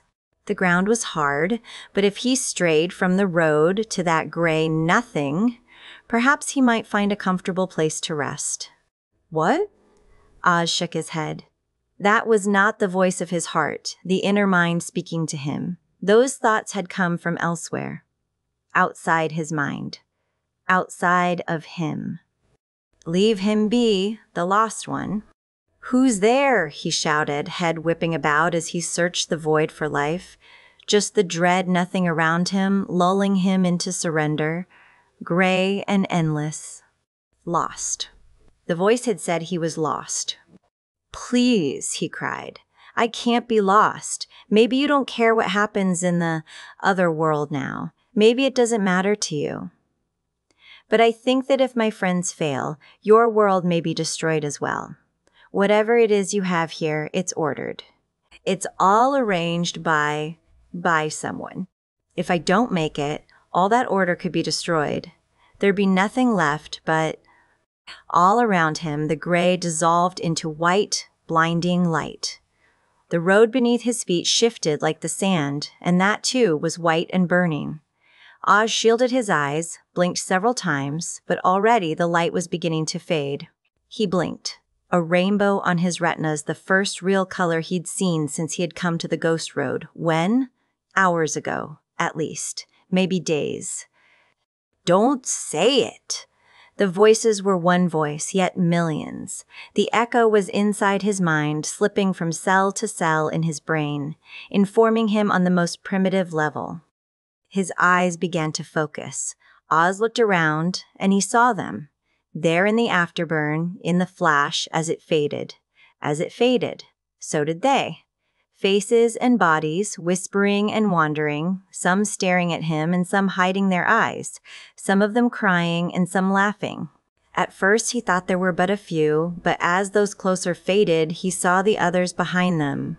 Behind them, and behind them, and behind them. It'll be chaos, he whispered. Then he clapped his hands to his ears as the ghosts began to hiss angrily. It lasted only moments, though it seemed eternal. Oz found himself hissing as well, though he didn't even know if what came from his lungs was air or if he'd somehow been translated into this world. More than ever, at this thought, he knew he had to stay on the path. The blaze of light was still fading, his vision still not completely clear, when he looked up again into the spectral faces of the multitude of dead souls. He had their attention now. Somewhere, a great distance from the path that he was on, and seemingly walking a trail of her own, he saw a familiar figure turn to regard him. Even so far away, he recognized her. Her skin and hair, so dark in life, now fading along with the rest of the world around him. Fading into whispers and shushing and wide eyes, curious and sad. Impossible at such a distance, but when her lips moved, mouthing words, he could see them very clearly, could see the smile that played across her features and the light in her eyes. But when the words reached him, it was the whisper of the multitude, like a wave crashing upon the shore. I am free from my curse. Her lips moved. The multitude gave her voice. His curse is until the end of forever. Even though it would free him, he keeps chaos from coming. Light his way. Oz whispered her name, the slayer who had lived because Buffy had died and who had died that Buffy might live. Kendra. The dead were gone. The gray had consumed the light, and the road was solid beneath his feet once more. In the distance, the music played, reminding him only then that it had been inaudible while the light shone. Far along the path ahead of him, it grew dark, and Oz thought he could see sunlight and a tiny swatch of green. He started to run. Moments later, he saw a hole in the world ahead. Three-dimensional life stretched out in front of him. Through the gap, he could see the sky and the sun, the grass and trees, and he thought, no, he knew that he had made it. It was Sunnydale. Though he'd slowed his pace, Oz smiled broadly as he strode toward the gap. Whispers trailed behind him, and he thought he heard the word chaos, but he didn't turn. The dead would aid him now, he was certain of it. Out the opening, little more than an archway that would drop him to the ground several feet below, he paused. Something was wrong. Oz leaned to the left. He could see the front of the high school where he was now spending his 5th year. Cars in the lot. School was still in session. Maybe the same day even, despite the time that had passed for him. But something was wrong. He moved forward, and his nose rammed painfully against an invisible barrier. Blood spurted from one nostril, and he cried out, then felt his face to see that it wasn't broken. Dumbfounded, Oz felt the barrier ahead of him for weaknesses, but it was solid. He could see his goal, but he could not reach it. He didn't understand. Then, in a single moment, he did, and he whispered, Willow. She... Though Giles had done little to restock his kitchen after his return from New York, Willow had managed to find a single Earl Grey tea bag in the back of the cupboard. Tea was easy. Hot water, a little milk, bag of herbs. She'd come to realize that, once you understood it, most magic wasn't all that much more difficult. But there were consequences. Willow was trying to stay away from the consequences. Wards and talismans of the ancients lay open on the small desk on the other side of the room from Giles's tiny kitchenette. She hadn't dared explore the loft upstairs where Giles slept. Not only was it his bedroom area, but it was also where Angel had left Jenny Calendar's corpse after he'd... Willow shivered. It wasn't something she wanted to think about. Here in Giles's apartment, though, it was hard not to think about it. On the desk, only inches from the book she was reading, was a sphere of glass called an Orb of Thessalia. It was that very sphere that she had finally been able to use to give Angel his soul back, to curse him again. Sometimes Willow thought that it might have been a lot simpler if Buffy had just killed him. But when she had that thought, Willow forced herself to wonder how she would feel if Buffy had let the hunter, Gib Kane, kill Oz just for being a werewolf. When the animal came out of Oz, he wasn't any less savage than a vampire. That was why he locked himself up. No, Willow needed Oz. And no matter what all the horrible things of the past year had done to their relationship, their friendship, or whatever, Buffy needed Angel, even just to be there for her. So she knew that even at the heart of darkness, it was possible to create light. Willow let out a breath. Getting a little metaphysical, aren't we, Rosenberg? She muttered aloud. So, the first time, she didn't hear her name. The jazz music played on the crackling radio behind her, and Willow sipped her hot tea as she settled back down at the desk. Willow. Oh, God. Willow snapped, spilled hot tea on her lap, and squeaked out an odd combination of pain and fear. Her eyes went wide as she stared around the room. There was nothing there. Not unless it was lurking in the shadows. Angel? She asked, as hopefully as she could ever ask to have him near. Willow. She bit her lip. Her eyes began to fill with moisture as she whispered, Oz? Whatever you're doing, it's keeping me out. You've got to let your guard down, just for a second. I can't come through until you do. Oh my God, she said, heart racing. Are you dead? No more than Spring Hill Jack. I'm traveling the same way he did. You've got to let me in. Mind racing, Willow reached to a pile of books and knocked several to the floor as she pulled out the one she thought she would need. The clock chimed in the hall, and for the first time she realized how warm it had gotten inside. Giles didn't have much by way of circulation from the few windows in the apartment, but she had persevered until now. Willow paused a moment, her finger at the top of the page she would need to drop the wards, even for a moment. "What is it?" "You've got to get Angel. We need him right away. He's got to come back with me." "Willow, what's wrong? Let me in." She swallowed, bit her lip again, and this time she wondered idly if she would draw blood. "How do I know you're you?" she asked at last. "We don't have time, Willow. Everything hangs on this. They need me back there, but more importantly, they need Angel. Not just for his strength, but for some kind of ritual. We just don't have—" "Oz, if you're you, you know that doesn't matter," Willow said curtly, her heart breaking. "I can't drop the wards. Even if you are you, things will get in." "They will. If I know it's you, I'll do what you say, but I have to know." Willow sat and stared at the radio, feeling foolish as she realized she had been talking to the old Motorola with its bent antenna. It crackled again, static returning, and a voice she recognized as belonging to Louis Armstrong was singing something about the home fire, whatever that was. Oz was gone. For a horrible eternity that lasted only seconds, Willow wondered if it really had been Oz, and if she hadn't moved quickly enough, if they had lost, and it was all for nothing. Chaos would reign. Willow began to cry. From the radio, a blast of static.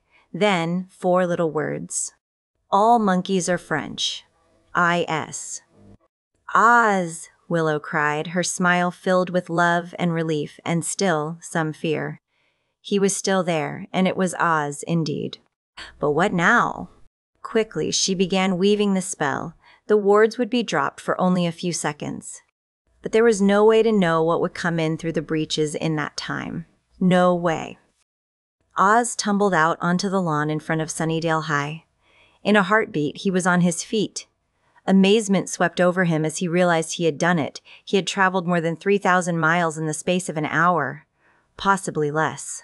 Despite that, and despite the exhaustion he had felt while on the ghost road, Oz began to run.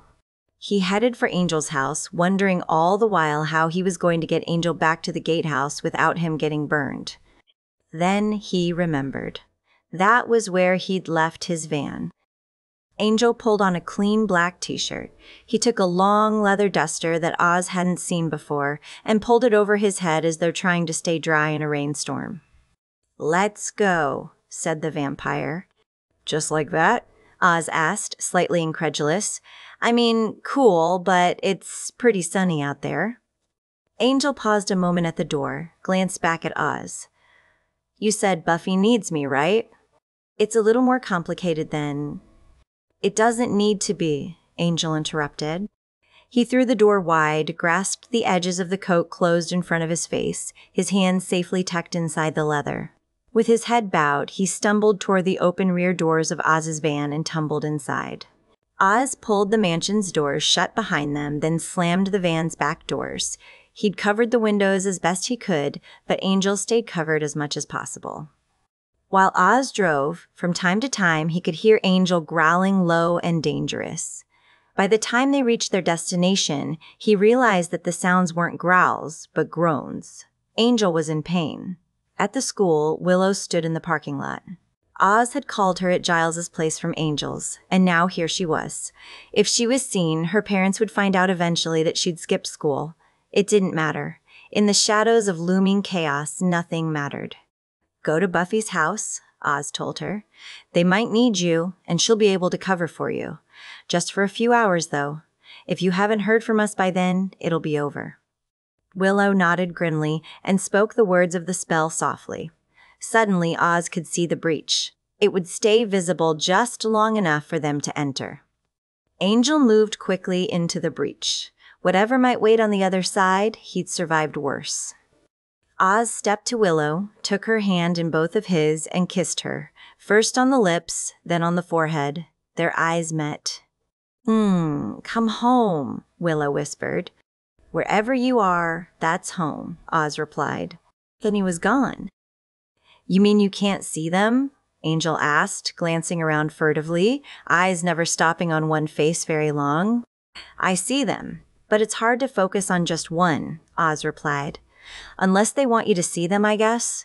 When they come close, when they're trying to communicate, then they're much more solid. Angel could see the multitude, the endless parade of spirits who wandered the other world, finding their way, in time, along the ghost roads to whatever came after. Heaven. Hell. Nothing at all, for some, perhaps. He could see them all the dead. Just as they could see him, oh so clearly. Oz could see them too, but perhaps not as clearly. They noticed him, but they let him pass unmolested. Angel, however, was something new to them. They reached out for him, their fingers passing through his flesh and making him shiver with a cold he had not felt since his blood was still warm. They thought he was one of them, of course. He was dead, after all. Get back, he shouted angrily. Back.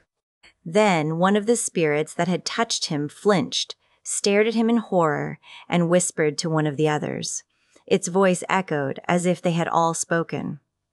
Cursed. Angel almost smiled. They don't know the half of it. Then the smile disappeared as a face ahead came into focus. The white mist all around the blanched surface of the ghost road had risen up around them. Angel. The dead spoke his name, but it was only one of them whose lips moved. Her name was Teresa Klusmeyer. She died at his hands, his fangs at her throat as he made her a vampire. She was here because of him, still trying to find her way on the ghost road, trying to find her way to heaven, or into hell if that was her destination. I'm sorry, Angel said gently, tentatively. Oz stopped walking, reached back, and grabbed Angel's shoulder. Just walk, man, he said. Just walk. Angel walked, and soon he came to realize that word had spread along the ghost roads. Others he had killed in his recent return to soulless savagery lined their path. Some part of him knew, then, what was to come. She would be there. Of course she would be there. And she was. Her dark hair so lustrous the others seemed insubstantial. Her eyes round and gentle, and worse, understanding. Jenny didn't say a word as they passed, and when Angel tried to pause, Oz got behind him and pushed. We're almost there, Oz shouted. Just go, Angel, please. Buffy needs you. Angel took one last look at Jenny, then turned to face forward. There was a light ahead, and he walked toward it. After 3 more steps, he closed his eyes and simply let Oz guide him. Ice-cold tears of blood ran down his cheeks, but Angel did not wipe them from his skin. They were damned little penance for the grief and terror he had wrought with his own hands. Almost there, Oz vowed. They're in, Buffy screamed. Giles, get back. Cordelia screamed as the Sons of Entropy crashed through the windows at the front of the house. The one in the lead, whose white hair and full beard gave him an almost saintly look, in spite of the bruised purple magic that swirled in his hands, simply walked right through the front door. Up the stairs, Xander snapped. Get to the gatekeeper. He shoved Cordelia, and she whimpered as she ran up the huge staircase toward the 2nd floor. At the top of the stairs, the ghost of Antoinette Regnier waved her on, beckoning her to come nearer to the gatekeeper, where he might protect them a bit better. Xander, Giles, and Buffy were right behind her. She could hear their feet pounding the stairs, could hear Giles cursing and Buffy shouting taunts and jibes at their attackers. Giles! Buffy screamed. Cordelia turned. Giles hung over the edge of the 2nd-story landing, holding onto Buffy's left hand. The Slayer herself dangled 20 feet above the marble floor in the foyer of the 1st floor. Below, the white-haired sorcerer's hands glowed as he formed the magical weapon he had used before. The others screamed at Buffy. One threw a piece of the shattered door at her. The stairs had disappeared. The house had simply erased them. Or the gatekeeper had. Xander, Giles bellowed, give me a hand here. With a curse, Xander moved, but he was too late. As Giles cried her name, Buffy tumbled toward the broken marble floor where the Sons of Entropy waited to destroy her. Chapter 17. So, this is how I die, Buffy thought fuzzily, as the hard marble floor rushed up to shatter every bone in her body.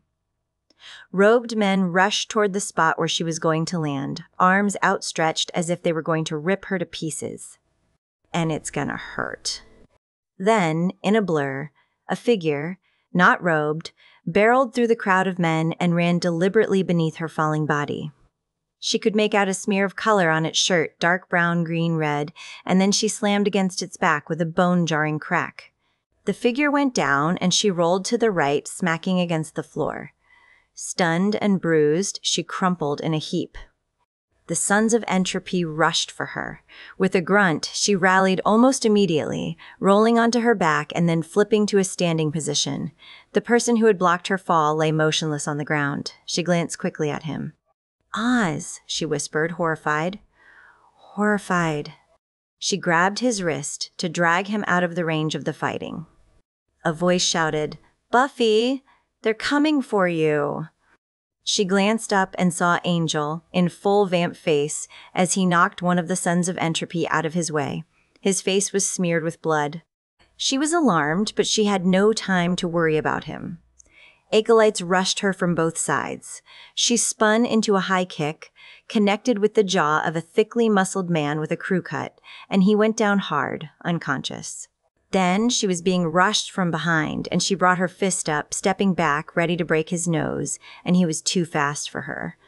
From behind, the acolyte grabbed Buffy's wrist and began to reach for her hair. Buffy ducked, turned under her own arm, and grabbed his restraining hand with her own free one. She pulled, dropped, and flipped him over her. His head struck a marble column, and he too was out of the fight. But there were too many of them. "Don't kill her," shouted a white-haired man in a robe from across the room. "Il Maestro wants her." "I hate being so popular," Buffy grunted as she rammed her heel into the face of a surprisingly short man. "Buffy, get the old guy," Xander shouted down to her. "He's the leader." Buffy parried the blows of another assailant and sent him unconscious to the floor as she sized up the white-haired man. The hood of his robe was thrown back, and he smiled grimly at her as he pulled up his sleeves. "Surrender, Slayer," he urged. "I'll let your friends live." "Promises? Promises," she retorted, dodging yet another attacker. "For some strange reason, I'm having a little trouble trusting you. Possibly because nobody in your little group has shown much interest in letting my friends live before." He shrugged. "Then, have it your way." He lifted his hands. A sphere of magical blue began to form between his palms. His voice rose in a sing-song chant. The burning sphere flew from between his hands. Buffy flinched. It hurtled upward. Overhead, Cordelia let out a wild shriek. The white-haired man glanced up. Buffy took advantage of the momentary distraction to charge him. He jumped backward and gestured with his hands. Just as she was about to grab him, she slammed into an invisible barrier. A violent shock ran from her skull through her spinal cord and down to her toes. It hurt, a lot. She was jarred and might have collapsed except for the smug smirk on the white-haired man's face. Anger boiled inside her, and she gathered up her strength to try to get at him again. There was an explosion above and behind her. Her instinct for survival screamed at her not to look away from the white-haired sorcerer, but she couldn't stop herself. Giles, Cordelia, and Xander were up there. The gatekeeper, propped up by Giles, stood on a recreated landing, hovering in midair. Green energy crackled from his hands as remnants of the blue fireball sputtered and sparked like a burned-out Roman candle. Then he pointed at the invisible barrier and closed his eyes. "Try now, Slayer," he said in a shaking voice. Buffy ran toward the barrier. It held fast, sending jolts of energy through her body. This time she fell to her knees as two of the Sons of Entropy grabbed her arms. "No, Buffy," Angel called as a hooded acolyte grabbed him around the knees, and another raced at Angel with a long, sharp knife. "Angel!" Buffy cried out, straining to free herself and help him. One of her captors slammed his fist into her face, and for a moment, everything went black. When her eyes flickered open, she saw something impossible. Angel was flying. "What are you doing?" Xander demanded of the gatekeeper as he drew Angel toward them. "The whole reason we needed him here was because the son of a bitch is so hard to kill. Buffy can't win this thing on her own. You're leaving her defenseless down there." "It's all I can do," the gatekeeper said with great effort. Xander could barely hear his voice over the sounds of fighting. The man looked terrible. His face was the color of concrete and he could barely stand up. Giles caught hold of him and slung the man's arm over his shoulder. "We must perform the ritual of endowment if we are to save her." "You don't care about her at all," Cordelia flung at him, pounding his shoulder and pointing as Buffy freed herself, only to be grabbed by 3 more hooded men. She fought them off and looked anxiously up at the landing. "Or you'd help her now." They watched as Angel was drawn up and onto the landing by the gatekeeper's magic. The old man coughed and wheezed. "My strength is fading," the man said, wheezing. His forehead was beaded with sweat. "There are too many of them. She is the Slayer, but she's not a magic user. Left to this battle, they will defeat her." "Then let me go back and fight with her," Angel shouted at him as he was unwillingly deposited beside the gatekeeper. Still in vamp face, he grabbed the man by the shoulders and gave him a hard shake. "Or have you lost your mind along with your strength?" "Angel," Giles remonstrated sternly, "the gatekeeper's right.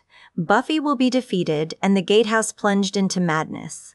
Unless, that is, we perform the ritual as soon as possible." The gatekeeper doubled over in a fit of coughing. When he straightened back up, Xander saw blood on his fist. He began to panic. The man was dying where he stood. Regnier said to Angel, "You have cried tears of blood. That's excellent." He looked to Giles. "Follow me, all of you. We will need to concentrate." "I'm not leaving Buffy," Angel announced. "Me neither. This is wrong." Xander looked hard at Angel. "In fact, if I can get down there without breaking my legs, I'll do my best to break some of theirs." "Oz is down there too," Angel reminded them, and looked meaningfully to Xander. Xander tensed as if to jump. "Excellent, excellent," the gatekeeper murmured. "This is what she needs. This is what she must have. Your loyalty, your willingness to die for her." "Well, let's not get carried away," Cordelia said anxiously. "Dying wasn't exactly on my to-do list for today." "Come," the gatekeeper urged, gesturing for them to follow him. "You can save her only if you do as I say. Otherwise, she will die. And so will all of us." "No," Angel said, gripping the landing and nodding slightly at Xander. "I won't leave them down there. I won't leave her." Giles grabbed Angel by the shoulder and the vampire turned on him, snarling, yellow eyes blazing. But Giles was not deterred. He gripped both of Angel's shoulders and met his gaze unwaveringly. "Listen to me now. I know what your brain is telling you, but listen for a moment. They are too powerful. They are using magic as their weapon, and only with magic can we hope to defeat them. The gatekeeper is failing fast. If he does not perform the ritual of endowment now, he may be too weak to ever perform it. You want to save her? So do I. I would give my own life if it would buy her another moment to continue this fight. But there is another way. It's our only hope, Angel." The Watcher spun on Xander, glared at him. "It's the only way." "Yeah, right," Xander said angrily, also placing his hand on the banister. "Who died and made you Obi-Wan?" "Half the reason we sent Oz to retrieve Angel was that this ritual might be necessary. It calls for those who love Buffy to endow her with their strength, to give up part of themselves for her. I thought everybody understood what we need to do." "That was before the 10,000 maniacs down there crashed the party," Xander said, his anger rising to fever pitch. "And I'm not—" "Look out!" Cordelia shrieked. Long tendrils of crackling blue energy whipped into the air like the tentacles of an octopus, paused, and then shot straight for them. Raising his hands, the gatekeeper prepared a counterattack, a sword and shield of electric green springing into his hands. Blue collided with green, and showers of energy ricocheted off the ceiling and walls. Everyone but the gatekeeper hit the floor. The ghost of Antoinette Regnier appeared beside Xander and whispered, her eerie ghost voice somehow audible over the noise. "The house is beginning to crack, Jean-Marc. We're running out of time." The air was shattered by a round of explosions. Bits of plaster rained down on Xander's head, and he yanked Cordelia into his arms as a huge chunk of wood plummeted from the ceiling, narrowly missing her face. Behind them came a deep, low growl, and something said in a weird, half-human voice, "Gatekeeper, I hunger." "The binding places are breaking down," Antoinette Regnier announced. "The monsters and demons walk." "Go back," the gatekeeper commanded in a whisper. As Xander squinted up at him, the dying sorcerer made motions in the air. "Go back, I command you." Xander raised his head. A large black panther was slinking down the corridor of the east wing of the house, headed directly for the landing on which they stood, overlooking a long drop down to the first floor, now that the staircase had been completely removed. The landing was a T-junction of 3 corridors, with the deadly drop the fourth side of the junction. Another round of explosions shook the house. Glass shattered. The panther crept closer. Her face pressed against his neck. Cordelia clung to Xander and said, "What's going on? What's happening?" "What's not?" Xander asked, holding her as close as he could. He could feel her heart thundering against his chest. A low, savage growl echoed down the hall. Xander swallowed hard. He said, "Cordy, I want you to run when I tell you to, okay?" "What?" There was the screech of something large, something horrible. A violent flapping buffeted the air. "What's that?" Xander shouted. To his astonishment, the gatekeeper paled and covered his eyes. "Hey, Super Mario, don't check out on us now. Talk to me."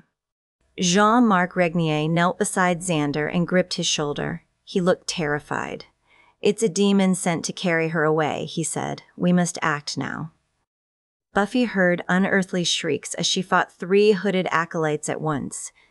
Pieces of wood and plaster showered the battle arena. A large shadow, almost a fog, unfurled from a place high above Buffy's head and spread across the room. "Now what?" she thought. "Mr. Regnier," she called. "What's happening?" There was no answer. She looked up. She couldn't see her friends. She was alone. For a moment she panicked. Then she shook her head hard once and set her jaw. It didn't matter. She was the slayer. And then the sound of huge, leathery wings filled her ears, and Buffy was plunged into bone-chilling cold as blackness engulfed the room. The gatekeeper murmured something, and the landing and the corridor went completely black. He'd drawn the darkness around them. "All of you, rise and walk," Jean-Marc said. "Take the main corridor. Go toward the back of the house." "Gatekeeper, it doesn't matter if I can't see them," growled the subhuman voice, much closer now. "I can smell them." A frisson of icy fear washed down Giles's back as he sat up in the blackness and slowly got to his feet. "You've got to bind it," he said. "Buffy ran into them before. She killed the female." "The female what?" Cordelia's shrill voice asked. "Xander, what's down there?" For once, Xander was silent. Giles felt for Buffy's 2 friends. He half-crouched and said, "I want you to get up very slowly, no sudden moves." "I have energy for the ritual, but not for binding as well," the gatekeeper wheezed. "If I bind the panthers." "Panthers?" Cordelia wailed. "Now there are panthers?" The gatekeeper said, "If I bind the panthers, I shall die." "We'll fetch the cauldron to strengthen you," Antoinette whispered. "To Angel," she said. "You must get around the panther. It's in a room." "No, Mother. It's for the ritual," Jean-Marc said. And then he collapsed in Giles's arms. "No, for you," she pleaded. "My son, you cannot die." Giles was more than alarmed. He had no idea how to perform a ritual of endowment. Buffy was fighting for her life, and the house was destroying itself. "Don't argue, chère maman. I haven't enough energy for it," Jean-Marc wheezed, struggling to stand. "Just to keep this landing intact, I must exert myself more than I should." Giles blinked. He had forgotten that the landing was a magical recreation. He said, "I've an idea," and dropped his voice as low as he could and still be heard over the tumult. Oz opened his eyes with a groan. For a second, he thought he was at the multiplex at the Sunnydale Mall watching a movie. Shapes strobed in a low-level blue light all around him. But it was no movie. Slowly he got to his feet. It was then that he saw the hideous bird-like demon soaring down toward him. Part bird, part lion, part something so very totally else he could not describe it. It caught him up in its talons and darted its huge beak toward his face. "Meow!" Oz shouted. "Was!" Buffy cried. But she was completely surrounded by sons of entropy thugs, several of whom had decent holds on her. Buffy was not going to be much help at the moment. In fact, it looked like she could use Oz's help. So Oz began to fight back as best he could. Cordelia and Xander inched their way into the corridor. Their backs were pressed against the wall. Xander held his breath. Cordelia couldn't seem to catch hers. Bathed in a soft blue glow, Giles and the Gatekeeper stood on the landing, facing the panther as it crouched mere feet from Xander and Cordelia. They were in the main corridor, which ran north to south, and it moved toward them along a side corridor. Angel stood on the other side of the junction in a fighter's stance. As Cordelia swallowed, the panther flicked its huge head in his direction. "Come for me and spare the young ones," the Gatekeeper urged from his perch atop the magical landing. "Come for me and this man. He is a watcher." The panther cocked its head and let out a huge roar. "A slayer killed your mate, did she not?" Giles said. "I taught her everything she knows. If you desire revenge, come for us." The panther roared and lurched forward at Cordelia and Xander, swiping the air with its paw. Cordelia couldn't stop herself from screaming, even though Giles had told her not to. "Stop toying with us," Giles called. "As soon as the Gatekeeper is dead, you will be free. He is all that keeps you here." He turned his head toward Jean-Marc. "Perhaps it doesn't understand us." "Oh, it does," the sorcerer said. "It's prolonging the moment. It's savoring the victory." The panther roared again, this time in Angel's direction. Then it burst forward in a flash of black and charged straight at Giles and the Gatekeeper. Cordelia screamed. Angel flung himself after it, tackling it, slowing it down. It swung its head around and bit Angel's hand, and he shouted in pain. Then it dragged Angel along as it made for the sorcerer who had imprisoned it in his house. The Gatekeeper shouted, "Now!" He and Giles dove past the panther, one on either side of it, so that it had a moment of indecision. Angel let go. In a flash, the landing disappeared. With a howl of frustration, the panther sailed over the ledge.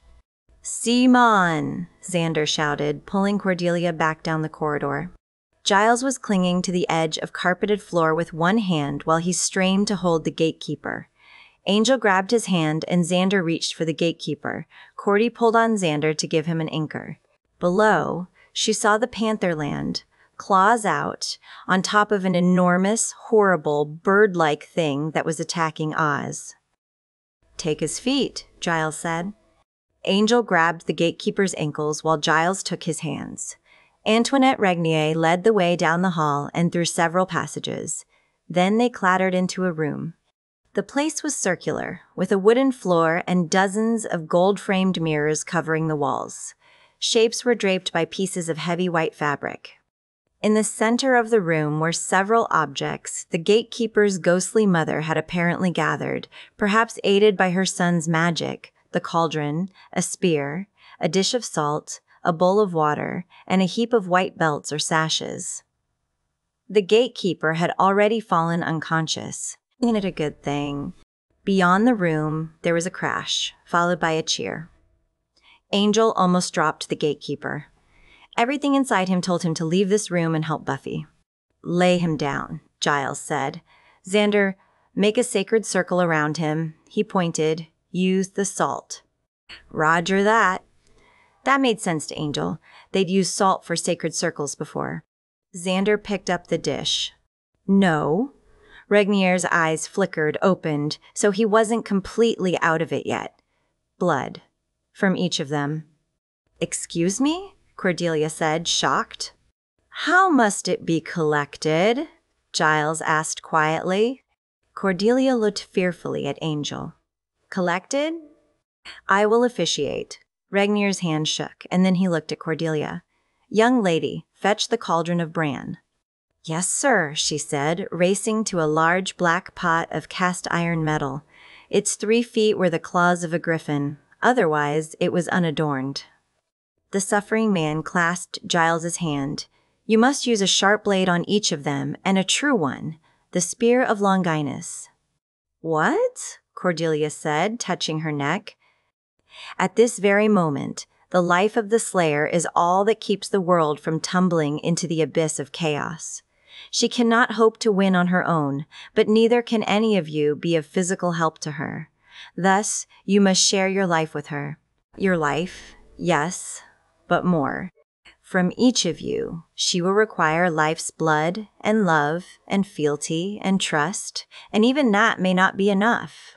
It is clear that you all care for her.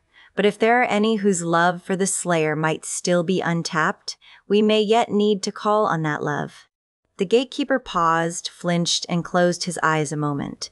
When he opened them again, he seemed slightly more aware. Now, the blood, Regnier said. The vampire's blood will be the truest. He has wept scarlet tears. Most precious. He looked hard at Angel. For whom did you weep, monster? Yourself or your victims? Angel blinked, glanced at Giles, but kept silent. He did not know what to say. He wasn't even certain that what he'd seen on the ghost roads had been Jenny Calendar. But now was not the time to discuss it. To Angel, it's rather the same thing, Giles said, and Angel felt a rush of gratitude. He knew that Giles could not quite forgive him for killing Jenny, the woman Giles loved, but Angel knew that he tried. I thought the Watcher was the one closest to the Slayer, Regnier managed. But now I see her face in your golden eyes. I hear her heartbeat in your veins. You love her. All here love her. He gestured to the pile of objects. Make the cuts, Regnier said to Angel. No, Cordelia said anxiously. I'll do it, Xander volunteered. We, have some issues with Angel and blood. Jean-Marc shook his head. Bloodletting is not for you. The circle must be drawn by a pure-hearted youth. That is you. Xander grunted in frustration. Later, I'm going to think about that, and I'll probably be insulted. The gatekeeper looked up at Giles. If I die before we finish this work, the best we can hope for is that the madness of my house will possess the sons of entropy. As it did us? Giles asked quietly. Regnier slowly shook his head. The Slayer stands for order, and so you were able to impose order on the house. These are the minions of chaos. They serve madness. So they impose madness on the house, and your little freak zoo escapes into Sunnydale, and there's some big blastorama, and the other world comes into our world, and school's out forever, Xander said in a rush. Not a good idea, Mr. Keeper, sir. We must do what we can, the gatekeeper said. He nodded at Angel. Cut them across the palm and pray to your gods if you have any, as you do it. I don't think he's allowed to pray, Cordelia piped up. For Buffy, I can do anything, Angel said grimly. He picked up the spear of Longinus. A sharp burn sizzled his skin as he carried it back to the others. Giles straightened his shoulders and held out his hand. He gazed levelly at Angel and whispered, On the road of the dead, the ghost road, who did you weep for? Angel dropped his eyes a moment and murmured, You know who. Giles's eyes welled. He held out his hand. No one spoke as Angel drew the blade across Giles's palm. Collect it, quickly, Jean-Marc told Cordelia. He coughed, and in his throat there was a rattle. Angel knew death was knocking at the threshold. He moved to Xander and took his blood. The panther and the demon fought, claws flashing, talons slicing. Each howled in fury. The demon was bleeding badly, the panther faring only slightly better. The white-haired sorcerer had tried to intervene, but for some reason his magic did not work on the panther. Fascinated by the struggle, Buffy's captors began to loosen their grip. Beside her, Oz, also now a prisoner, turned to her and raised an eyebrow. She gave him a little nod. The house shook around them. Monsters walked the halls. The gatekeeper was barely conscious. Xander had drawn the circle in blood. The mingled scents filled the air, combining with their fear. Angel held on tightly to Cordelia's hand. It was bound to his with one of the white sashes. His other was tied to Giles's. Each of them had been bound to the other. And they were all bound to the Slayer. His ghostly mother cradling his head, the sorcerer chanted in Latin, which Angel knew, "Behold, those who would belong to the Slayer. These are her followers, those by whom she is beloved above all else. Though they part from her 1,000 leagues, their spirits stay with her. Their hearts stay with her. Their souls stay with her." Suddenly, the gatekeeper's face twitched, and he opened his eyes wide. "What?" Giles snapped. "What's wrong?" "It isn't enough," the gatekeeper replied. Cordelia whimpered. Xander swore loudly. "What about Oz?" Giles asked quickly. "The ritual has found him already. Though he does not realize it, he is contributing as well. It isn't enough." Xander's eyes lit up. "Cordy," he snapped, "give me your phone." Cordelia looked at him as though he were crazy, but she went for her bag and dug out the phone without arguing. "Listen, we've tried using this thing from in here, but the signal can't get out of the house." "You've got to make it go through," Xander told the gatekeeper. "I will try to. I will manage," he said weakly. "Xander," Giles said, "what are you and—" Then he got it. "Willow," he said excitedly. Xander started to dial. "She's not home," Angel said suddenly. "Oz told her to go to Buffy's mom's house. Try there." Xander swore, disconnected, and began to dial again. Willow sat staring at the television in the Summers' living room, but was only tangentially aware of what was happening on screen. She was tired and had started to nod off several times before her mind strayed into areas she'd rather it stay away from. Joyce had called Willow's mother to say that she was going to help at the gallery, unpacking for an exhibit. The excuse had worked, but Willow didn't know how long she could stay before it would become obvious that she was doing something else. Together, the two of them had watched meaningless cable gibberish until Joyce had drifted off. The woman was not sleeping comfortably. She murmured in her sleep, and the way her face scrunched up from time to time, Willow thought she was having a nightmare. Maybe a series of nightmares. But she didn't want to wake Mrs. Summers. She only wished she could get some sleep, too. But though she had closed her eyes from time to time, sleep would not come. And then it did. Simple as that. Several minutes after Willow had finally dropped off, the phone rang and pulled her roughly from her dreams. On the second ring, with Mrs. Summers still barely stirring on the sofa, Willow reached for the phone. She glanced at the clock, not quite late enough for her mom to be calling to complain. "Summers' residence," she said, still slightly groggy from her interrupted descent into unconsciousness. "Willow, thank God," Xander shouted over the phone. "Xander? What's wrong? What's happening?" Willow cried, deeply frightened by the tone of his voice. Mrs. Summers was up now, and she came across the living room toward Willow, reaching for the phone. "That's Xander?" she asked. "What is it? Has something happened to Buffy?" Willow shushed her angrily, held up one hand to prevent further interruption. She listened to Xander, her face draining of all color, eyes growing wider by the moment. Joyce kept gesticulating at her, and after a moment, Willow held her hand over the phone and looked at Buffy's mom. "You'd do anything for Buffy, right?" Willow asked. "I'm her mother, Willow," Joyce said anxiously. "I'd die for her." Willow only nodded. With a frightened expression on her face, she said, "Find something sharp." The cellular phone lay, the line to Sunnydale still open, on the floor at Xander's feet. They had rejoined hands. 3,000 miles away, Joyce Summers and Willow Rosenberg were bleeding for Buffy. Somewhere downstairs, Oz fought at her side. The gatekeeper began again.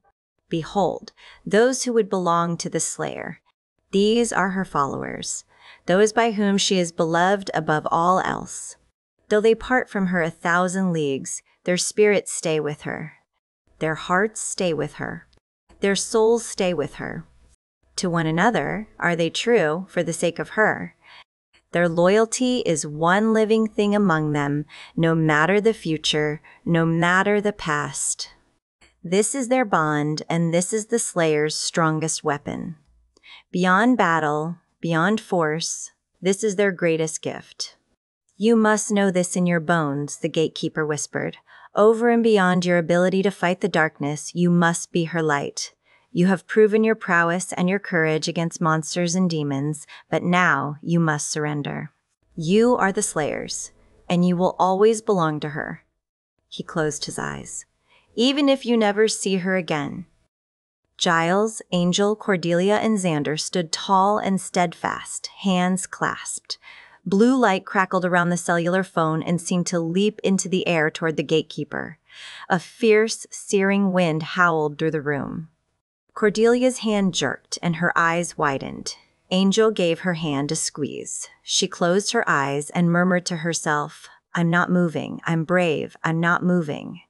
As the wind burned Angel's face, the ceiling crashed down around them. Snakes wriggled from the floor. Ghostly specters writhed in the mirrors. The mirrors shattered in their frames, and a dozen dark creatures stepped into the room. Trolls, a skeleton heavy with rotting flesh, a headless woman, her neck spouting gore, another panther. Cordelia whispered, "Buffy, Buffy, Buffy, Buffy." The creatures began to converge on the circle. "Stand fast," the gatekeeper commanded. "Do not falter." There was a scream. It was a voice Angel knew well. It was Buffy. As Angel watched, Xander reached for the sash to untie himself. "Stand fast," the gatekeeper shouted in surprisingly strong and ringing tones. "But she needs us," Xander protested. "That's right, she does," Angel said. "And that's why we have to stay here, Xander. This is our battle, this one. The other is for her." "He's right, Xander." Giles looked pale. "We must believe this. We must know this." Another scream. Angel's eyes bled. The panther lay dead at the feet of the winged demon. Shouting in triumph, the white-haired sorcerer pointed to Buffy and said to the monster, "Take her to Il Maestro." Dripping with blood, the huge black thing flapped its wings and rose into the air, fighting a blast of fiery wind that cascaded from the ruined hallway above. Then it dove for Buffy. Unnerved, her captors let go of her, and she screamed once, in surprise. She raised her fists as the creature approached. She barely heard Oz's shout of warning as it tilted its body backward and grabbed her in its talons. Where it dug into her waist, it drew blood. But although her mouth was closed, the scream reverberated throughout the room. The demon clutched her ever more tightly, and now she couldn't even breathe. It rose into the air and crashed through the ceiling. Night had fallen, and when Buffy threw back her head, she could see the moon. "Fly!" the sorcerer shouted. Below, a wild parade of evil creatures began to leap into the room. The hooded figures blasted them with magical energy. Within seconds, it was a free-for-all, and Buffy looked mutely for Oz down amid the chaos. She saw him then, fighting, bleeding, staring after her with a fist in the air, and he screamed to her, "Fight, Buffy, you can beat it." In Sunnydale, Willow and Joyce cried together.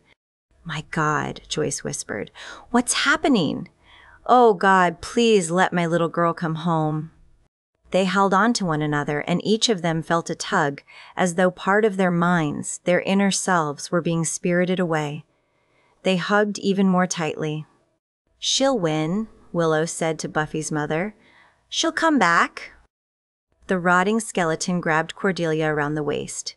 She shrieked and said, "Xander, stop him." Do not move, the gatekeeper ordered. Do not falter. But, Xander said, reaching once more for the sash. Do it, and Buffy dies, Giles said. Believe in us. Believe in all of us, Xander. But most of all, believe in Buffy. Xander closed his eyes. He saw Buffy as clearly as if she were standing next to him, saw her big blue eyes, her smile, saw how much he loved her and would always love her. Cordelia screamed over and over again. The wind howled. The monsters walked. He heard Buffy's scream. He saw how many times she had risked her life for him, saw how many times she had wanted to quit, how torn she was between duty and desire, between her responsibility to the world and to herself, saw that he was part of all that. Ay! The wind howled. The creatures descended upon the circle, grabbing at each one of them. Even Giles shouted with fear. I believe, he whispered, and there was silence.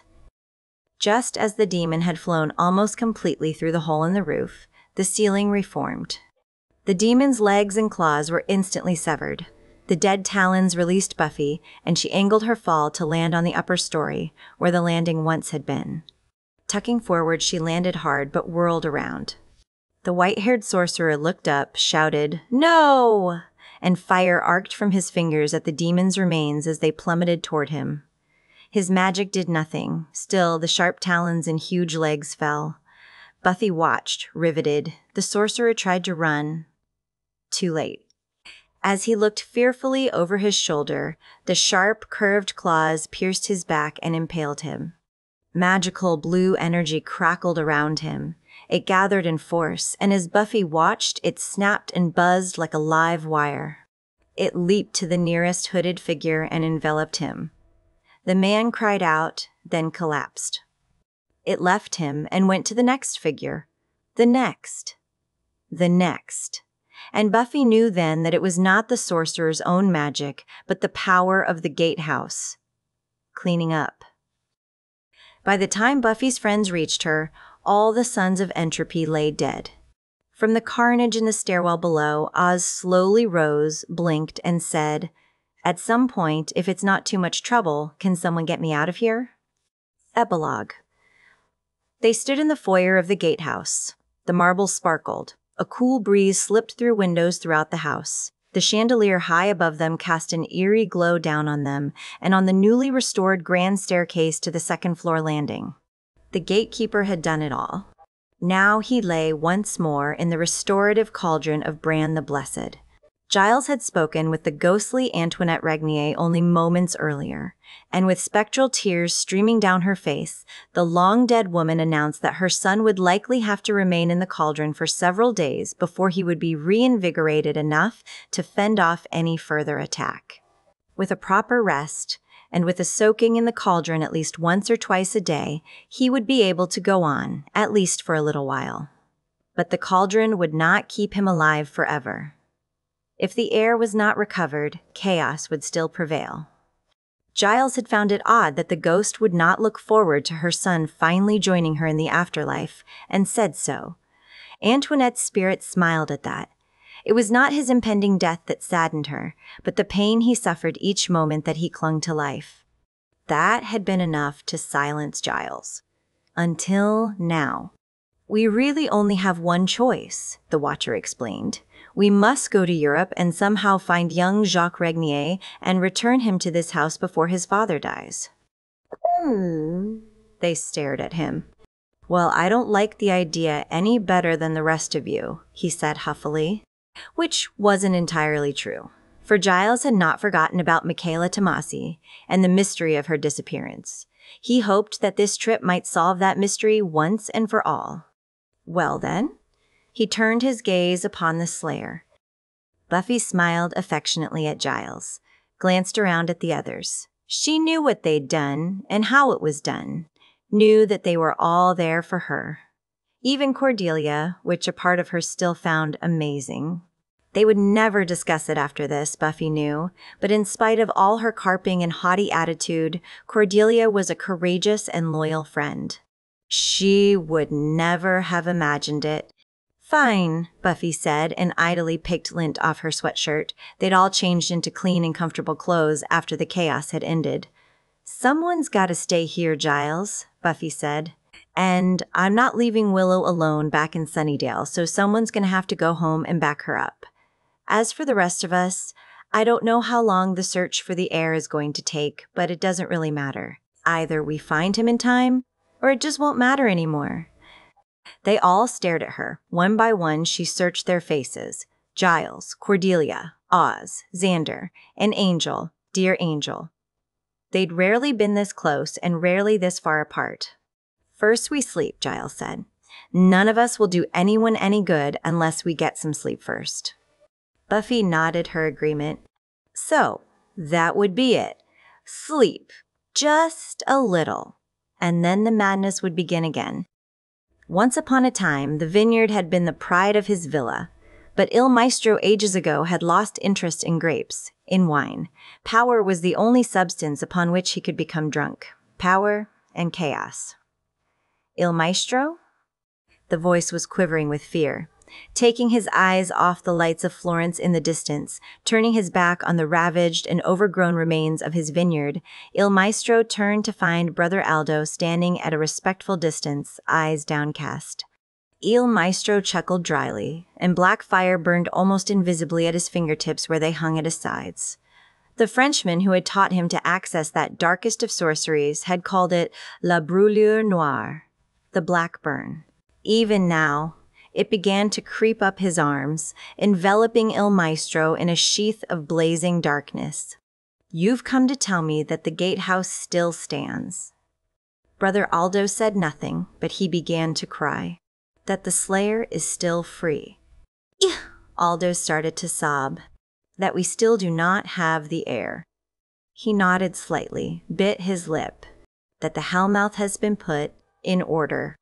With a whimper, the young magician turned to run, screaming, through the remains of the vineyard.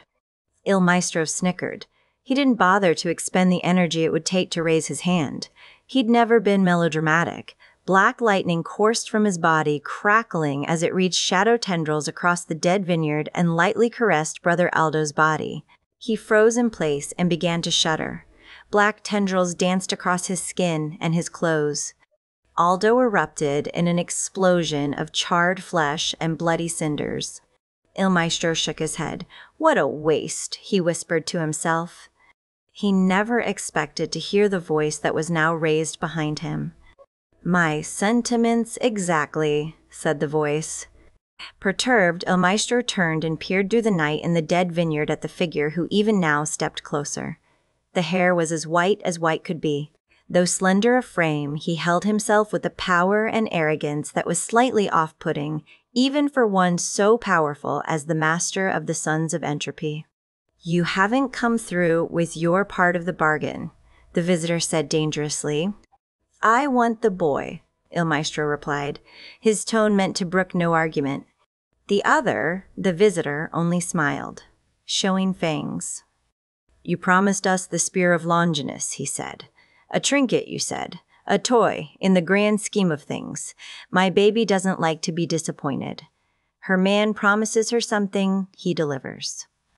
As the wind he moved and stood beside Il Maestro, ignoring the black fire that surrounded the master sorcerer. That'd be me, by the way, he whispered. Then he backed off with a grin and a laugh. I don't much care for babysitting. We're going to have stew a la Gatekeeper Jr. before long. You get us the Spear of Longinus, we'll give you the boy. Il Maestro was enraged, but logic dictated he must remain silent. He wanted that boy. The heir of the House of Regnier was hidden from his magical senses by virtue of his heritage. Thus had the vampires been able to hide the boy from him. As he had done quite often in the past, he had used them as his tools to abduct the boy in exchange for that little trinket. It had been an agreeable bargain at first. But then he had thought he would have the spear in hand by now. How long do we have? Il Maestro asked. The white-haired vampire shrugged his shoulders nonchalantly. He took out a cigarette and a metal lighter, flipped it open, and lit up. There was a long pause as he sucked smoke into dead lungs. Way I figure it, you've got until I get bored or Drusilla gets hungry, he said casually. A moment later, Spike was gone. About the authors. Christopher Golden is the best-selling author of the epic dark fantasy series The Shadow Saga, as well as the X-Men trilogy, Mutant Empire, and the current hardcover codename Wolverine. With Nancy Holder, he has written several other Buffy projects, including the Gatekeeper Trilogy and the Watcher's Guide. He is currently at work on a series of YA mystery novels for pocketbooks. Please visit him at www.christophergolden.com. Four-time Bram Stoker Award winner Nancy Holder has sold 36 novels and over 200 short stories, articles, and essays. She has also sold game-related fiction and comic books and TV commercials in Japan. Her work has been translated into over 24 languages. She and Christopher Golden have written 4 Buffy-related books together, the most recent of which was Blooded. She is the author of Gambler's Star, The Six Families, Book 1 of a science fiction trilogy for Avon Books, due out in October 1998. She lives in San Diego with her husband, Wayne, and their daughter, Belle.